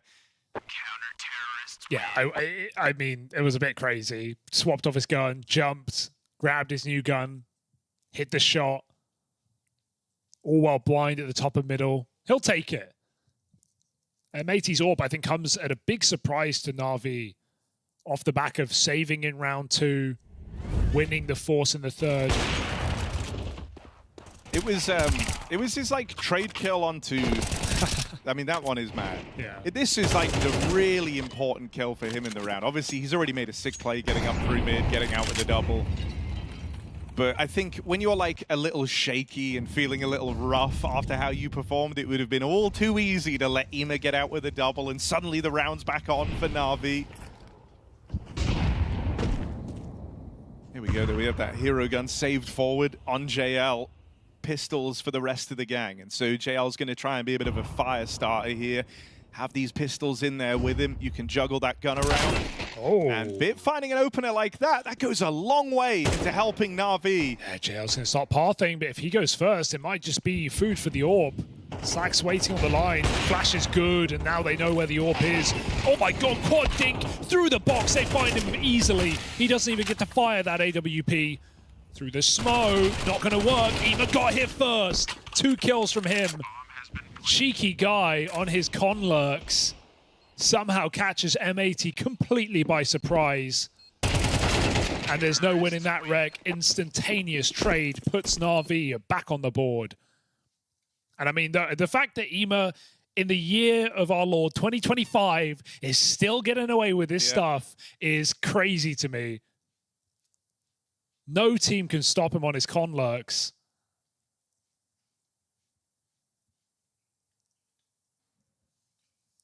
The assault from under. And M80 pause early, and I don't blame them because this has just been a whirlwind, right? Trading rounds out on the CT side, not leaving them with any money to talk about here. Look at those reserves.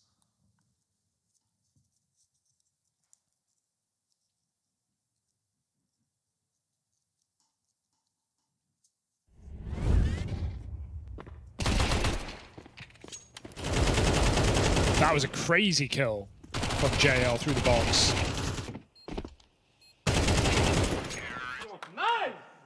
Big impact round from JL. And M80, this is about to turn into a really sour half when they've had good opportunity at the start of this map with all of the force buy wins. It's going to get worse before it gets better. Unless... How on earth does Sin win that? Couldn't tell you.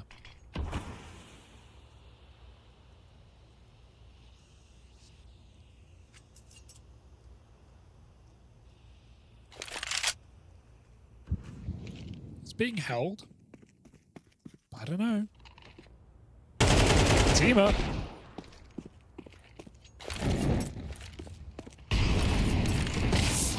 Oh, big move for Alexi. He and him together, Harry. That's a dangerous duo. Them. And they are getting it done. Alexi through the smoke. Ema in the window. Bomb gets thrown on the ground. You plant it. They are them.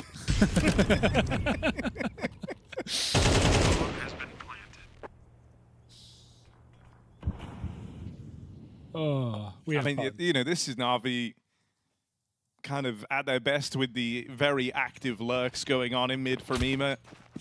This is when their Mirage looks its most beautiful. I'm in awe.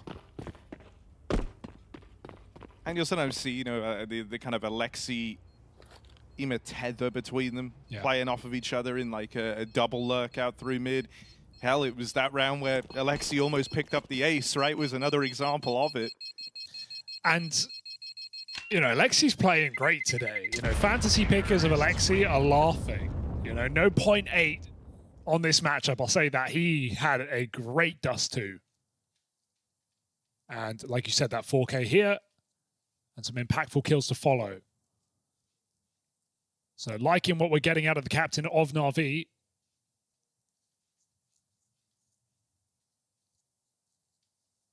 And M80, like I said, it's going to get worse before it gets better. This is the effect of that, right? Still on that awful money.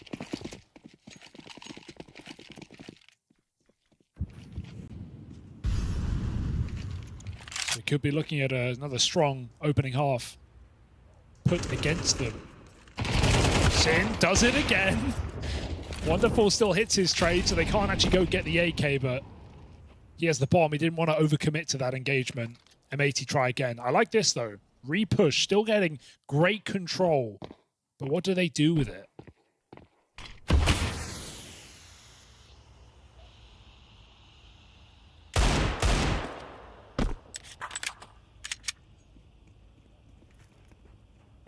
Gamble is nice. Will it come in time? Oh, they shoot a little hole in the smoke. Swisher, good to get away with one on the back of it. That's also bought some time for M80 to shuffle this stack around over towards B. I want to see Rek never peek. I don't want him to help his teammate. Let him die and try and squeeze the bomb kill out of this. He's not playing his hand yet. They're getting closer. He feels like he has to take the fight. Rek makes it happen for the first. But here's that wonderful AWP. They still don't know about Slacks. Hello. So he oh, God!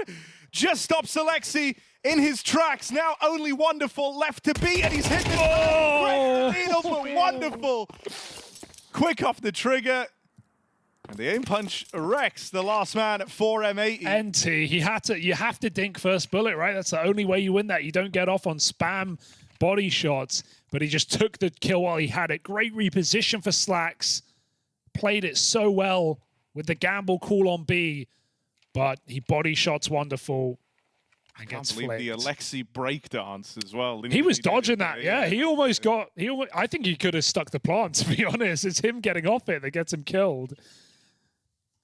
Very funny, just spinning. 4 kills for Wonderful. Wallbanged Rek through the bench. Nice to see. Na'Vi with a pause coming out. Blade didn't like how close that got. I think that's probably fair.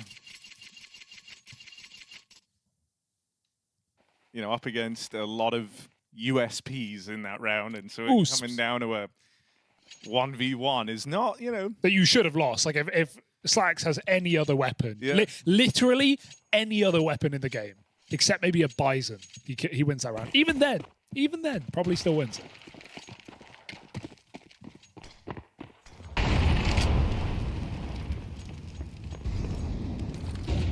Okay, this is what I've been waiting for, right? M80 have just suffered the CT economy in this game.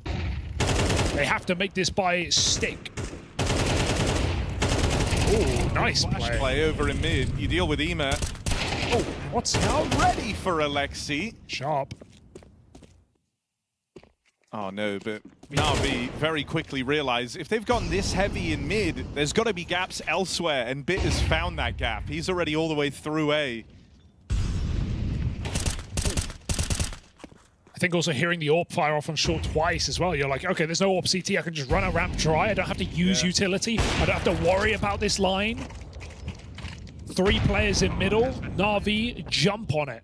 They are so good at reacting off of information like that. You know, whether that's a call from Alexi, like they're harassing me mid, go out A, or if that's just an individual like Bit noticing he's got an opportunity. Na'Vi always take them.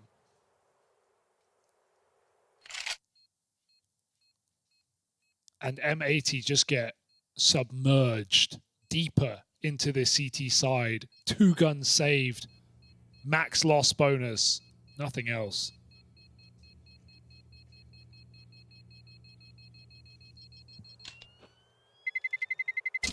Terrorists win.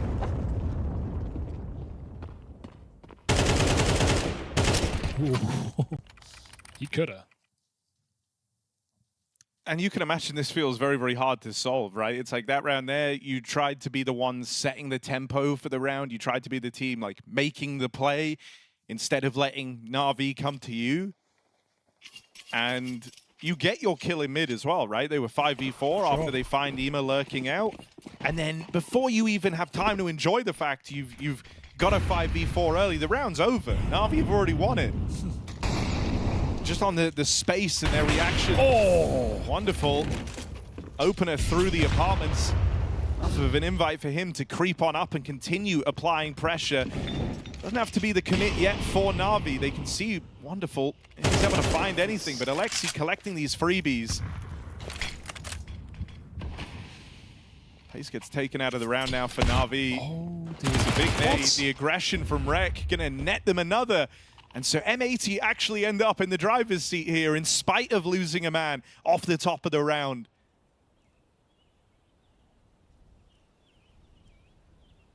Late play back in towards A for Na'Vi. It's Alexi and JL. They know that Alexi was in middle. He spot ticket to Con, he didn't see him, and now since timing is off, they're going to take the chance. JL's got a lot of space. Oh, he's crept past the player on default. They don't know he's here, but likewise, he doesn't know that he has this space. Finally, Rek gets the spot off. Both players a little more informed now. Uh-oh. Molly goes too deep, and it won't force the swing out of Rek. That would have been a great guaranteed kill. Instead, still having to do this from the 2-on-3 are Na'Vi. They've lost Alexi. They have no idea where he could have gotten to. He's in the perfect position to win this round right now. Still needs to nail the shots. Switch is the only guy who can put a stop to him. Alexi's patient, though. Collects that kill for free. JL knowing about a ramp, and they know that Alexi is now in the jungle, but this leaves them pincered between these two positions. Sim with the tap. JL spams back in reply, and that is a gnarly round for Na'Vi. JL and Alexi get it done between the two of them. I just don't know how Switch is not considering there's a player jungle there. It feels like a huge oversight. The whole round, you've only spotted JL. You've never seen Alexi in that round, and you've also not had window con or jungle control the entire time.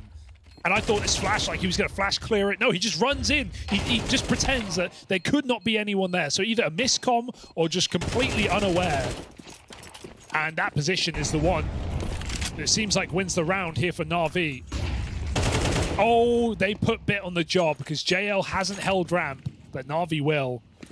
We also saw Slacks make the solo jump up balcony. That's why teams like to boost their AWPer. Ima out under. About to make this a very ugly round for M80. Whoa! Okay, 3-on-3. As far as things go, it's a decent opportunity, but that bomb's heading B while JL sells this on the A side. Oh. Don't get ball. Oh, that's okay. the lineup. JL's that kind of guy to make that transfer as well, so huge kill. And Swisher can read it. He could be in position in time. Okay, this is fine for Na'Vi. Yeah. Unfortunately, Swisher just thinks with JL that deep, the bomb was going to go around to A.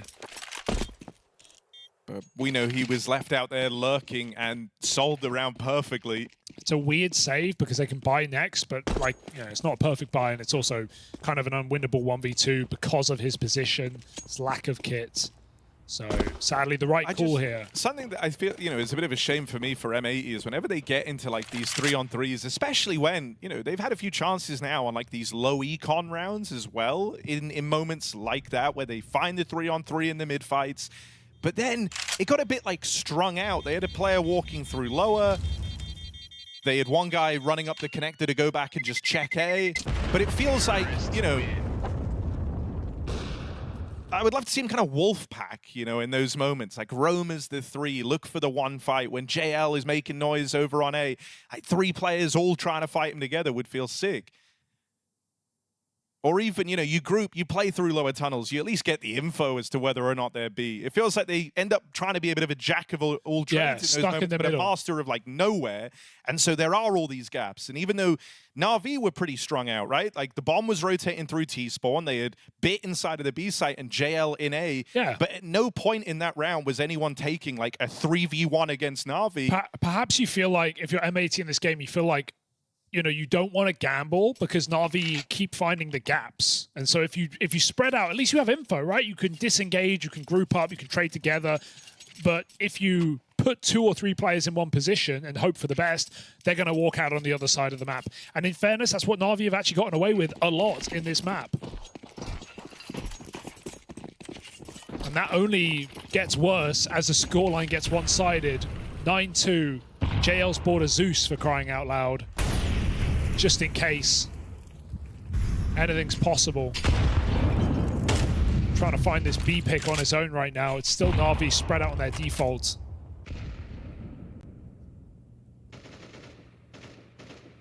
I guess it's just a part of me that would rather have like absolute information on one part of the map than like tenuous information on 3. Here we go. Back to the rifles for M80. Got a trade. Yeah. And Lake will at least. So Sin's death is not in vain. That bomb was moving back around towards this A side of the map. Ema back on his BS in mid. Yeah, let's keep an eye on the minimap in this one, see where he comes up. Lake with a great position, but oh, they were ready for it. It's the trade from the orb that you're not expecting. 3-on-3, bombs spotted. Ema not activating, you'll note. And M80, it goes a bit quiet. They get concerned. Slax tries to regain some space. Ema recommitting to middle after pulling back. His timing is a little late on this one. Slax has the line. Flash is a problem, pushes him off. Swisher in the sight. Very awkward for Swisher, left high and dry, but here's that Slax AWP. Okay. Sure. Quick trade out of Wonderful. And now only Rek remains. He was the last man leaving that B site. And so moves in a little bit later, and this is awkward now, right? All the info's kind of dated, kind of old, doesn't have a proper idea where any of these players have gotten to. And so the fog of war makes this hard for Rek. We'll get past Ema to open.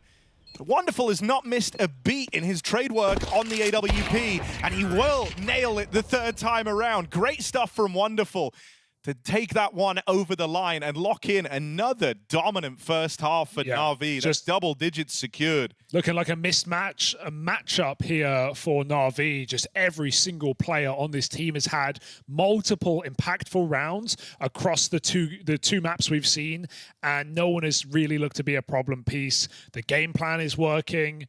So a few mistakes for M80, but also a few opportunities. And still, Na'Vi 10-2 halves to open up both games in this series. It's looking like a formality now to just send them straight through 1-0 up in the Swiss. And a CT side on Mirage should be perfectly fine to close this game right now. For M80, they have just hit the wall, Harry.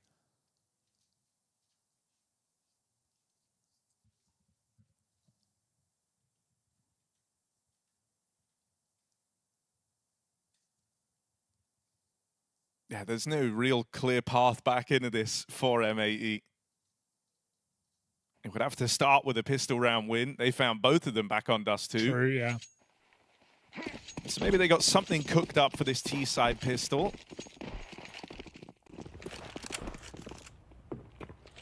Fairly util heavy for Na'Vi. Oh, that's spicy. Fast A play out of M80.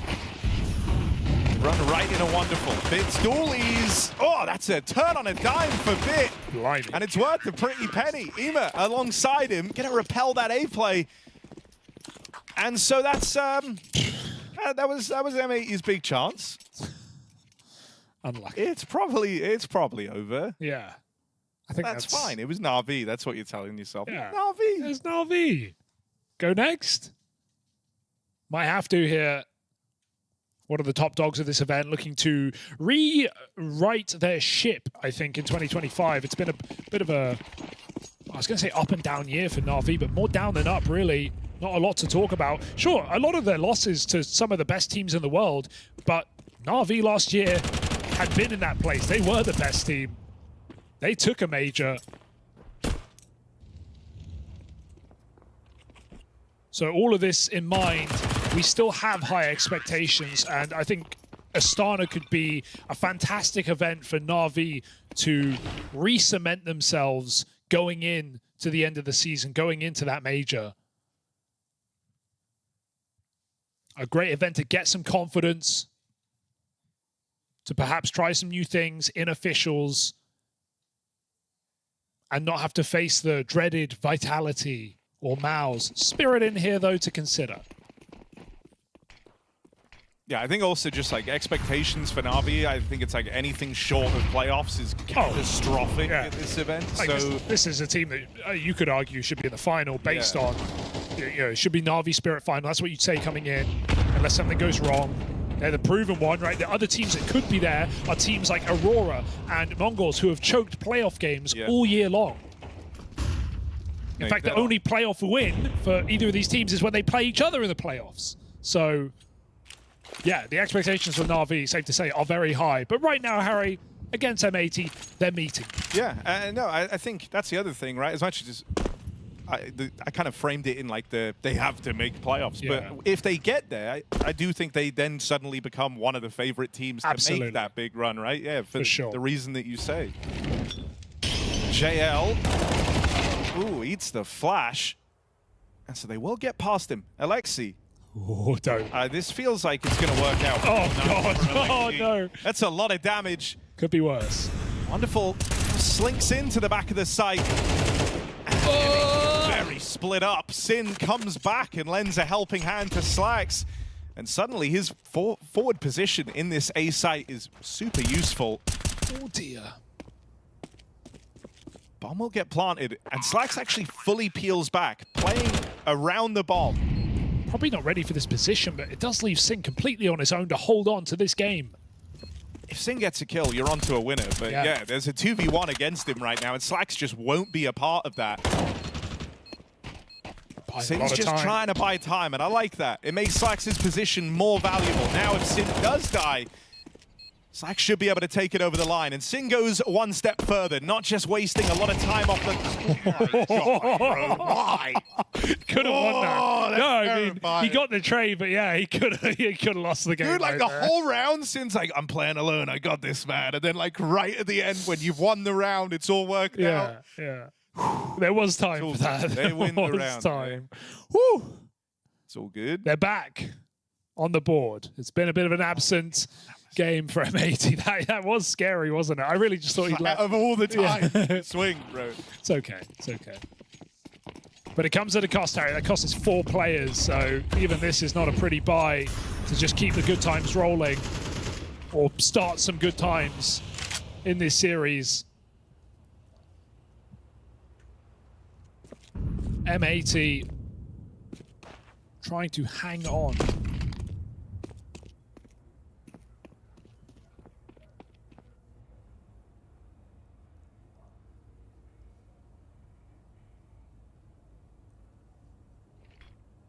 I mean, Wonderful's been very involved on his AWP. 17-5, you cannot complain about that. Not been forcing too much either. They don't know about the orb. Glass in this round may come as a bit of a surprise, as did Slacks' first orb on the CT side. Oh, the fact he's not in CT instantly also let them creep out a little bit before the AWP even fires. They weren't ready for him, but Wonderful's not been able to hit one of these yet. Gonna try and move into position now, getting jiggled. They're just wasting his time. What? Okay. Closes the gap on the planter, but gets trapped out at triple. NT, but... Oh, what's Alexi doing? Cleaning his monitor. Was he? Yeah.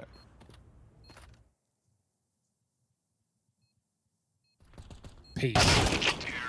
M80, they get a 4th. And they get the AWP.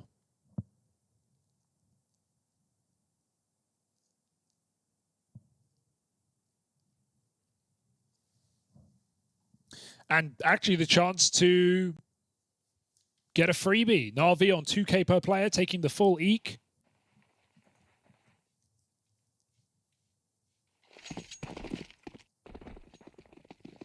I wonder if, like, I don't think it is, but just entertain me. Okay, go on. In, like, anyone on Na'Vi's mind, do you think they go in, like... Think about the Falcons. Yeah. Is I that what think you're they're saying? like... No, fine, but though, like, because we don't lose this one. No, but I think that's why they fully go. Maybe. Oh, God, they're going to win it. Maybe they win it now. No, they've lost B. No chance. 0%. You're out of the sight. You're saving the M4. Unless M80 all suddenly crash. M80 are very good at finding ways to make these rounds interesting. I'm not buying that narrative. I reject it. I think Na'Vi have just played very well in this series. There have been a few mistakes from M80, but not in these rounds.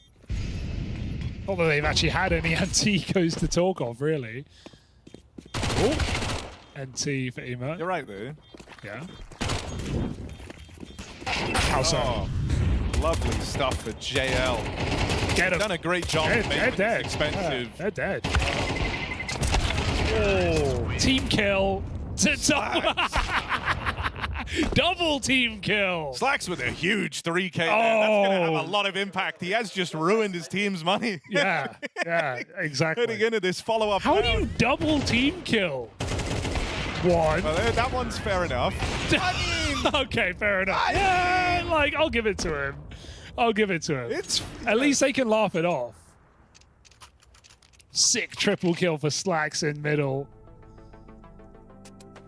At least he killed all of Na'Vi as well.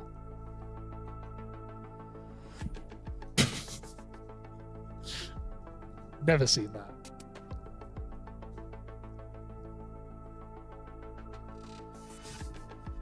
Slacks double agent just killed more M80 players in that round than Na'Vi did. Well, the same, but... Well, they beat their Dust too. 13-4, now 12-5.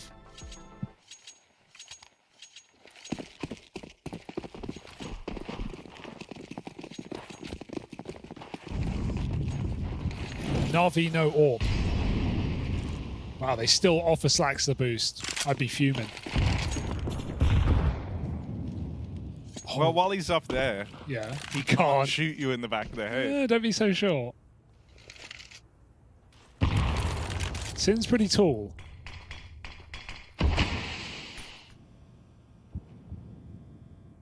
All right, 50-50, but Rek won't take it on the fade. You bet on the AK there, but playing passive, waiting for his team to regroup on this A hit. Bit of a ruckus in middle. Lake and Swisher.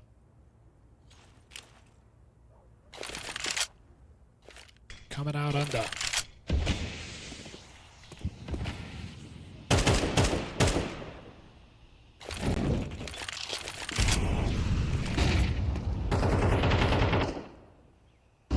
Can Ema stop what he does best on this lurk? Wonderful with a FAMAS in the sight, but he's got Bit to support him. Oh, a re-smoke at ramp, though, at the 40-second mark. That's already making you feel a bit tense here if you're M8. Lake alleviates some of that tension with the kill on Ema.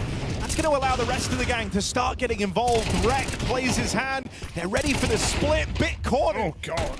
The Germans. M80, the biggest enemy, comes from within. Don't trust these Germans right now. Keep killing the Americans. Oh, God. No, and Alexei finds them. Spam. Plant denied. Very little time left. Lake starts to plug it in. Okay, M80 stumbling back to their feet. Despite their best intentions, might still be winning the round here. Need to hit this. Will not connect. 2 shots left for Slacks. Repositions to play that bomb, and he's cleared spawn as well. Knows where they're both likely coming from. The jungle side. Late considering the big flank, but as time ticks down, they know they are side by side. Moving in, Na'Vi on the clock, and they have no kit right now. This one's not meant to be, and so it shall not. 10-second stick Molotov, and that is the round. M80 do live to fight another day. Despite the team kills, they are still in the game. Weirdly, I think the TKs like mentally bring you back into this. You're still winning rounds, even though you're like 3v7 at this point. True, yeah, okay. Bro, it's impressive. And, you know, it's giving you something to laugh about. Now you're clawing some rounds back. Sure. And everyone on Na'Vi's thinking like, oh God, we not lost again. This one once before. What was it, 11-3? In that game, it was, 11-3? 11-3.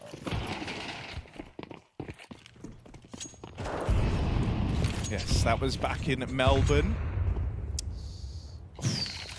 Yeah. Okay, missed window.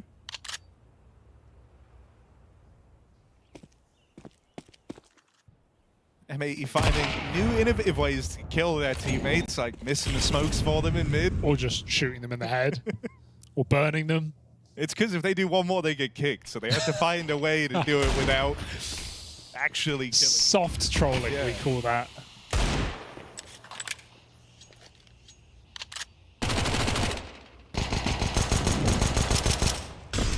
Couple of pistols Shouldn't go too far here for Na'Vi. To jump through the window for Alexei. Yep. And Lake stops him. Meanwhile, A site gone. JL waits for an overstep. Ema has hit a dig, and Wonderful somehow gets back in window. My God, he just let that bomb cross. Ema unable to trade. And MAT actually getting a clean round is a sign of the times.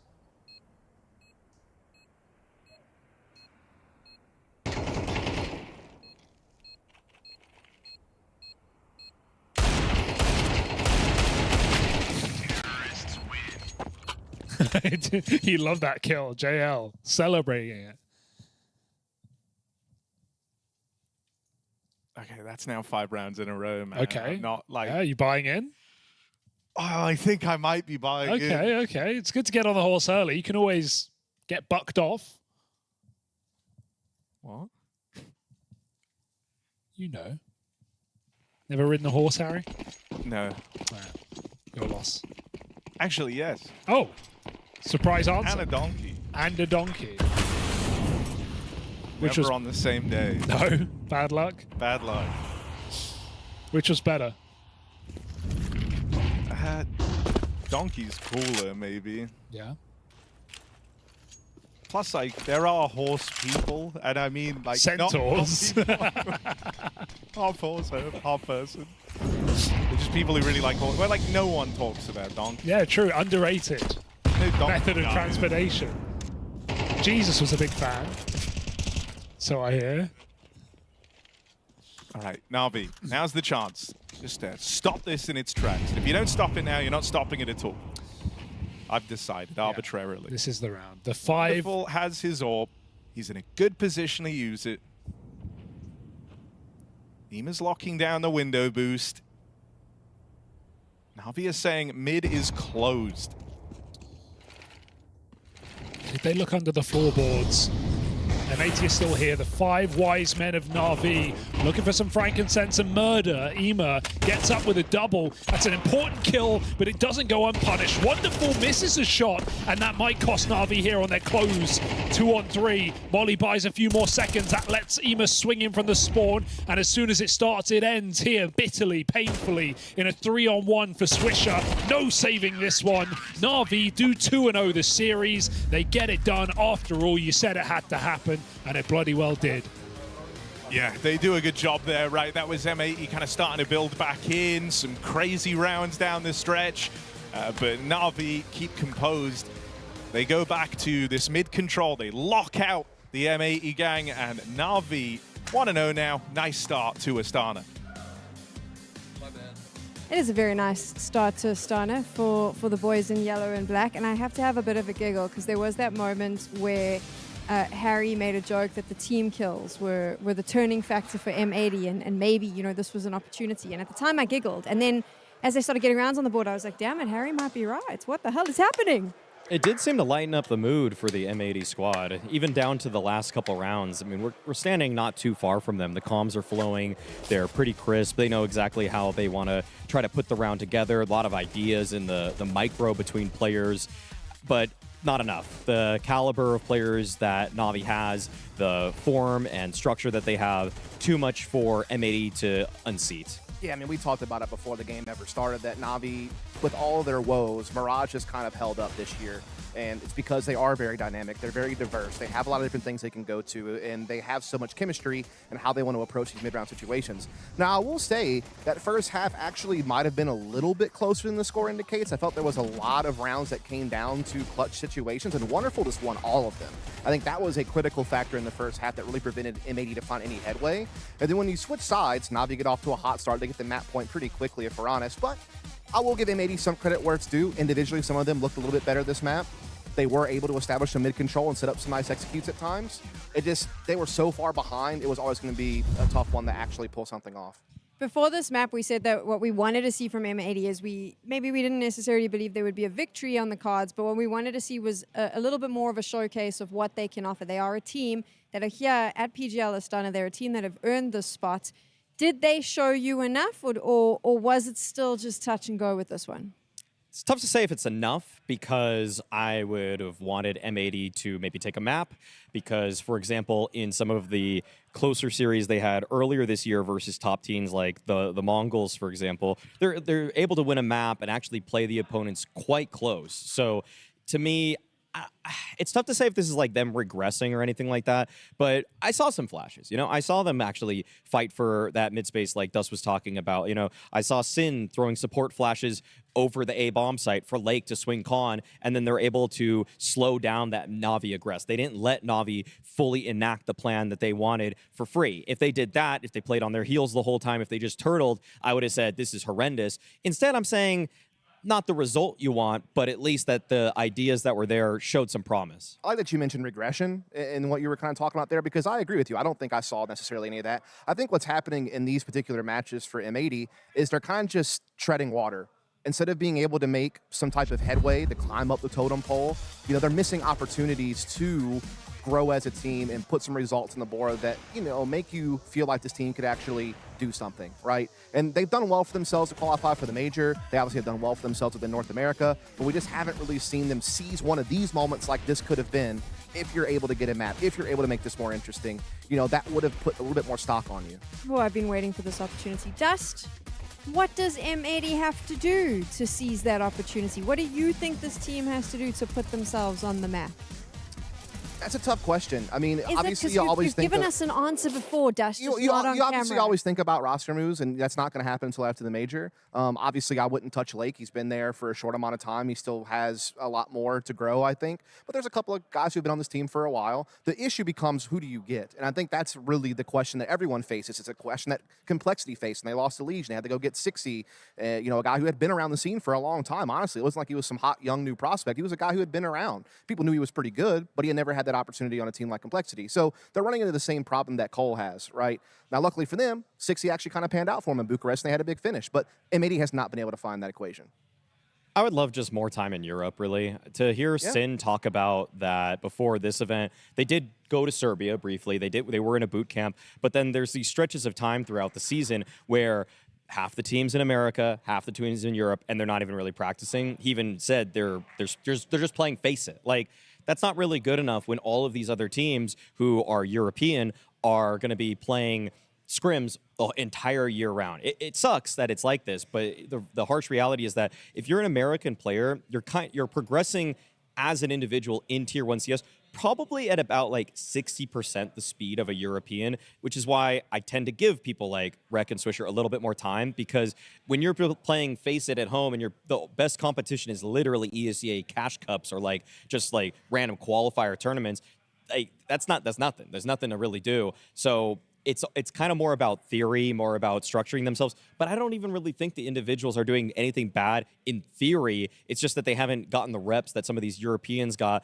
where, you know, Donk's probably got 200 Face-It games this season, like out of high caliber, like against the best players in the world. Talking about Donk, what's really cool about where we are here in Astana is obviously there is 2 streams running and all the teams are in this ballroom with us. We're slap bang in the middle. As Na'Vi won that game, Donk actually stood up. We could see him in the corner here and he cheered for them, gave them a clap as well, which is really exciting because I do like to see the support. He obviously wants to play Na'Vi and they are going into the 1-0 bracket. If you want to see more of Donk, though, because you probably missed that little cheer, then don't worry. He's coming up next. They'll be facing off against GamerLegion. She said she loves you. But she can't love me. But I love you. Crazy. I gotta break on myself, I amaze me. Like I'm back in the 80s. I won't play window anymore. What's going on? Play your role. 1xBet. On to the next one. The human body was built to move. Not trapped at a desk in one singular posture for 12 hours a day. It's time your chair evolved. This is Secret Lab Titan Evo. Ergonomically engineered for you. Gamers, hybrid workers, artists. Backing your every move.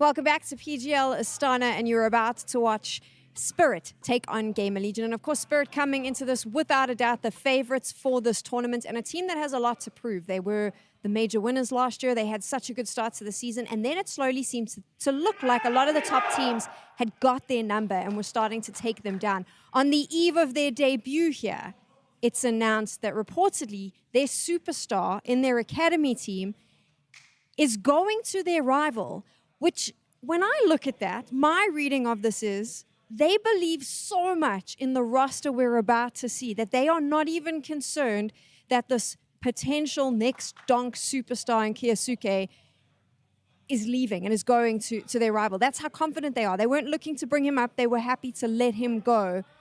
Maui, are you that confident in the Spirit lineup, though?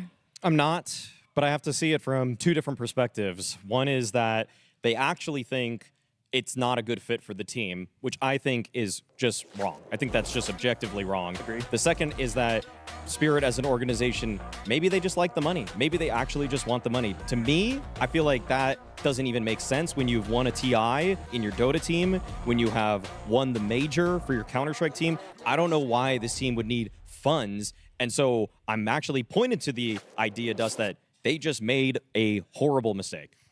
It's one of those things where, unlike Na'Vi, Spirit haven't slipped so far. You know, they did win a tournament earlier this year. In the 4 lands they've played since then, Vitality's been the one to eliminate them 3 of those tournaments. So they're losing to what is going to go down as one of the greatest teams of all time. But what I will say has happened for sure is that Mousesports and Falcons have leapfrogged them, leaps and bounds. Like, they are definitely outperforming them. They are beating them head to head. And so Spirit has went from #1 team in the world, winning a major, winning Blast Bounty. If things don't work out, you are going to have to make that big move. And that would have been the best move you could have made, because you would have had to spend no buyout money. He's already sitting in your academy system. He's a very talented player if you're looking at up-and-comers and you're not, you know, pulling off like a perfecto out of nowhere move or something like that, for example, if I'm just going to give one name out there I could think of. And so that could be a real problem for future-proofing yourself if you are passing off a star to one of your rivals, for sure. So fans are concerned about Spirit and the quote-unquote drop-off, because for them, a 3rd, 4th finish is not good enough. We expect them to win all the time. We're concerned. We're mentioning it here. But again, it would appear that they're not too concerned with what's happening, because they haven't made any of these changes, because they've let that player go. Is it maybe a little bit presumptuous of all of us to be worried? 3rd, 4th place finishes, hell, for a lot of teams, that's just fine, to be fair. It depends on what your ambitions are, right? And I mean, I think everyone's having a hard time cracking the Vitality code, so I'll let that one kind of go for a second. But even just going up against rivals like Mousesports and Falcons, you used to be able to beat those teams, and you used to have a lot of talent. This team still has 2 huge star names, you know, at their disposal. You know, Donk, one of the most prolific riflers that we've had in Counter-Strike, certainly the best entry fragger in the world right now, #1 in so many different categories already this year, continuing to match the pace that he had last season. And Shiro, I'm going to give him credit.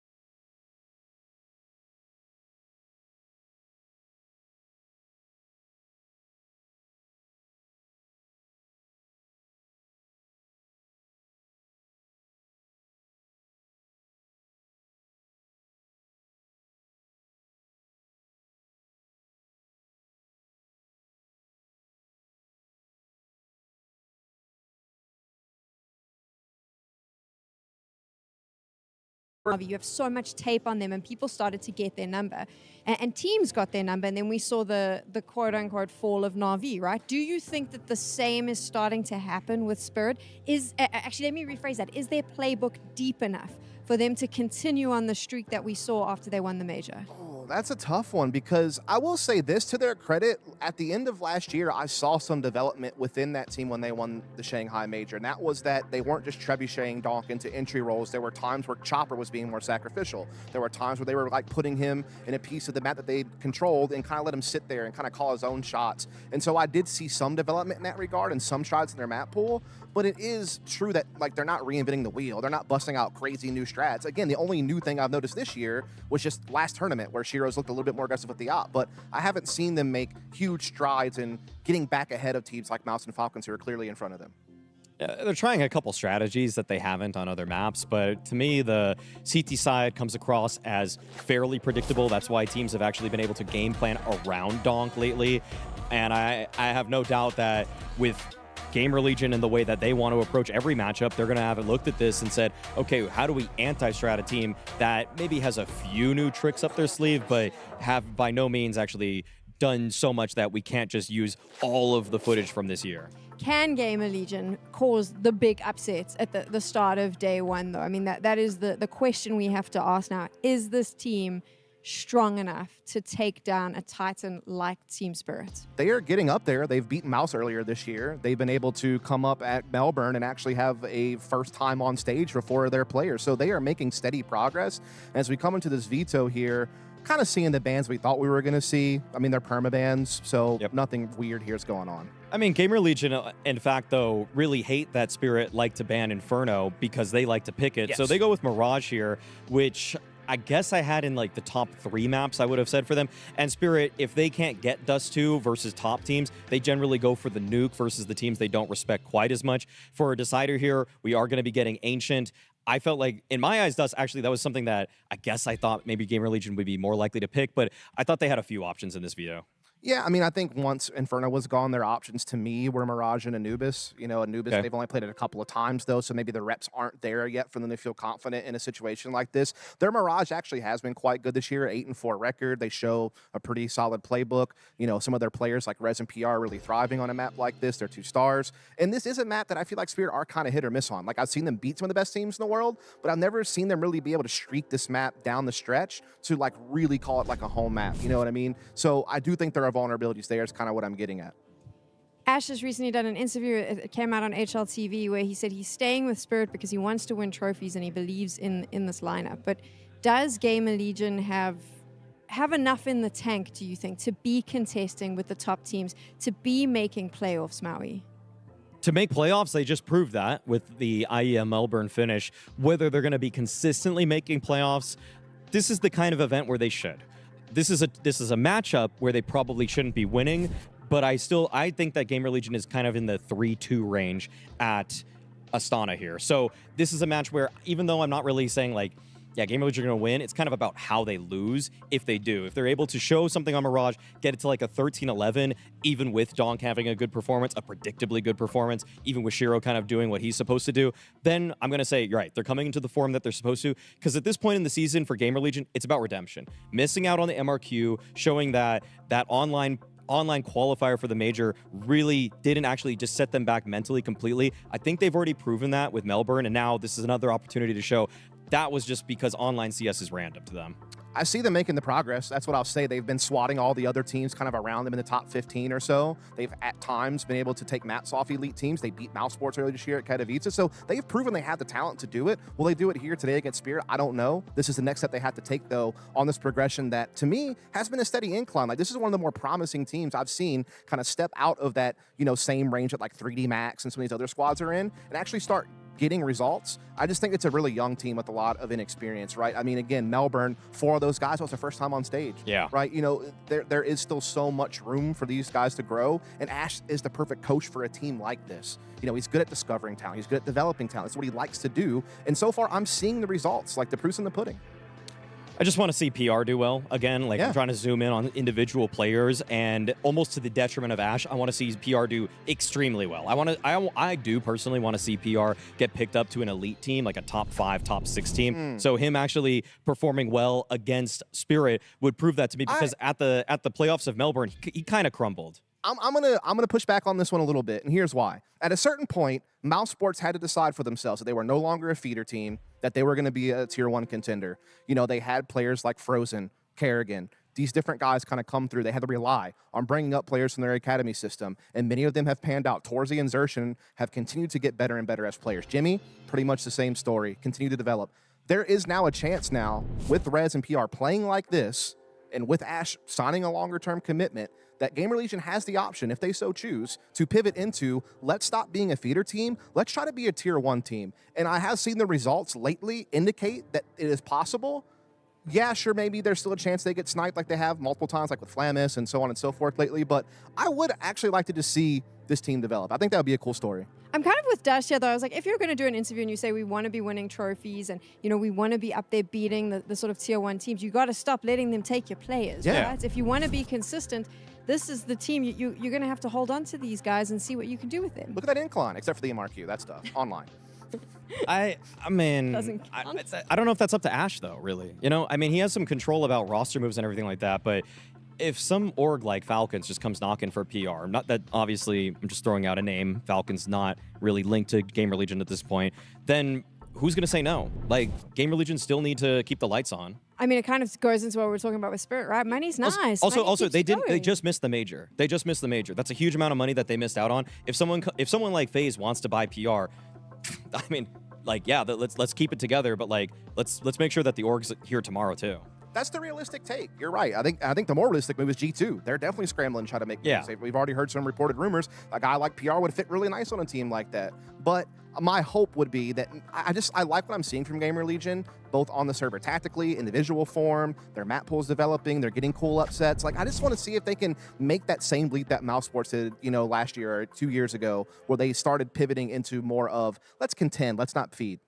If you want the, like, scalding take on GamerLegion and Ash right now. Get ready to clip this if you're watching. He's kind of just putting himself in the same position that we've criticized K Serato and Tabson for. Like, to just stay with a comfort team where you know you're not actually going to achieve world greatness, even though as a community we rate you as one of the best in your role. That to me just says you prefer comfort and coziness and safety over actually striving for greatness. Like, the chance that GamerLegion becomes a world beater this year is 0. Like, that's not happening. Okay, so I would have liked to see Ash in rumors to go to G2, because if they are already, there's rumors that Saw is going to be right there. Like, Ash and Saw were in a very similar air for me for great coaches, and now we know that Ash he's comfortable, so he's just going to stay there. We've got an issue with the players, so it allows us to have a little bit of fun here, because this is a conversation actually I want to have with the open circuit. Money talks, right? So you're going to see these big organizations, the G2s of the world, the Liquids of the world. They have the power, the Falcons of the world, of course. They have the power to spend money on getting massive firepower. And if you are sitting in a team like GamerLegion and you say, well, we want to win trophies, the ugly truth is the bank balance doesn't allow you to. So if you're serious about that, I'm kind of with Maui. You need to be making those bigger moves. So maybe it is a comfort. I mean, Maui did hit me with the Uno reverse card there. That was a good play about the whole Ash coach take. Like, you're taking the other side of the equation. You're kind of sliding him out instead. And I think you're right. He is a coach that probably could have found himself on a G2. Liquid doesn't have a head coach right now. He's worked with Shuhei before. Everybody thought that was. Yeah, I mean, I thought that was definitely one that could have been in the books for him. And I got to imagine the conversation was there. But I will say, and again, you can't always know for sure, but I can only go by what the man says. And in a recent interview, the question was posed to him, are you staying here because you have control of this team? Like, you want to be the guy that's in control? You want to be the guy that brings up underdogs into a contender status? Like, does that make you satisfied rather than just moving on to a better team and then leading them into greatness? And he said, no, I would be willing to give up the control. In fact, I don't like it because it's harder. Like, I have to keep going and scouting the talent. It adds more to my plate that I have to do aside from just, you know, player management, you know, dealing with coming up with new tactics and anti-stratting. You know, it adds another level of responsibility on his plate that maybe he would like to shed at some point. But he had the opportunity probably to do that, and he did. Yeah, and so that's where I don't know where it goes. That's why I'm just so extremely frustrated by what Ash's actions have shown, is that you're basically taking yourself out of the running for GOAT coach. Like, you're never going to be close to GOAT coach, even though we know that your skills probably are in the top 7 or top 5, but without the best pieces, we're always going to give him a pass. He's always going to be in the good graces of the community, because what's he working with? Can I pose a counter question? What if he makes one more move and he's able to put GamerLegion to a top 5 status? Then is he in the conversation? He's not a GOAT coach. He would never be close. Let me just throw a curveball at you, because go ahead. We're still waiting for the players to sort out their stuff so we can do this.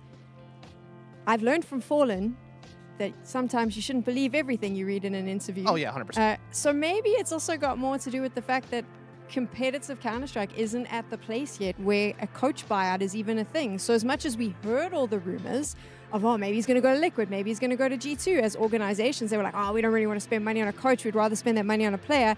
And then the option to re-sign with GamerLegion was possibly the only one that was really viable versus just sitting waiting out your contract, which he did hint to in that article as well. The idea as a coach of just kind of sitting waiting for your contract to run out, which doesn't feel good. So maybe it's that case as well, that we're just not mature enough as a competitive scene to understand the value of what a coach like Ash could bring. I'm just trying to waste time, guys. If there's if there's no organization that is looking at Ash to try to make an upgrade in their coach position, and the most obvious contender would have been Liquid because they're using DeMar DeRover to do the coaching, and he's only been the analyst for his entire career, then I'm just not really sold on that idea. Like there had to have been at least a conversation over there for him. And the thing is, talking to Joe Castive and how he works as a manager, he lets people like Ash get control. Okay, like Joe Castive is a very hands-off guy, and he usually just sort of pairs himself with who he thinks are kind of the head honchos on the team. And there's no reason that Ash wouldn't be one of the guys that has a say on the roster. So if Liquid weren't looking at him, then I'm going to just call up Joe Castive tomorrow and say, what the hell were you guys doing? And if G2 wasn't, and then said they wanted Saw, that's actually fair. That's actually, if you're going to get Saw instead of Taz, that's cool with me. But again, I think as a community, we've been so hard on players in the past about wasted potential because they just stick with their domestic or their comfort projects, like Tabson on Big, like K-Serato on Furia, and now those guys' primes are just completely wasted. And Ash is in a weird way, in a prime of his career. He's putting pieces together that have no business being as competitive as they are, and they're getting modest finishes. They're getting playoff berths. They're winning a couple BO3s that we don't expect. So I just want to see him actually do that with championship caliber pieces, because right now, to me, he's got nobody like that. It's tough because, he's had prospects, right? And they've come and gone. Flamus was probably the most recent example that I could think of this, right? But what I will say is he picked up Rez, a guy who had been sitting at NIP for 7 years, maybe more than that. Obviously had seen the revolving door of players that the organization had put around him, and he was able to go bring a veteran. So this wasn't a young up-and-comer. He brought a veteran to GamerLegion and allowed this guy. Rez is one of the best rated players in the world right now. And PR isn't just some prospect. He's proven himself over these last few lands that they have played. He is also well up there when you're looking at some of the top players in the world right now. If you were going to make a top 20 today, you'd have to talk about him. And so I do think that, at least in this version of GamerLegion that I've seen the last couple of months, they've almost moved past the prospect stage and are almost like, yeah, these guys look like star players. Now, are they the type of players that can contend with the best of the best? I think time is still up on that. We still have to kind of wait and see. But I do think that this GamerLegion team does have the potential to pull what a Mouse Sports did before. If you have an opinion on this, feel free to send it Maui and Dust's way over on X, or better yet, start a podcast, do a whole episode about it. Maybe we'll watch it. I know what you really want, though. You want us to get into the game. We've sorted out the issue, so that's exactly what we're going to do right now. Oh, I've heard enough Maui and Dust in the green room bickering away all day. I think it's time to get into this one. GamerLegion versus Spirit, and we have Donk on the scene. Harry, you a fan? Yeah. That's really all I have to say. Yeah, nothing else to add. Pretty darn good, isn't he? Yeah, I've heard that. No, I don't know. I think this is it could be a deceptively tricky matchup, right? Ooh, sell it to me. I don't know. GamerLegion, sure, when they get to the high pressure of the stage, something that we saw back in Melbourne, they still have a lot of learning to do. But here in these types of environments, I think they are going to be more comfortable. And something I like is this team's very, very good at sticking to their strengths, kind of playing their game. They don't often get fully, dictated to by their opponent. And there are times where I feel like Spirit give their teams too much respect that they're up against. Sure. And so I think GamerLegion will be allowed to play their game here. Question is their game enough? Magix and Zontix on this B bomb site getting run at right now. Julie's dropped after one, and Zontix committed in the corner. That's fine, though. A 3 for 2 on this B bomb site. Allows a bomb plant, but nothing more, and even then GamerLegion are concerned. Our Spirit right around the corner, only now just entering market. Gives time for positions to be taken by PR. He is the guy in the site with 2 kills to his name already. Oh, and it's over. That's Donk. Donk just goes bang, bang, and it's done. Simple as that. The Donk he show. is so good. I hate watching him. And No, that's fair enough to No, say about Donk. I actually love. He's my favorite POV. I actually specifically requested Chev to only spectate Donk in this game. Failed already. He's failed, but yeah, he was at the back of the market. I'll give him that, and we'll see it on the replay. So Donk's here, and Spirit land in Astana with a pistol round. Like, why? Yeah, you wouldn't expect that. Bro, how did he do I that? have no idea. That's so messed I say it so often. I like the way that you sold the GamerLegion like upset. Not that you're calling it, but the flip side is Spirit don't lose to underdogs really. Like this year alone, they've only lost to Na'Vi, Mal's, Vitality, Falcons. Like all teams in the running. They haven't lost to any other rosters. So, like, it's a pretty good track record. I don't know about you, but I would take that. Sure, the question for us is always, like, this could be the best team in the world. Why are they making these transfers? Could they upgrade this roster? But at the end of the day, it is still one of the most threatening teams in Counter-Strike. And to me, Harry, you want my conspiracy? You want my Kyosuke conspiracy? Yeah, go on. I think, and this is based off nothing but me reading the room. Vibes. Literally, that's where I'm going. I think Donk wants to play with Magix. I think they're buddy-buddy. I think they're good friends. Okay. Now, I'm not saying he doesn't want to play with Kyosuke, but I think, everyone's saying the obvious change would be, well, maybe not the obvious one, it would either be Zontix or Magix. I think Donk wants to play with Magix. I think that's the big sell. They seem very buddy-buddy. And so maybe vibes are the reason, Harry. If you can say, no one's talking about the vibes. Everyone's talking about money. Everyone's talking about risk, roles. No one's talking about vibes. Very important factor to consider. Oh, bro, PR so good. What else can he do with the Deagle? Nothing. Vibes? I think. Yeah. My stance is just this. I think as a community, it's cooler that Kaisuke doesn't play with Donk. I disagree. Because I want to see him as like the guy standing on his own devices, not playing second fiddle to Donk in a roster. I want to see what he can do. Now, don't get me wrong. Nah, is he going to the second right fiddle, team bro. Second fiddle. He's got to play with Nico Monosig. But He's second fiddle. I like that they start apart. It could and be maybe they interesting. link up down the line. The issue is I don't think you're buying anyone out of Falcons. I don't think Falcons are selling. It's an interesting conversation. It's one maybe we'll can for later because we are watching the game now. We got Spirit with 2-0 lead, but 0B, Harry. 0B. So GamerLegion are winning their first round here. Spirit knew this was a possibility. I don't know if it is a vision to go down exactly like that. Just full for save Zontix. now. Yeah, you now do just have to save these guns. Okay, so back to vibes talk. What do you think of my vibes argument? Think there's legs to it? You don't like it? You don't think vibes are a reason? I mean, vibes could be a reason. I don't know. Everybody's asking.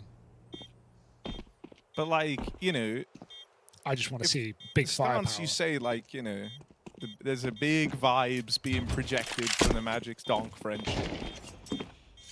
But then like, I could think of another name to... Stop walking around this one. Tell me what you mean. Well, you could just be like, yeah, buy Zontix. Oh, okay. Well, no, my argument for that would be I don't think you want to put Kyosuke in like hard anchor roles. That's fair. As much as like, I feel like you could, if you get rid of him, Kyosuke just has to take his roles. Whereas if you get rid of Magix, you can make Chopper do Magix roles and then put... Magix's whole like career has been filling the void in teams. So that's true. That's true. I say teams. In this team with Chopper. Forever. The young Veti, in a way. Nice little pop for GamerLegion, though. They win the round off of a single entry from Rez, a player who's had his own resurgence. Resurgence. Resurgence. Save that one for later. And now Spirit put 2 players back on that B-bomb site. Donk fighting Connector. No Molotov in this position. Free to roam.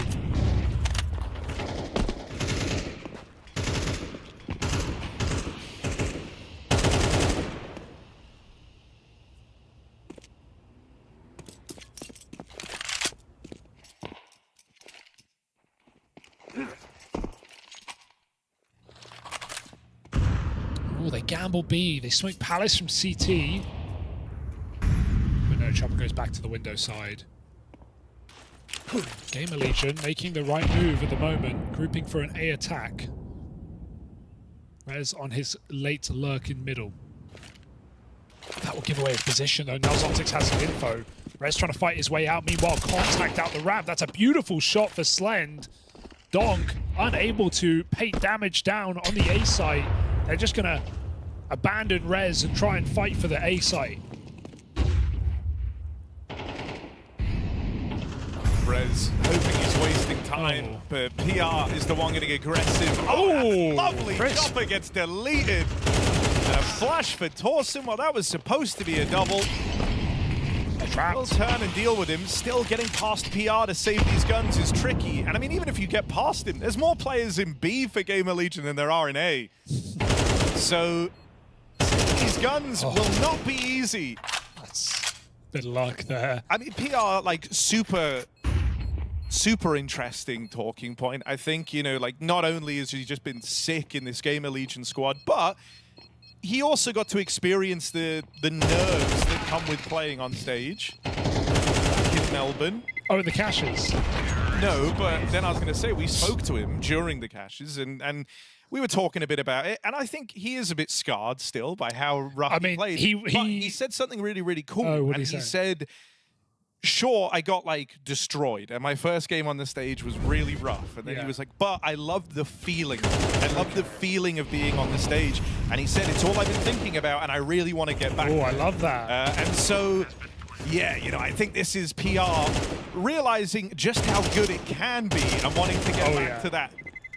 And to put it in context, he told us this after the game. He said, yeah, that was my worst match ever. And it actually was statistically his worst game ever against Falcons on the stage in Melbourne. So, you know, yeah, the GamerLegion crumbled in that matchup, no doubt, but also Falcons were playing some incredibly punishing CS.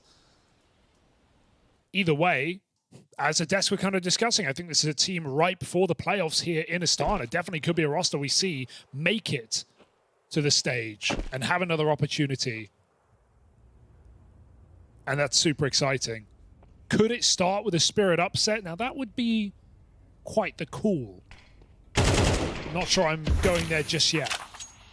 But they've started this game off strong.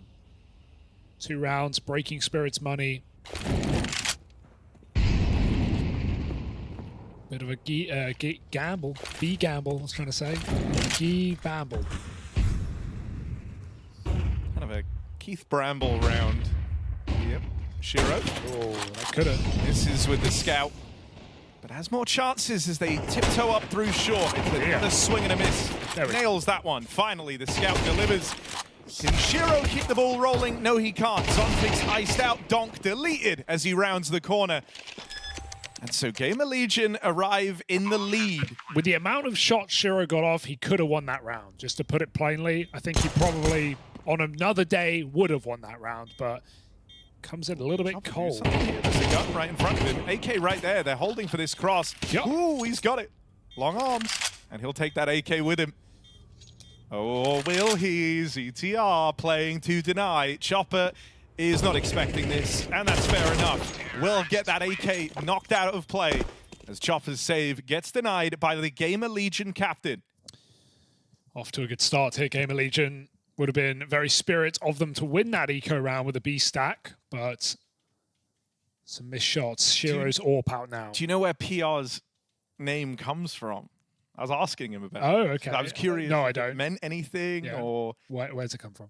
It's actually like really quite sweet. So like he was like really young, obviously, when he's playing, and he loved Pringles, and so his name used to be Pringles. Okay. Just because he loved them. Yeah. And then when he got really, really good, he realized, you know, I might play on teams. I can't have like a brand. Name. I think he could have gotten away with it, but yeah. And so he changed it to PR from the PR for Pringles. Yeah, Is that the public? PR stands for Pringles. Did you just? Is that the first release to the world? I don't know if anyone's ever spoke about it, but that's where it comes from. I think for real. I think you've just broke that one to the world. PR equals Pringles, folks. And it makes sense. He is crisp with it. So nice. Chipper guy.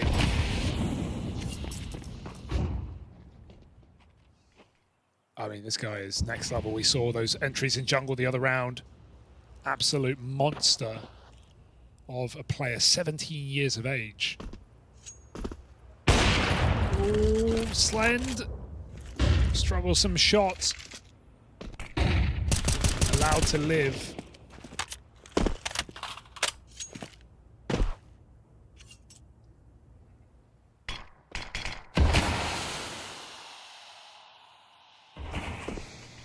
Looking for an A split here. CTR's going to have to go back for that bomb. PR currently solo lurking the ramp. In no hurry to play. They're still getting blocked on middle.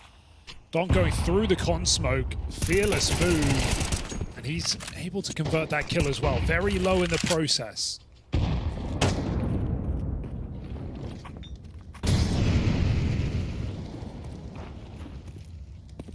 Oh, that's clean for Magix. Damn.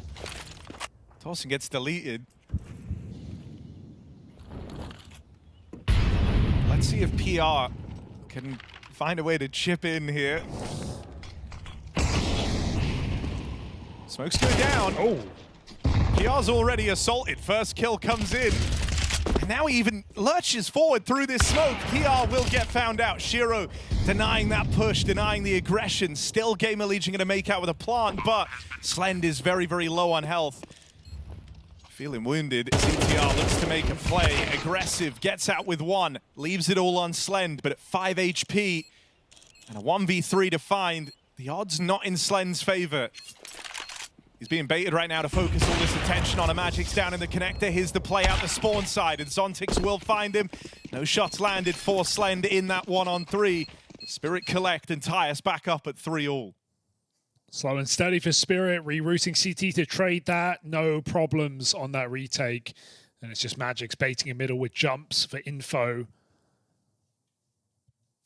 Under the thumb for Spirit. In a 3-on-5 that gets a little bit scary. But all in all, under control. It's GamerLegion with a timeout now.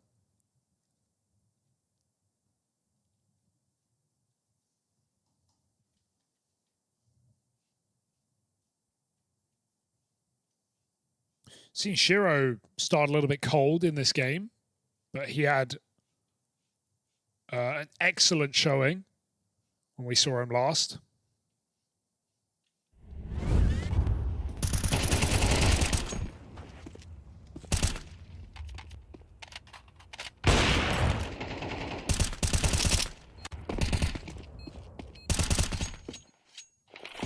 I mean, he's had some like weird swings and misses, but he gets a really important kill in that last round, stopping PR from scaling over the stairs.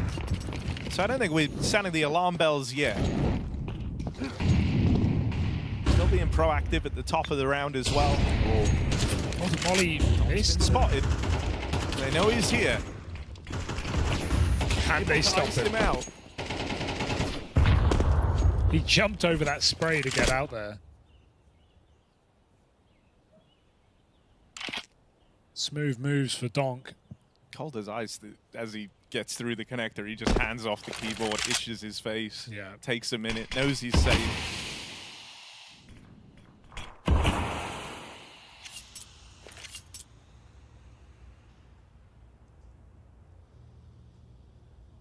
PR v Donk right now turning out to be a surprisingly interesting matchup. Not necessarily in the head-to-head, but just in the firepower of each roster, both having impactful rounds, and as I say it, PR shows it, finding Chopper and doubling onto Donk. There's the A site crumbling. It's only Magix here, stuck in on default. How do you get a multi-kill from this position? I do not know, but they're playing behind him in the open. He gets a free kill. Back turn, they're above him. Oh, what's going on? How are we still in this round? Can Shiro save it, or will he simply save? 1v2, quick shot, not connecting, and cold as ice indeed. It's Rez who puts him on it. Yeah, scary round for GamerLegion, but in the end feels like a missed opportunity for Team Spirit. Magic's getting gifted a multi-kill under the Palace. This wild sequence. Yeah, this is just... PR had such a good round up to that point. Yeah. Weird rounds already. No, I mean, you can imagine for a guy like PR, there's a lot of eyeballs on this dude, right? Yeah. And he is very, very quickly getting a lot of attention. And so I think when you go to a matchup like this and you're up against Donk, you want to show that you can hit real hard, Oh, right? yeah. This is sort of a, you know, like a kind of like a talisman matchup. You have like two real hot riflers going head to head. And so if you come out of it looking this good, that only strengthens all the attention, all the eyeballs on you. PR currently 12-4. It's not even close between him and Donk. Aggression into ZTR, but still go uncleared. So makes out like a bandit. That's the round. Well, I mean, it's a Donk 1v5. Give him the respect. He's done it before, but he will just get run through. Oh, he didn't look happy with that one there. Just kind of sighing away. A bit of a slow start for Spirit for once.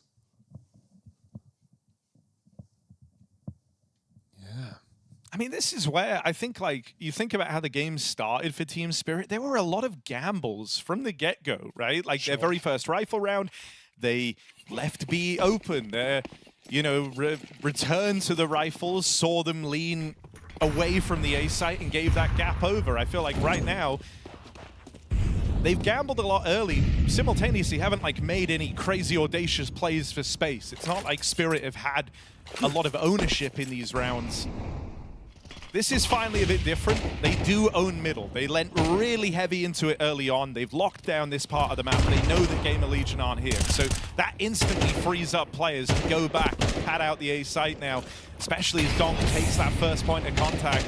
Chopper's even getting aggressive all the way through middle. This is a much better looking round for Team Spirit. Let's see if they can stick the landing.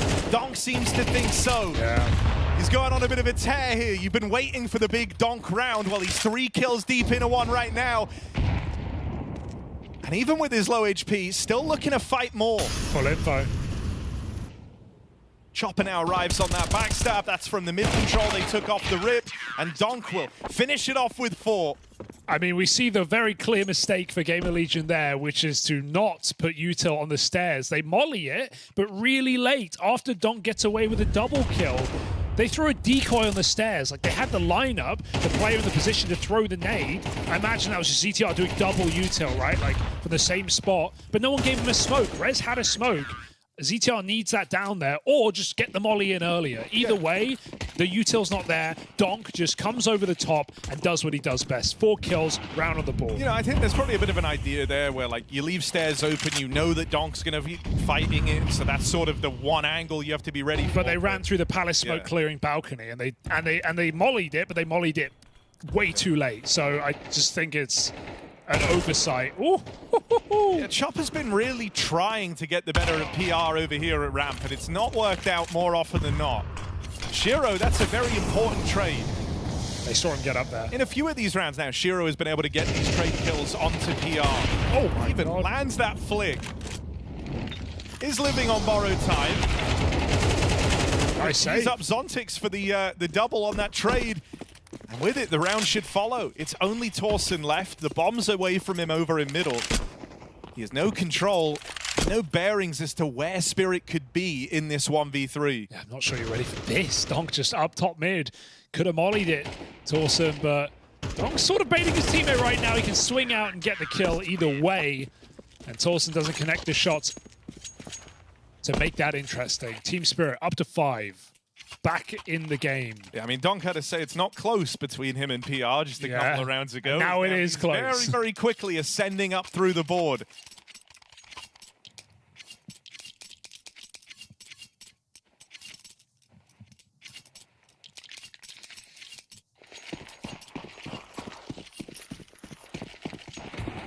And I like it. Spirit have moved away from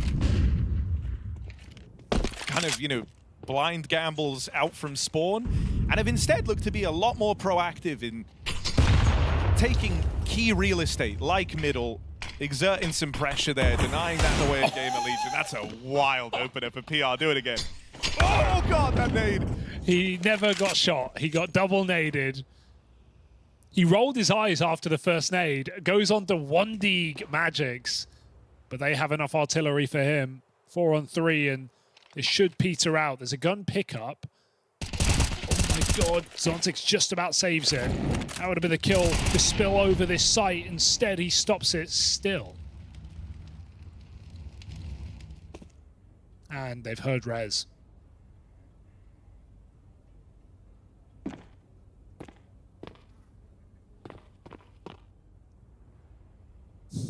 Give me a gun. It's the grenades. They're just there.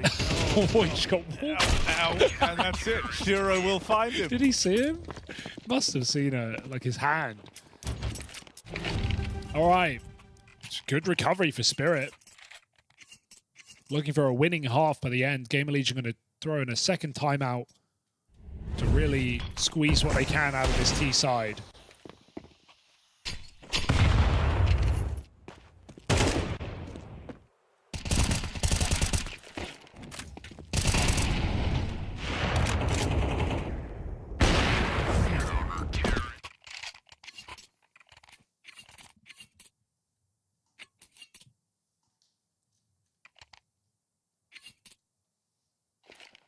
No orb for Slend.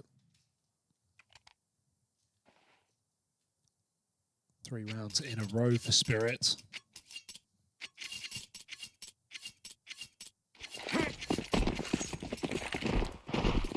Back to the mid control. That's smooth.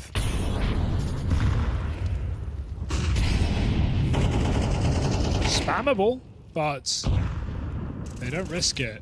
When you're against Spirit, you know that they could be pushing up top middle. So GamerLegion are a little slow to take this control. And right now it's only ZTR with cover from Slend. Oh dear. Oh, just about. Smoke on the Molotov. It's on a knife's edge for ZTR though, and I mean, all you've done is buy yourself time, right? Yeah, that's you are it. dead. He's dead, yeah. There's the nade to find him. And so ZTR has to just ghost cam the rest of this final round. Just a PR show right now. Can he save them yet again?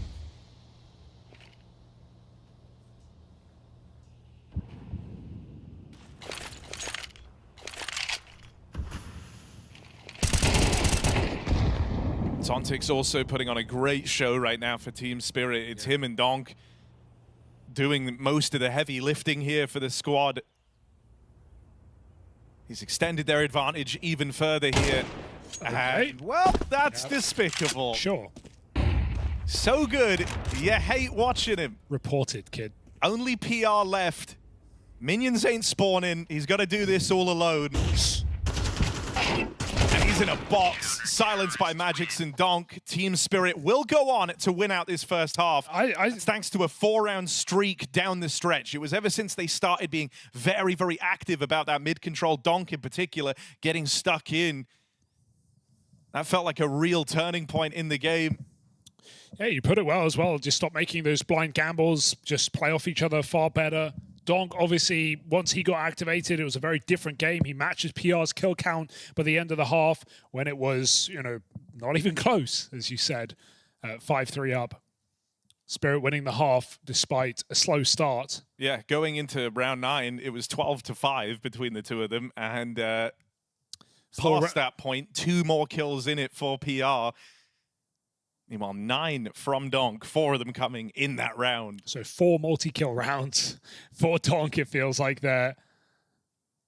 Just to get that game back in Spirit's control, and it well and truly is. Swapping sides on GamerLegion's map pick.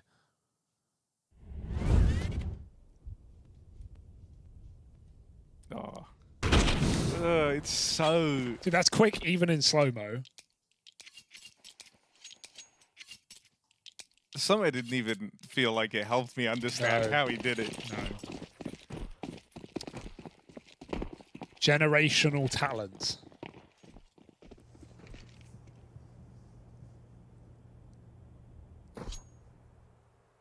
PR forcing something at B, but they're walking out under. He's not going to get to play a part in this one.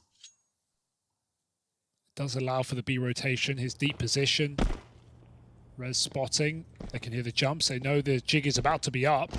They path pretty well. I don't know if he's certainly got that info. Going to boost Donk up. You're about to find out, perhaps the hard way. Oh! You freak! How's he done that? That's so messed up. That's just... What? Makes it look so normal, like the one-tap challenge in the last few rounds. Strat roulette right now. All right, only PR here. Oh god, it's the clash of the type. Oh! Never mind. Never mind. Shuro reminds us all he can nail some shots in the pistol round as well. And now this lurk from Magix is pretty potent. It should get rid of Torsten, leaving them to... he's going really late, actually. So Torsten's allowed to play, but everyone's just firing one bullet, getting all the kills. Ooh. The streak's been broken. Donk has USP at bench. Noticing. God, they've only killed with one taps, man. Oh, God, the deaths have just been immediate. That was 5 first bullet kills for Team Spirit. Clinical pistol. Blimey. I mean, we used to say, like, when you're fighting Donk, you have to hit the first bullet or else you're screwed because he's gonna. Yeah. But nowadays, like, you ain't even getting time for the first bullet. That rule is gone. Bop. Bop. Boop. Boop. Dude, Magic's why'd you fire 3 times? Yeah, Oh, you killed him on the first one. Didn't need it. Boost under could be nice, but they don't have the gun for the boost. They're just staying on this position, hoping people walk into them. I actually like this idea.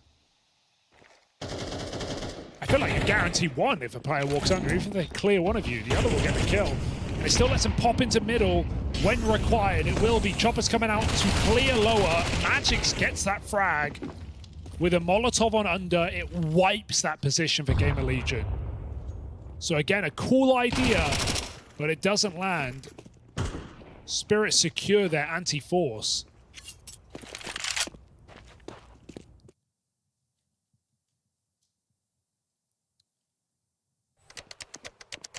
Good to see just Spirit wake up and do what they do best, dominate underdogs.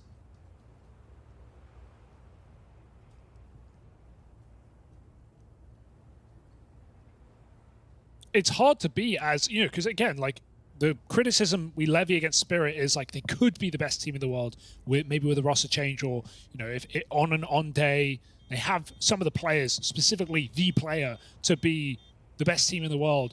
But there is also something to be said about a roster that doesn't get upset by lower tier teams or less experienced teams. And as I said, coming into this year, the only team Spirit have lost to, MOUZ, Falcons, Vitality, and 1 game to Na'Vi. It's a really good track record if you look at it like that. Of course, we still want this team to be taking trophies and threatening Vitality, out of which they've been unable to do. But we could have a Spirit masterclass here in Kazakhstan. Yeah, I mean, you know, we had Na'Vi in that last game, and we were saying, like, goal for them is like, playoffs at minimum. And once they get there, it feels like they have a good chance to go to the final. Spirit is very much the other team you're looking at in that position. You know, this is an event largely free of all of those teams that you mentioned. The squads that have bested them this year. And sure, Na'Vi beat them at the start of the year, but that was in, you know, group stage at Kato. And for the most part, we saw what that head-to-head was actually like between Spirit and Na'Vi last year. Like, they destroyed them every time until the end. And I'm pretty sure that Spirit Na'Vi game was like 16-14 third map, so it was really close. No kit here. ZTR's trying to get weird. They're not near. He's on the bomb with a smoke. Nade comes in. That will get him off, but blimey, that was not a bad attempt. 2 kills on the P250, and a kit could have made every bit of difference there. My, oh my. Team Spirit 10-5, and GamerLegion are running out of road. Yeah, I think the other thing that just kind of sucks a bit here for GamerLegion is there's no support for poor old PR right now. It very much is feeling like a bit of a one-man army. On the other 4 players, there's 20 kills between the 4 of them. Yeah. Donk is on 16, PR's on 14. You know, these guys are hitting with the force of the entire GamerLegion roster right now. Yeah. You know, where are those big performances from Rez? He's currently bottom of the board, 3-11, has never really got the ball rolling. ZTR's only kind of uplifted himself somewhat with the attempt at the Ninja in the last round. 2 inconsequential kills. There isn't really anyone stepping up alongside PR. And Donk has at least had Zontix from the get-go of this game. They were both looking good. Shiro's started to get activated as well. You're getting a trifecta of firepower for Team Spirit. Meanwhile, for GL, it feels a bit like if PR doesn't multi-kill, they're not going to win the round. And that's a lot of responsibility to put on the shoulders of just one guy. No. Okay, yeah, you take your chance there. If you're Torsen, get out, smoke it out. Meanwhile, Donk and Chopper in middle with full control. Spirit abandon this A attack. Going back to a B hit. They've got Donk in ladder, so split potential. Chopper plays ahead of the window smoke. Last thing you're expecting. You hear that smoke come down. You miss the timing in your head entirely. Rez gets caught. PR gets the info, but Chopper's out just like that. Now it is ZTR or bust. PR gonna find Chopper on his lurk. ZTR also has more players boxed in over in the apartments. Flash through, but ZTR's not blind. Donk is still here. Play on the back of it. They need him. Donk gonna try and spring the trap now, and that's a big kill. PR dead, back in the connector. They set their sights on the B play. The Slend Org from afar bears down upon them. Support coming in from Torsen up through the catwalk as well. Shiro didn't know where to look, and so Slend just hunkers down in place.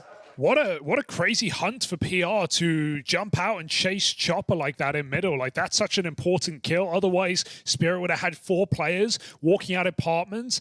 Instead, it's one guy through a smoke. The others stall out waiting for Donk. He gets caught. It's an impact kill from ZTR in B and an impact kill from PR in middle, and it stops the role of Team Spirit in an advantage. Giving GamerLegion a chance here on the CT side. Money advantage if they win this round.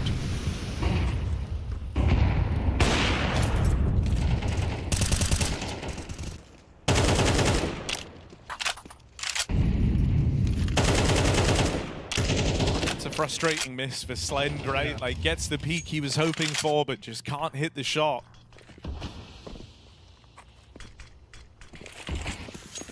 Especially because there are some limitations here for GamerLegion. 5v4 would have felt fantastic off the rip. Instead now, though, they have to concede this mid-control. Spirit get it. And they've got a lot of runway to make their play here. PR is also, like, still very committed over on Catch. They try and catch players boosting up in a window, but it's Donk who faces head on. And there was no one there to help him. PR got stuck on that island a long time ago.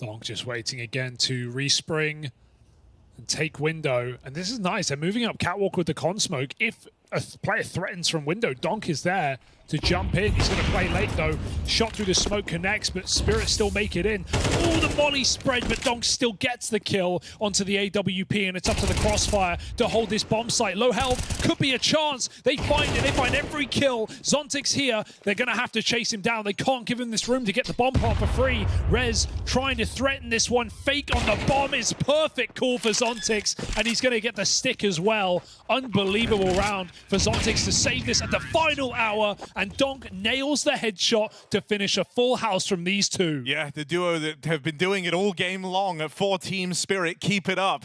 I mean, the balls to commit to a fake plant there with only like 7 seconds left as he's doing it. baits the reaction out of Rez. He needed that kill. There was no way to plant the bomb if they didn't kill Rez. And so that was very, very well handled from Zontix.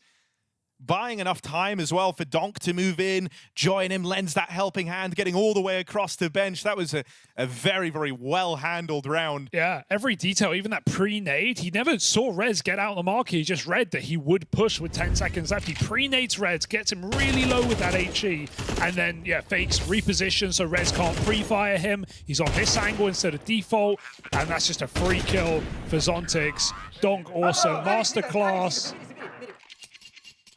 And 11-6, like it or not, Spirit are here, ready to end this game. As I said, that was a round to give GamerLegion money advantage. Instead, they lose the AWP, it gets gifted to Shiro, and they come out with 2 M4s to their name.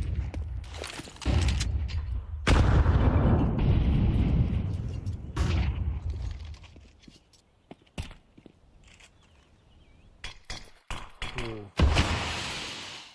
They were about to go. Smoke has completely rumbled the plan.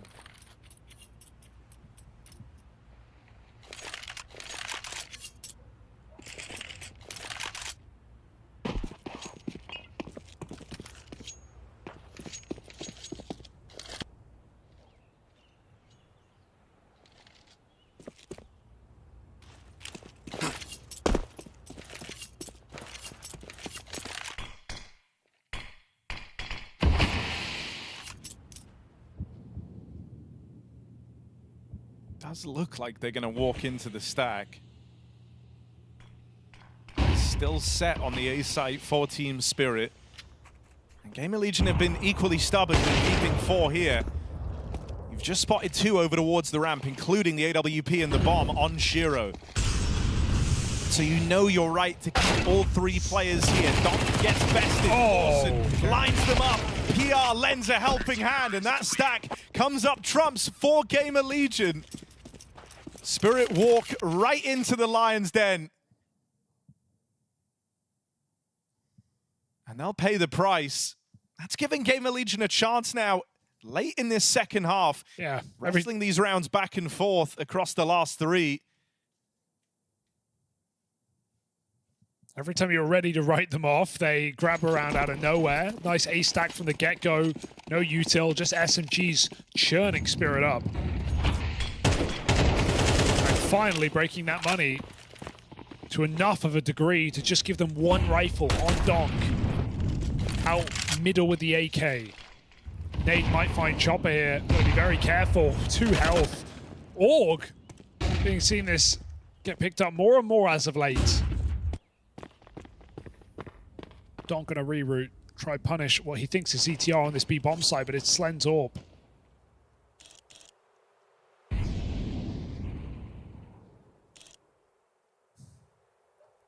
Would he? Could he? I mean, Slen's had some weird misses as well. It's Donk he's going up against first, but he hits that. Had to. No problem. And that's the big threat of the round removed. The gun still gets juggled around on the remaining players, but you're not as worried here about what Shiro and Magix can do with it. PR keeping them boxed in. Low on ammo, low on ammo, and try to get away. Bloody hell. He made it. He will escape.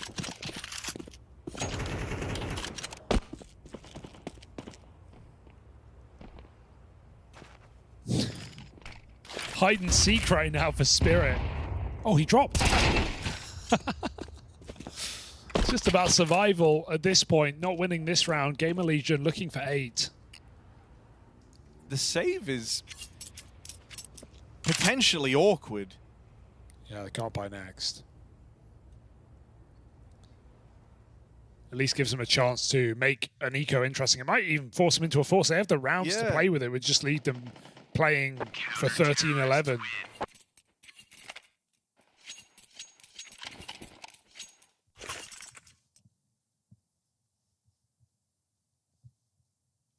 Like 2,400 loss at the end of this round. You're going to have not a lot on everyone, like 4,400-ish. And that's not including the players that And then, saved. yeah, the 2 guys that saved will have 2,400. Giving Donk a gun. He's buying armor. Magix recognizes what's happening. You know, they still have a chance here. You're never willing to write out a Donk hero AK. But suddenly this leaves the series feeling like very, very claustrophobic for Spirit if Donk doesn't give them results in this round. Tried to get that pick. CTR very bold to go back up, but he's taking a safer jump spot. Still trying to remain active. Spirit, very slow T-sides, very spread. No necessary goal in mind. Just hoping that these rifles can find some success. Donk out under again on a jump spot. More info for GamerLegion. And less answers for Spirit. They just can't find this opening kill. But they've boxed GamerLegion in. There's the rifle gone. Shiro still has one as well, but he is all alone in this endeavor, playing out through the ramp. I know where Shiro is. 3 players looking in at him. Now, Slend and ZTR are both pretty wounded. Are they going to try and swing him out through the jungle? They're waiting for noise to be made. On PR's contact. And Slend actually just took the line. So yeah, Shiro... It's done. No going for this. He's going to save this M4. And so it's a 2-round game. But this weird monetary situation, Shiro saving is at least nice. Suddenly you could justify putting in money again.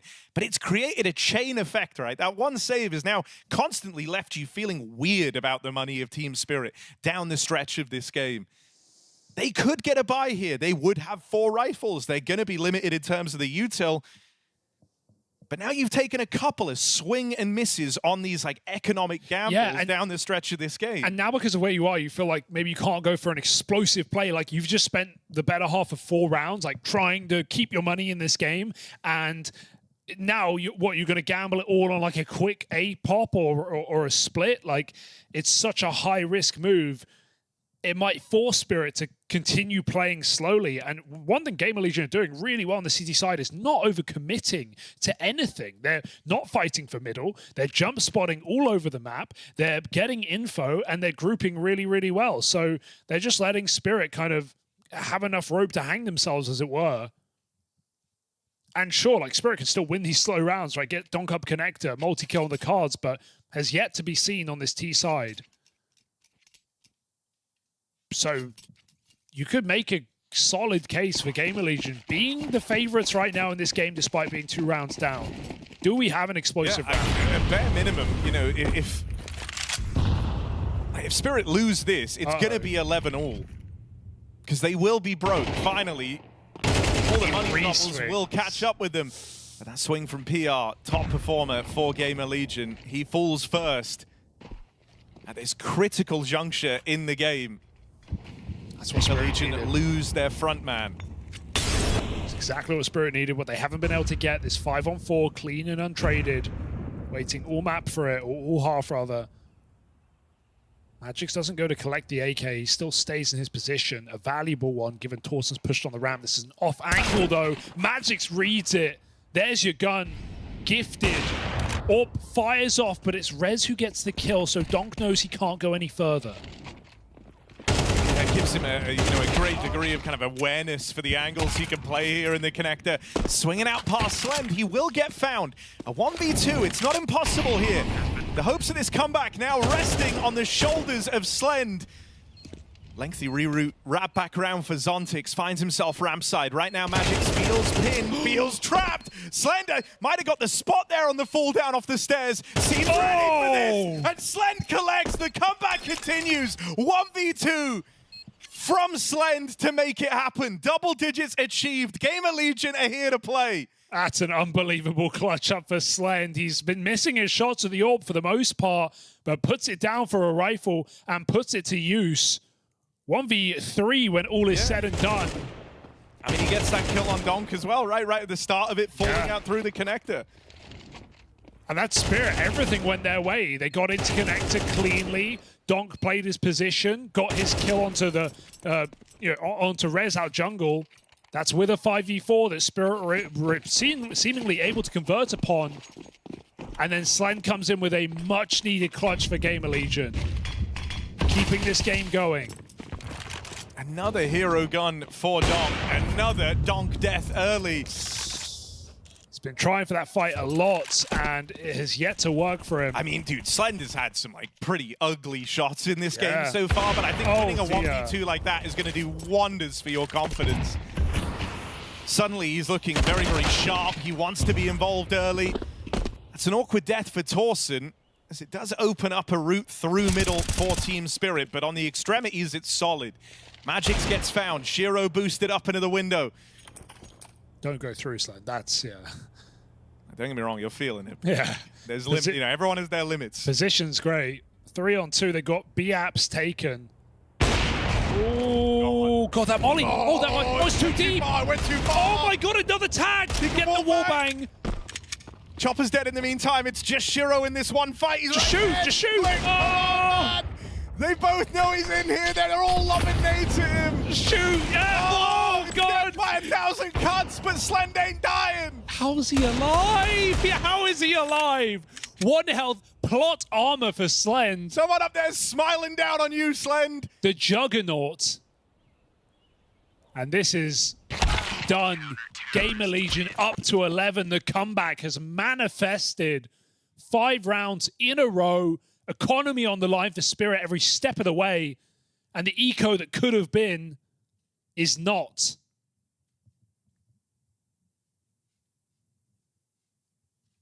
Yeah, this is really, really rough for Team Spirit now. Fantastic for GamerLegion. They've taken every one of the opportunities they've been given.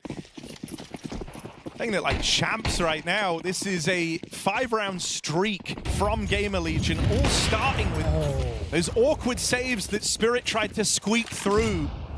Rez is legged. He dropped his gun, but I don't know why.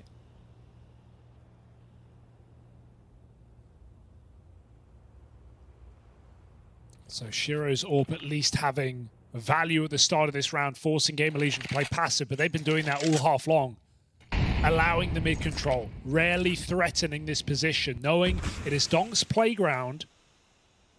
Let him swing on the monkey bars.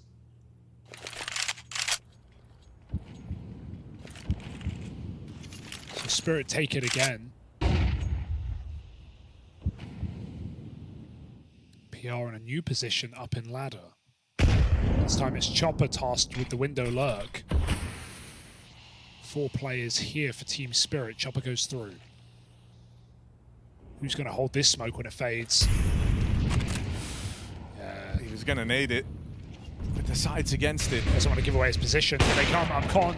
Another leg. He's going to drop in. Dropped in behind them, but this smoke's going to fade. PR's on a timer, tries to play it forward. Donk pays it forward, and there's Chopper collecting through the window. It's the 2 players that Shiro legged with that AWP left at the end of the round. They are so wounded. Spirit just have to finish the job that Shiro started. And all the way to 11 all. Yeah. It's going to get snatched away from GamerLegion. Doesn't need to save, but it's so unrealistic, isn't it? The 1v3 late in. Rez just grabs out AWP. He was legged by Shiro. He doesn't want to give it a go. Full health, I think he tries it. I can't believe Chopper doesn't even hunt that kill. He lets the flank come in. He didn't have to drop out window, but the smoke was fading. He could have held PR, who hunts down Shiro, but Donk and Co keep it under wraps in connector. The difference here is Spirit have so many numbers coming up con side instead of just these A-ramp palace plays where they've been getting stalled out by different positions from GamerLegion. And the trades come in, even though that round is frantic, Spirit find map point on GamerLegion's pick. This is a heartbreaking game if GamerLegion lose it now.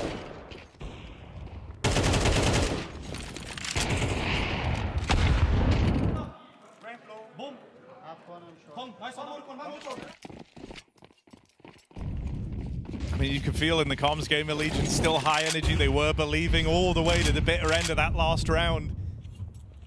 But now we see if they can complete the comeback. Can they run this game back in OT? No way, they just punched the B site. All in B pop and Donk at the forefront. This time, no warp there straight away to tame him. Slend will move in a little bit later, but it's just the one from that AWP. Now Shiro owns this sightline through the market, gonna get smoked off, giving some passage to GamerLegion to try and move in.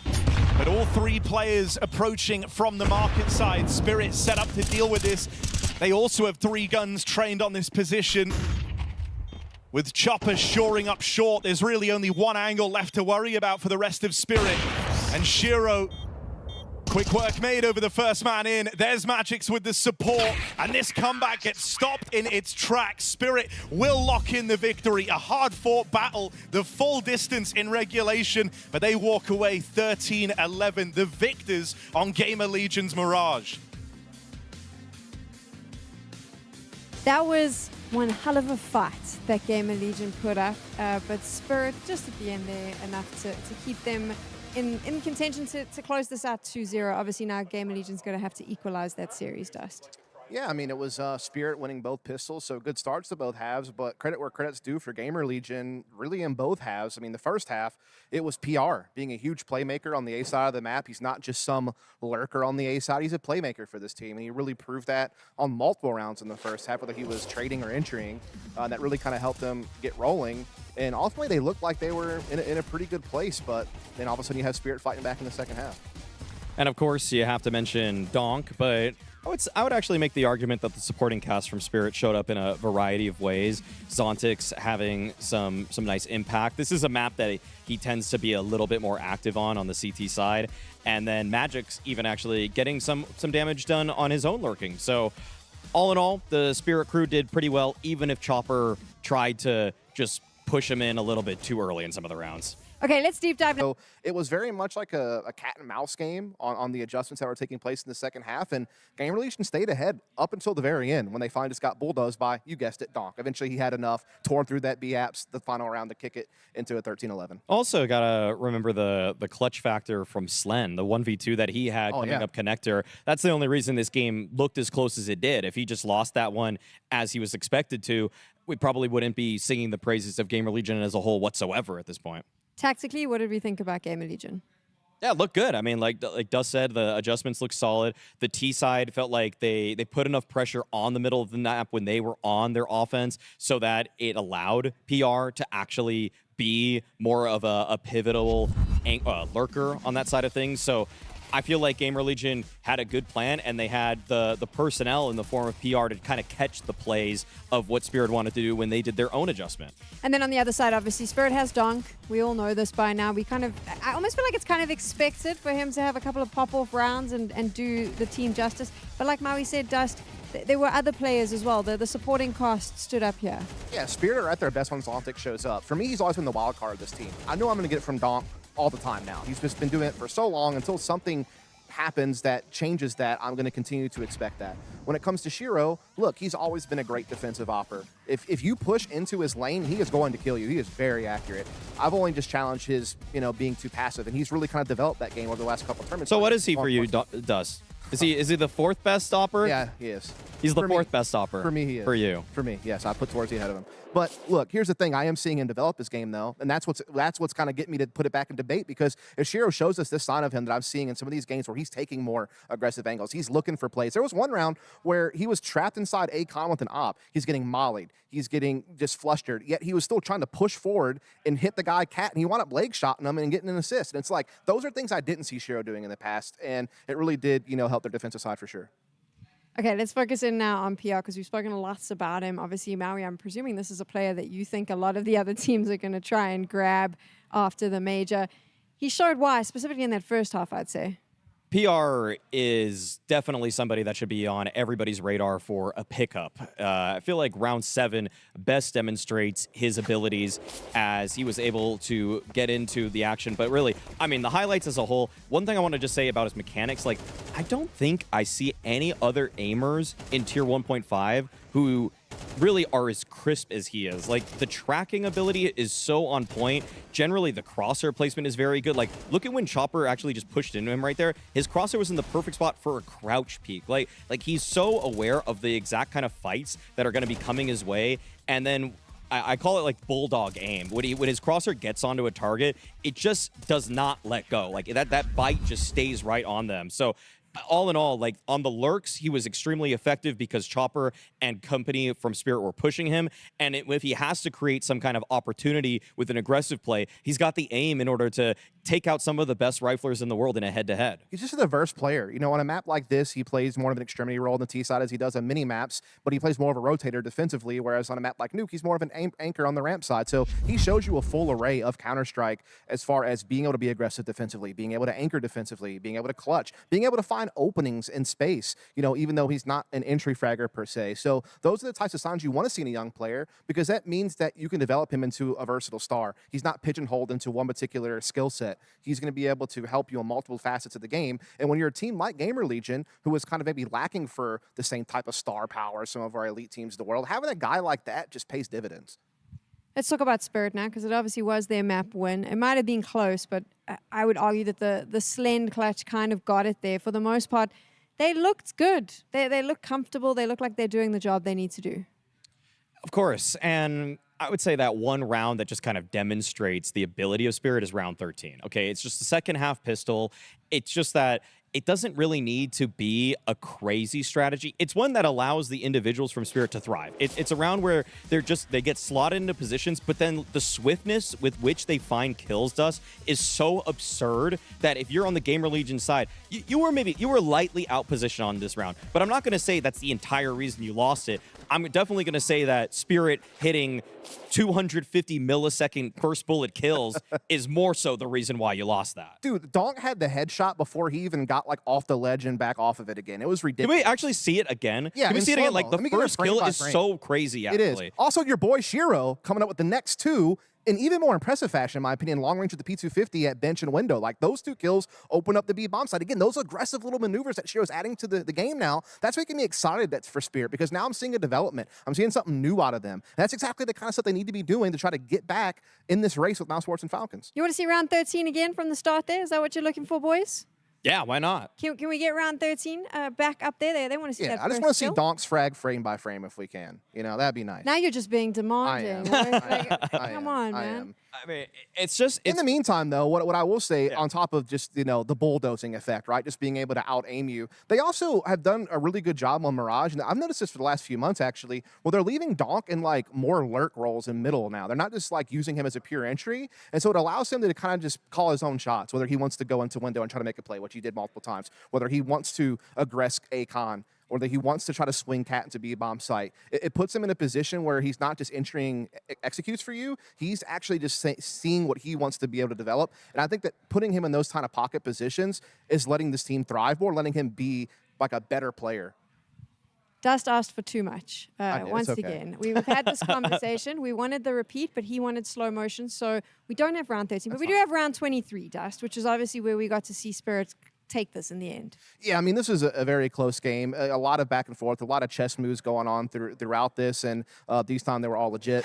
It was a situation where, you know, again, we have been seeing so much mid-pressure throughout the game, and Spirit had to kind of pivot into more of an A-crunch here. And we just see, you know, Chopper getting into window this time late in the half if they hadn't utilized it for so long. While he lets a player by him and it gets a backstab, Chopper still holds very important real estate, able to get a kill. They now have a read that both players are stuck in CT spawn. They can start pre-nating ticket, and it just gave them like full control in a critical situation. It was tied 11-11. That's basically what won in the game right there, was just kind of being patient, constantly moving with the ebb and flow of the game, and then finding a big opening like that. Window was definitely a target for Spirit in this game when they were trying to attack GamerLegion's defense. I mean, on the pistol round, they were getting into there. Donk got boosted up one round. Chopper was in there another round. Like, they were getting that real estate, and GamerLegion, I'd say if there was one pivotal spot on the map that Spirit was a little bit more in control of, that was probably the turning point in the window. We now move to Nuke at Spirit's map pick. Are they going to close this out 2-0? It's very likely. I mean, they dominated this team last time they played Nuke. They are the better Nuke team. I think, unfortunately for them, Donk creates such a mismatch out in Yard that they just haven't been able to handle. You know, Tossin has kind of been their guy in Yard. That's a horrible matchup for GamerLegion. But what I will give credit to them for is they've actually made 4 swaps on the CT side recently in GamerLegion. So you don't see this too often where teams just make a complete pivot on CT side. But I think they've done the right thing. They've moved Rez into Yard to be a better matchup against Donk. They've put Tossin on A site, and they've put PR as a ramp anchor. And I think that these make sense. Like, these are defensive moves that I like. So these are new positions we've kind of seen in Melbourne and maybe the LAN just before that. And I think that it suits the team better. And in this matchup, it gives them a little bit better of a chance at handling Donk in the Yard. If we talk about Ash as like the GOAT coach conversation, which was what we were chatting about at the start of this, I mean, this is the moment now where you need to anti-strat Spirit, right? And be able to find a way for your team who maybe doesn't have as much firepower as the team on the other side, but could potentially have the strats in their back pocket to make this work. Do you think that that's possible, Maui? Ash is not anywhere remotely close to the GOAT conversation, and until he hoists any trophy, he will not be in that conversation for myself or really any pundits. However, it can be said that he punches above his weight. So yes, the anti-stratting, the way to create mismatch, the way that in the middle of a half he can call a timeout, which changes the defense or the offense to adjust for what the opponents are doing. That's where we know that his value is very high, and his ability to uplift players from pretty much tier 3 to bring them at least into the fold of tier 1, tier 2. I don't think that, again, he's going to really be able to accomplish a victory against Spirit today, but that was a very quality win on, or quality loss on Mirage. I hope to see something similar here on Nuke where they're not blown out. Just, I'll reframe this for you. How does GamerLegion beat Spirit on Nuke?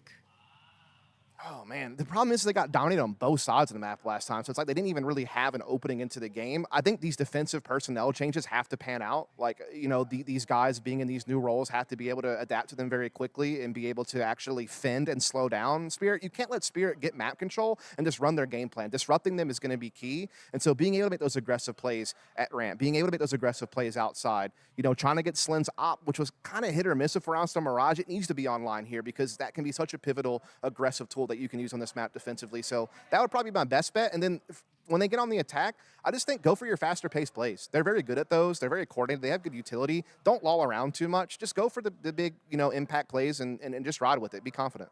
You're watching Team Spirit taking on GamerLegion, and Nuke is up next after this. She said she loves you. But she can't love me. But I love you. Crazy. I gotta break on myself, I amaze me.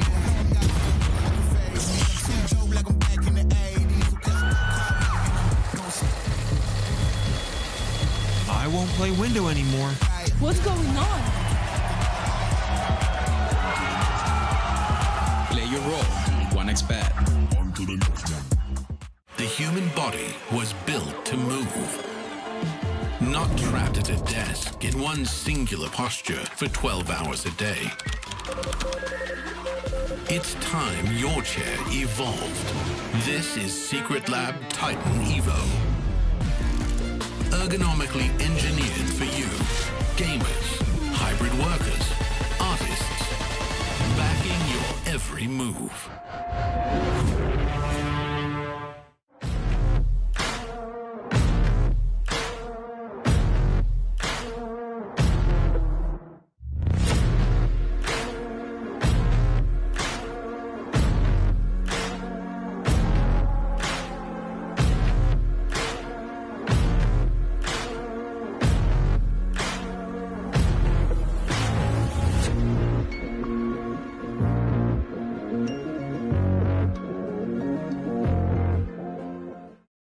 GamerLegion is a team that has shown they can fight with the best, they can make it very interesting as well. But there have been some ups and downs for you guys. We've got ZTR with me to talk about some of that. Now, it seems like you guys not just play well together, but you kind of gel together very well as a unit.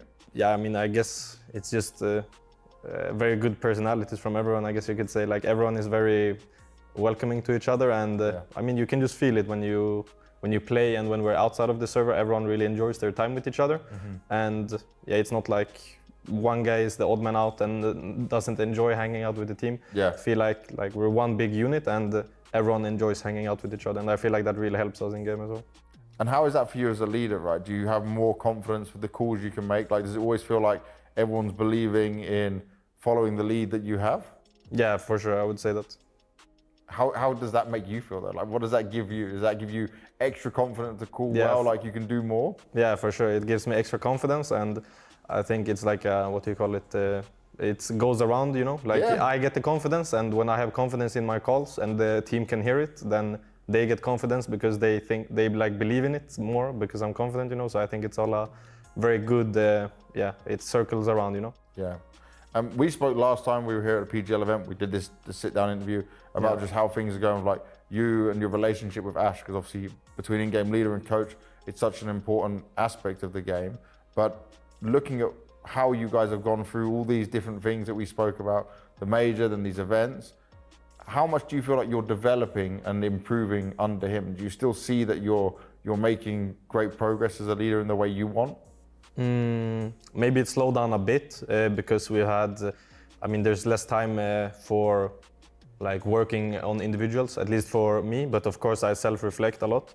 And I think like the criticism that is being given to me by both our second coach Adrian and Ash, of course, I think they always give me something that I can think about or work on. And I feel like that keeps me steadily in a improving state, I guess you could call it.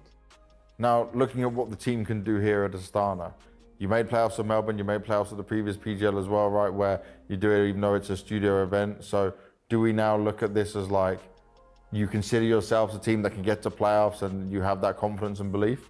Yeah, I think we haven't really talked about our goals, but I would say for me individually, I think definitely we can make playoffs.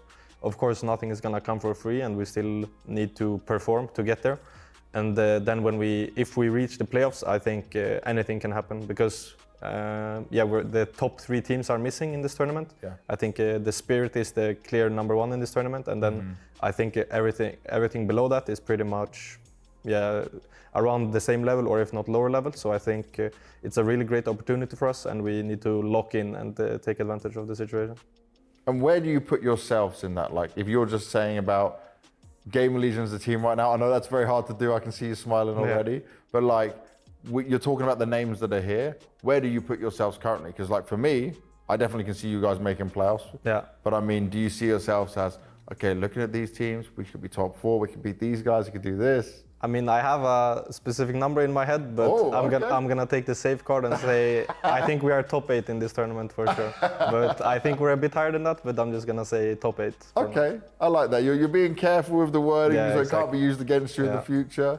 How was preparation coming in for this event though? Did you get much time for it? Because I know you were on boot camp before Melbourne, then you had Melbourne, now you're coming into this. Obviously you were not at Rivals, but that might have given you a chance. Yeah, I think we got back from Melbourne. We stayed there a while because we made the playoffs. So we got back, had some off days. I think we had, between Melbourne and this event, we've had 3 practice. Okay. Were they the most effective? That's up to someone else to say, but yeah, we've had some time to prepare, and we arrived here very early as well, so that's given us more time to prepare our theory, etc. So I'd say we're pretty well prepared for this tournament. Well, you're looking very confident with it all as well. I can see a difference in you when we last spoke to today. I think that's going to be a very good sign for you. So good luck throughout the rest of the tournament. I'm excited to see what you can do. Perfect, thank you.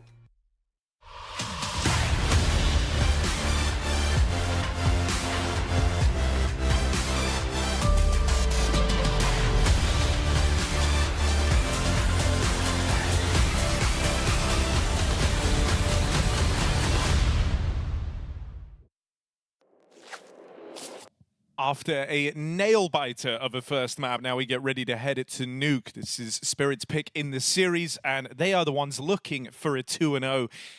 On that opening map of Mirage, it was strong starts and an interesting head-to-head, PR versus Donk, that garnered a lot of the intrigue. And then we saw in that second half, Donk kept up appearances. Meanwhile, PR fell a little more silent. And that really did feel like the big difference between the two of them. Donk very much kept it going all map long. Yeah, it may end today for GamerLegion with a feeling of what if, of what could have been in this series as they go all the way in regulation against Team Spirit. But this is a home map for Spirit. This is their second pick typically, and they are not going to be worried about this one anymore. See if they can play like it. Pistol round up ahead of us. And we've got a bit of a look outside for Donk and Chopper. P250.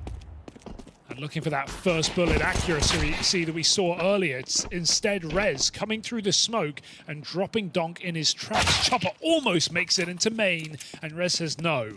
Ramp taken, but what can you do with it? There's already 2 players down lower, and your exits are being held. Rez getting a shot. This is why he's the yard man now. Locks in a lovely double. And starts this one off strong for GamerLegion. Now they just need to stick the landing. I mean, no excuse on this pistol. They have such good positions. Ironically, the best option might be trying to jump up into heaven because of Slen's low health, but Rez will not let them get there. 3rd kill in the round. Creeping down into this B bomb site. PR keeps it clean and keeps 5 alive for GamerLegion. That's more like it. A pistol in the pocket. We're happy to see him. That was so clean from Rez. I don't know how he's just rocked up and done that in the pistol. It's not like he was blowing us away on the opening map. Oh. And he was actually struggling for the vast majority of that game. Oh, the whole time, actually. He was the bottom performer, didn't really have any huge impact rounds to talk of, was largely irrelevant on Mirage. So it's a far better look. I actually want to say he's already matched his first half scoreline from Mirage. Yeah, you're probably right.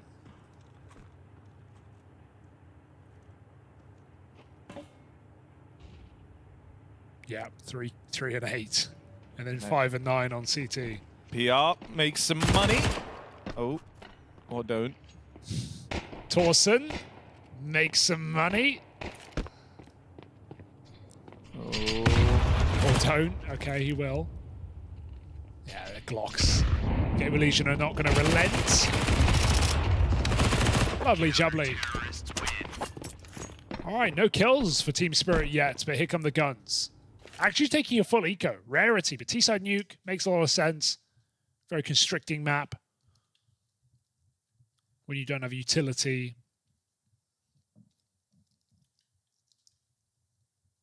So let's see what they got. I also like the GamerLegion start that CT side off with a play, right? Like they actually go and meet them in the lobby. I know they're only up against Glocks, but it's nice. You don't like sit back and play it all scared. You clean that round up very, very quickly and make some money as you do it. Late smokes here for Zontix, still yet to throw them. He gets a player to red first. Chopper, the space taker. Very far out, but it's a hard shot to hit. And he won't overcommit, waits for the smokes to come here. Meanwhile, B drop from ramp. Leaves it completely open, but I think Rez has just turned around. He's heard them get out of position. He knows they're out ramp. So even outside player now considering Hell and Team Spirit just take the space. They don't walk away from it into B. Oh, that's the round, actually. Funny that. Wouldn't you know it? That's an unlucky lineup for GamerLegion.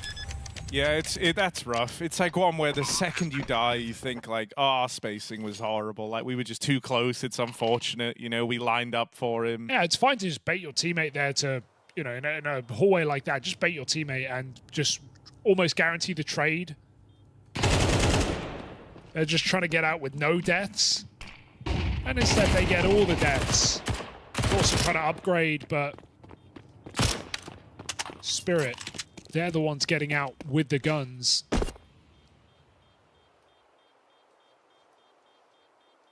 Maybe could find Chopper here.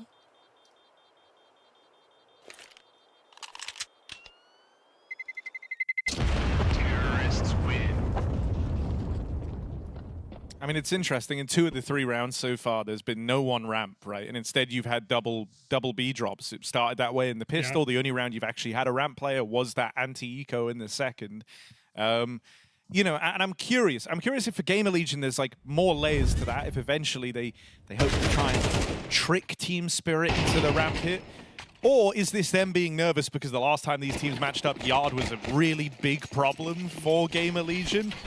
And so is this something that like Spirit are already taking a bit of an edge in relishing in this ramp space? We'll have to see how this one keeps up, because once again, solo player in ramp, but it's PR this time getting aggressive with it. And you can see Spirit weren't really ready for that at all, especially not with him having dropped in the smoke. They were expecting a lot more respect from the ramp side, and so that's a nice move out of PR. Not without its risks, but it's paid off for him. Oh, that's unlucky for Dong. Tries to creep under the smoke, taste of his own medicine from Rez. Now they just go back to ramp, the old reliable, the old empty ramp. Again, completely uncovered. PR. Even one kill here would be fantastic, but it's only damage. Comes with the info. ZTR is still in position to be a nuisance on this B bomb site, but they can plant, not for him. Getting control of the double door is huge real estate for Spirit. And now options open up. A winnable post plant, albeit a low magics, in a round that GamerLegion will throw everything into. Oh, Chopper is so alone here.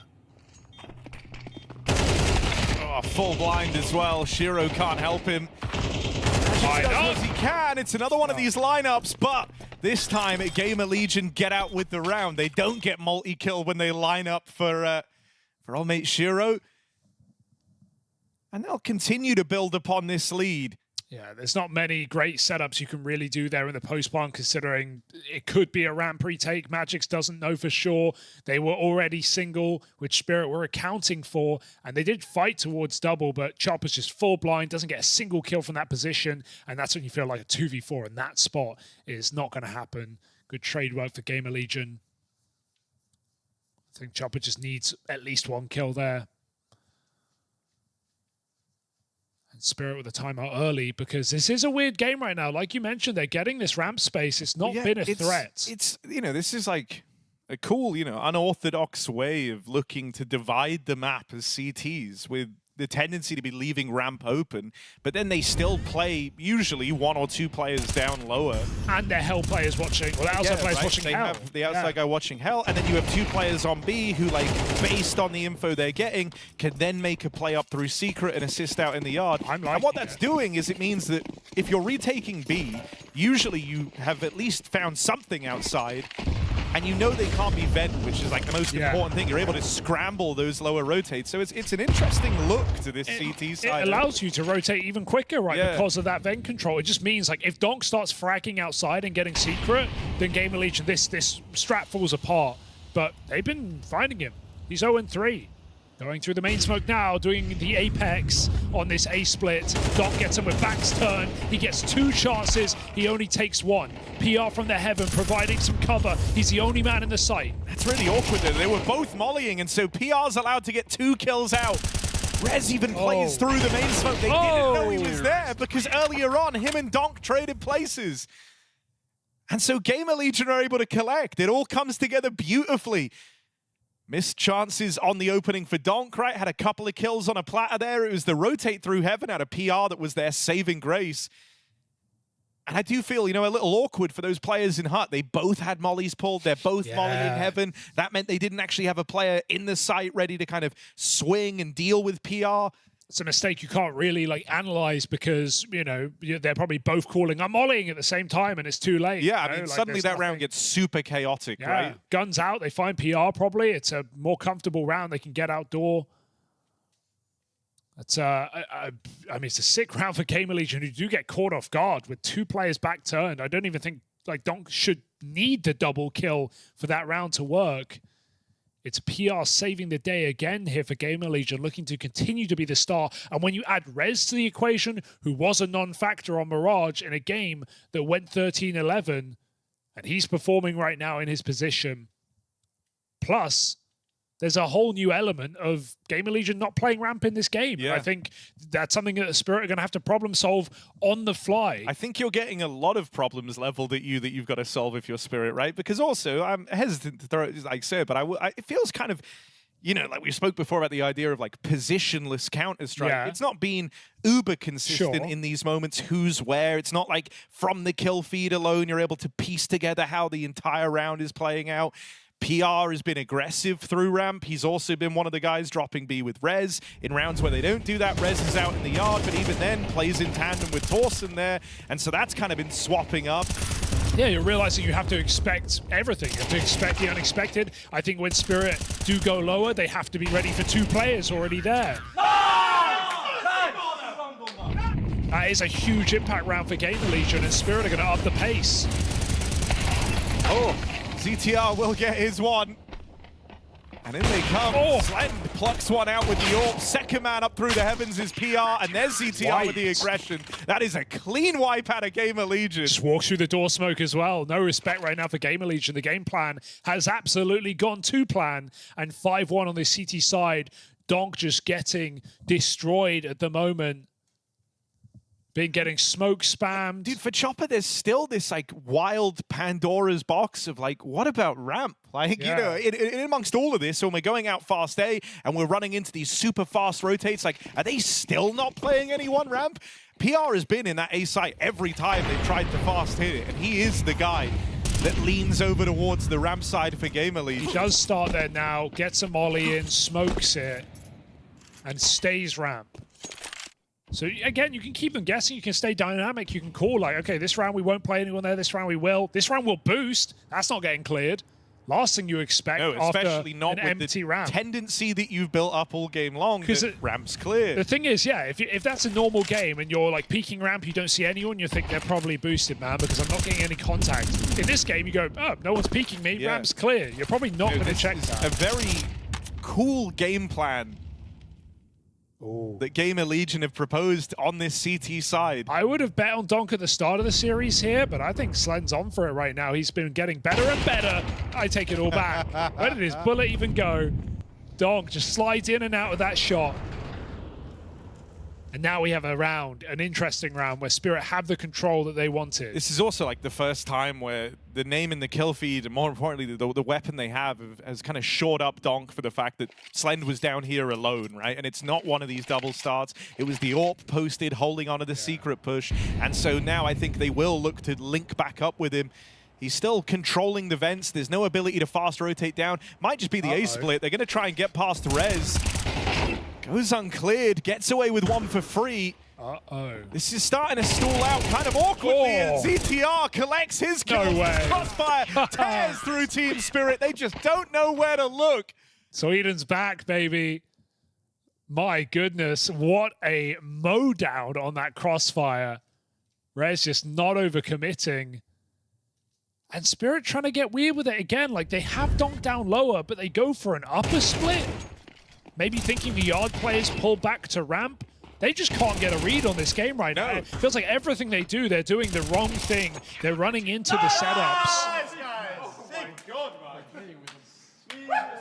There's just been so much movement in the CT side throughout the game. You don't really know what any of these kills mean. Unpredictable match, for sure. Like, I don't know how you could... You always feel like you have to just do, like, top hits and fast ramps here to add in some chaos, because when GamerLegion are able to pick their positions late in the round, they're picking all the right ones. I think, sadly, you might need to go back to ramp and just see what's happening there. Get a bit of a lay of the land for if they're still leaving it clear. And sure, I guess the worry is, like, are you playing into their hands, right?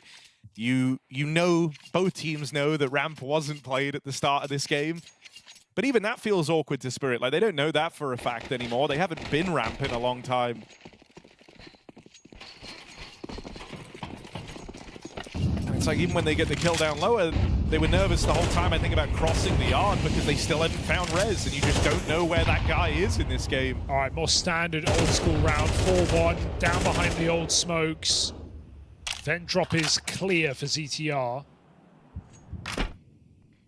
Chopper place behind them, kind of like Nico would, but he's not got the AK, so it's going to be hard to do it. It's actually Donk who does it instead. Chopper joins his team.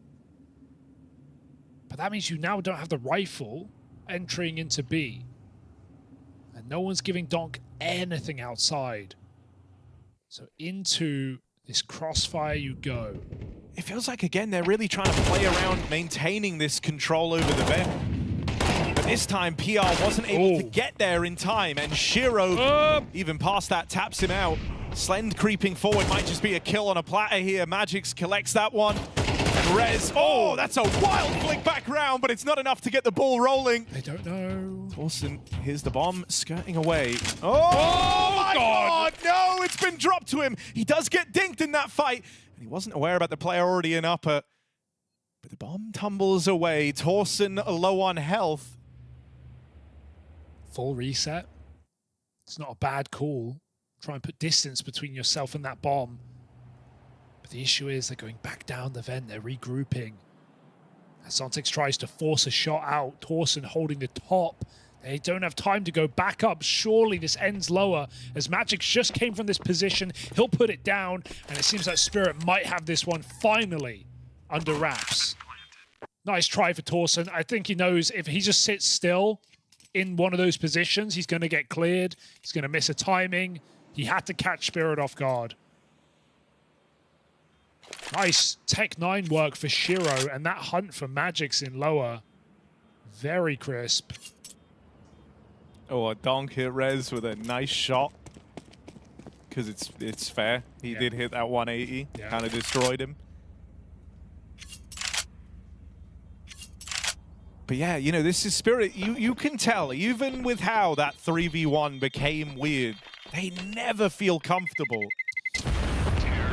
No good read on what GamerLegion are doing. This is a step in the right direction, but this is where Team Spirit want to start building something on this T side. They just need to get out of this half with like 4 rounds and be like, okay, that was a weird game. We'll figure it out in the demo review.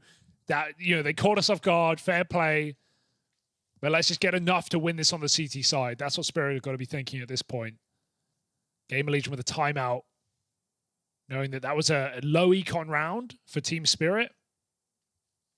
And so they will have everything they need, including the AWP on Shiro. Something that's not been a factor in this map. Want to see how he utilizes that.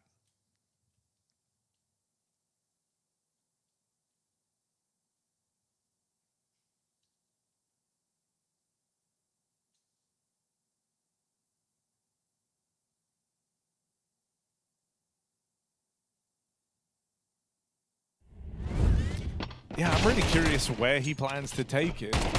Because it's not like they've been getting heads-up fights in the yard. It's not like GamerLegion have been crossing reds, and there's much value in taking that AWP up to the top of silo.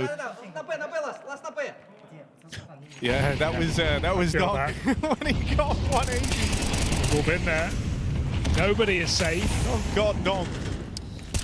And he hated it. Game respects game. It's the Goatland MVP. Made a sterner stuff, I hear. Yeah. 4 concrete hold outside for Rez. And Donk delivers him death. Orps hit some bullets here, but he's not found a kill, and Slend is in hot water. Bit of bother here. Gets the full health player. Magix with the trade and follow up into help. Drops his grenades. He's just on the warpath right now. Knows he has the room. 2 on 3 though, and he missed it. Awesome. 4x3. No. 4x3. He was on his screen. We saw. He did not. Magix just had enough. Crazy rooting from Magix. Yeah, like that's a guy who just wants to start winning. He takes every single fight he possibly can. Oh, it's a shame. Gives away his position, but doesn't get a kill from it. The bomb's crossing in the yard. It's Donk with an AWP. Oh, that being said, like Donk, like he's bogged downing it there, but Donk is legit on the AWP. Like Donk's not. Dog still got it. Dog's got it. Dog got that Donk. He could be an AWP, Harry. That's all I'm saying. You know. When I see Donk grab the AWP, I don't get worried. You know. Look out, guys. Dog got his paws on an AWP. He got that Donk in him. Nice shot. Up to 3 now. Spirit building, breaking the money.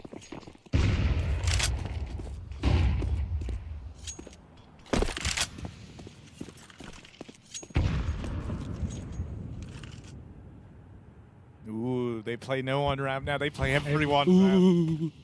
Spooky, huh? All right, Rez. No way you've hit this time. I mean, you have absolutely hit this timing. Donk will check it because he's just a freak of nature. Why is he holding that? What is that? Why is it his crosshairs in the perfect place? Nah. It couldn't be better. Rez, I don't even blame you. Throw a report on just to be safe. Yeah, like, you know. could never be too safe, No. right? Like, he obviously... Oh, wait a second. He obviously is legit. But if Donk just got banned for cheating one day, we'd all kind of be like, yeah, I mean, it didn't make sense. You know, fair enough. Like, I don't get it. But if anyone was like, look at this. Why? Why'd he do that? Why'd he go back outside? Dude. Yeah, I don't know, man. Thank God it's on LAN. Rob's had to go to London to prove he wasn't BS. I think just throw a report on. Yeah, just in case. You never know. Maybe when Backnet drops, like, Yeah. he is done. He's toast. Alrighty. Spirit, forget the lack of ramp control because they're back. They've got their 4. They're looking for 6. Donk v Rez rages on.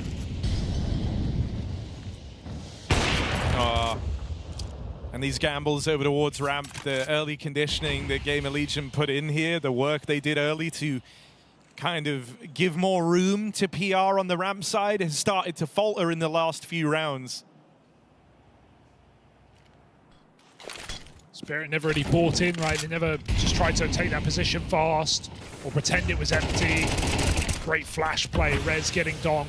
This is a great head-to-head. PR dead, they take the space. No one lower. If Spirit just drop now and play quick, they have great position. ZTR will scramble down there, but no one else is even in a position to rotate. Not in a super quick manner. You can see that Rez has got his knife pulled, running as fast as he can to get into position to help his captain hold this lower site. Spirit have pumped the brakes, and so that's given Rez some time. Do it. But Shiro's AWP, if it's going to be ready for anything, it's to swing out of these doors. He can get posted and lock out one of the angles. It's the double doors being open. They want to try and deal with ZTR. They have to claim this position. And as they go looking for it, they don't like what they find. They're in behind ZTR, but he's getting away. Slippery. A hop, skip, and a jump. He's dodged the 2 players for Spirit. Now Torsen's able to play this crossfire as well. They just can't find ZTR. Finally, they will.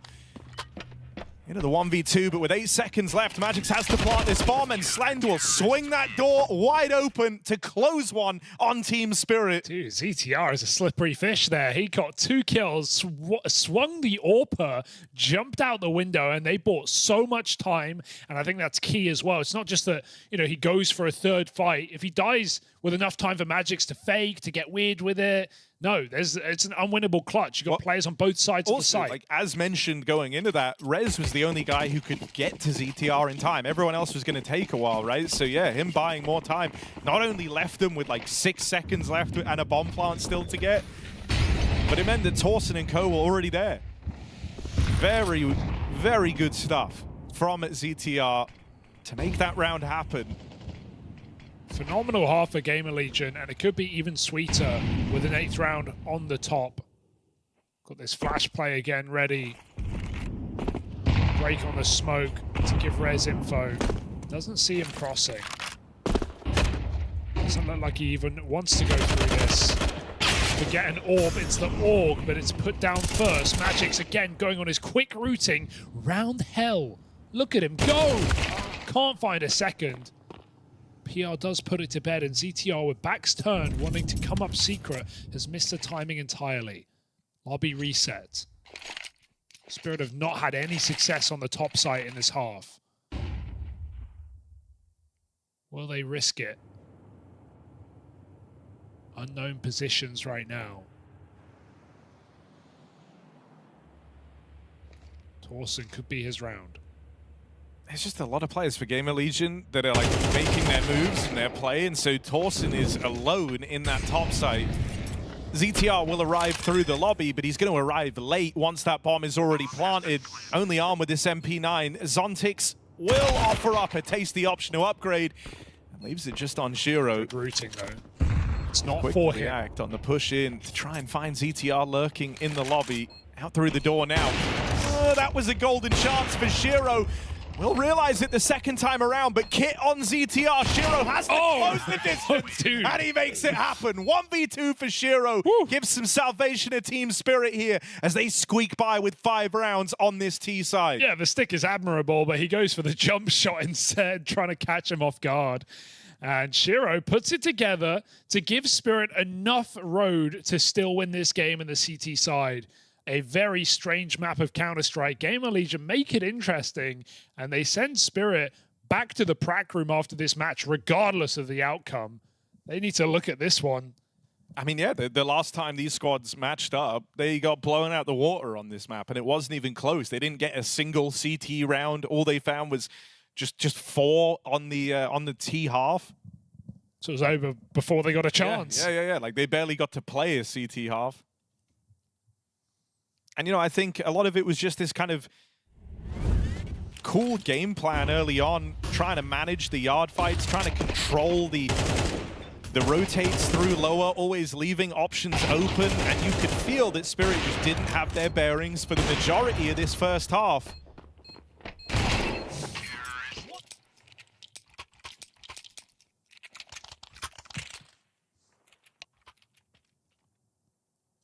No Julie's for Donk. It's Magix and Zontix. Oh, Shiro takes him in the end. Door smoke, but it ain't broke.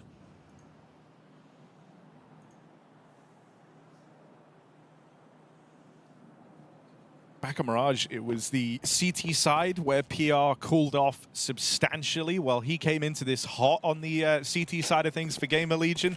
And now moves over to the T side. 12 and 8 top in the charts alongside Rez, who's had one hell of a recovery.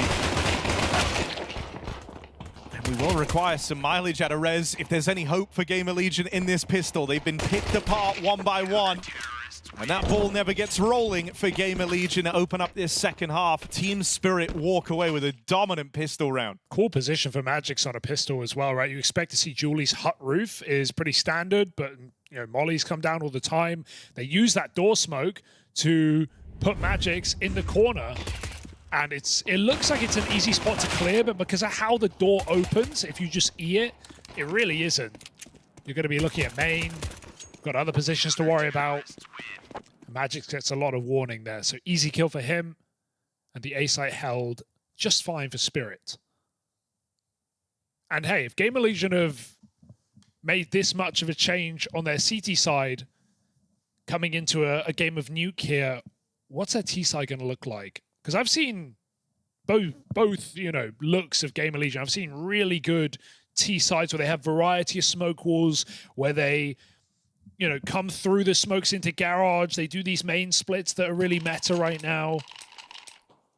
But I've also seen T sides where they just fall flat on their face and they can't find a single entry kill. And so their half goes nowhere. Which will it be today? 4 Glocks now. It's going to be an even game before the guns.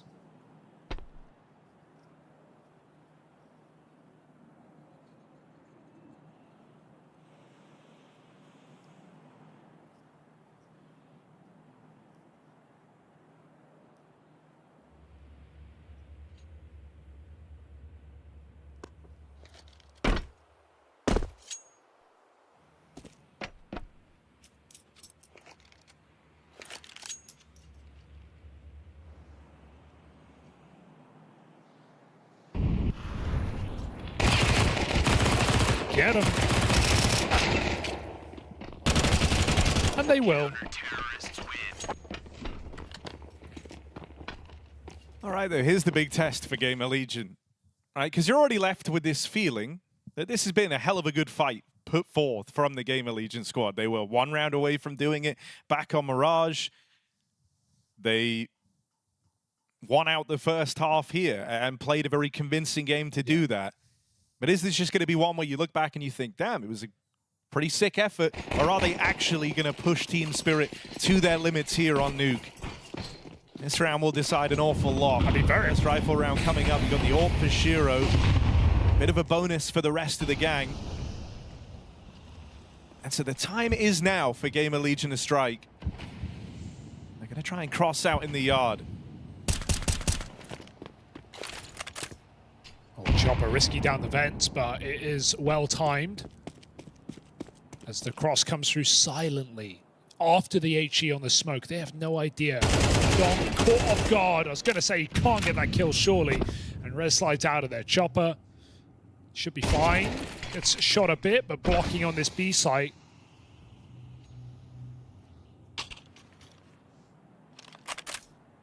Still got Shiro's AWP glass in this first buy. A buy that featured 2 MP9s. So a high-risk investment that has to pay off here and now.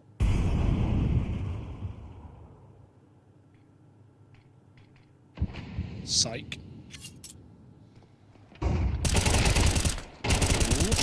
That's awkward. That's a lot of damage done from Zontix in that position. Softens up this main split. And now it's just low HP on Slend, offered up to Magic's on top of the hut. They make it out through the door, sure, but Shiro here to slam it on them. And even if you deal with him, Chopper will fly up this vent. PR shot in the side of the head. That one was on a knife's edge, but Spirit able to pick it up. That was them with Shaw and AWP in the round, but everyone else playing bonus.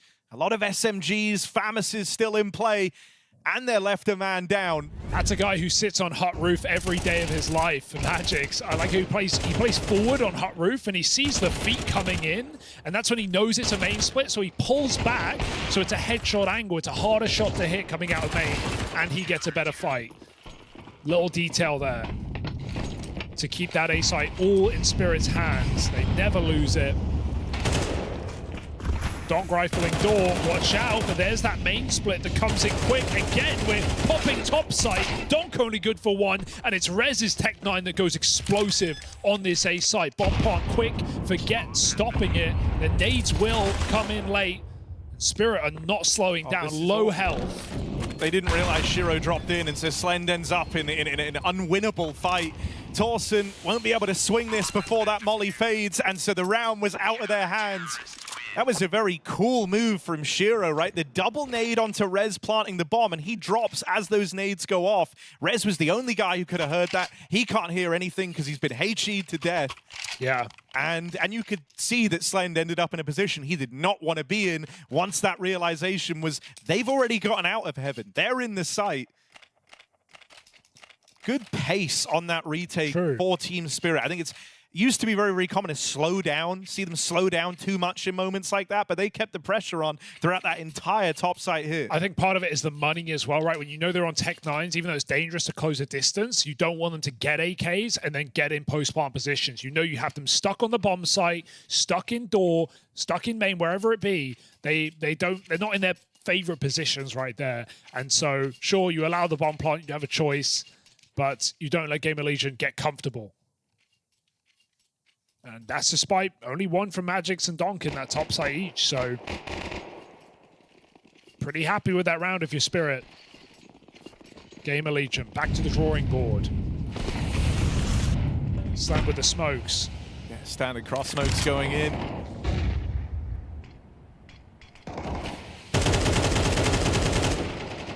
So they will manage to get ZTR down at Secret.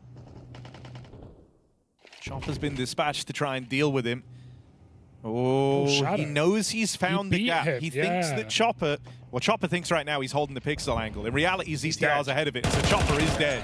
There was no way that he could have stopped that push in through lower once he missed that timing. It's good to know that that shadow really is a problem. I hadn't seen that before, but great timing play for ZTR. He doesn't jump the gun. Move being made by Spirit, pushing into the hut with 2 players here. PR, low health, gets out.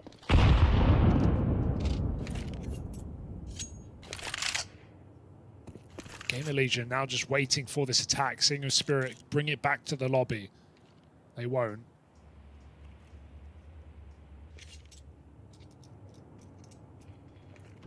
Donk on ramp. Shiro wasting time outside.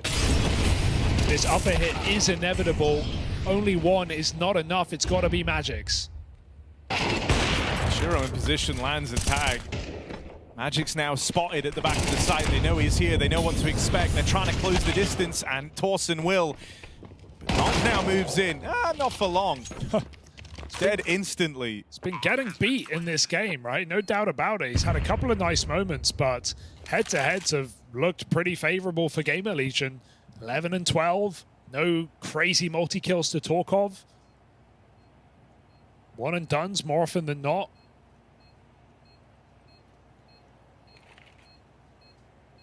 Impressive push into that top side for GamerLegion, keeping it pretty clean.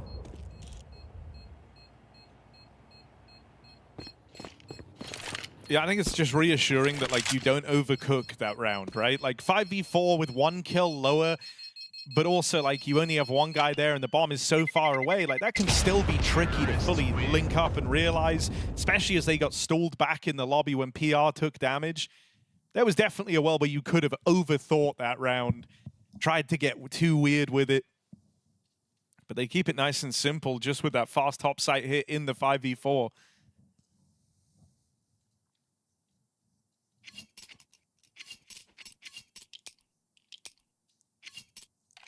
And Spirit going to burn their final timeout.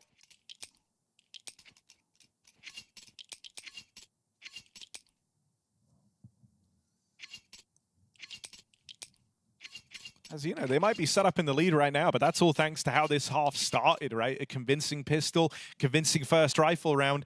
Up until this point, though, it felt like they were very much the team having to play catch-up, lagging behind the GamerLegion, and looking a little confused in some of these rounds. There might still be an air of that confusion setting in for Spirit. They get this buy together, but their money's about to get broken if they fall short, so they really have to stick the landing here. This is GamerLegion's chance to put themselves back into the lead very late in this game.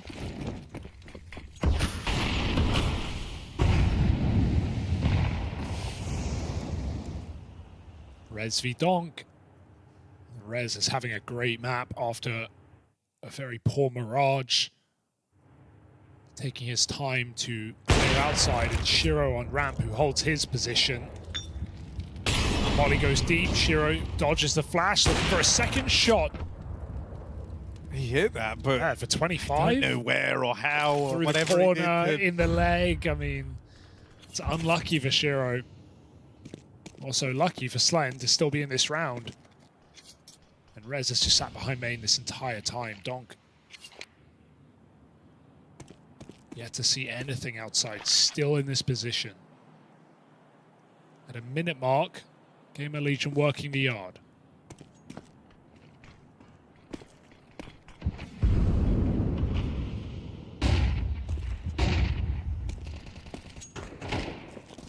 Donk with a swing, and he makes mincemeat of the players outside. Slend and Rez both bested in that engagement. And so GamerLegion will get this real estate, but when you look elsewhere, 2 players already down lower for Spirit. They don't have to worry about this ending up on B. And now they actually re-aggro and look to take some control over the lobby from a ramp push. Magic's still waiting in a very safe position. He knows the big threat in this round is the Heaven climb up. He's also not vulnerable to main here, out towards the vent. And so GamerLegion, they feel like this one is undoable. They don't even give it a try. Saddest part is they actually had a plant available to them. Not really a commitment to the A side there for Spirit, but GamerLegion are to know that. And Donk, patience pays off. Sat behind Credit all round. They smoke Credit out, which I've not seen before. And he just wide swings yard like it's nothing. They had enough money to buy up here anyway. Especially with the loss bonus maxed out. I would have loved to have seen them try something there. Especially because if you think about going into that round, they had Spirit on the ropes in terms of the money. Sure. When you let them keep 4 players alive now, they're still not fully out of the woods in terms of their bank accounts, but they're a damn sight better off now than they were last round. And so Spirit will continue to build on this CT side. GamerLegion did not like the conditions of that last round, so let's see if they can make something more favorable here. Torsen walking up close, gets past Donk in main. Makes it look easy. Puts a lot of pressure on this top site. Suddenly you don't know where to look. You're worried about the split.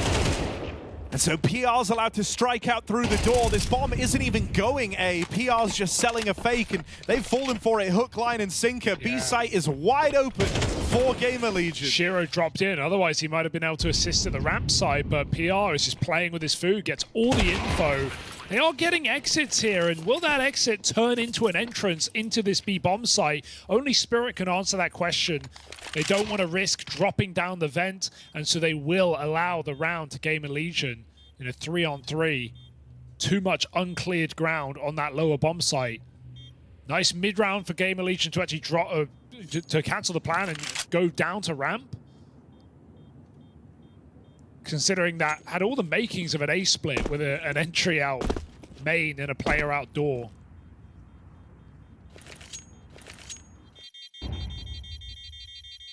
Well, thanks to the save, they will be able to full buy in this next round. Both teams taking it very cautious when it comes to the money. No Hail Mary rounds attempted. You know, with how that last game on Mirage went for Spirit, I think they're thinking a little bit about how close that became once they lost control over the money. And so, yeah, being more cautious here. Not a bad thing.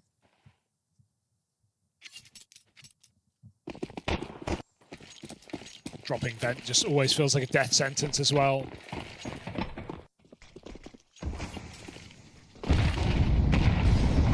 Shiro's up outside, not seen this. Just firing off blind. He insta repositions after firing as well, right? Just putting the fear in. It's like false info now for GamerLegion as to where that AWP lies.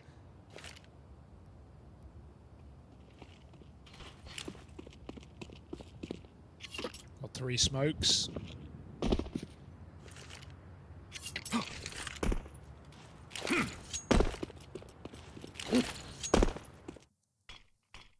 Out they go.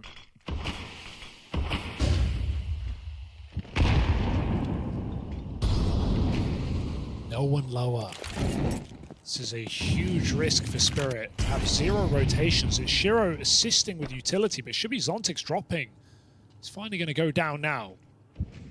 GamerLegion nearly entirely down this B bomb site. PR left to lobby, and Rez holding their flank. The smoke wall they threw almost insinuates that they were trying to play for like a garage wrap. And so you're not seeing like a crazy reaction out of Spirit dropping players lower. It's only Zontix here. Outside still remains a bit of a mystery for Team Spirit. Only now do they learn where GamerLegion were hoping to end up. Zontix gets out with one. Is that bomb upper? No. One just ran out hut. Chopper will have this backstab and a chance to deny the bomb plant. Doesn't decide to swing. Does create some room for Shiro, bit of chaos there. Meanwhile, there's this awkward fight between Rez in the Hells. I mean, the Lurkers do a lot of damage for GamerLegion in that round. Rez cooking in the backline. They divided that CT setup beautifully. Spirit weren't sure where that play was ending up. So they only ever had one guy down at lower. Yeah, very confusing round, I think, of your Spirit, because, like you said, the fake garage smokes perhaps, but also Rez dropping in off main roof super late in the round to the point where no one can hear him drop because they're down vent, and he just flanks the ramp play. There was a chance for Shiro to win that round off of the 1 kill on the low health Slend.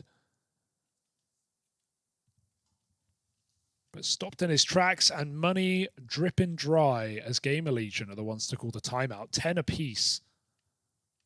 But this should be 11 for free. Spirit putting a lot of money into this. Considering they have minimal loss bonus, 2-stage. I mean, this is huge for GamerLegion. Like, they're in a better spot than they were on Mirage, and they still made that game really, really close. There, they were having to launch a comeback, right? And play from behind to try and grind out the win. Well, this time they're actually in pole position here at 10-all. Donk has just been so tamed on this CT side. He's been in main for the majority of these rounds. I want to see him get at it, get involved. Oh no, back turned, back in time, and walking into his side. Torsen just gets 1D'd. There's a second layer to this. GamerLegion, instead of erupting on this A site, are gonna call to wait for the flank. ZTR all the way round the world.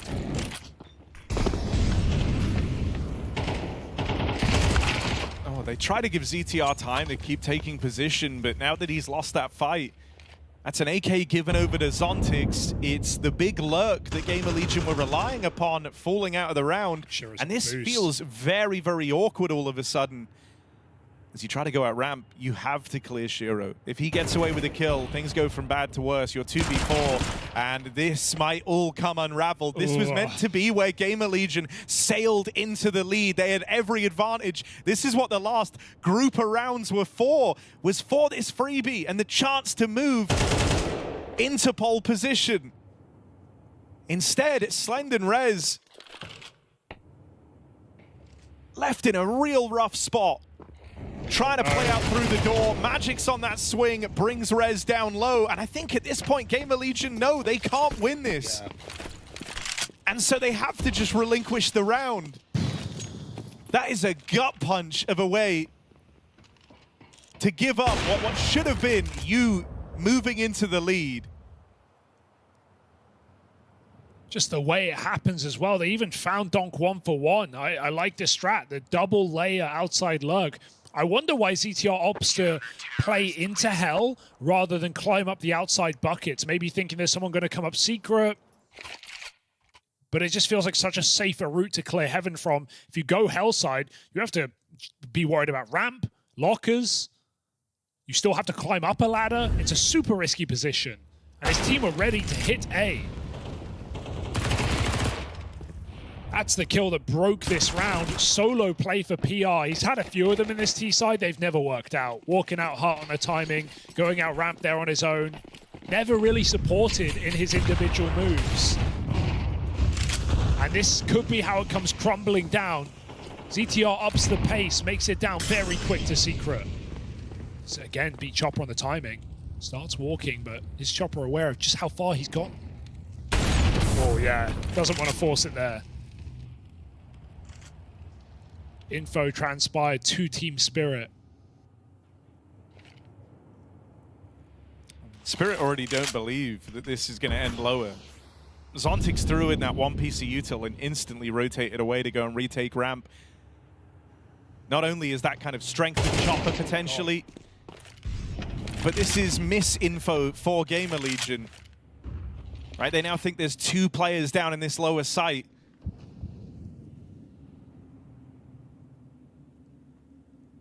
Up the vent. I think it's, yeah, because of that info. And I mean, right now there are 2 players still dedicated ramp side. Shiro's holding heaven. They're scared of outside. Straight up the vent into this top site. Shiro in an unorthodox position. They're not ready for him here. Him and Magic's combined for a couple. It's still salvageable for GamerLegion, but they're just getting iced out one by one, dropped, and no kills in the round is worst case scenario. Team Spirit on match point, 2 chances to close, and no money in their way.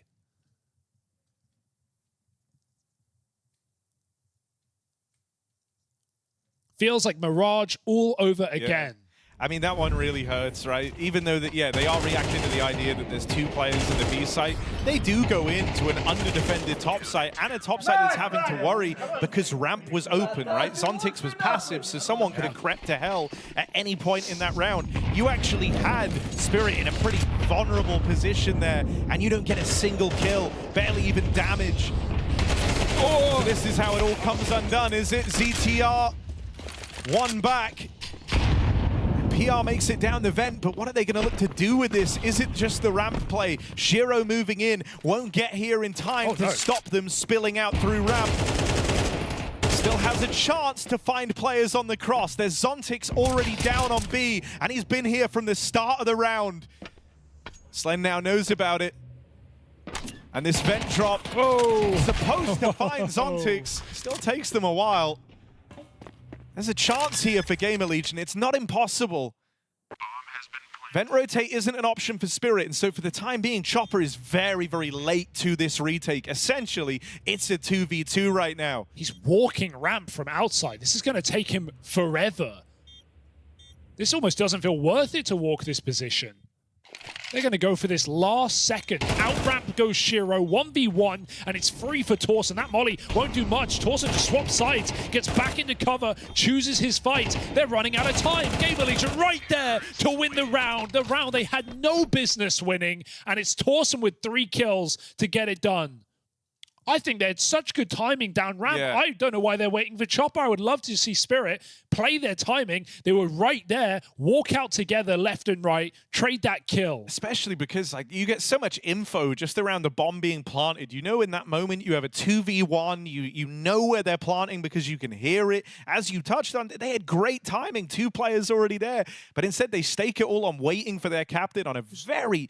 Like, if he was running, fair, but he's walking the entire way. There's like 15 seconds left as they try that 3v2. You know, it's one thing to go ramp there. I think Vent's also a really good option for Chopper to play late. He just lets his ramp players go, and then you go down the vent when the vent player turns around because they think, hey, it's so late, he's not going down. Either way, if you're going to go ramp, why wait that long? It just forces you to speed up on that B hit. It's a golden opportunity for GamerLegion, though. They realize it, and it's given them a chance once more to compete for overtime in this series. Oh, don't tell me they bungle it now, Harry. They won the hard round. This is supposed to be easier. They did it with Tech 9s in a 4v4.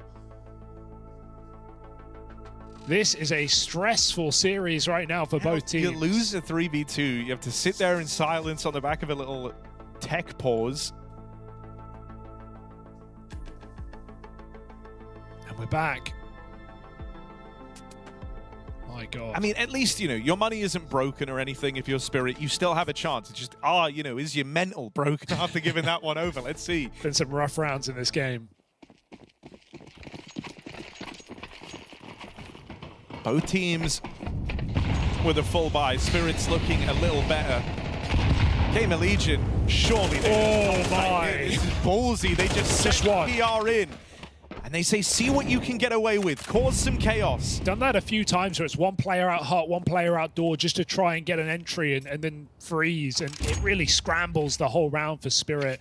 Now late outside smokes after they take an entry. And it forces more players to dedicate to A. Donkwatch is outside alone. No main control. GamerLegion could just main split. It's temptation. Where is Donk? Is he inside? Is he outside? It's a big question right now for GamerLegion.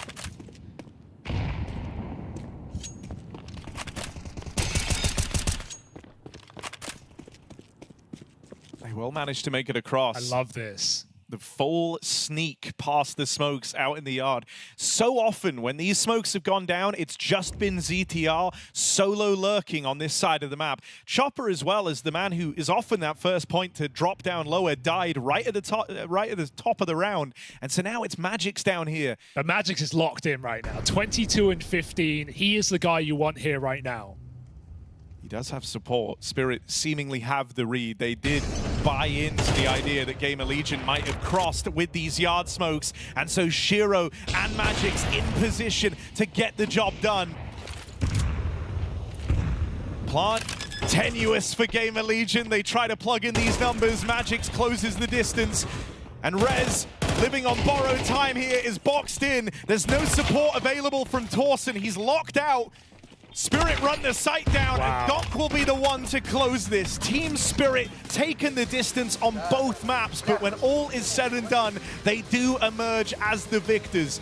It's tight, it is ugly, it is not a pretty game for Team Spirit, but getting it done like that with some of the mad rounds GamerLegion injected into this series is still a win deserving of praise. 2-0 for Team Spirit, close as you cut it, but they still take the win. They take the win, and as Harry and Hugo just pointed out, it was very close. I feel like even though the scoreline says 2-0, when you take a look at both these maps, GamerLegion put up one hell of a fight. Practically the closest you can get for a 2-0 OT, notwithstanding, of course. Really great T side. I'd say the CT side is really where most of the dirty work was done, though, for GamerLegion. Even though Spirit got it over the line at the end of it all, GamerLegion can look back at this one and be pretty proud with the fact that they were able to capture many of the Spirit plays. It actually kind of came down to Magic's having a bit of an overperformance in terms of his individual ability for Spirit to withstand what GamerLegion would dishing out here. Yeah, I mean, the way this game kicks off kind of goes back to what we were talking about pregame, about some of these changes that GamerLegion made to their CT side, getting Rez and Yard, getting PR as their ramp anchor, trying to tinker with the formula a little bit to try to see if they can get a little bit more, because their nuke has been, something that's been harming them a lot this year. And it worked out great initially. I mean, they go up 6-1. Everyone's playing their positions perfectly. They've got a good read of the game. Everything's going their way. Then all of a sudden, Spirit kick off for the last 5 rounds. And one of those rounds was like a half buy with Tech 9s and AKs. Magic's, you mentioned him. He had a lot of impact in that particular round. And really, throughout the rest of that first half to get them back into contention. And we have a very back and forth second half. And it really felt like GamerLegion were starting to kind of figure things out. They were throwing these fakes at upper and then going outer or going lower, and they were finding some headway, and they did get it down to the last round regulation, but I think they lost too much at upper in some of these fakes. Vibe check quick. I love it when people do this, but we are here with the players. And on one side, you obviously have GamerLegion, who I can tell are frustrated by what's just happened. Sure. But then on the other side, I'm getting the vibe from when you're standing here, Spirits, they look pretty annoyed as well by what's happened. So there isn't a lot of smiles. You saw them when they won. It wasn't a big victory celebration. There were a couple of errors that we saw from Spirits, and I wonder if the team was feeling that as well, because they were uncharacteristic. You wouldn't expect it from them throughout this map. For taking a whole month off from tournaments, Spirit at the last Copenhagen event for the Blast Rivals and for this one, you thought that they would be renewed. You thought they would come back into these with a fresh outlook, some new plays, some new, maybe even swap some positions around, but it kind of feels like the same. And I feel like that's very frustrating when you come into live officials once again and the month off didn't really net any tangible results. So to make the same mistakes that they've made in the past, or for players to get caught with their knife out in multiple positions. I know Chopper was caught on camera doing it one time, but even for a great game for Magix, I saw he was caught out with a knife one time too. They probably think to themselves, why are we not beating a team like GamerLegion a bit cleaner? Because there should be a clear class difference between players here. You're right. I think that's a perfect way to put it. Even Donk was being kind of cheeky in some interviews during that Blast Rivals events where he kind of kept hinting that they had something that's in store for people, and it wound up amounting to nothing. They wound up kind of falling in that 4th place slot, that tournament, kind of where we expect them to be. And when you come into this game, again, I have seen a little bit of change in Shiro's play style, which piques my interest. It makes me wonder if that is an ember that they can douse some gas on that can give them some added value in the op department that they didn't have before. And look, it's one of those things where you have players like Zontix and Magix who can be wildcard players. They can sometimes have big performances. Zontix probably the more consistent of the two. Magix, though, has like these crazy big game moments like at the Major. In this game, he had a really big performance to help them come back in that first half. But it's just not something that they are capable of bottling up right now and being able to pour out consistently. It's something that comes in, little pieces here and there. And unfortunately, that's just not good enough when you're going to play the elite teams of the world. But it was good enough today to just edge out GamerLegion. We're always going to nitpick Spirit because they are considered one of the best in the world. This is their tournament to lose. Yeah, they have Donk as well. Like, you're always going to give them a bit of a hard time. On the side of GamerLegion, I mean, they go down. It was a pretty hard game to start them off, right? You put them up against Donk and Spirits. What are the positives of your GamerLegion that you're taking away from this series that you're going, okay, this works well for us. We need to continue this now? I like their CT sides through and through. Both Mirage and Nuke saw great identification of what it was Spirit were trying to accomplish. Them setting up a crossfire in the moment that just completely chews up the play from Spirit.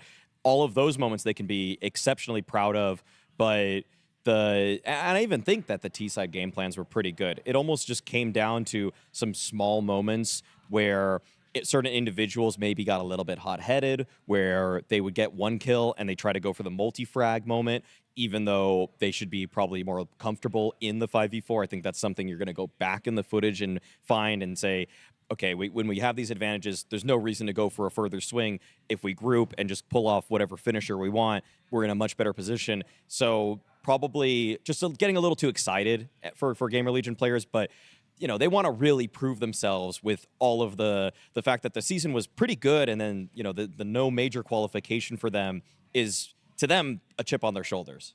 I mean, I echo your sentiment. I think that defensively they did look good. I think the changes they made positionally make sense on paper, and they played out well throughout the bulk of that first half. I agree that they seem to be making good adjustments on their T side. They were clearly able to get a rise out of Spirit with some of their faster plays, which allowed them to throw some different feints and fakes in the latter part of the half, and some of them worked and some of them didn't. And I think the positives that come out of this is, one, there's no giant glaring issues with this team. They're just like, wow, that is horrible. It is more in the finer details and the nitty-gritty 2-on-2, 3v3 moments that is something that can probably just be polished. And again, I think this team now truly does have two huge pieces of firepower that show up consistently, and that's Rez and PR. And that's something that this team hasn't had in a very long time. They've had prospects, they've had flashes of brilliance from certain players who have gotten swooped up by other teams, but these guys have been stable all year long, in my opinion, and I think those are good building blocks, along with the brain trust of Ash and ZTR, has shown me a lot tactically. I'm actually pretty happy about their playbook, so there are positives to be drawn for sure. With the victory from Spirit, all the games here on the A stream are wrapped up. So let's take a look at the results from earlier today. If you were still fast asleep, you can see there, obviously, we saw Na'Vi and Spirit with a nice 2-0. But the start of the day, 2-1 to the Mongols. Big taking down Aurora. That was the surprise for me this morning. I remember getting out of the shower going, what is happening? Hyped is actually showing up for Big right now. I didn't think that when he first joined in the stead of Sirson for his second stint on Big, I was thinking, man, he's making some of the same mistakes I saw him make a year and a half ago when he last played for them. Maybe he's elevating his game now. It's just one series, but if he can keep up even 80% of what he showed today, then Big could actually make playoffs here. I'd be curious to get both your opinions on that new FURIA international lineup. You've now had a chance to see it in action against the Mongols. What are we thinking? From what brief I did see this morning, Kendar no different than he was before, unfortunately. Just not really being able to consistently find opening kills. Maybe he brings a wealth of experience and voice to the team, but I'm just not seeing the impact as an entry fragger that you would need to be able to beat elite teams. Fawn as a rifling IGL, too soon to call. He didn't play so terribly in comparison to what he normally does that I would just completely nix the idea. But it's just one of those things where who knows, right? I mean, Maladoy is such an unknown variable that I can't say too much about it. The fact that they even got a map off of Mongols, though, is kind of impressive, but also damning the Mongols. Like, Mongols is like, shit or get off the pot, man. Like, you've been near to top 5 for so long. You've been near contending for titles for so long, and you've won a couple of small tournaments. Like, make a move. Like, this is your turn. Like, we say this is Spirit tournament to lose, but it's just as much Mongols' opportunity to make something happen as well. Okay, let's take a look at the B stream and some of the results. Obviously, the games there are still ongoing, but for now, it gives you an idea of what's happening. Hooksy had a good start. We don't hate Hooksy anymore. We all love him. He's with Astralis, of course. MIBR beats G2. Obviously, they had Taz standing in. And then, for me, I'm kind of a fan of Snappy. I'm glad to see that he was able to claim that one against Virtus.pro Maui. Glad to see that they're able to build off a huge and prestigious LAN victory at Fragadelphia, Vegas. I feel like Massive LAN win, obviously. Yeah. It's nice to put a trophy in the cabinet, okay? I think people downplay the effect of actually winning something, okay? When you build that belief, you can run with that sort of momentum. And Snappy, Wrinkle, they all did that today. I'm just happy that they're farming some VRS to put themselves in position to be in more tournaments down the stretch. I mean, I think that's really the most important thing to think about. I'm also happy to see Shush reignited. He has been looking fierce on this NIP roster. Looked really good in the match earlier today. That's some really good news for for an NIP. Well, there you go. You've seen some of the results that have gone down today, but there is still a game underway. So what we're going to ask is that you head on over to the B stream, see how that ends up, and make sure that you're following PGL across all the social media, because the schedule for tomorrow and the times will be released after that B stream comes to an end. From us here, thank you so much for watching, and we'll see you tomorrow.